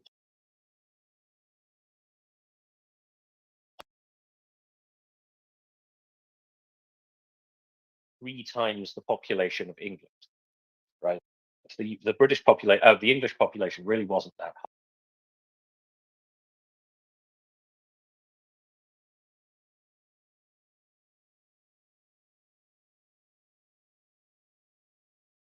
France. But to the north, you had the Scots, who were very troublesome. For a time, to the west, you had the Welsh, and further to the west, you had the Irish. And if any of those, suddenly you have England being extremely vulnerable. And that's basically what happened. You had the old alliance between Scotland and France, which was a constant threat to England. And how did England respond to this? Well, England responded to this.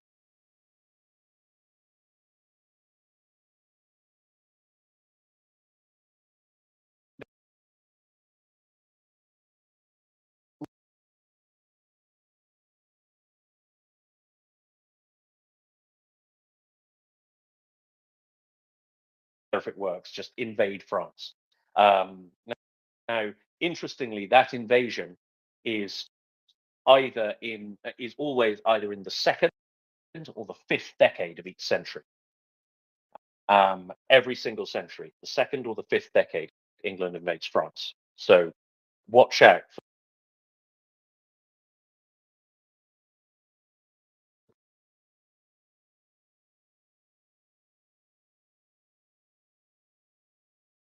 Ireland and France. Wales was subjugated very early on, but its existence as a unified, independent entity was never tolerated.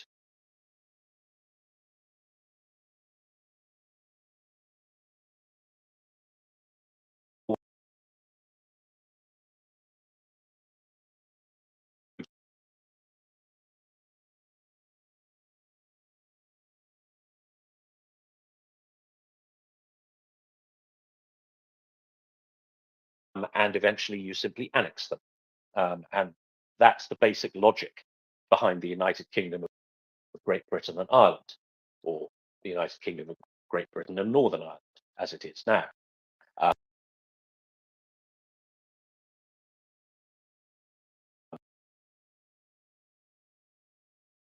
United Kingdom. So it's the same sort of thing, right? Very big country, mindset. And in Russia's case, this paranoid mindset is an anachronism, right? It's something that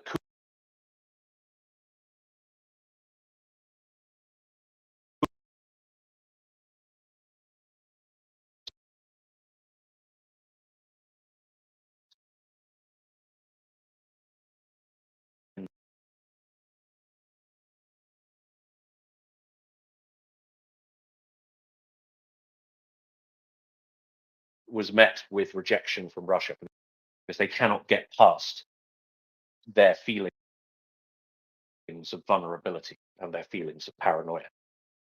And this is, I don't know what we do. I don't know what we do.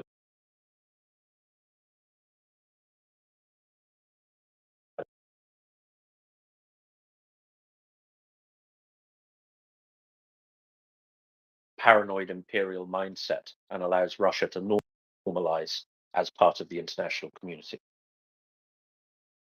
Yeah, I see that. Solution is one moment, Toyim. One solution is Chelyabinsk meteors. I'm sorry, I beg your pardon. I didn't understand.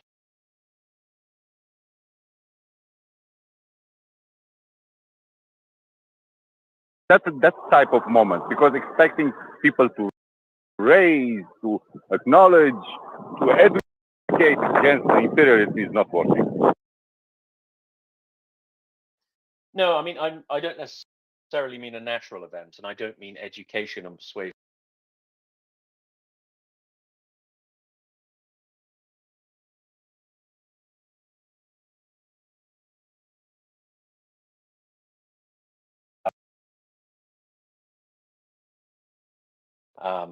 That event could be defeat on the battlefield of Ukraine. I don't know. It certainly could be. But yeah, there needs to be some kind of moment like that to shake them out of it, I think.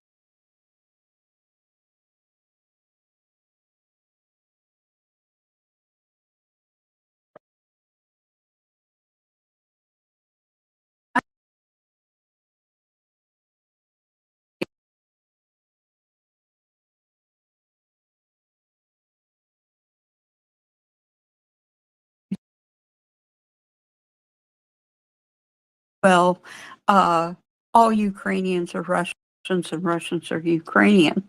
Well, there you could, when Stalin, you know,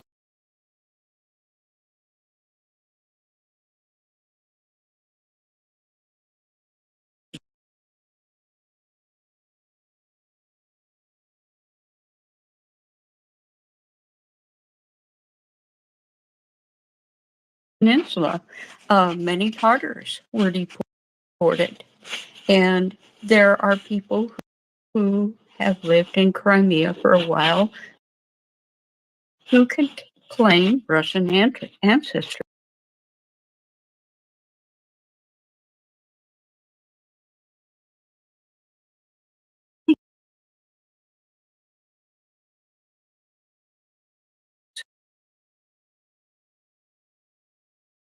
The kind of life, that these people want. And when Robin was saying, well, the people in Russia have always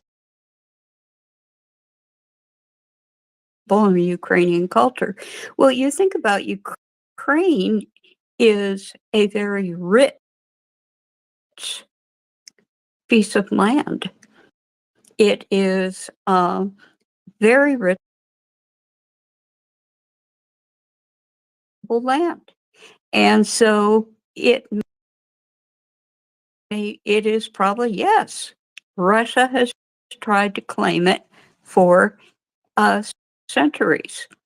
Not because they wanted to kill Ukrainians, but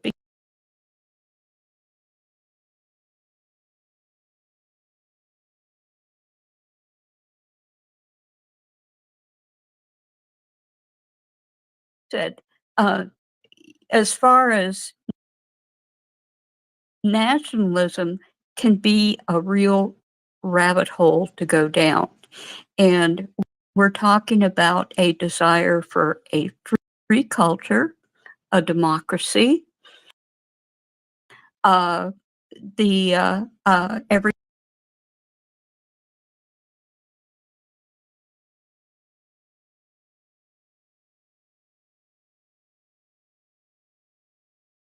the rabbit hole of national origin. Anyway, I'll be quiet. Thank you. I should go back to bed. It's after 3:30 in the morning here. I just couldn't sleep.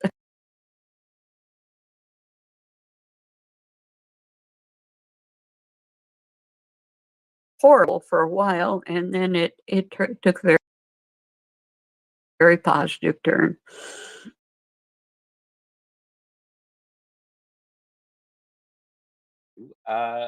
Lena.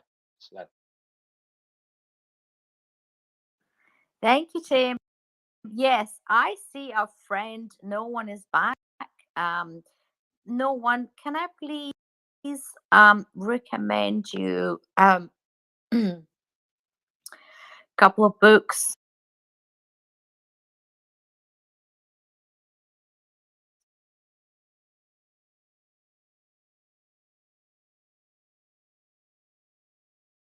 One of the books that he wrote, on history of Ukraine was called don't, you're laughing at me, right? A nice one. Was called The Gate to Europe.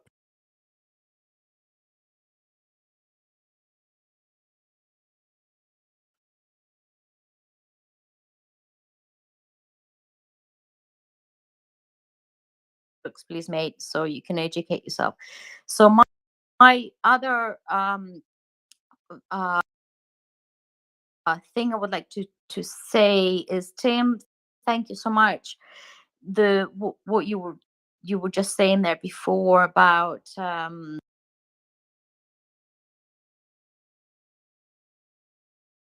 UK history of UK and England and Scotland and Wales and Ireland and all that kind of stuff.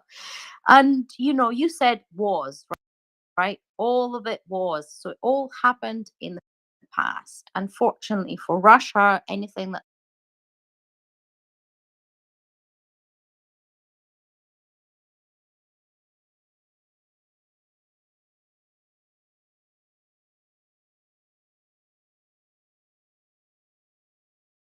My apologies. are you making borscht?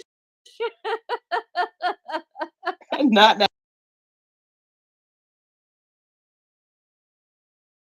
now. Sorry, I'm very sorry. I would love to try your borscht, Robin. I keep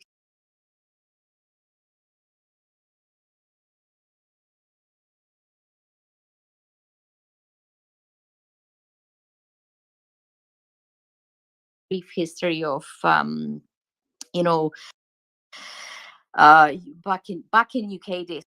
So everything you said was like wars, right? So why are they stuck on this mindset that on this not imperialistic, am I trying to say imperialistic imperialistic mindset?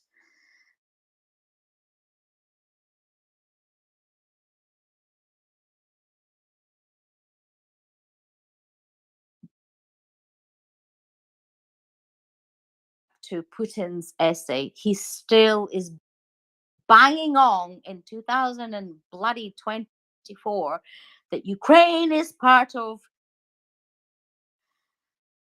Russia and Russia is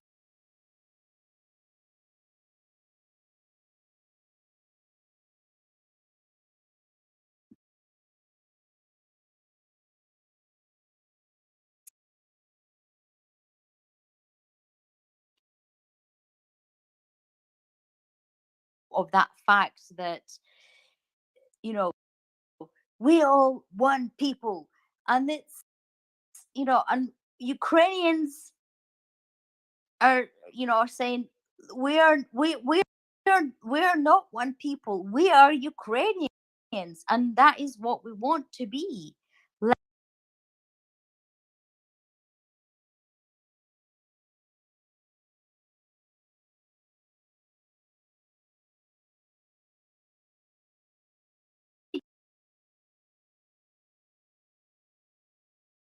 Was part of Russia. There was no Russia when there was Kiev, you know, when there was Ukraine. I mean, I'm sorry, Ukraine didn't sort of modern Ukraine I'm talking about, so didn't come about until sort of later on in time. But you know,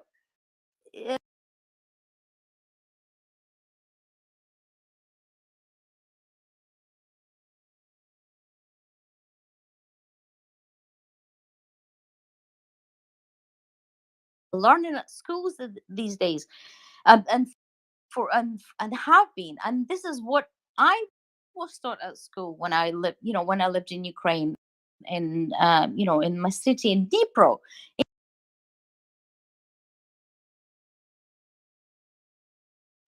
I wasn't allowed to speak Ukrainian. I wasn't allowed to speak my language.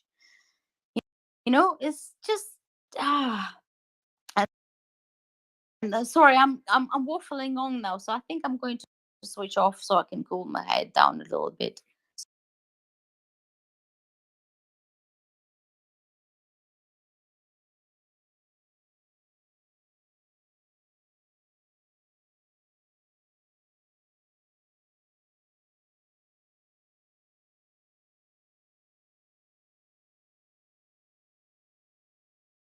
This kind of decolonization meme is something I find so tiring, right? Because it's something that's weaponized against Western democracies. It's so annoying in this context, and one of the reasons that I think it's fairly clear that the whole thing is just a KGB op, is that it is used to draw equivalency, or rather justify what Russia is doing in the present day with things that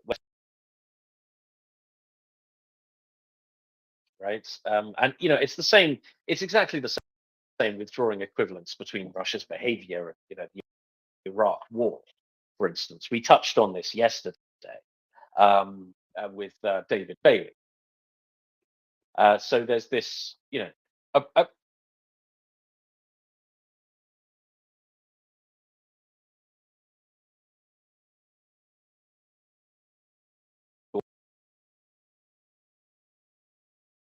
especially if you don't really have any reason to be doing it. To which, and you can use that as a line of criticism on Russia, of course. You are choosing to invade Ukraine. We all know that your reasons for doing so are absolute nonsense. So you just the country for some reason. So it's all nonsense on stilts to start with. But then the response you always get to point that out is, but what about Iraq? What about Iraq? It's like, oh, sorry, please tell me when exactly Basra became the fifth nation.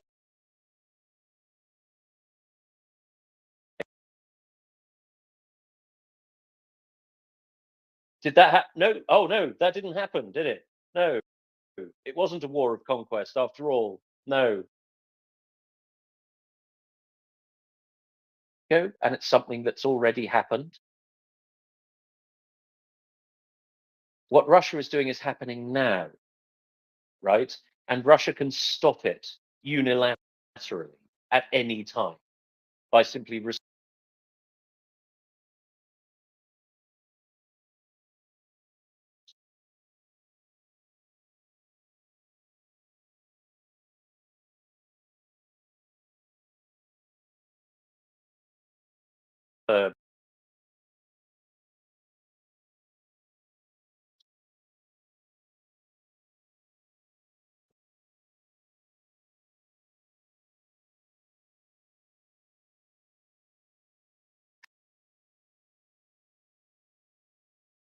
logic. It's kind of, I guess it comes from a place of, oh, well, you're just as bad, right? It's like, well, yeah, okay, so most countries have done some pretty ropey things in the past.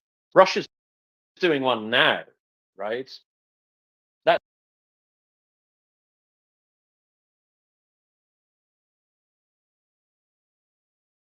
reason they could just walk away, just say, oh, sorry, guys,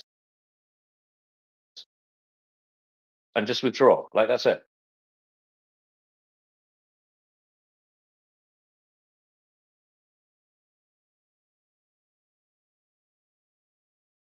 Daniel, the angry Romanian, are you there? Yes, switch screen away.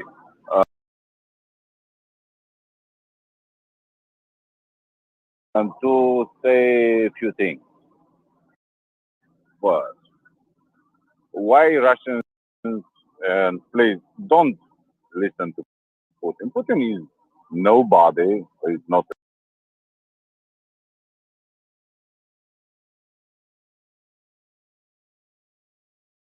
old man bald who probably loves too much Botox. So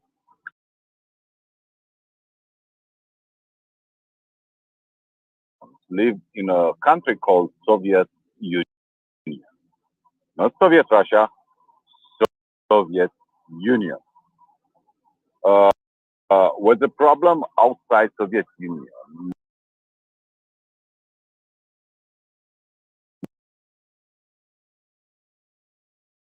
Soviet Union with Soviet Russia, and that was a mistake.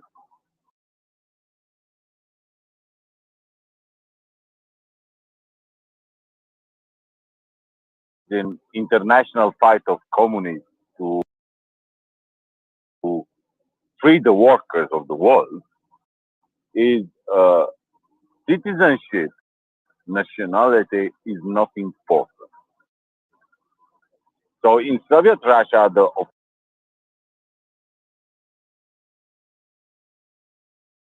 but the idea was Russians and Ukrainians and Balts and everyone is the same because they are Soviet.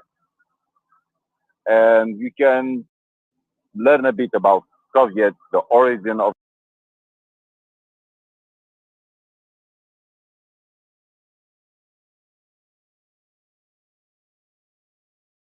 modern Russia is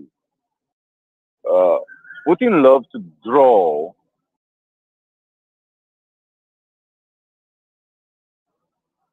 but in the same time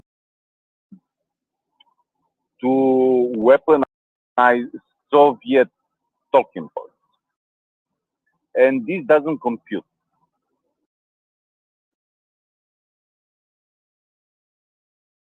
Hey, I know that is a big trap, but was no country called Russia, was the Tsarist Empire, Empire of the Tsar, or Romanov Empire. Russia,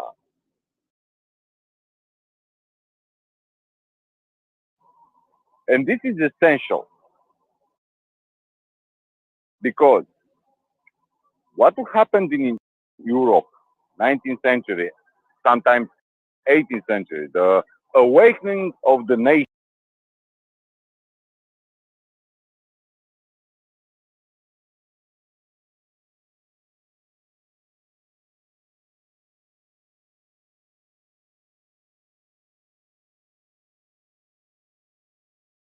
are not original from there. Catherine the Great, for example. Yeah.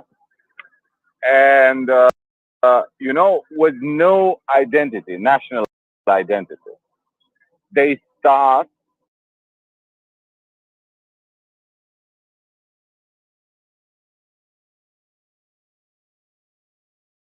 they call it later Russian Slavonic, because Ukrainians did it first.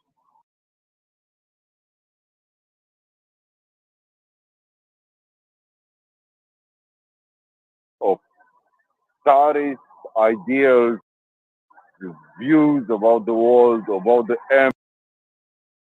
empire, the third Rome, put the layer of the Christian Orthodox faith, which is,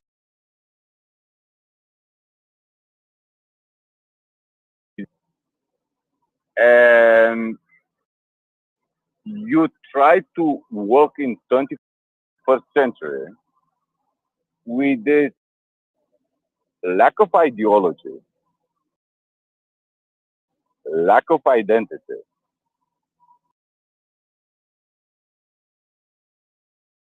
Understand Ukrainian.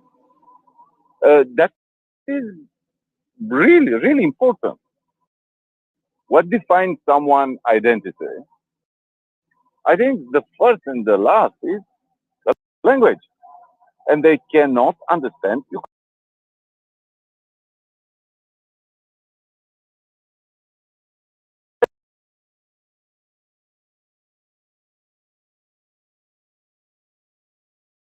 Ukrainian. That is utterly bullshit. And the second is, if they have in mind this equality of the Soviet times, a huge union, many nationalities, many ethnic,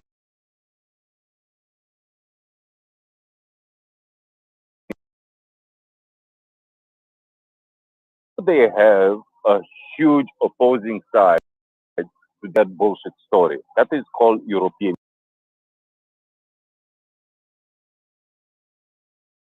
expansion. They lie, they lie. They just tell stupid lies because the danger is not NATO, it's European Union. Why is the danger? European Union has a lot of faults, a lot of stupid ideas, a lot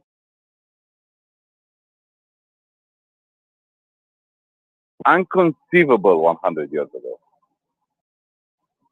Not only French and German do their dealings together, mixing their economies. They'll look at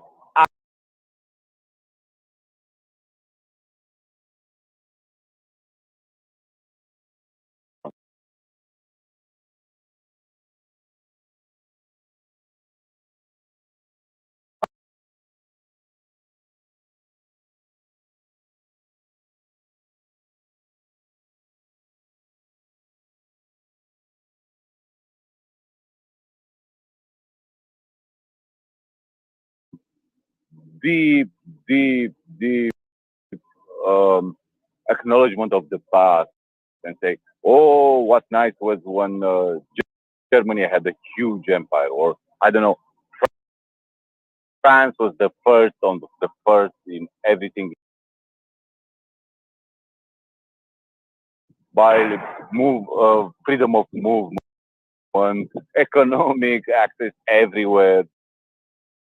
You can learn, you can take a job, you can move your home, you can move anything inside your opinion. Doesn't matter.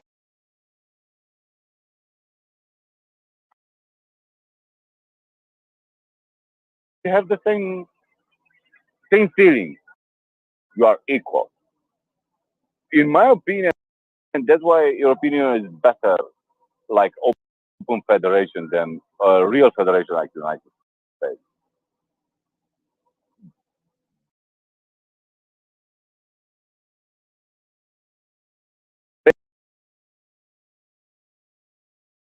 Time to time to put kerosene on fire. It's easy deal when you start to understand, you know,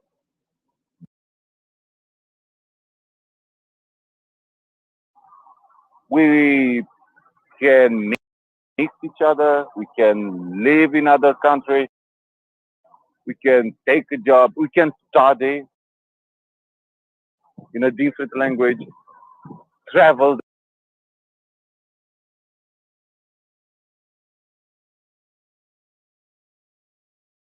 deserve this country, you know, then saying, I need whole sign today, or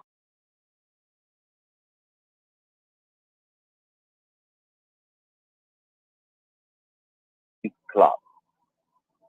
They want to live here, acting like Ukrainians, speaking their language, keeping their heritage, each other. We have our squabbles, we have our conflicts, but we never elevate to, you know, I will start invading your fucking country.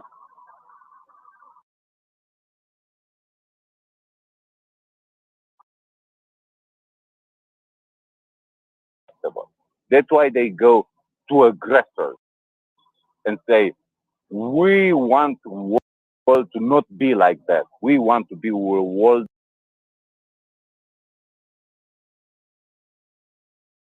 other countries with nukes, and they look moderate because they don't need to do it. Kim Jong-un is doing. Iran, if they can have a tactical nuke, they will threaten again everybody with nukes. Because that is the difference.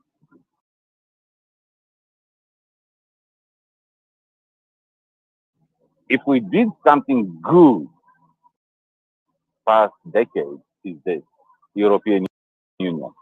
And this war started because of the European Union. Because Ukrainians want to be part of it. The NATO is just, you know,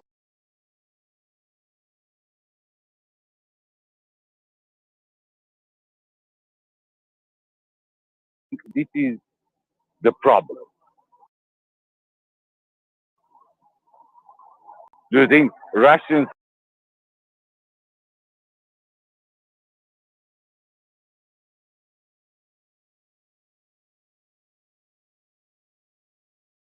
city of Latvian, which makes people on the other side of the border, you know, watching?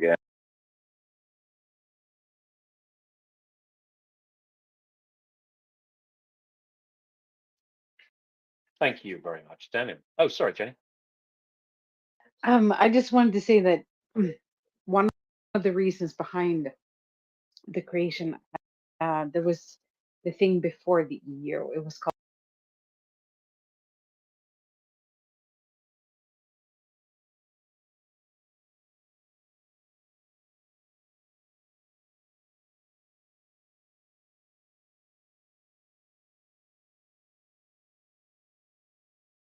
And so that was kind of the idea behind the precursor to the EU. I don't remember what it was called, but it was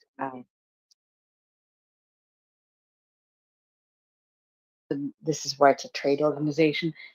I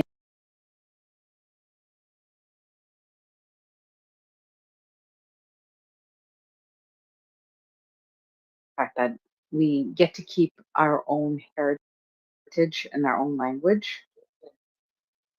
We are separate nations, yet we're united. So I think that's a really good thing.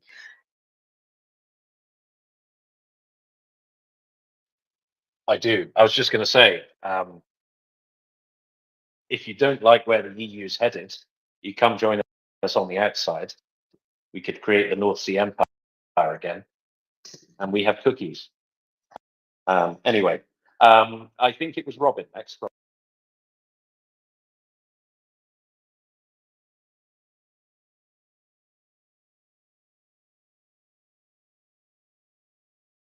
Well, Karen, I don't think is here anymore, but she said something that I just have to take exception to.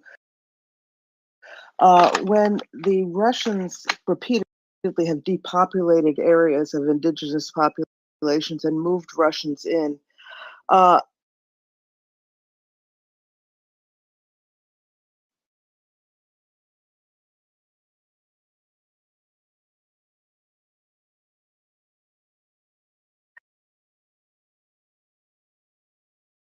don't really care if they've lived there for a while. I don't think that those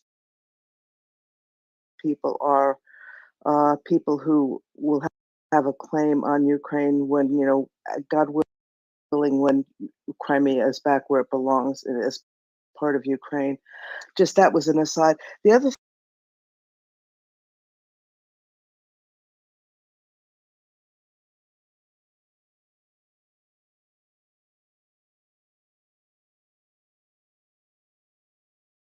I guess that probably is 8 a.m. by you in Australia.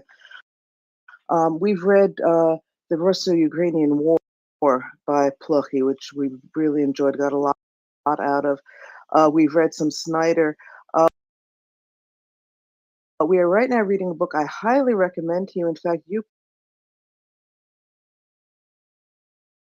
Yaroslav Hritsak. This is the book we're reading in the book club now. And I strongly recommend this book to anyone who wants to really get some serious insight into what's been going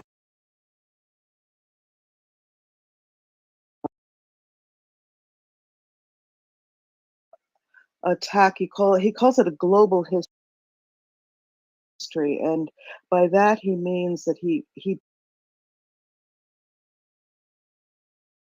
in 1492 Columbus, he brings that in. It gives you a lot of insight into how we got to where we are now, and I think as Zero was pointing out, I think it's extremely important that we educate ourselves.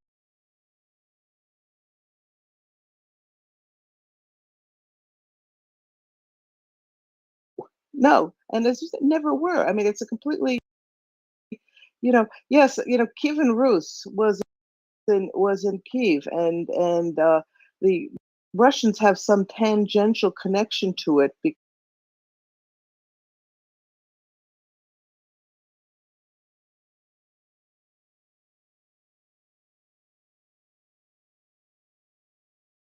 of Kiev has nothing to do with what's going on now. And the point of fact is, on the ground now, Ukraine, and has always been a completely separate nation. By the way, speaking of, I wanted to point out something. Speaking of the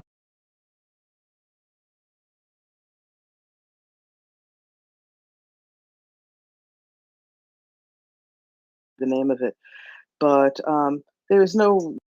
This is an attempt again to destroy Ukrainian literature and language. When every place they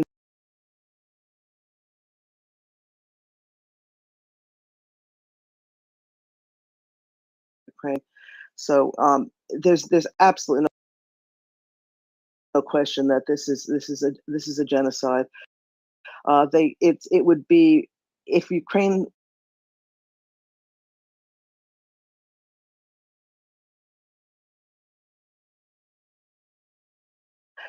and my last point, it's sort of ironic because through the centuries, Maritza comes back to this several times. Russia never wanted,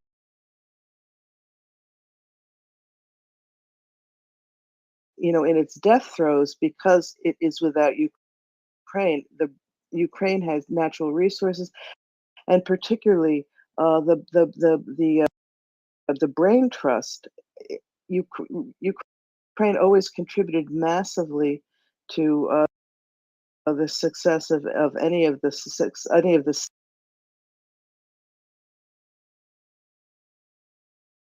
without Ukrainian input, without Ukrainian talent.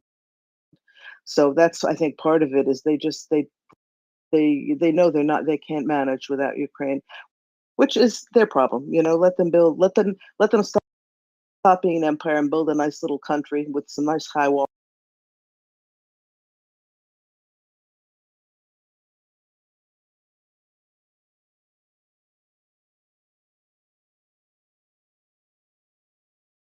Wrong. Bull Terrier up. Bull Terrier. Oh, hi. At the risk of changing the subject, Tim, and by the way, thank you, Tim and Jenny, for your hard work. There's just been a recent report in Reuters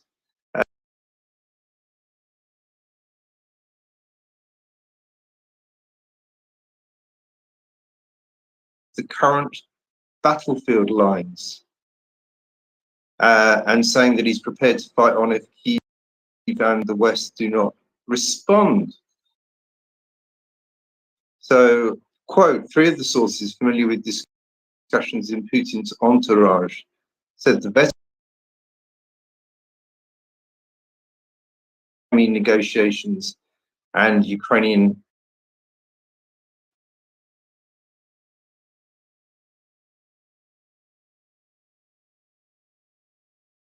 but Putin is also ready for a ceasefire to freeze the war, end quote, said another of the 4, a senior Russian source who has worked with Putin and has knowledge.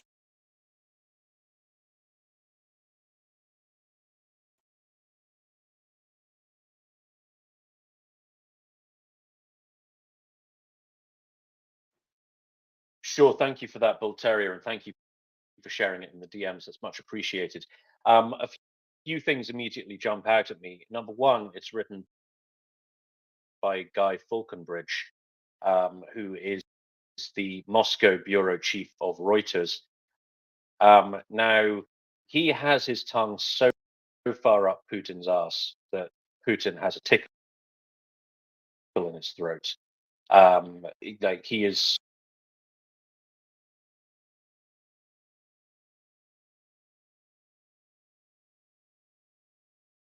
completely devalues Reuters on all things Ukraine and all things Russia for me. So, yeah, there's that. Second thing to say about this is not really nothing new, right? So supposing this is true, and he's not just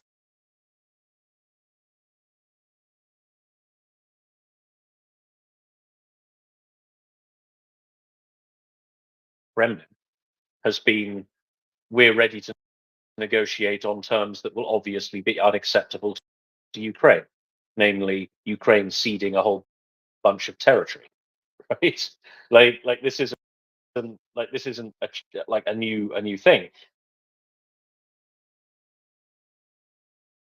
It's an attempt to weaponize an attempt to weaponize weaponize offers of peace, right? So if the Kremlin comes in and says, yeah, we're willing to negotiate, and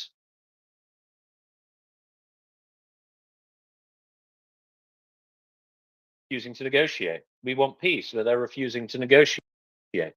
And I mean, it's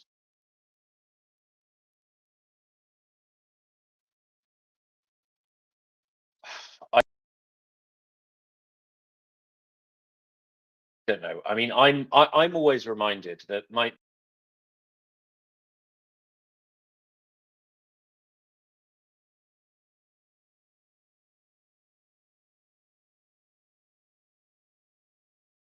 occupying to come to terms with you. As I no, and I'm my go-to quotation on this, because I think he puts it very, very well, is Enoch Powell's speech.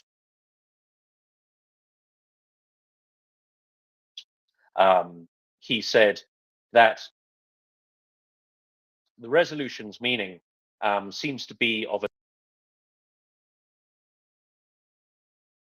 in international law, that the Falkland Islands and their dependencies are British sovereign territories, and some other position altogether.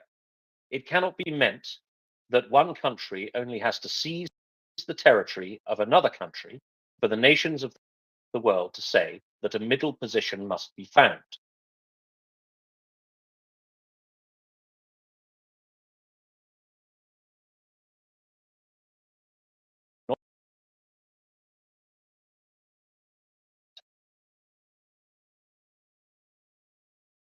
Established by the aggressor. This is essentially medieval, right? Seize territory, improve your negotiating position. If the enemy won't negotiate,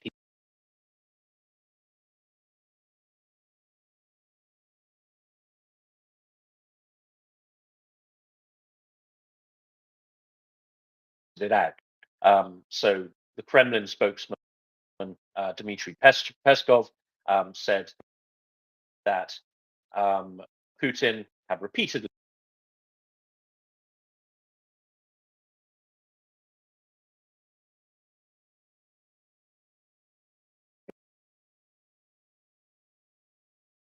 negotiation. So yeah, Bull Terrier. It's an interesting article. I don't trust Reuters. I don't trust anything with Guy Falconbridge's name on it, and it really represents nothing new.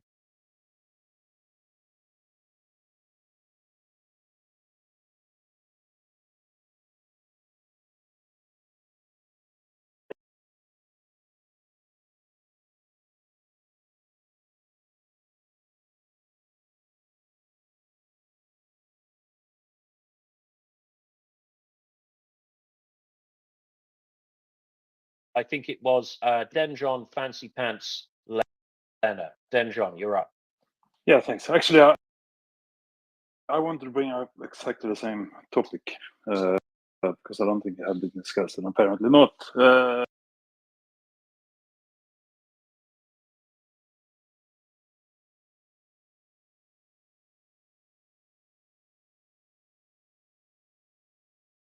Actually releasing some restrictions on Ukraine, because obviously this has been talked about before, but now the timing is interesting. I think just to get a peaceniks. Appreciate. Yeah, that's my thought. Maybe there's something to this timing. Absolutely. Thank you very much, Denjon. Let's go.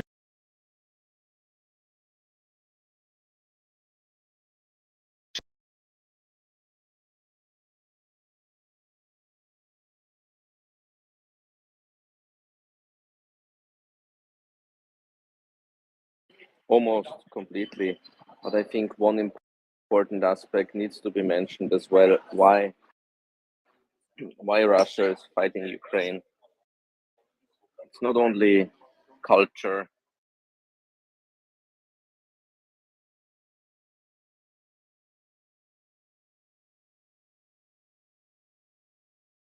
Mafia, and Ukraine wanted to escape from that mafia, and that was the biggest problem to the Putin regime.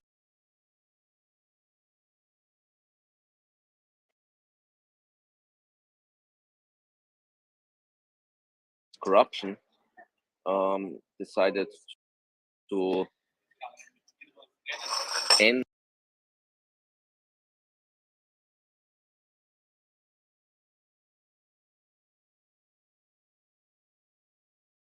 democracy, and that was the biggest threat to the Kremlin mafia, because that would mean Ukraine is lost for good.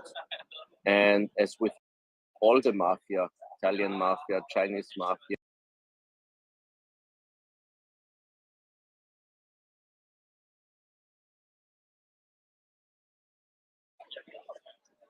it's like a criminal organization that sees you as their property.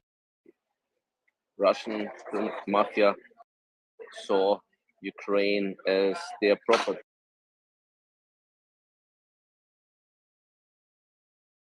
We're not having this any longer. And I'm convinced that that is the number one reason for the war. All the other cultural explanations and narratives that have been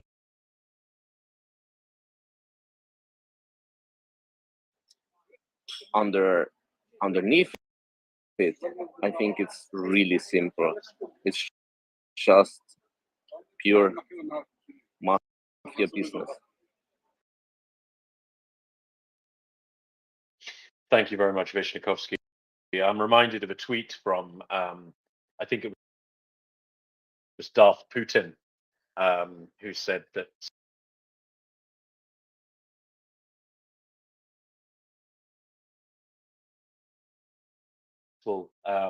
defensive alliance that spent all of its time invading itself.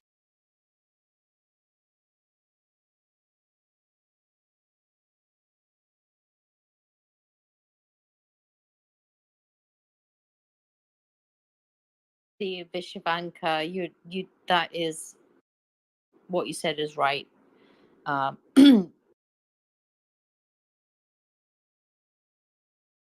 Basically, I'm just gonna say it how I'm gonna say it. He freaked out when Ukraine, when Euromaidan happened in Ukraine.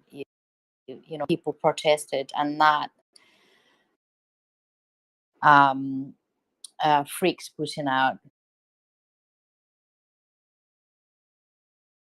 The EU and basically join, sort of co-align with the EU on all Western values. That's what he hated. He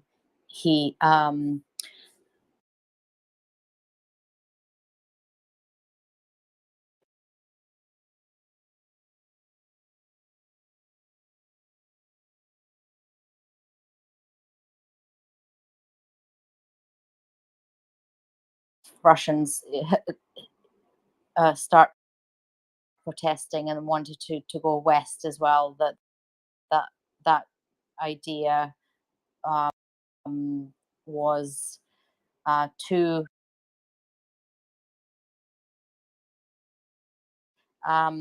Russia is conducting a genocidal war in Ukraine, and they're doing it little by little.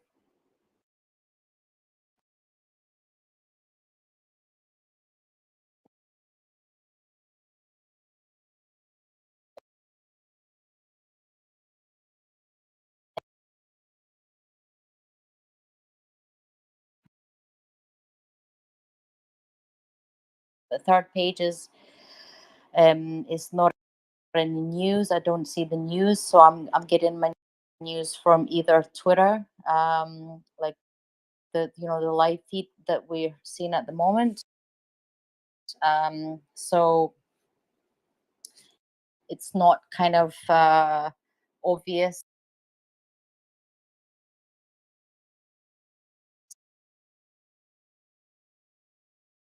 Where you are, it's not that obvious for us just now at this point. But yes, right. Yeah, the troll came on to the space. What he was what he was doing, he was playing this victim card.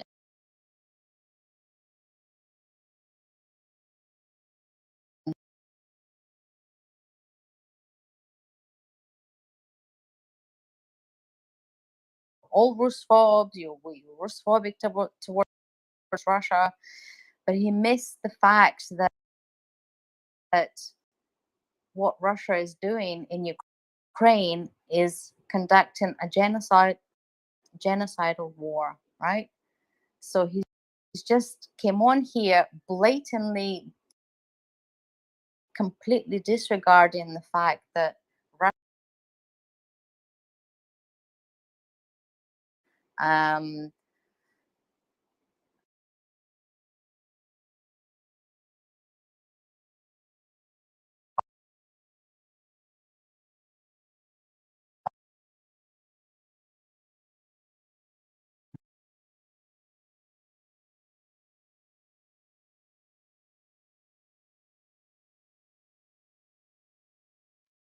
Thank you so much.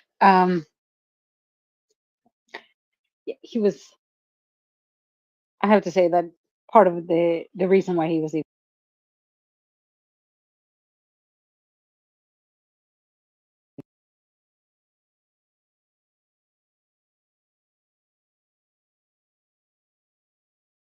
get it. I barely got a chance. Every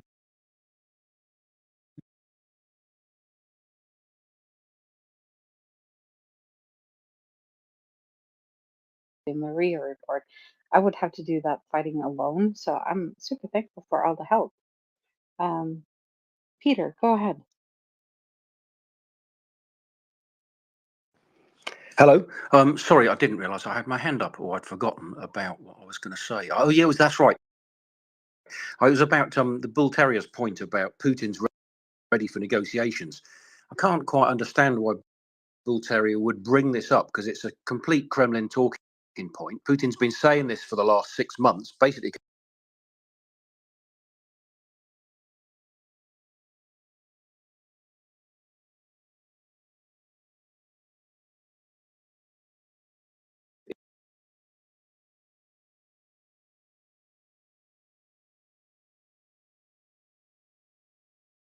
Structure and apparatus and the UN and everything else completely. So, why would you even say that? It doesn't matter whether Putin is ready for negotiations or not. Ukraine needs to dictate the terms of Russia's defeat, and it's already done.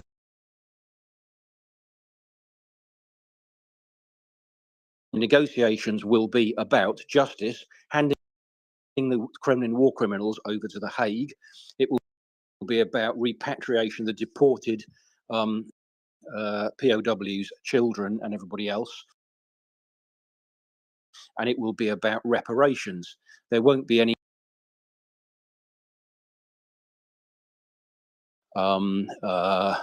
preferred talking points, and we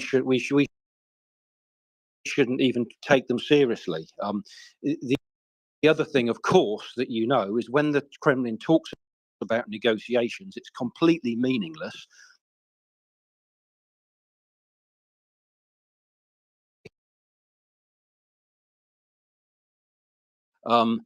They completely failed to implement the terms of those, specifically returning the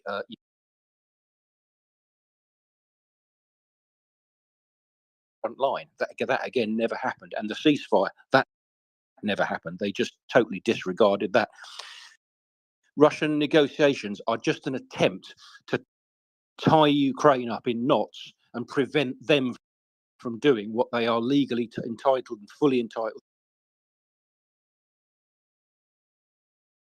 Here, who supports Ukraine, would bring up the point about Putin being ready for negotiations. It's a complete nonsense.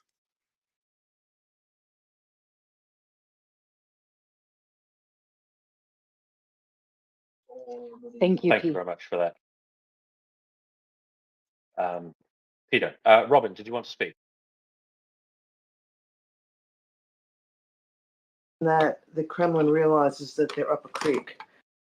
That not that anybody takes Putin's offers of negotiation seriously. We all know what his terms would be, but the fact that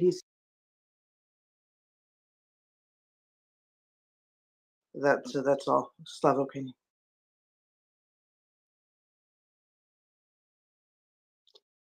Head on Slava. Bull Terrier, go ahead. Yeah, just to answer Peter's point, so, I wasn't defensive of it, and Tim clarified that. I think. I mean, I just found it really curious that Reuters was saying that they'd spoken to these people close to Putin. So you know, I just thought I just opened it up for discussion, really. So.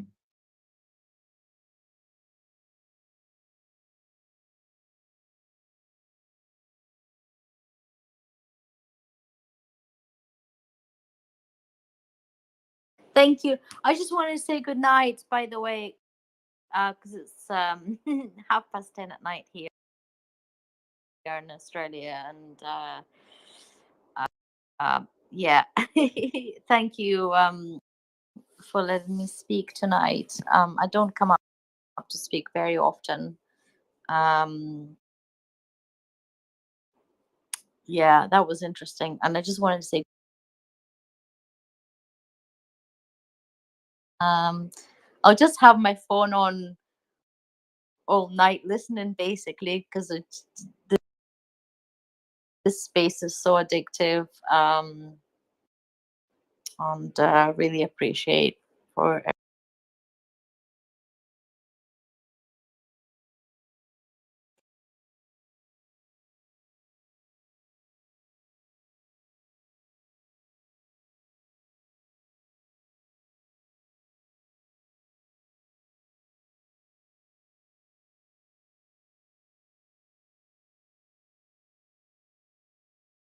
I'm gonna go to bed around the time that you're saying, Nana.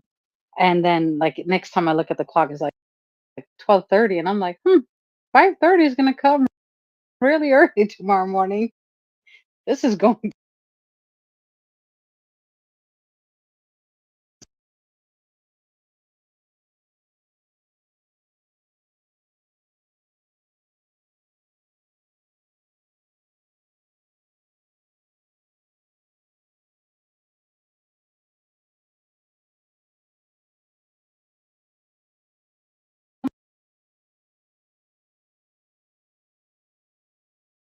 Do not worry.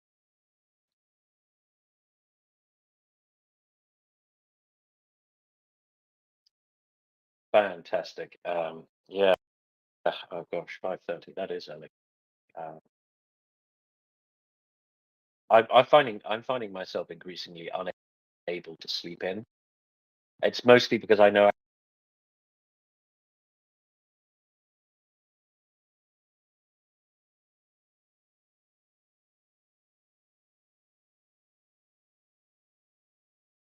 possibly just MriyaReport resetting my brain. I don't know what it is.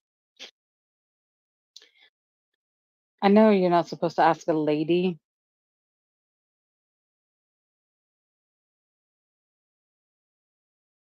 Ancient. Old as the hills. Hmm. our baby. Yeah, I was gonna say the same. I'm like, aw, that is so cute.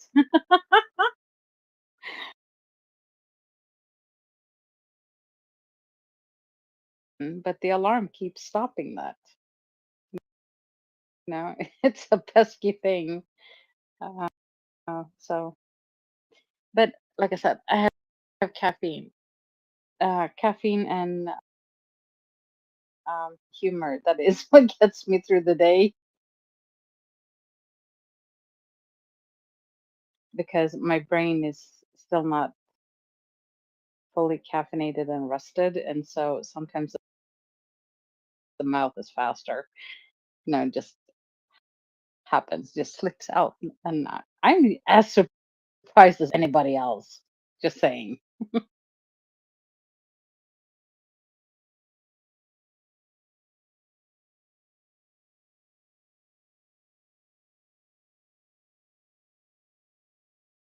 Headlines, unless you had something you wanted to talk about in particular. I do not have anything to talk about in particular, so I think your plan is excellent. Go ahead. You do an amazing job of plugging the fundraiser.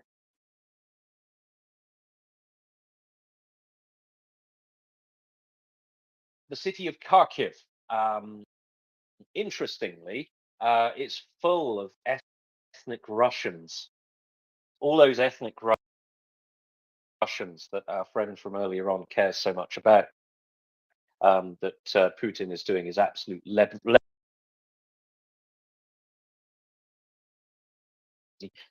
you don't hear Ukrainian there very often at all.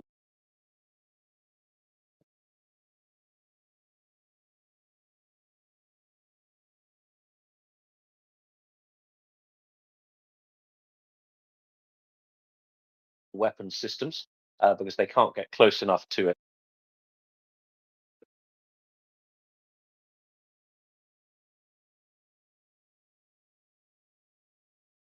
Right word, isn't it? For the last couple of months, targeting particularly its power system. And the issue with that is that big cities don't do so well without electricity.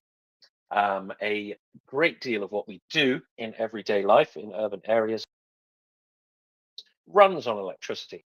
Think about your daily life. How often you use electricity? Well, you turn the lights on and off.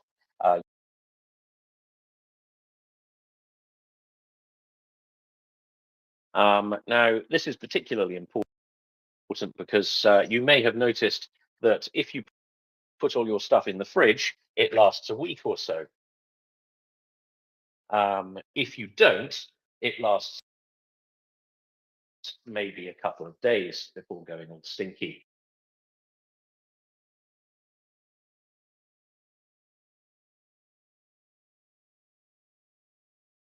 Now, not only does the fridge is your fridge important, your food supply. The supermarkets are basically big buildings full of fridges, keeping food fresh so people can buy it and eat it. And they have a backward-looking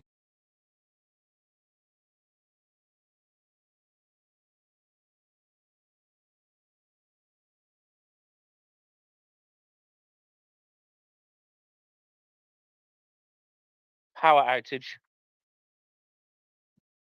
Then all of a sudden, the food supply chains start to fall apart. Right? The way retail is organized in a big city like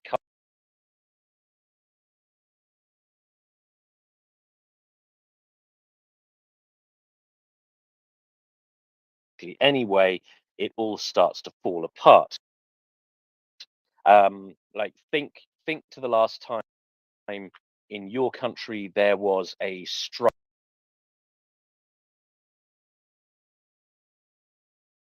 It will have been an absolute disaster for the food supply, right? You will go to the supermarket, there just won't be stuff there, right? Because the system is so delicately balanced, the slightest disruption will screw it all up.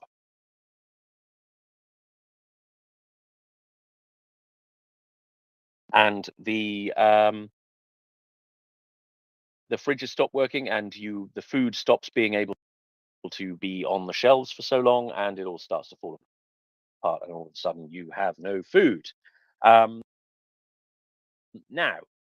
the other problem is, of course, the water supply. Where does water come from? Well, you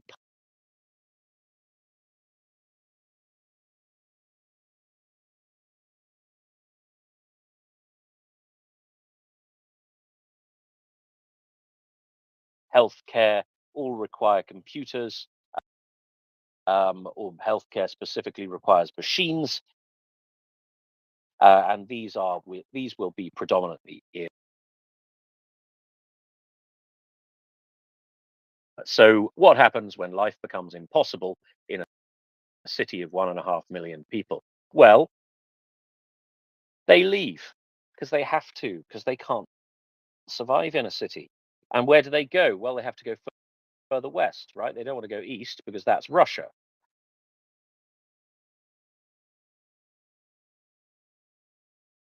So they don't have all the resources in the world. Even in good times, Ukraine is not the best resource state on the planet. So giving them an extra couple of million people to look after is going to severely tax their resources. They can turn to their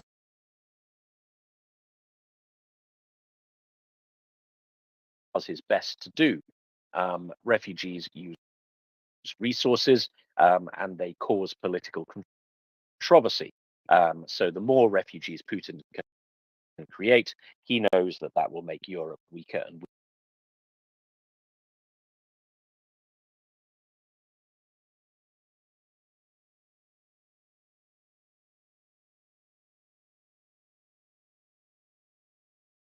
on the countries who have to find the resources and the goodwill to take care of large numbers of people. So it all starts with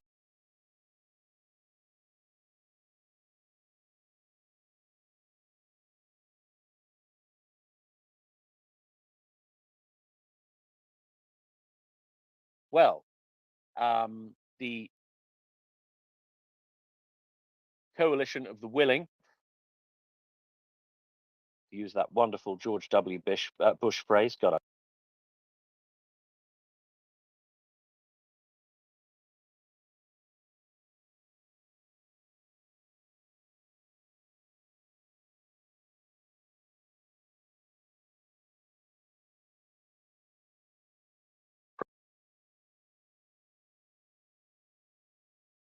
I think they're based in Arizona, but they're big on Ukraine. So they're big supporters of Ukraine as a company, and they've also got manufacturing locally in Ukraine. We will be procuring, in fact, we have all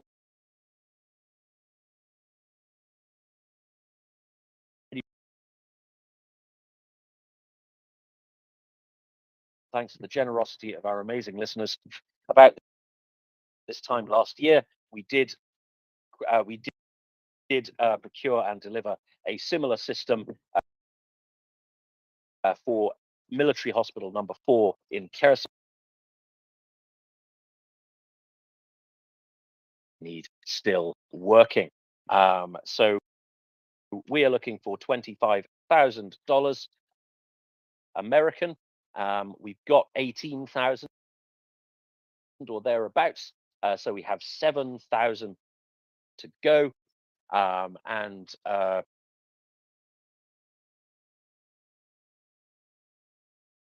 days tick by. We'll also be bringing up once again some Ukrainian medics from Kharkiv, if we can, to have a chat with you all, so you can come up and ask your questions, make your comments, or even express your support. I think they would love to hear that.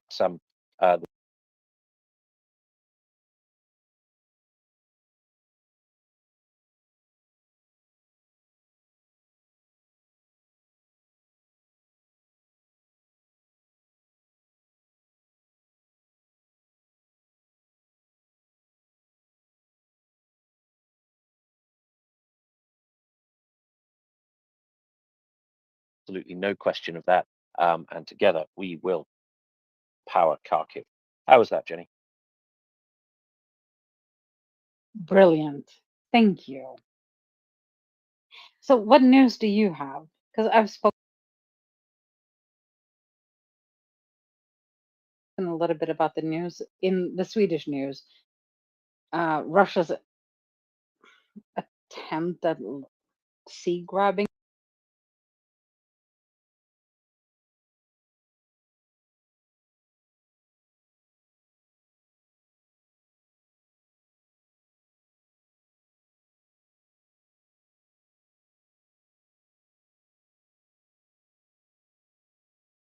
Ukraine have finished their training. So this is the pilots. They will be heading to Europe for further training.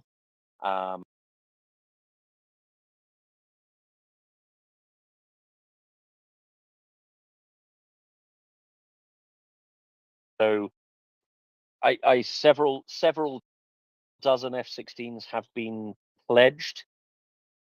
Now, what we must remember is that there is often quite a large gap between what is pledged and what is.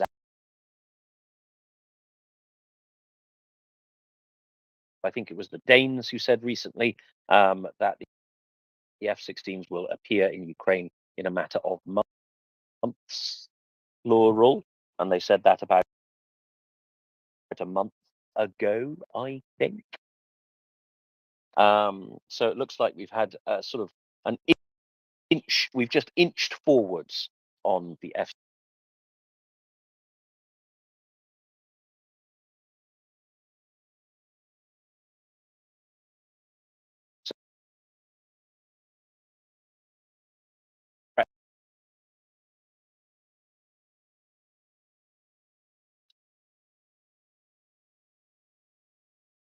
And you put wings and a guidance system on it. You sling it underneath your aircraft. You fly your aircraft in the direction of the enemy, and about 50 miles away from your target, you release your bomb. The little wings pop out, and it glides.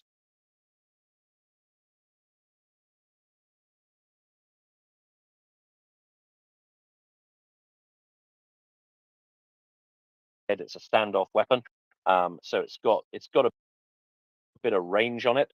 So they'll generally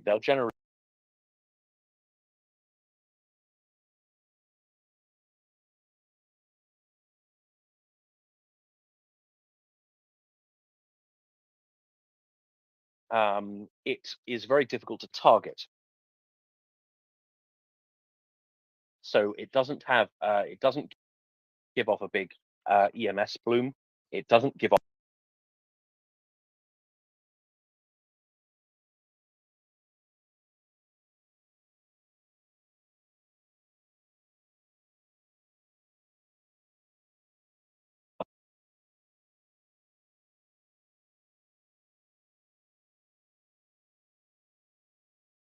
kind of unguided weapons as well, so you can get your Bofors gun out and have a go if you like.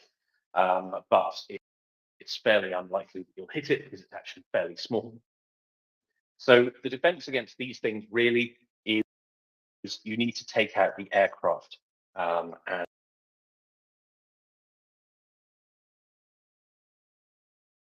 range air defense system, something like the longer range iterations of Patriot or perhaps S-200 or S-300. Or another option, you can put your planes up in the air and go and shoot down the Russian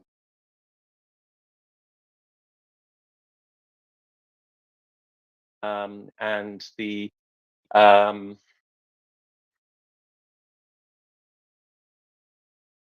so this means that F-16s are becoming rather crucial for Ukraine's war effort. They will be a way to deal with this very potent.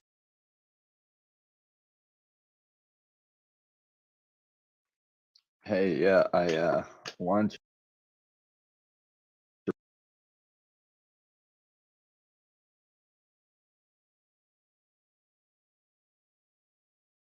the mechanics, the guys who are going to be repairing the F-16s. also just graduated from their program.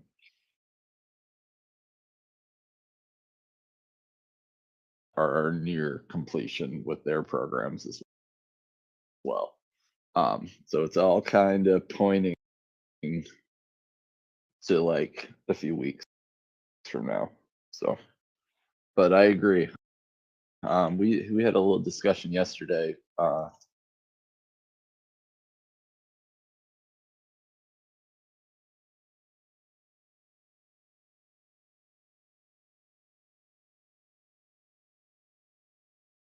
Weapon on a dumb piece of equipment with some wings on it.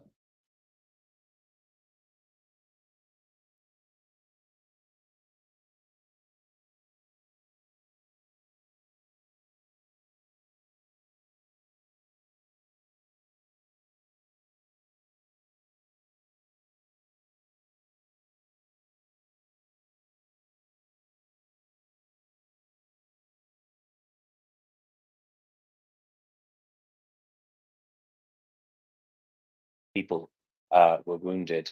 These were by S-300 missiles. But Tim, I hear you right. S-300 is an air defense system. You are right, young Padawan. But it also,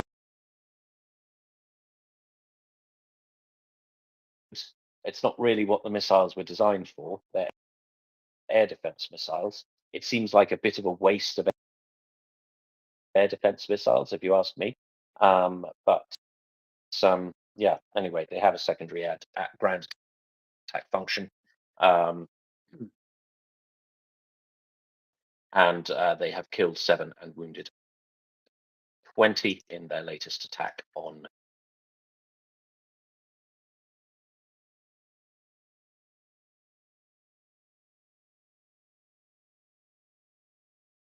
systems, quite rightly, I think.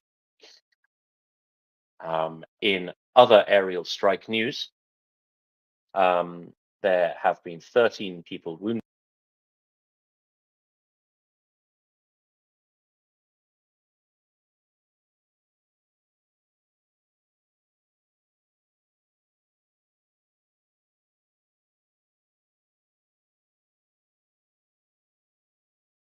as Russian troops made incursions in those areas. So some fairly dismal news from the front line there.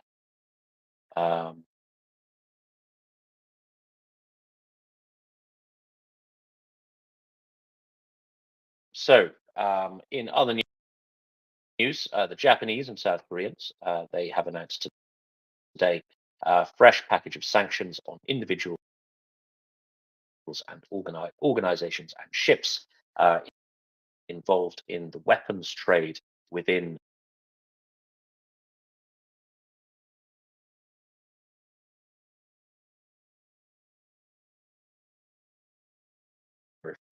UN Security Council resolutions.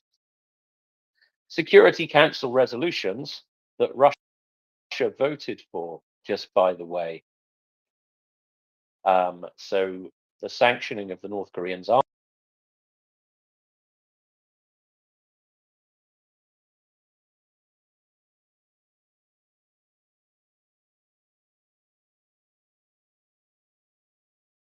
which I think is interesting. Now, the Americans and the South Koreans have both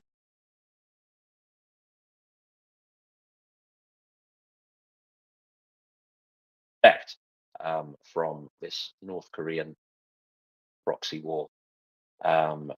It's just fighting the war down to the last Russian. It's really quite disgraceful. So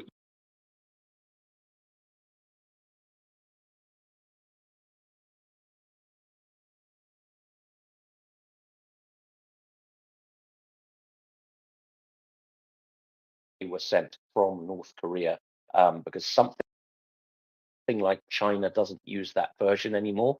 Like they were really old.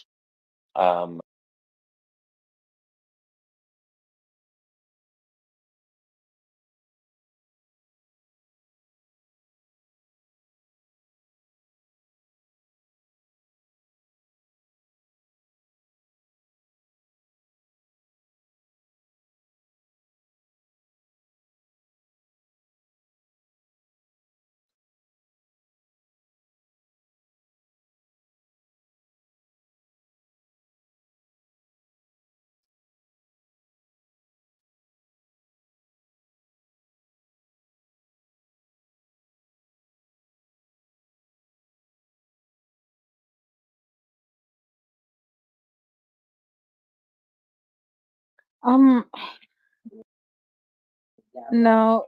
So in the Swedish media, it is focused on what's going on here in the Baltic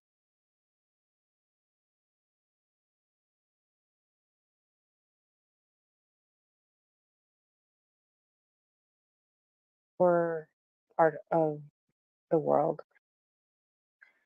And I'm trying to figure out whether it is a way to just shift focus in our region because we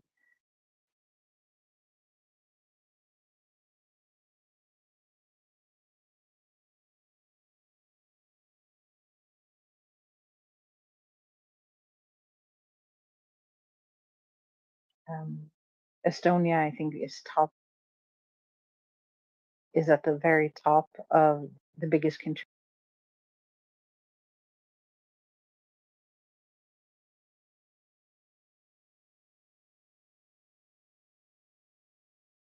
Because we're here watching you, kind of thing.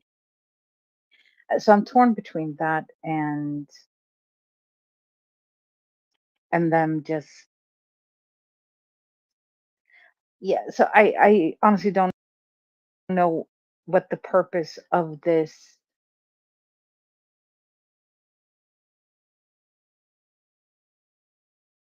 then walking that back to taking away the boyars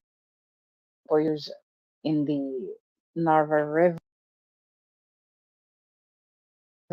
to threatening Gotland. It is an actual strategy, or if they're just like, throwing stuff up on the wall to see what sticks. What will shift our focus? What do you think, Tom?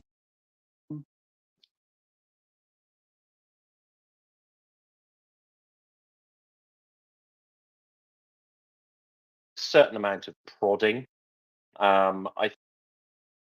I think this is probably the usual kind of liminal warfare tactics they're pursuing. Seeing what they can get away with, and whenever they do, is always a greater provocation than the previous one, and so they kind of ratchet up the West's response threshold.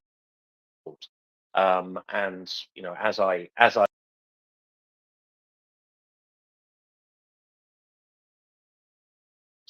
right, at what point does it become actually occupying the territory of a NATO state?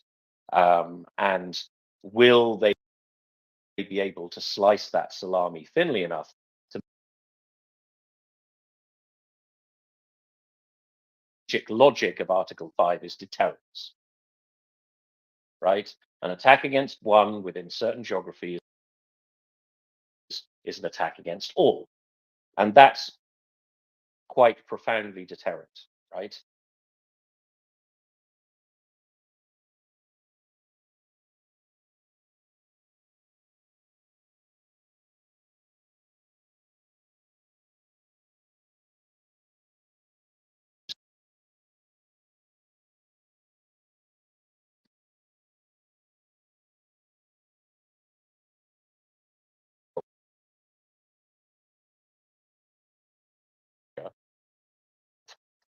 To muddy that line as much as they possibly can, right? To confuse and to push and to bend and to do with the apparent lack of willingness on the part of the United States to off the hook either, right? The apparent unwillingness of European countries to take their security seriously. This starts to look a lot more shaky than it would otherwise be, right? So I would put these latest nonsense in the Baltic in very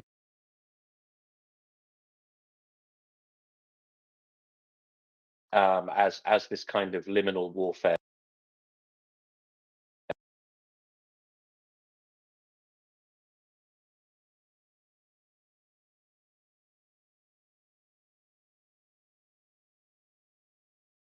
There's something that's going to go down in Ukraine that they don't want us to see because we're way too focused on what's going on in our immediate area, and or if it is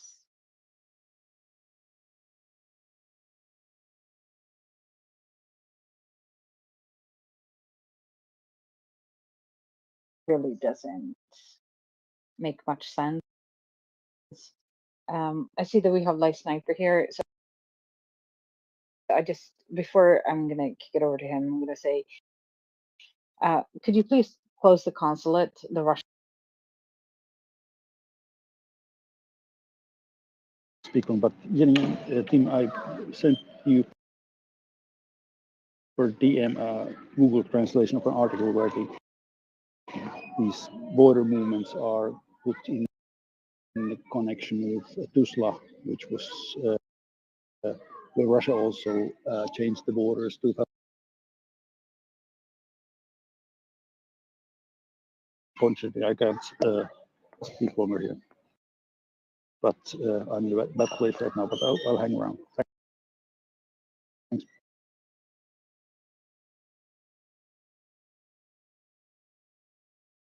I will read that very soon, and then I will.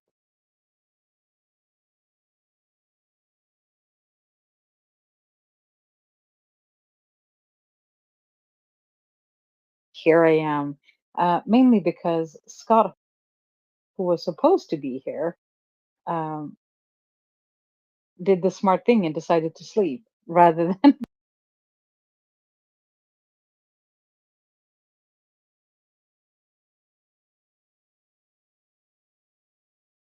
but the North Sea Empire ruled the space 5 days this week. It See, did, yeah. I honestly thought I would.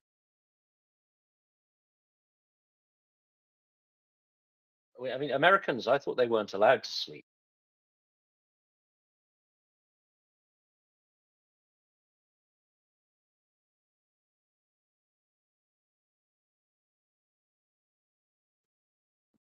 because this is news to me too. I mean, I've never seen a nation that works as many hours as they do. Um,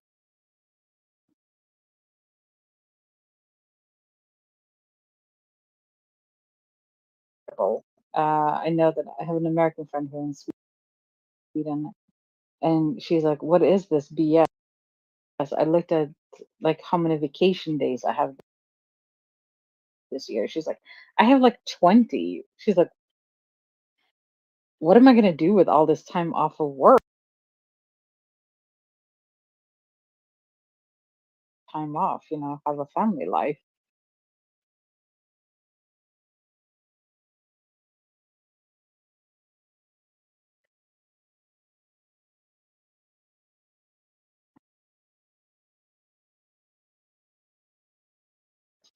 And you get like a full month salary plus a little bit extra vacation money. So the 20 days is actually more like 5 weeks. It's 4 or 5 weeks. I think it Sweden is a nice country. Just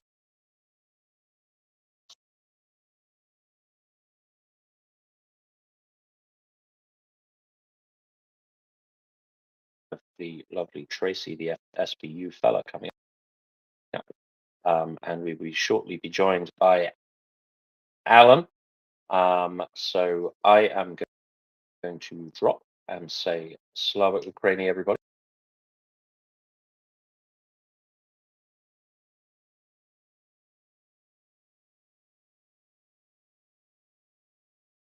with you, Jenny, and speak to you on Monday. It has been great, cause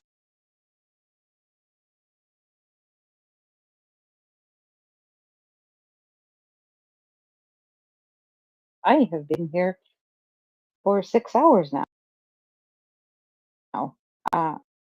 It was not intended to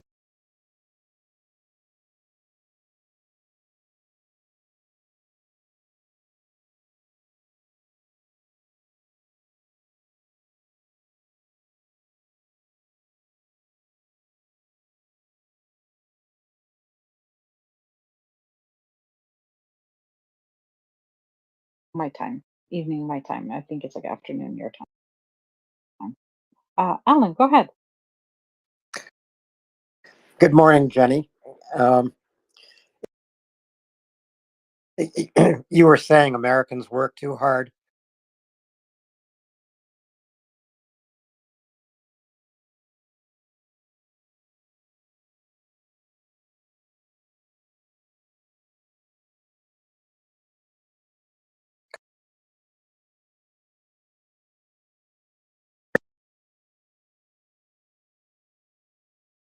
One of the Dutch ad guys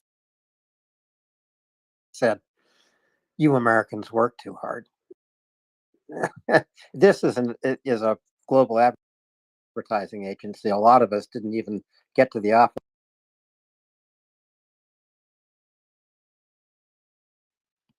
The Dutch said, "You Americans work too hard." It's absolutely true. We do work too hard.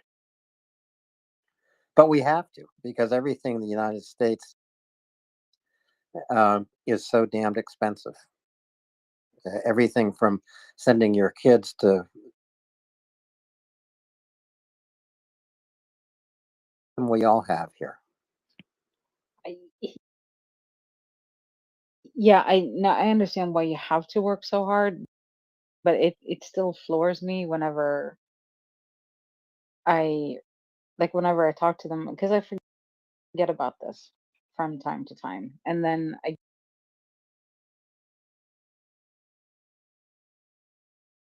guy and he was like, I don't understand how Sweden is so successful as it is, because every single time we call the Swedish office, you guys were on a coffee break or you were on vacation.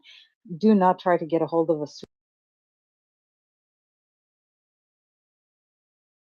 70s and 80s. July was called the industry vacation, which meant every factory or business or anything, they pretty much shut down. The only thing that was open in this it's like don't even bother, and don't bother contacting Swedes after hours. They if you contact a Swedish person after they have clocked out on Friday,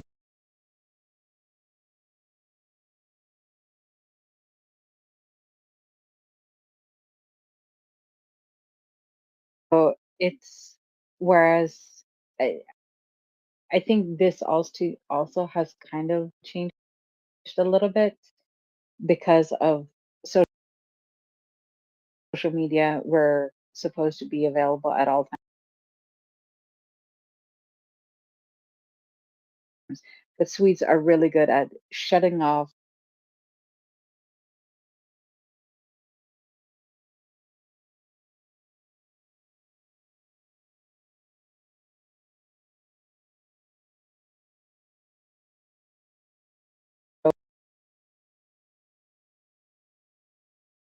see that you have the co-host badge, and I will drop down and I'm going to go on a 5-hour break because, Swedish coffee break. And I will be back at 8 p.m. my time.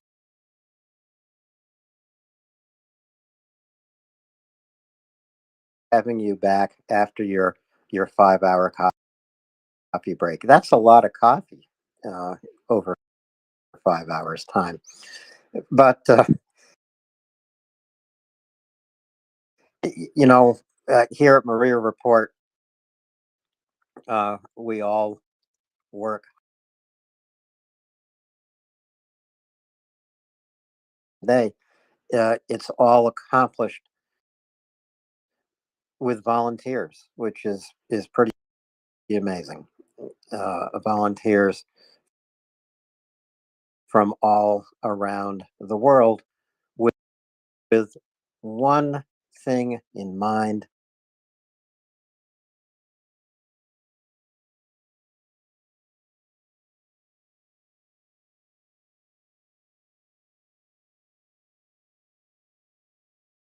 Solar powered generators to hospitals in Kharkiv. I don't need to remind you listeners that Kharkiv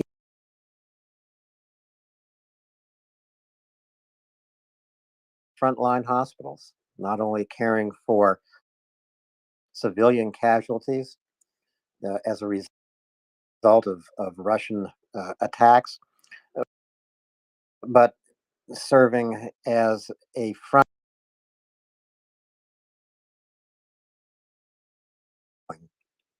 to get solar powered generators to Kharkiv is important. And it is a way for each and every one of you to take an active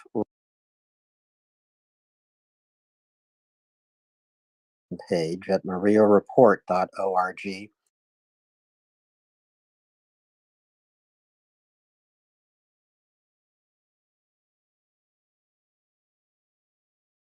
Report online that this weekend in the United States, Memorial Day weekend, is a perfect time for Americans to make a contribution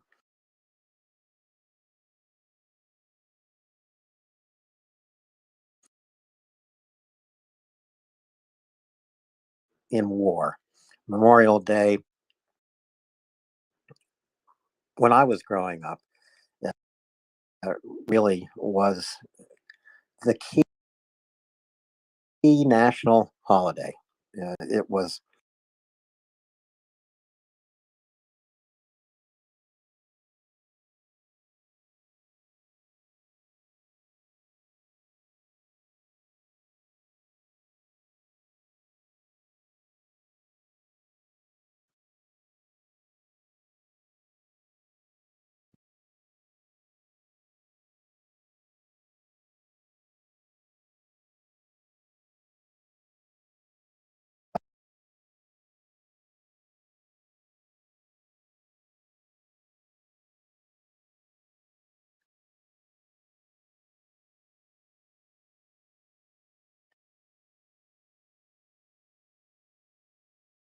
marched to the pier where a wreath was thrown into the Atlantic Ocean to memorialize the Navy men.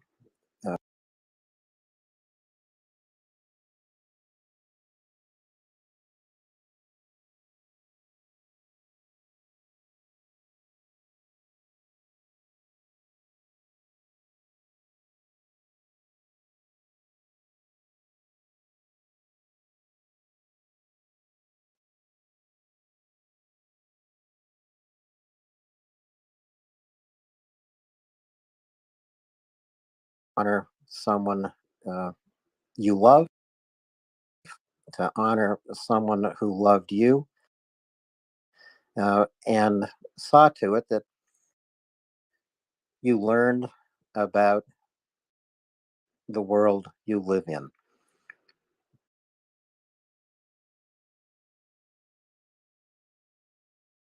Up to those threats, well, you can go to MriyaReport today and help Ukraine stand up to the continuing aggression that Russia has aimed at Ukraine, but which Russia really is aiming.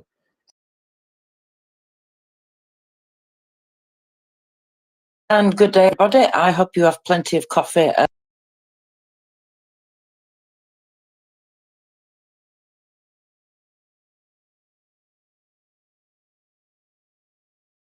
you very much for that. Well, you know, Tracy, it's not that I beat you up the stairs. It's that the elevator operators seem to be a little slow this morning.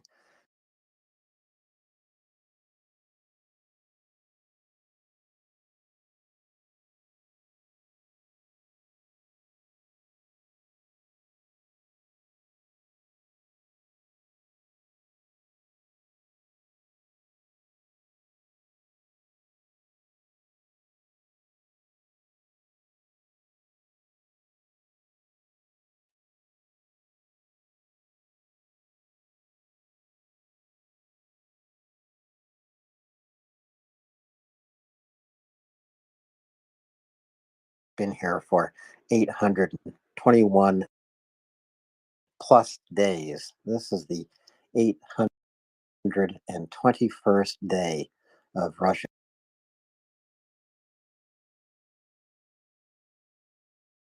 Day as it was 820 days ago when President Zelensky told the world, I don't need a ride.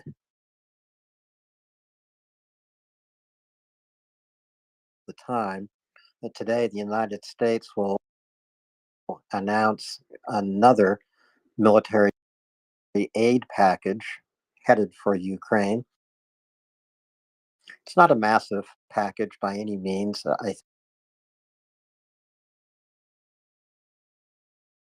But I'm pretty sure it will include more 155 millimeter artillery shells, more HIMARS, more missiles for the Patriot systems that are in Ukraine. Of course, Ukraine needs more Patriot systems. They could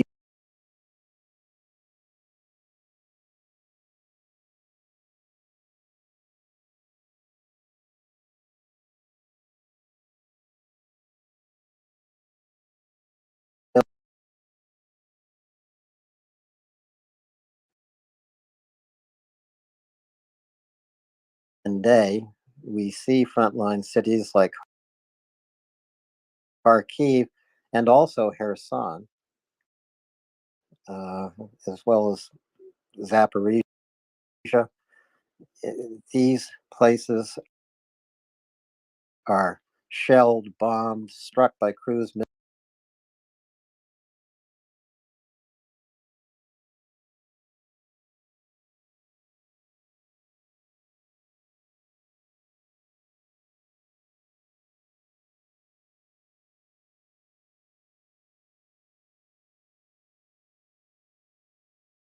Away from the Russians to be out of artillery range, but that doesn't mean you're out of range.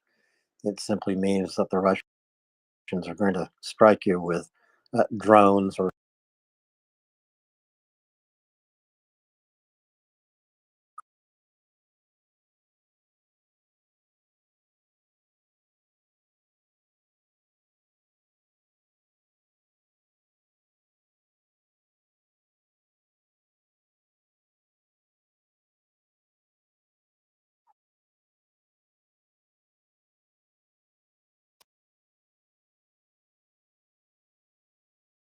you were talking about those Patriots then and the amounts, and I was thinking, well, you know,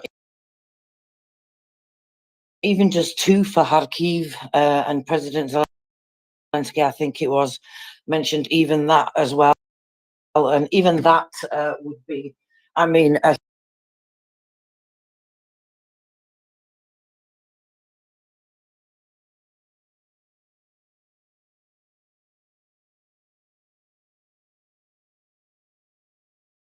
most of these are in Kharkiv, I must admit. Well, let's look at a Kharkiv.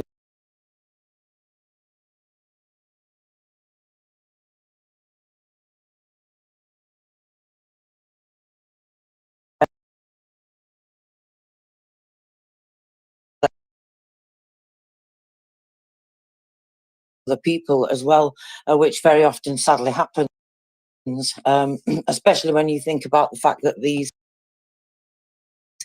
are residential buildings, and very often multi-storey residential buildings, which are of course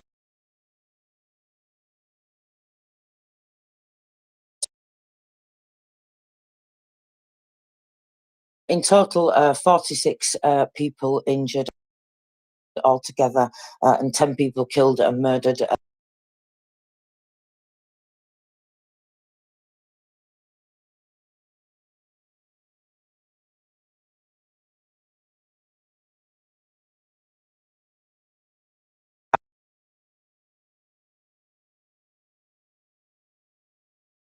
And such like things in Zaporizhia.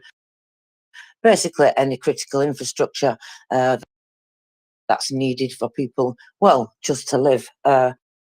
219 artillery shells. It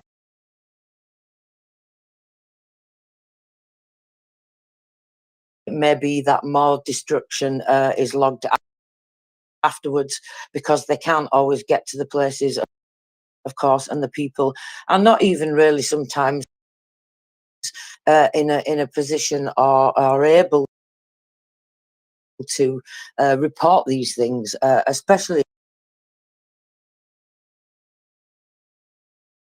if you've been injured or you're traumatized.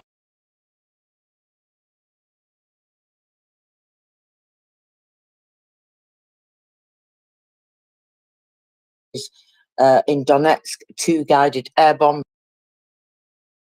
those KABs again, back that was that point. So for 2 people to be injured is again absolutely miraculous almost, when you think about the amount of destruction and the wide-ranging area. Example, usually when they say high-rise, they do mean, you know, these ones that are tall, 10 floors, etc., this type of thing. 3 administrative buildings in Donetsk, and 33 houses were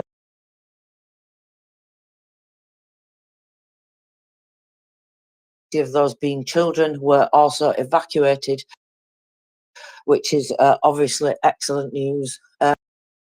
And then, well, let's move on to Kharkiv. General Sersky has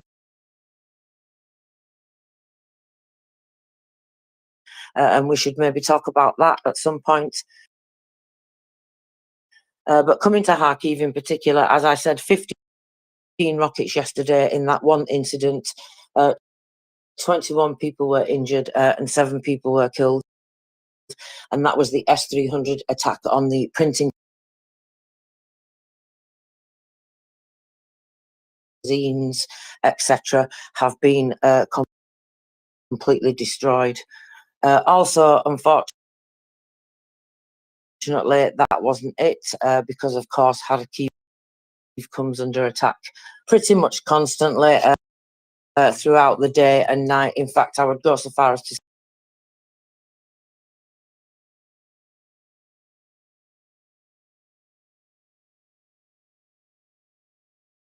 in between with those either. In Kharkiv, 1 person was injured and 1 killed in Kupiansk. An 11-year-old boy was also injured.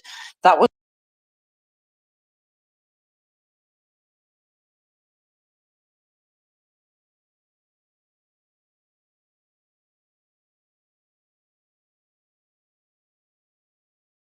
was a child.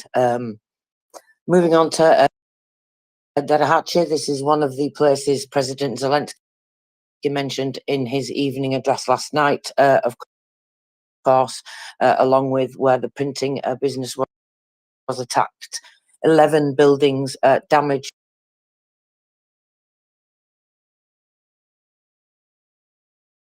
But 11,018 people have evacuated up to now in total. So that's obviously good news as well. So some of the unfortunate news that we have to cover.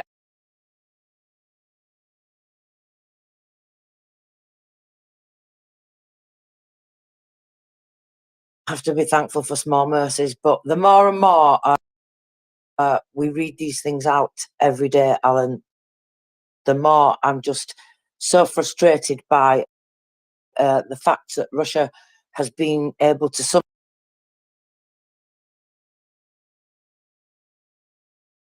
of many people.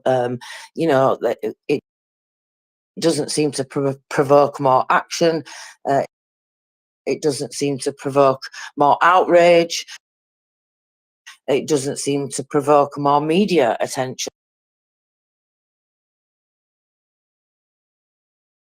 Am I correct in thinking I saw a news item saying that President Zelensky had actually been in Kharkiv, visited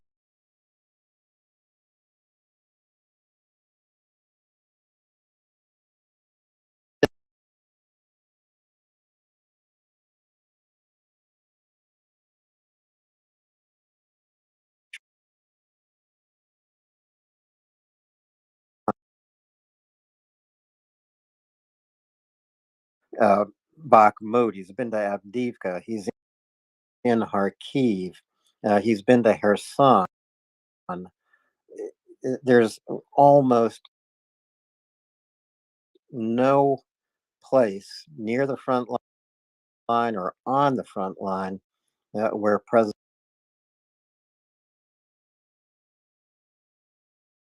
hospitals in Kharkiv, actually probably in some of the very hospitals that Kharkiv as we possibly can. We're approaching the goal, but we still have a ways to go to reach it. It is still my hope that this Memorial Day weekend will bring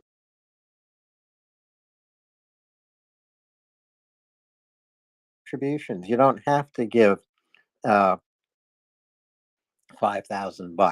I think we have about $5,000 left to go.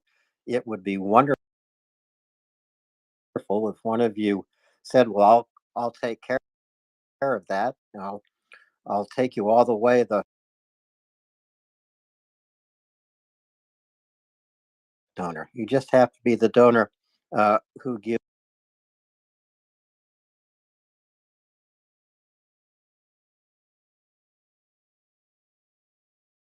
adding their contribution to your contribution.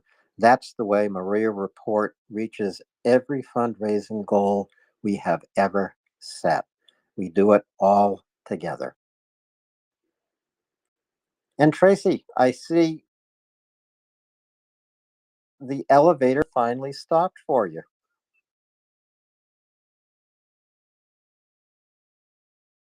As you can see, I abused my power and changed the title. Well, I always save that task for you, Tracy, because I like your titles. And you know, it's hard to be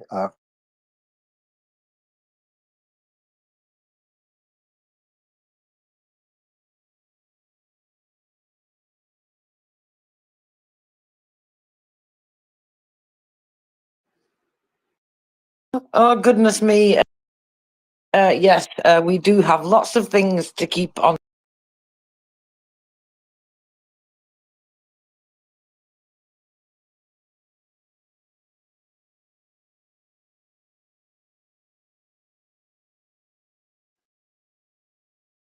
I had to come up and ask, like, what were you thinking? Don't you guys?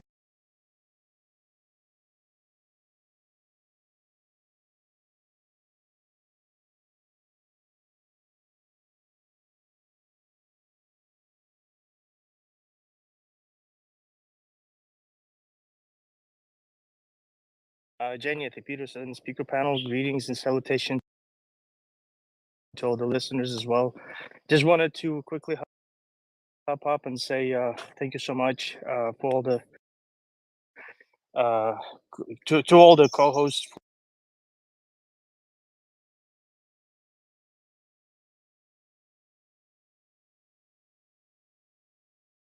Glad actually Jenny came up because now I don't have to talk behind, about her behind her back. But Tim and Jenny, they were talking about some weird stuff earlier. Alan, what is this vacation thing and coffee break?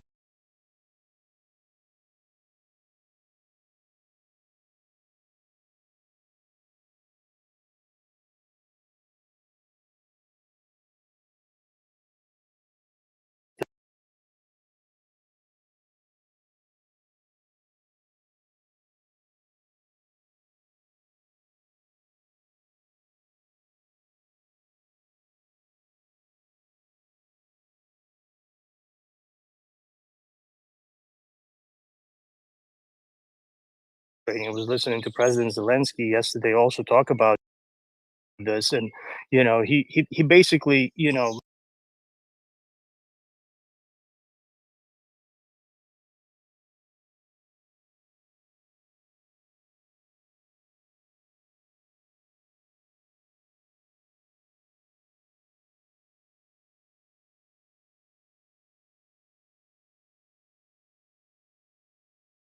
war crimes, and oh, by the way, their president is a wanted war criminal, and they will do it until they are stopped by somebody, right? We're celebrating Memorial Day here even today, and one of the things that we all also have to keep in mind is that we're trying to honor people who sacrifice so much, but they did it to give us the opportunity, the people who live today, the people who survive, the people who continue to influence our policies, people who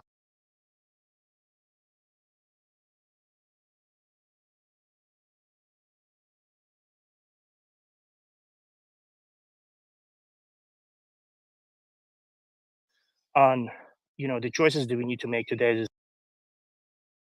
a society, as individual states, as a world community, and make sure that we don't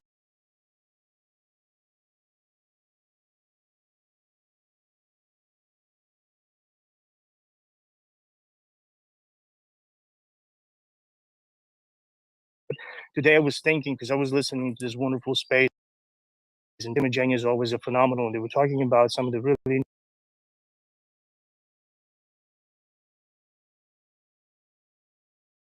that's not really the case. I mean, Ukraine is fighting for universal values of humanity, the modern values that reflect all of our collective priorities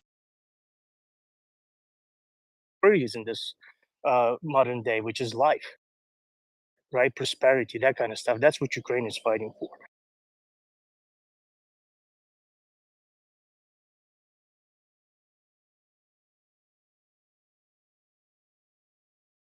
Axis of evil who want to destroy those values, right? Because they are inconvenient to their model of government, they are inconvenient to their way of life.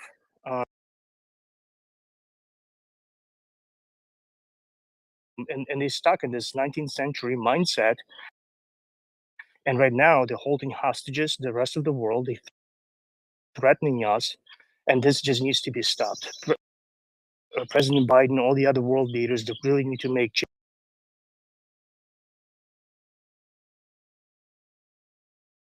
them to target military Russian assets inside Russia. This is just so crystal clear right now. Only only people who don't want to see it will not see it. Sorry, I went on a little rant. But,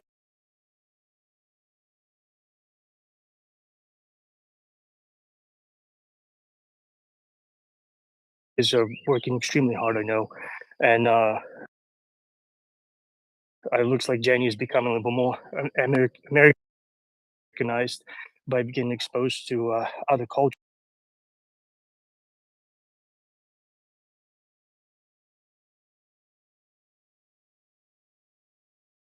This is supposed to be a 5-hour-long coffee break, which is considered short by Swedish standards. Jenny? Well, you know,